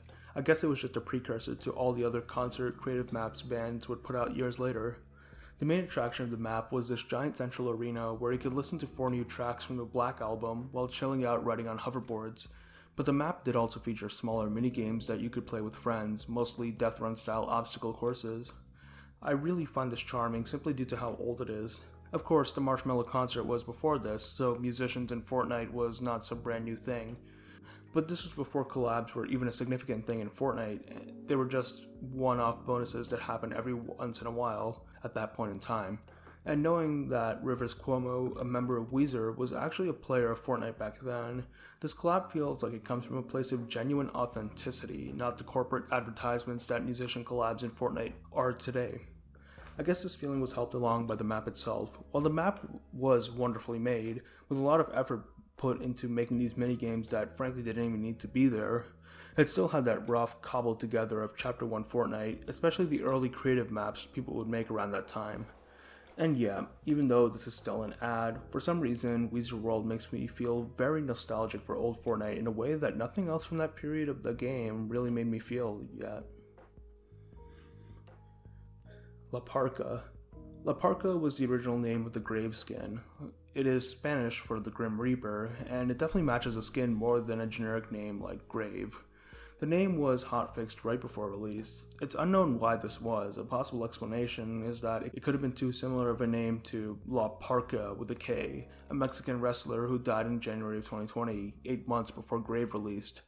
And while the name couldn't be copyrighted or anything, it's possible that it was changed out of respect to the wrestler, who Epic found out existed right before the release of the skin.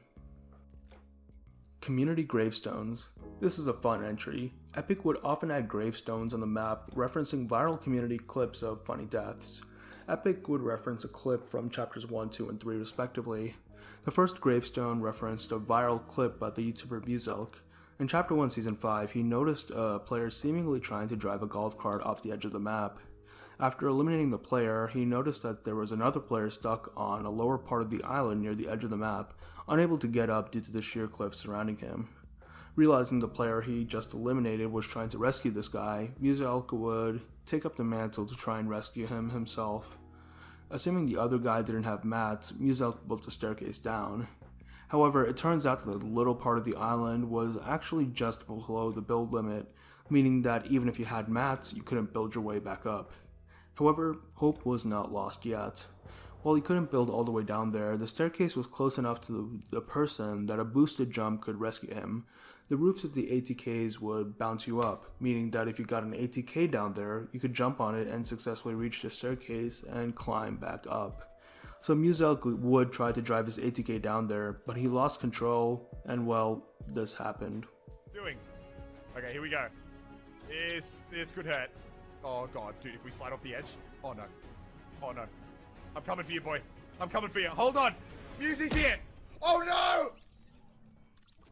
We killed Chappadoodle. Oh my god. Well, that was a botched rescue operation. Jesus Christ. Yeah, after all that effort to try and rescue this player named Chappadoodle, he was killed by the very thing that was meant to save him. This rescue attempt went absolutely viral, and Fortnite themselves would even post a clip of this iconic moment. And later, Epic themselves would add an Easter egg in the game itself to memorialize Chappadoodle's failed rescue mission. First, they fixed the build limit so that you could actually build all the way down to that little ledge. Down on that ledge, there was now a gravestone where Chappadoodle was hit by the ATK. And the cherry on top was that Epic would also add a pile of tires next to the gravestone, so that Chappadoodle's ghost could at least use them to bounce back up to safety. The next community gravestone was from Chapter 2 Season 1. Early on in the season, player iFrost Origins would post a clip of them swimming off the edge of the waterfall, only to completely miss the river below and dive headfirst into the ground, killing them instantly. This clip would similarly go viral, and Epic would reference it by adding a gravestone and flowers, as well as a no swimming sign. The third viral community clip was from Chapter 3, where a duo It's Smiley6516 and Rust9K would drive their car through a rift, landing so hard on the ground that they were thrown out of the car and glitched into the ground, unexpectedly and instantly killing them. Epic would commemorate their deaths by adding 2 gravestones in the spot where they died, as well as a ruined car buried halfway into the ground. These are all really cool nods to the community, and they were also all really funny, with each of them having a visual joke. Unfortunately, we haven't had one of those community gravestones recently, and I hope we get another one in the future. We Will Be Monsters Cube. We Will Be Monsters is an animated short film from Universal, which features several Universal monsters teaming up to resurrect Frankenstein. Near the end of the short, they resurrect him using the power of a cube, and then Frankenstein opens up a rift to the Fortnite island and they jump through. It's whatever, and it doesn't even make a lot of sense since only one of the main characters of the short that actually got a skin was Frankenstein's bride. The other Universal monsters get their classic forms as skins. But yeah, the elephant in the room here is the cube showing up in the short, especially considering that this was during a season where the cubes or the last reality were not really a focus at all. I'm assuming they just needed some Fortnite related horror MacGuffin, and the cube was the only real iconic choice. Though it indirectly means that in the lore, the last reality was able to at least infiltrate the Universal monster reality. Season 3 crossbow in creative. For some reason, until Chapter 5 Season 1, the crossbow was not available in creative. It's odd because other versions of the crossbow, like Cupid's crossbow and the Fiend Hunter crossbow, were added to creative prior, with Cupid's crossbow being added all the way back in Chapter 1 Season 7. So I'm assuming they just forgot about the regular crossbow. I don't see a reason why it couldn't be in creative. Honestly, the fact that a weapon released in 2018 wasn't added to creative until 2022 is absolutely insane. Chapter 1 Fire. If you guys remember, I talked about a flamethrower leaked in Chapter 1, but it was never added. Of course, it would be strange for flamethrowers to be added with no fire, since fire would first be added to the game in Chapter 2 Season 3, so a flamethrower would just do damage without it. Well, turns out there was supposed to be fire back in Chapter 1, and it would be caused by the flamethrower. However, according to the guy who mined it, the fire effect would cause a bunch of lag, and it's likely that the flamethrower itself was scrapped due to the fact it couldn't get fire right in Chapter 1. Supply Drop Grenade. Another unreleased item from early Fortnite, this time from Chapter 1 Season 3. It was a grenade that when thrown would spawn a supply drop landing spot where it landed. This idea was likely reworked into the dial drop item introduced in Chapter 3. Bright Blimp Secret. This is a secret reactive feature of the Bright Blimp glider. If you used a Bright Bomber or Bright Gunner skin, Bright Bag Backbling, and Rainbow Smash Pickaxe, you unlock the reactivity of the Bright Blimp glider. Keep in mind this reactivity is unlocked only when using the Bright Blimp glider with these cosmetic combos. It doesn't work with any other combo. If you look at the glider, you can notice 4 missiles in the front, underneath the cloud. While the glider is redeployed, if you click the fire button, these missiles can actually be fired out of the glider. You then wait until you hear the reload sound, and then you can fire them again, as many times as you want until you land. Obviously, these missiles don't do any damage, and only you can see them, but it's still a really fun reactivity. This is by far considered to be the most obscure Easter egg in Fortnite history, as very few people knew about this until Tabor Hill made a video on it in January of 2023. Keep in mind, this is around 4 years after the glider first released, so it was a very obscure detail until then. I'm not sure how it got past data mining, and if it did, who knows if there are any other secret reactivities or Easter eggs hidden in Fortnite cosmetics, just waiting to be found. Beehive Grenade. Another unreleased item, this grenade would spawn a beehive where it landed, causing bees to swarm and deal 15 damage per second to enemy players. This was likely scrapped since 15 damage per second is kind of OP, and it was essentially spiritually added with the stink grenades. Golden Apple. No, this isn't a Minecraft collab.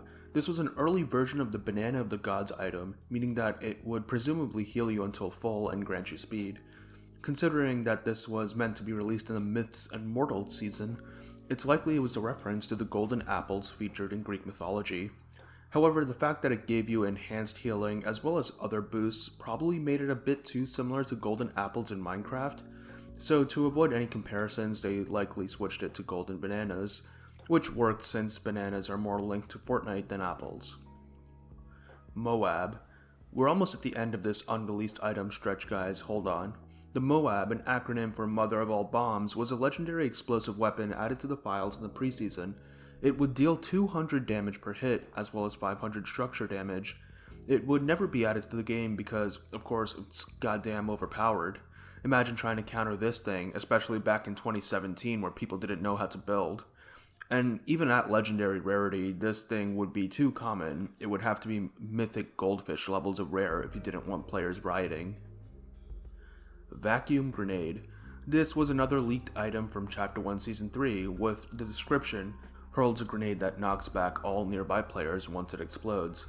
While it does sound identical to the Impulse Grenade and even uses the same icon, I think this was an early version of the Shockwave Grenade that was added in Season 4. It's an upgraded Impulse, and Vacuum could be referring to the low gravity it gives the player. Although they did likely change the name, since Vacuum Grenade gives the impression that it sucks players in rather than knocking them back. But that could be an interesting item, a reverse Impulse Grenade that would suck in anybody in a given radius towards it, and imagine if it had the effect where players affected by it would break through walls. That would be fun to play around with. Space Pistol. Unreleased legendary pistol, with what makes it unique being that any shot it fires would ricochet off surfaces a certain number of times, so essentially your shot would bounce around for a bit if it didn't hit a player. Super Shredder. Remember the pump sniper? Now imagine if instead of being a bug, it was an actual gun. That gun is called the Super Shredder. This was a shotgun added in preseason that was still accurate even at long ranges. Of course, it was never added and was removed from the files in Season 4. Now, I don't think it would have been as overpowered as the pump sniper bug, and honestly I think it would have just been somewhat similar to the combat shotgun. Lobbies are half bots. So yeah, it's common knowledge now that in any given match of Fortnite, approximately half of the players in the lobby are bots. This is dependent on your skill level. If the game deems you a bad player, you can get a lobby of up to 75 bots, and if you're good, your lobby can have as little as 20. But for the average player, your lobby will be around 50 bots, or half the lobby. This is pretty disappointing, as ideally you want 100 real players, although it does make sense. Think about how many playlists are currently on Fortnite. You've got the regular game modes, zero builds, and reload, and for each of them you got solos, duos, trios, squads, as well as ranked and not ranked to further split up the playlists.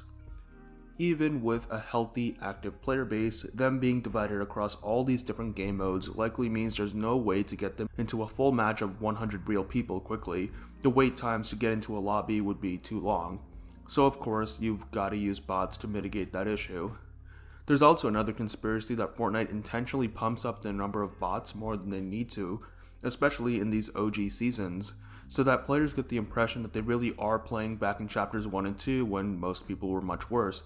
So having bots replicates that experience. I guess we'll have to wait for Chapter 1's OG's permanent return to see how that plays out. Who summoned Kevin? If you remember all the way back in Chapter 1 Season 5, Kevin did not just randomly appear on the island. His arrival was deliberate, with the rift in the sky shooting out lightning that systematically destroyed cacti on top of a hill near Paradise Palms, before shooting out a massive bolt of lightning which spawned Kevin. So, who caused this? It could be the Last Reality, as they're the faction that deals with the cubes. However, there is a better theory from Reddit user CoolChair5994.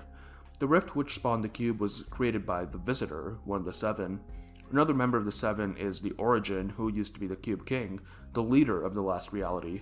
As the former Cube King, it's likely the Origin still had the powers to create cubes. However, since the cubes were huge, you couldn't easily bring one to the island, so the Visitor created a huge rift to make it easier. The Origin created the cube and sent it to the island with the mission to attack the IO and retrieve the 0 points. That's why it went to the center of the island and opened a hole down to the 0 points. It would damage the IO bridge base, and it would also make the 0 point more accessible for the Seven. It was the second phase of the plan started by the rocket. I think this theory makes sense. The Origin was the one who sent Kevin to the island. Loot llamas brought to life. In Chapter 2 Season 7, llamas were changed from static encounters to living animals.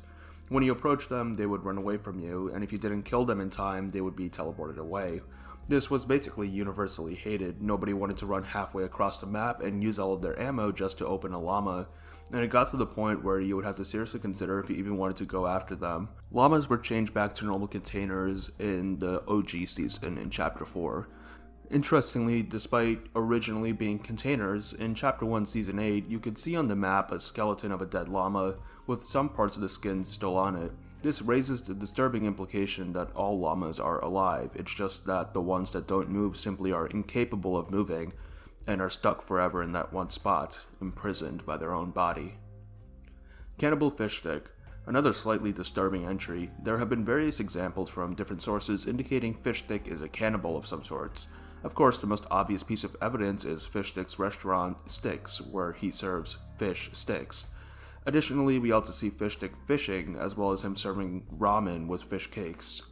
Now, this technically doesn't have to be cannibalism. Fish stick seems to be an evolved form of a flopper, and floppers aren't the only species of fish in Fortnite. There are a bunch of different types of fish. If he's only killing, eating, and cooking other species of fish, it wouldn't be cannibalism. In real life, fish do eat other fish. It's no different from mammals like humans cooking and eating other mammals like cows or pigs. However, if he is eating other floppers, I guess the line is kind of blurred.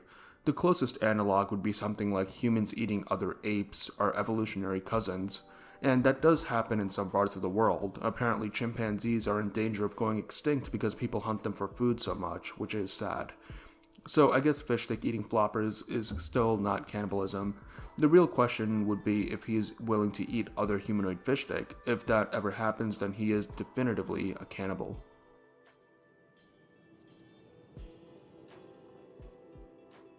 Chris Pratt Korean ads. So I actually spoke about this entry in my second ever Fortnite Iceberg video, The Forgotten Entries. Back then, this was actually kind of obscure, although I do think it's become more common knowledge since then. Still, I do consider this a pretty obscure entry, especially considering how weird it is. Basically, back in 2018, Chris Pratt would star in a series of Fortnite ads that would be shown exclusively in South Korea. The ads would advertise the game, obviously, as well as a tournament for Korean players. The ads are also notable for being strangely antagonistic. One of them starts off with Pratt literally saying, "Hey, you Korean noobs," and all of them feature him talking about how he finds Koreans especially easy to win against in Fortnite. And one of them even says that he's going to win all of the prize money in the upcoming tournament, while Koreans will win none of it, because they're so easy to win against. It's a bit odd as an advertising strategy, but hey, it gets your attention. The ads themselves are also pretty weird. They've got a strangely high production value and rarely even feature footage of the game, typically just reusing clips from the original Battle Royale launch trailer, with rare exceptions, and mostly just using shots of random actors looking at the camera. Chris Pratt as the face of the campaign isn't surprising. Western actors have a trend of being the face of large advertising campaigns in Asian countries, even if they usually tend to avoid doing ads in their home countries. Chris Pratt would be a well-known face in South Korea in 2018, which is why he was chosen, though it does lead to some pretty funny posters. Honestly, this is one of my favorite bits of Fortnite trivia, the combination of Chris Pratt, the weird visual and editing style of the ads, the antagonistic messaging, creates something truly memorable, at least for someone used to American-style advertising. 0 Point is a seed, a lore theory that does have some substance to it. While the 0 Point is technically considered an omnipotent entity, on that scale of incomprehension, it's possible that it could also be a seed. The main piece of evidence is that it can bloom, as shown in the Zero Crisis event. It blooms into a flower. The Foundation says that the 0 Point blooms when it is very unstable, and that this was bad for reality. And this is built upon in the Big Bang event, where the 0 Point fully blooms, forming a flower-like shape which creates multiple new realities. So I think it would be appropriate to say that the 0 Point is a seed that grows into a new omniverse. Koi Dance. The Koi Dance is an emote that exclusively appeared in the Gen Hoshino Soundwave series concert. It's based on choreography from the music video for Gen Hoshino's song Koi, and even though the emote itself technically does not have music, if it were released in the item shop, the music likely would have been the chorus of that song. The fact that this was never released in the item shop is a bit strange, because all the other musicians featured in the Soundwave series got an emote in the item shop.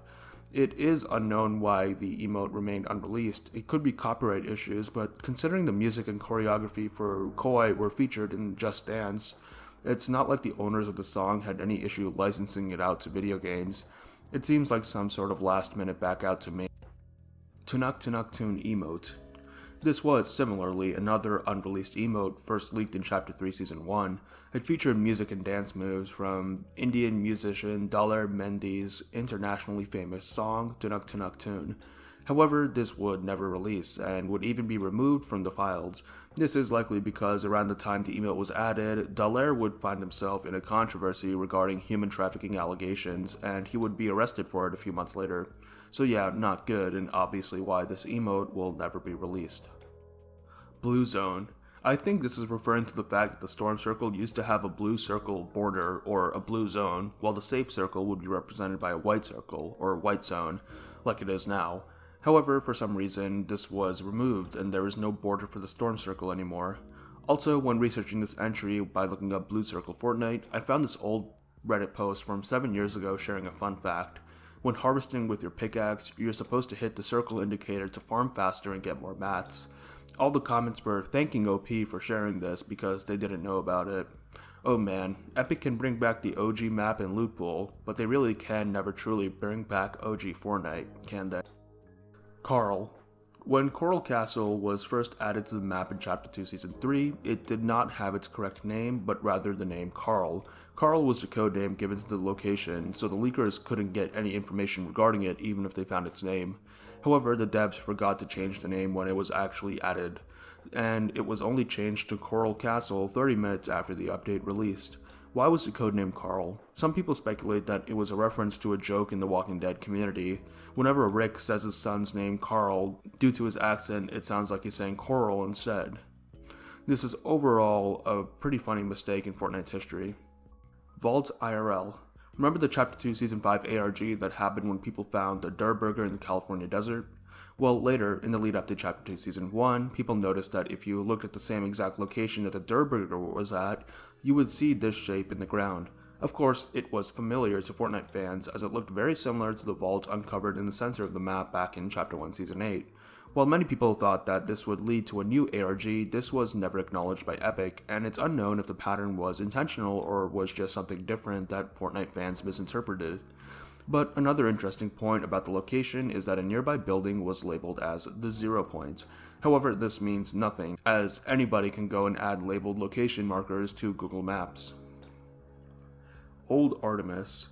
The original map for Chapter 3 was not supposed to have a snow biome, however, due to the community really wanting one, they did add it. Floor is Lava 2017. The Floor is Lava was meant to be one of the original LTMs, being planned in 2017 to release alongside other OG LTMs like 50v50. However, likely due to the difficulty of implementing the lava, it was not released, and I wouldn't be surprised if they put it on the back burner until Season 8, when a Floor is Lava LTM did release. No ginger males. There are thousands of skins in Fortnite, and Epic have always tried to incorporate a large amount of diversity within their designs and character, which makes it even more surprising that we still have yet to get a male ginger as a skin. People first noticed this 6 years ago, and it hasn't changed in the over half-decade since.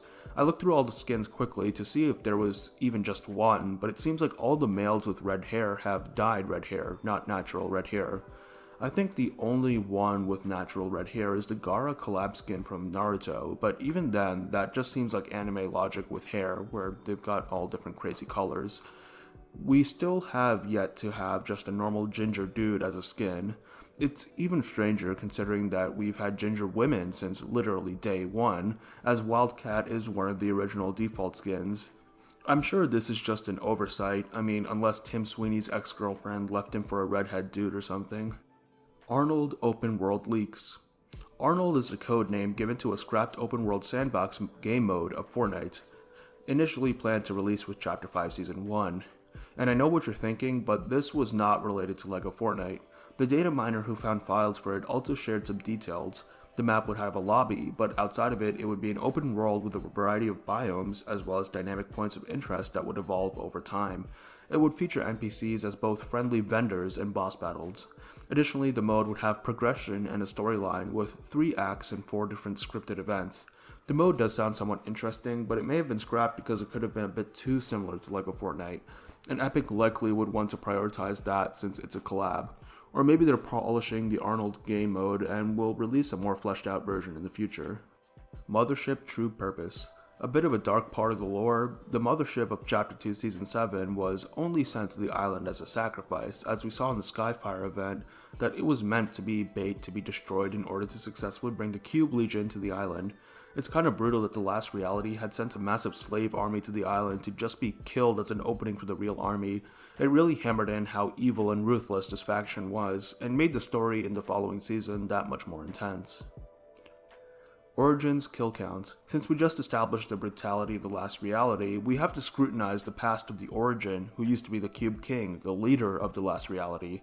The Origin saw countless realities fall and be destroyed under his reign, and after the true scope of the terror he was inflicting hit him, he left the last reality. If multiple different realities were destroyed by him, he is responsible for the deaths of billions, trillions, possibly quadrillions. Probably the highest kill count of any original Fortnite skin. Well, it's either him or his ex-wife. Chapter 2 is Hyperborea. Hyperborea is a mythical utopian location rumored to be a landmass at the North Pole. If you look at the maps depicting Hyperborea, you can see that it's a continent divided into 4 quarters by rivers in each cardinal direction. The rivers all lead to a lake in the middle of the landmass, with the lake having a smaller island in the center. Where have we seen this before? Oh yeah, this is just the Chapter 2 map. Landmass roughly quartered by 4 rivers in each cardinal direction, lake in the middle with a smaller island in the middle of that. Yeah, the similarities are striking, and it makes me think that Hyperborea was an intentional design inspiration. Fortnite is real. The natural conclusion of Fortnite taking place in a world where multiple realities, including our own, are part of a multiverse. Technically, Fortnite and all of its events are real, we just don't have the means to go to Fortnite yet. Also, just for fun, I looked up Fortnite is real on Google, and I found this article that asked, is Fortnite based on a true story? And the article was just explaining, no, Fortnite is not a true story, it's a fictional battle royale. What? Why does this article exist? Who was asking this? Unfortunate Fortnite timing. I think this is referring to the theme of Chapter 3 Season 2, and why there was almost zero marketing or teasers for it. For any other Fortnite season, there are usually teasers leading up to it. However, there were none for Chapter 3 Season 2. People were confused as to why this was, until the season itself actually released, when it became obvious. You see, the theme of the season was an all-out war between the Seven and the IO, with massive armies mobilizing and the IO even using tanks. Now, this would normally be fine, especially in a game about combat, but Chapter 3 Season 2 released on March 20th, 2022, less than 1 month after Russia escalated the war against Ukraine by mobilizing a massive invasion force on February 24th, 2022, notably using tank columns to do so. So it's clear that Epic was uncomfortable marketing a new season featuring tanks, invasion, and total war right after a major land offensive in Europe started, which was unfortunate timing for them. Some other players also noted that the season's tagline, Resistance, wasn't exactly the best fit for what was actually happening in the game, and that the phrase itself was just tagged on in a static image at the end instead of the usual overlay. So there was speculation that the original tagline was Total War or something similar, which also needed to be changed. So yeah, unfortunate timing that Fortnite's Total War season released right at the same time as an actual major war happening in real life. Grenade Shotgun. The final unreleased weapon on this iceberg, we have the Grenade Shotgun, or Boomstick. This was added to the files in 2017 and was a shotgun that fired grenades, probably not released due to balancing issues. NSFW Maps and Mods. An appropriate entry for the final topic in the entire iceberg, at least until the bonus layer in the Supercut. Those watching are likely familiar with skin mods for Fortnite, where you can modify your skin model and change it to basically whatever you want. This change can only be seen by you. You've probably seen clips online of people using the skeleton model as a skin. Of course, doing this is ban-worthy, but with modding giving you the ability to change your skin into whatever humanoid model you want, there are of course people who mod their skins into something not safe for work. To put it bluntly, models of naked women. Obviously not showing that here, but it does happen. Similarly, due to Creative 2.0 and further additions of Creative, you have the ability to import and use your own models when making Fortnite Creative maps. As you can expect, this also means people importing models of naked bodies. Additionally, NSFW maps can also be referring to NSFW role-playing maps that people create and upload, which is pretty bad for a game meant to be kids, but honestly, if Party Royale is any indicator, people are going to do erotic role-playing, creative map or not. But I think having any sort of reference to NSFW content, whether implied or implicit, in your map is probably enough to get you banned.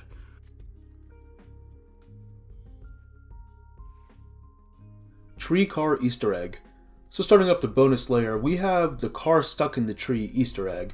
In one of the previous layers, I talked about community gravestones, where Epic adds a gravestone to the map referencing a viral clip of someone dying in the game. I lamented that Epic hasn't added any after Chapter 3, to which many responded with this example. I didn't include this because it isn't a gravestone, and the clip it was referencing wasn't a death. But it was still Epic referencing a community clip on the map, so I get why people gave it to me. This clip was taken in Chapter 5 Season 1, uploaded to Reddit by user HighSpeedFutzy. The clip depicts Futzy's friend driving a car recklessly in a forest, before flying for a bit and getting the car perfectly stuck between two trees. This is a completely hilarious one-in-a-million moment, and Epic would memorialize it a month later by adding a rusted car stuck between those same two trees on the map. Once again, a very funny nod to the community by Epic. Season Shop Return. This is a pretty recent development that doesn't need much explanation, but it's such a historic moment in Fortnite's history that I kinda had to include it. Back during 2017's Chapter 1 Season 1, there was no Battle Pass or even item shop. Instead, there was a Season Shop. The way it would work is that once you leveled up to a certain level, you earned the opportunity to purchase an item from the Season Shop. Honestly, not really the best system, which is why it was removed in Season 2. However, the Season Shop was notable for its cosmetics: the Aerial Assault 1 glider, the Aerial Assault Trooper outfit, the Renegade Raider outfit, and the Raider's Revenge pickaxe. After the season shop left, these items would not return to the item shop. The fact that they were only available at a time where there were not a lot of people playing the game, let alone spending money on it, and them also being the cosmetics that have been missing from the shop for the longest time, have given them a very prominent reputation as rare and desirable items. Renegade Raider especially. At one point, the hype around these items was sky high, with people foolishly paying thousands of dollars just to get an account with the Renegade Raider on it. I think after some time the hype did die down, just because of the few years where Fortnite itself wasn't as popular, as well as the fact that people just stopped caring about OG or rare skins. Still though, these items specifically had the legendary reputation of being the rarest items in Fortnite history. That is, until December 19th, 2024. On this day, when the item shop reset, these cosmetics would return. The items did have an XP requirement to purchase them, with various thresholds ranging from 500,000 to 2 million XP required to purchase the items. But yeah, the fact that these items, mainly the Renegade Raider, would come back to the item shop to be able to be purchased by anyone was once a pipe dream, and is legitimately one of the craziest things to ever happen to Fortnite, at least in my opinion. It probably doesn't seem that big of a deal to more casual players, but if you have been involved in the Fortnite community consistently over the past 8 years, you know that this is pretty huge. Sparkle Specialist Reward. So we just talked about rare items returning, but there's a difference between the outlier scenario that was the season shop, and then the Battle Pass system that was used after that. For the vast majority of Fortnite history, it was known that Battle Pass items were exclusives. You could only purchase and earn those items when the pass was available. After the season ended, they were not coming back. Of course, Epic recently announced that Battle Passes could be available for sale later, after the season ended, but that was only for newer Battle Passes from after the announcement. And right now, the prospect of items from old Chapter 1 Battle Passes returning is just far-fetched speculation. But what if I told you that there was a single case where Chapter 1 Battle Pass skin was legitimately given out after the season was ended? The skin is the Sparkle Specialist, who was given out as a reward for the Boogie Down competition. This was a competition in April 2018 to submit a video of yourself dancing for the chance to get your original dance put in the game. The winner, alongside getting their dance added as an emote, would also win all the disco-related cosmetics in the game, which included the Sparkle Specialist skin and her glider, the Get Down, both of which were initially available in the Chapter 1 Season 2 Battle Pass. So yeah, this is the first and only time where Battle Pass cosmetics were officially, purposefully given out after the Battle Pass they were part of was no longer available. Yes, it is technically still very exclusive since it's only for a single contest winner, but it counts and it's a very interesting footnote in Fortnite history. Mecha Morty Night Owl Easter Egg. Fortnite usually likes to put little Easter eggs or small references in the item shop, usually through what items they bring back on a certain day. For example, on the day they brought back the Renegade Raider, they also included the Rage Quit emote, probably as a joke reference to the controversy the return would generate. However, some are much more obscure than that, to the point where it's debatable whether or not it's even an Easter egg. This is one of those cases. On August 22nd, 2021, the Mecha Morty skin made its debut to the game. On the same day, the Jailbird set returned to the shop, with the Night Owl pickaxe included. Now, Rick and Morty initially aired on the network Adult Swim. To not go too deep on the history and lore here, Adult Swim has owls as basically one of their unofficial mascots, and they actually have a giant ominous statue of a golden owl with glowing eyes on top of their office. Of course, the Night Owl pickaxe features a golden owl on it, so immediately some speculated if this was a nod to Adult Swim's golden owl, since Rick and Morty was also in the shop. If it was, it would be an incredibly hidden reference, so others say it was just a coincidence. Double Jump Backpack. This was an unreleased item first referenced in the files with the launch of Chapter 1 Season 4. Like the name suggests, it was a backpack-style item similar to the jetpack, except that it gave you the ability to double jump. A pretty odd utility, which I don't think many people would care about, unless it could somehow save you from fall damage. Crossplay Bug. This is a pretty well-known topic, but I feel like I had to mention it once in the Iceberg, considering Fortnite did make gaming history regarding crossplay between platforms. So basically, back in 2018, Sony and Xbox players usually did not play with each other, with Sony executives saying that enabling crossplay is not as simple as flipping a switch. Basically, at the time, Sony especially did not want crossplay with other consoles, going so far as to not allow you to use your Epic account in any other platform, if you used it on a PlayStation. This is likely because it was perceived as good for business. If you only allow PlayStation users to play with other PlayStation users, it encourages people to buy more PlayStations so that they can play with their friends, as opposed to saying, I'll just buy an Xbox since I know I can play with my friend in the PlayStation anyway. So it was essentially assumed that it was infeasible for crossplay to exist, either due to technical issues or Sony. However, in September 2017, Reddit user Precision made a post on the Fortnite subreddit, which is now the Save the World subreddit, but since Battle Royale was so new back then, Battle Royale posts were also allowed on the sub. Basically, when playing on his PS4, he found a user with a space in their name.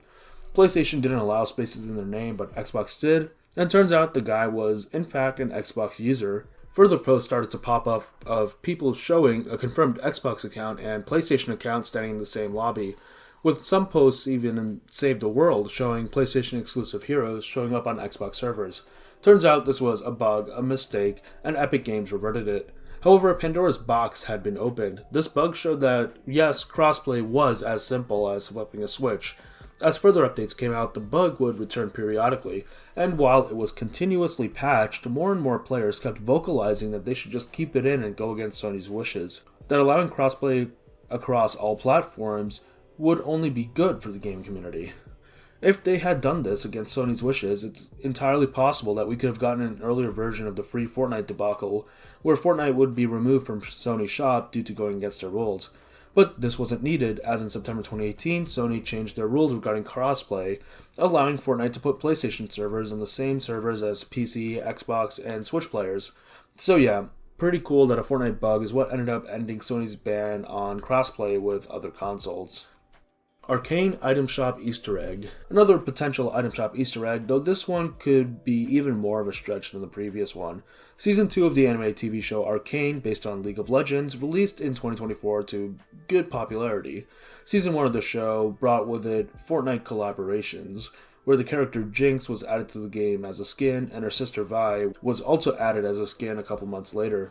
Now with Season 2's release, many wanted the skins to re-release into the item shop, but they never did. A controversy even broke out recently because a co-founder of Riot Games, the IP holder of Arcane, said that they only intended for the skins to be for the release of Season 1 and did not mean to bring them back afterwards. This is currently an ongoing situation, with it being possible that Riot Games backtracks on this, but it's likely that Epic employees in charge of the item shop knew about this rule, and they also knew about how the community wanted the Arcane skins to return, and basically threw an Easter egg into the item shop on December 21st, 2024, as skins were added that potentially referenced to Arcane skins and other Arcane characters. In the shop, we had Manic, which has a style that looks like knockoff Vi, with tattoos and a red side shave undercut.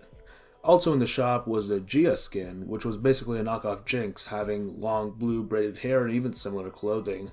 And finally, the Hime skin was also in the shop, which resembles another main character from Arcane, Caitlyn, both being women of East Asian ethnicity wearing a dark blue and gold uniform. So, what do you think? Were these three skins all being in the same shop at the same time an unintentional nod to Arcane, or just a massive coincidence?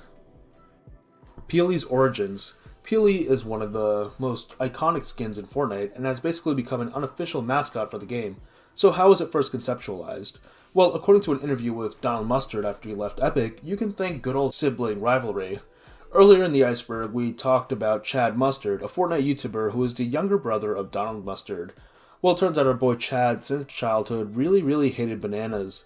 Donald would use his brother's dislike of bananas to troll him for years on end, often purchasing him gagged banana gifts. Later, Mustard would even ask Epic skin artists to design a banana skin for this very reason, and that's how he got Peely.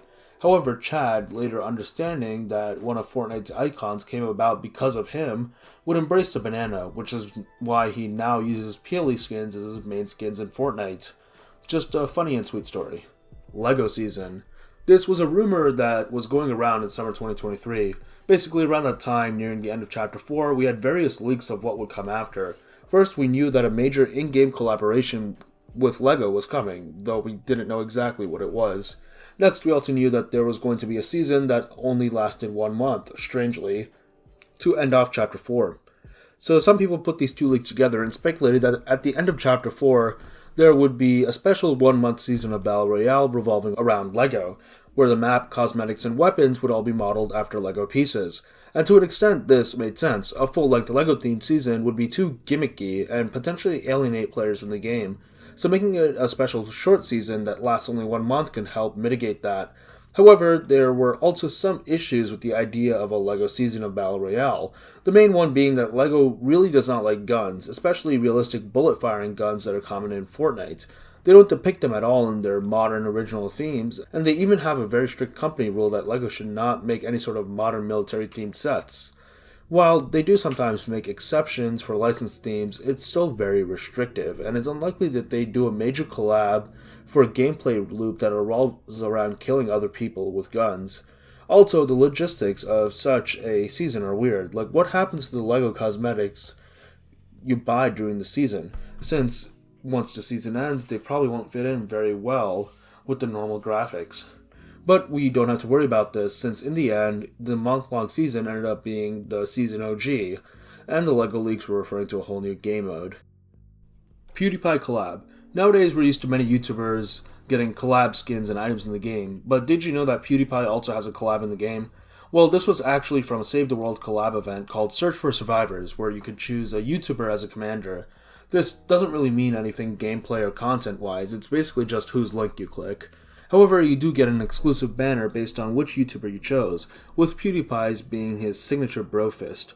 And while this is technically just a Save the World collab, since Save the World banners are useful in Battle Royale, that means that yes, there is an official PewDiePie collab in Fortnite Battle Royale.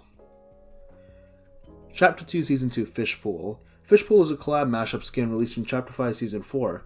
However, it was likely initially planned for Chapter 2 Season 2, as his codename Teriyaki Fish Donut was in the game since then. Chapter 5 Metaverse. Once again, not an obscure topic, but one which warrants an entry on this iceberg due to its importance.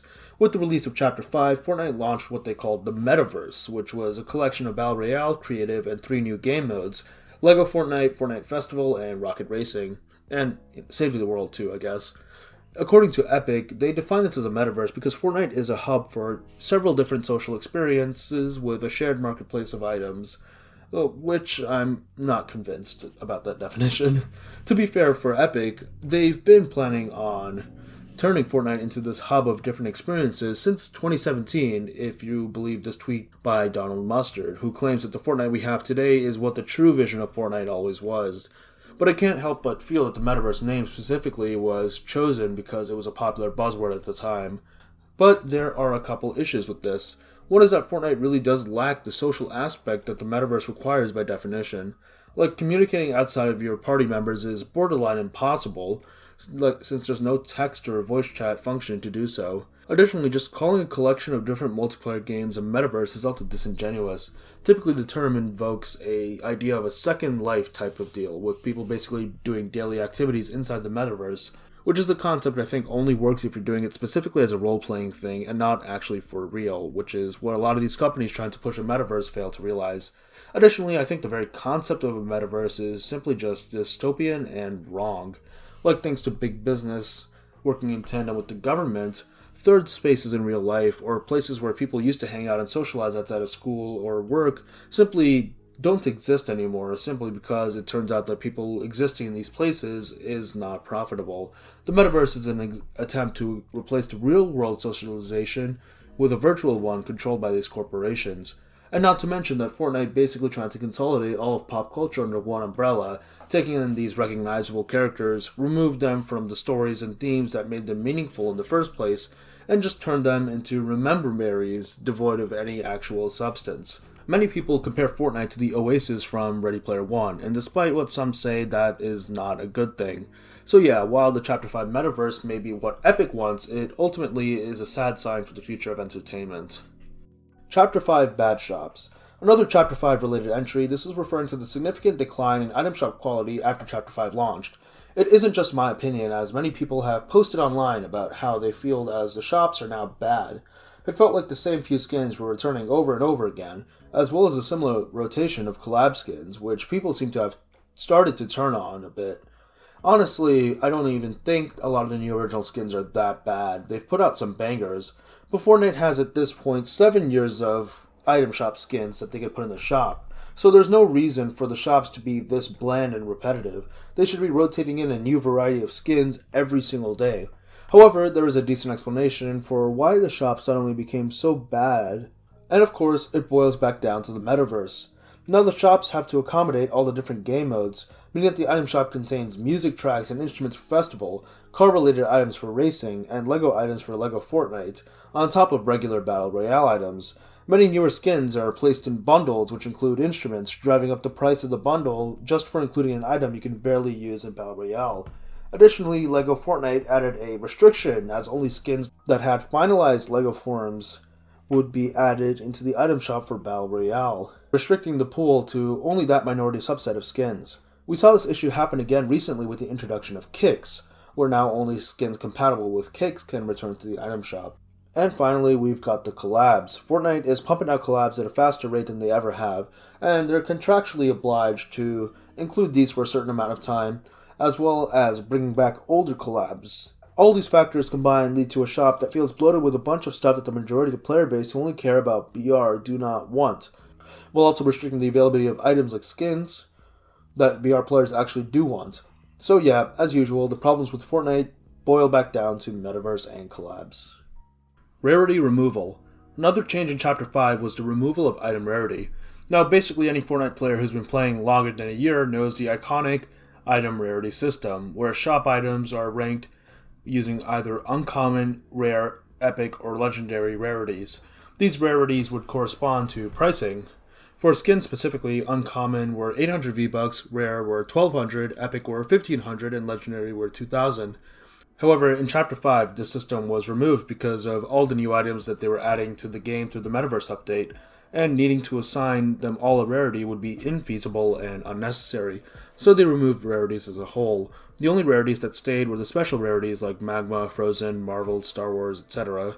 However, there are those in the Fortnite community that believe that this was a stealth way to increase prices of skins without people realizing.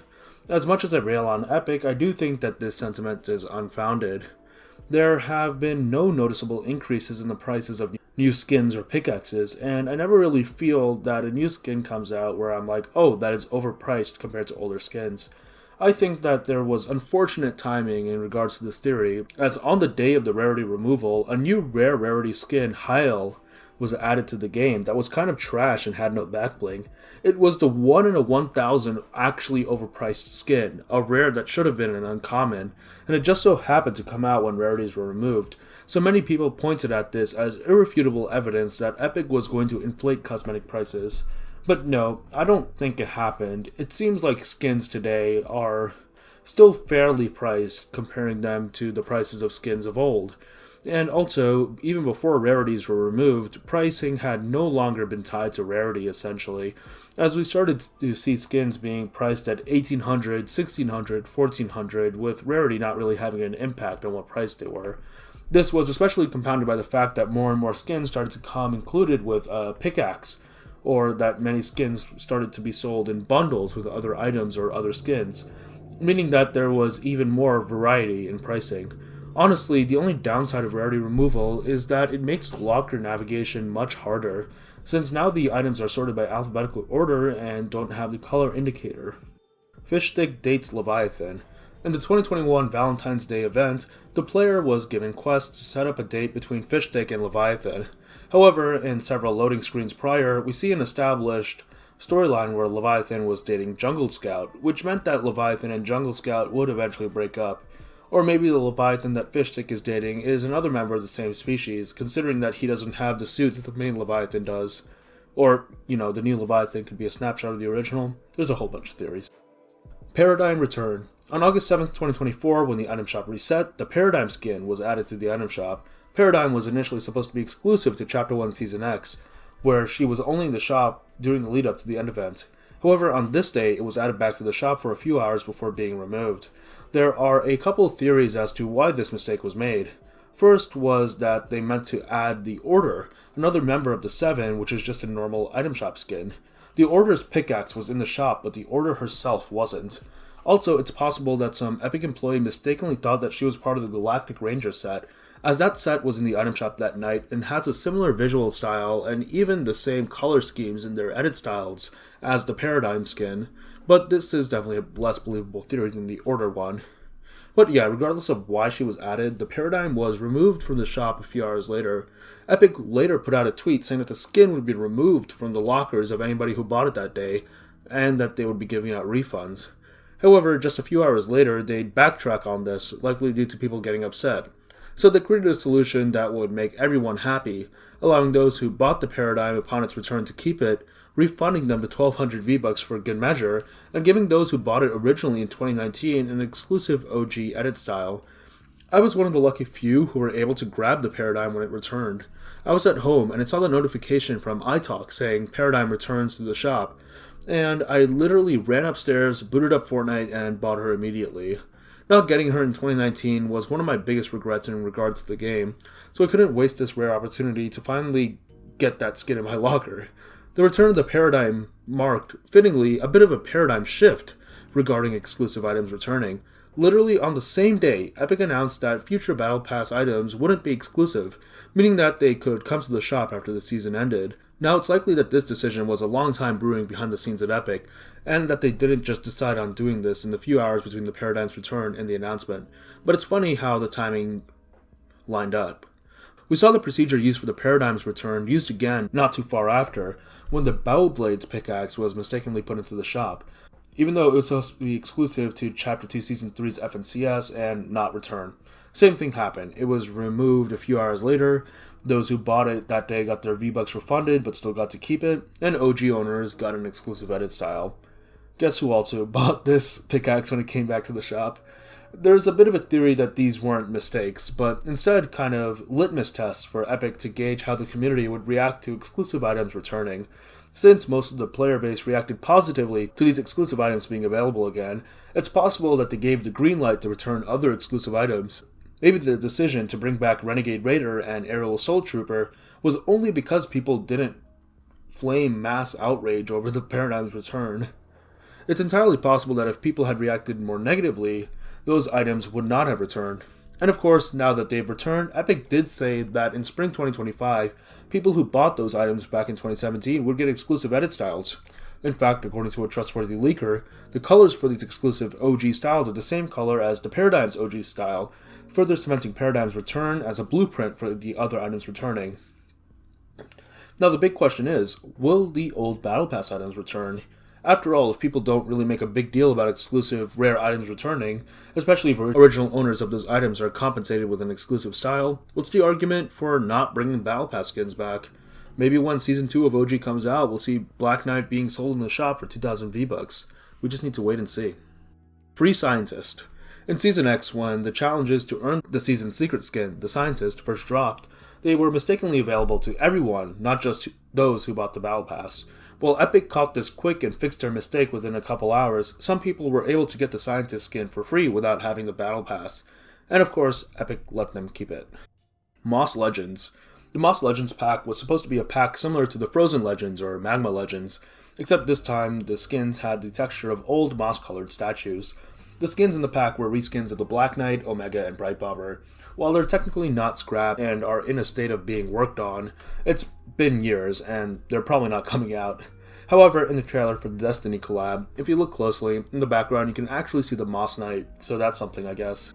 Suit Up Glitch. This is perhaps one of the weirdest visual glitches in Fortnite. The Chapter 2 Season 4 Battle Pass included the Suit Up emote, which was supposed to be a built-in emote for the Tony Stark outfit that would allow him to change from his normal style to the Iron Man style. However, a bug would make it so that in the Battle Pass preview, any outfit could use this emote. Depending on what skin you wore, it would have interesting effects. For most skins, it would be a texture change in their model, typically to either some weird mixed corrupted texture or back to the default texture of the model. For example, the Black Knight's body changing back to the Jonesy default skin, because that's the original base model of the Black Knight. For other skins, parts of them or even all of them would turn invisible, and strangely, for some skins, the changes would be to seemingly alternate unreleased styles. For example, when using the emote with aim, it would change them to the unreleased version with green pants. Similarly, the Vertex skin would change to Vertex V1. But this, once again, can be explained by the fact that the green pants aim and Vertex V1 were the original versions of the skins, so it's likely that they were the original models the final skins were being built on top of. Season 6 Fortnite Mayor's Quest Glitch. In Chapter 1 Season 6, a quest for the Fortnite Mayor's Challenges was bugged to give it a whopping 350 battle stars, or 35 entire tiers, for just a very simple multi-stage challenge. As usual, while the mistake was patched, those who earned the tiers got to keep them. I remember my friend bragging at school that he was able to complete the challenges and get the stars, and I was frustrated since I couldn't play that day. Not that it really mattered since I didn't even buy the battle passes back then. Reality Warriors. The Reality Warriors are one of the most obscure factions in the lore, yet potentially one of the most important. They were initially only mentioned once in Chapter 4 Season 1 in a blog post by Epic, as the faction that occupied the Brule Bastion POI, as well as several smaller unnamed temples across the map. This was the only information we had about them, though we could use context clues to figure out more. The same season introduced the Oathbound faction, who we know are the predecessors to the Imagined Order. So the implication here is that the Reality Warriors are the predecessors to the Seven. This connection to the Seven was further strengthened when the faction was actually mentioned in-game for the first time, with the Paradigm's exclusive OG style, titled Reality Warrior Paradigm. However, the fact that this style was probably unintentional since it was only added due to a mistake, meant that this could just be an Epic designer giving a nod to an old, obscure part of the lore that was most likely scrapped. However, with the knowledge that the Renegade Raider and Air Assault Trooper will supposedly get styles with the same color scheme, maybe they too will be connected to the Reality Warriors as well. Hopefully more of this faction is relevant in the future. I'd do anything for more lore. Carmen Sandiego. In Chapter 2 Season 9 of the Netflix animated TV show Carmen Sandiego. In Season 2 Episode 9 of the Netflix animated show Carmen Sandiego, a character named Jonesy, who has short blonde hair, wears a suit, and works as a government intelligence agent, shows up very briefly. Now, the similarities to Fortnite's Jonesy, specifically Agent Jones, are too much to ignore, so when word of this started spreading, many assumed that this was a lead-up to a collaboration. However, nothing ever came out of it. It was either just a coincidence, or the creators on the Carmen Sandiego team decided to make a fun little Fortnite reference. Battle Bucks. While we all know about V-Bucks, Epic initially planned on making a whole other in-game currency specifically for Battle Royale, known as Battle Bucks. This currency was meant to be able to be used to purchase items called Compendium Challenges, a group of challenges that would let you earn XP, items, and more Battle Bucks. Honestly, I'm glad they changed this. Buying challenges is probably not the best way to do things. Also, while we're here, did you know that they planned a proper Battle Pass for Season 1? It was called the Battle Book back then, and actually featured a full 100 tiers, though we don't know what items it would have had. But the concept was pushed back to Season 2, shortened to only 70 tiers, and became the Battle Pass, which has become a staple today. I wonder what a Battle Pass for Season 1 would have looked like, which cosmetics would be in it. Everything in Fortnite's future. And for our final entry, we have everything in Fortnite's future. One of the best parts about Fortnite is that it's constantly changing and evolving, meaning that new trivia, lore, and history is coming out all the time. A single video, or even a series of videos, could never cover everything about this game. And in fact, some parts of this very Iceberg series were already outdated or had to be updated and changed just to keep up with how Fortnite changed over the past 2 years. So, to cover my tracks, let's just say that this final entry covers everything that will come in Fortnite's future, and anything in its past that I missed, and also includes corrections for anything that becomes outdated. So with that, this has been the Ultimate Fortnite Iceberg. Thank you all for supporting me on this undertaking over the past 2 years, and I hope you enjoyed the results. Please like, comment, and subscribe, and if possible, use my creator code Rivecha in the item shop if you appreciated the video. Additionally, the Patreon and YouTube membership are open to join if you would like to support me even further. But as always, you just viewing is appreciated deeply. Thank you all, and I'll see you guys next time.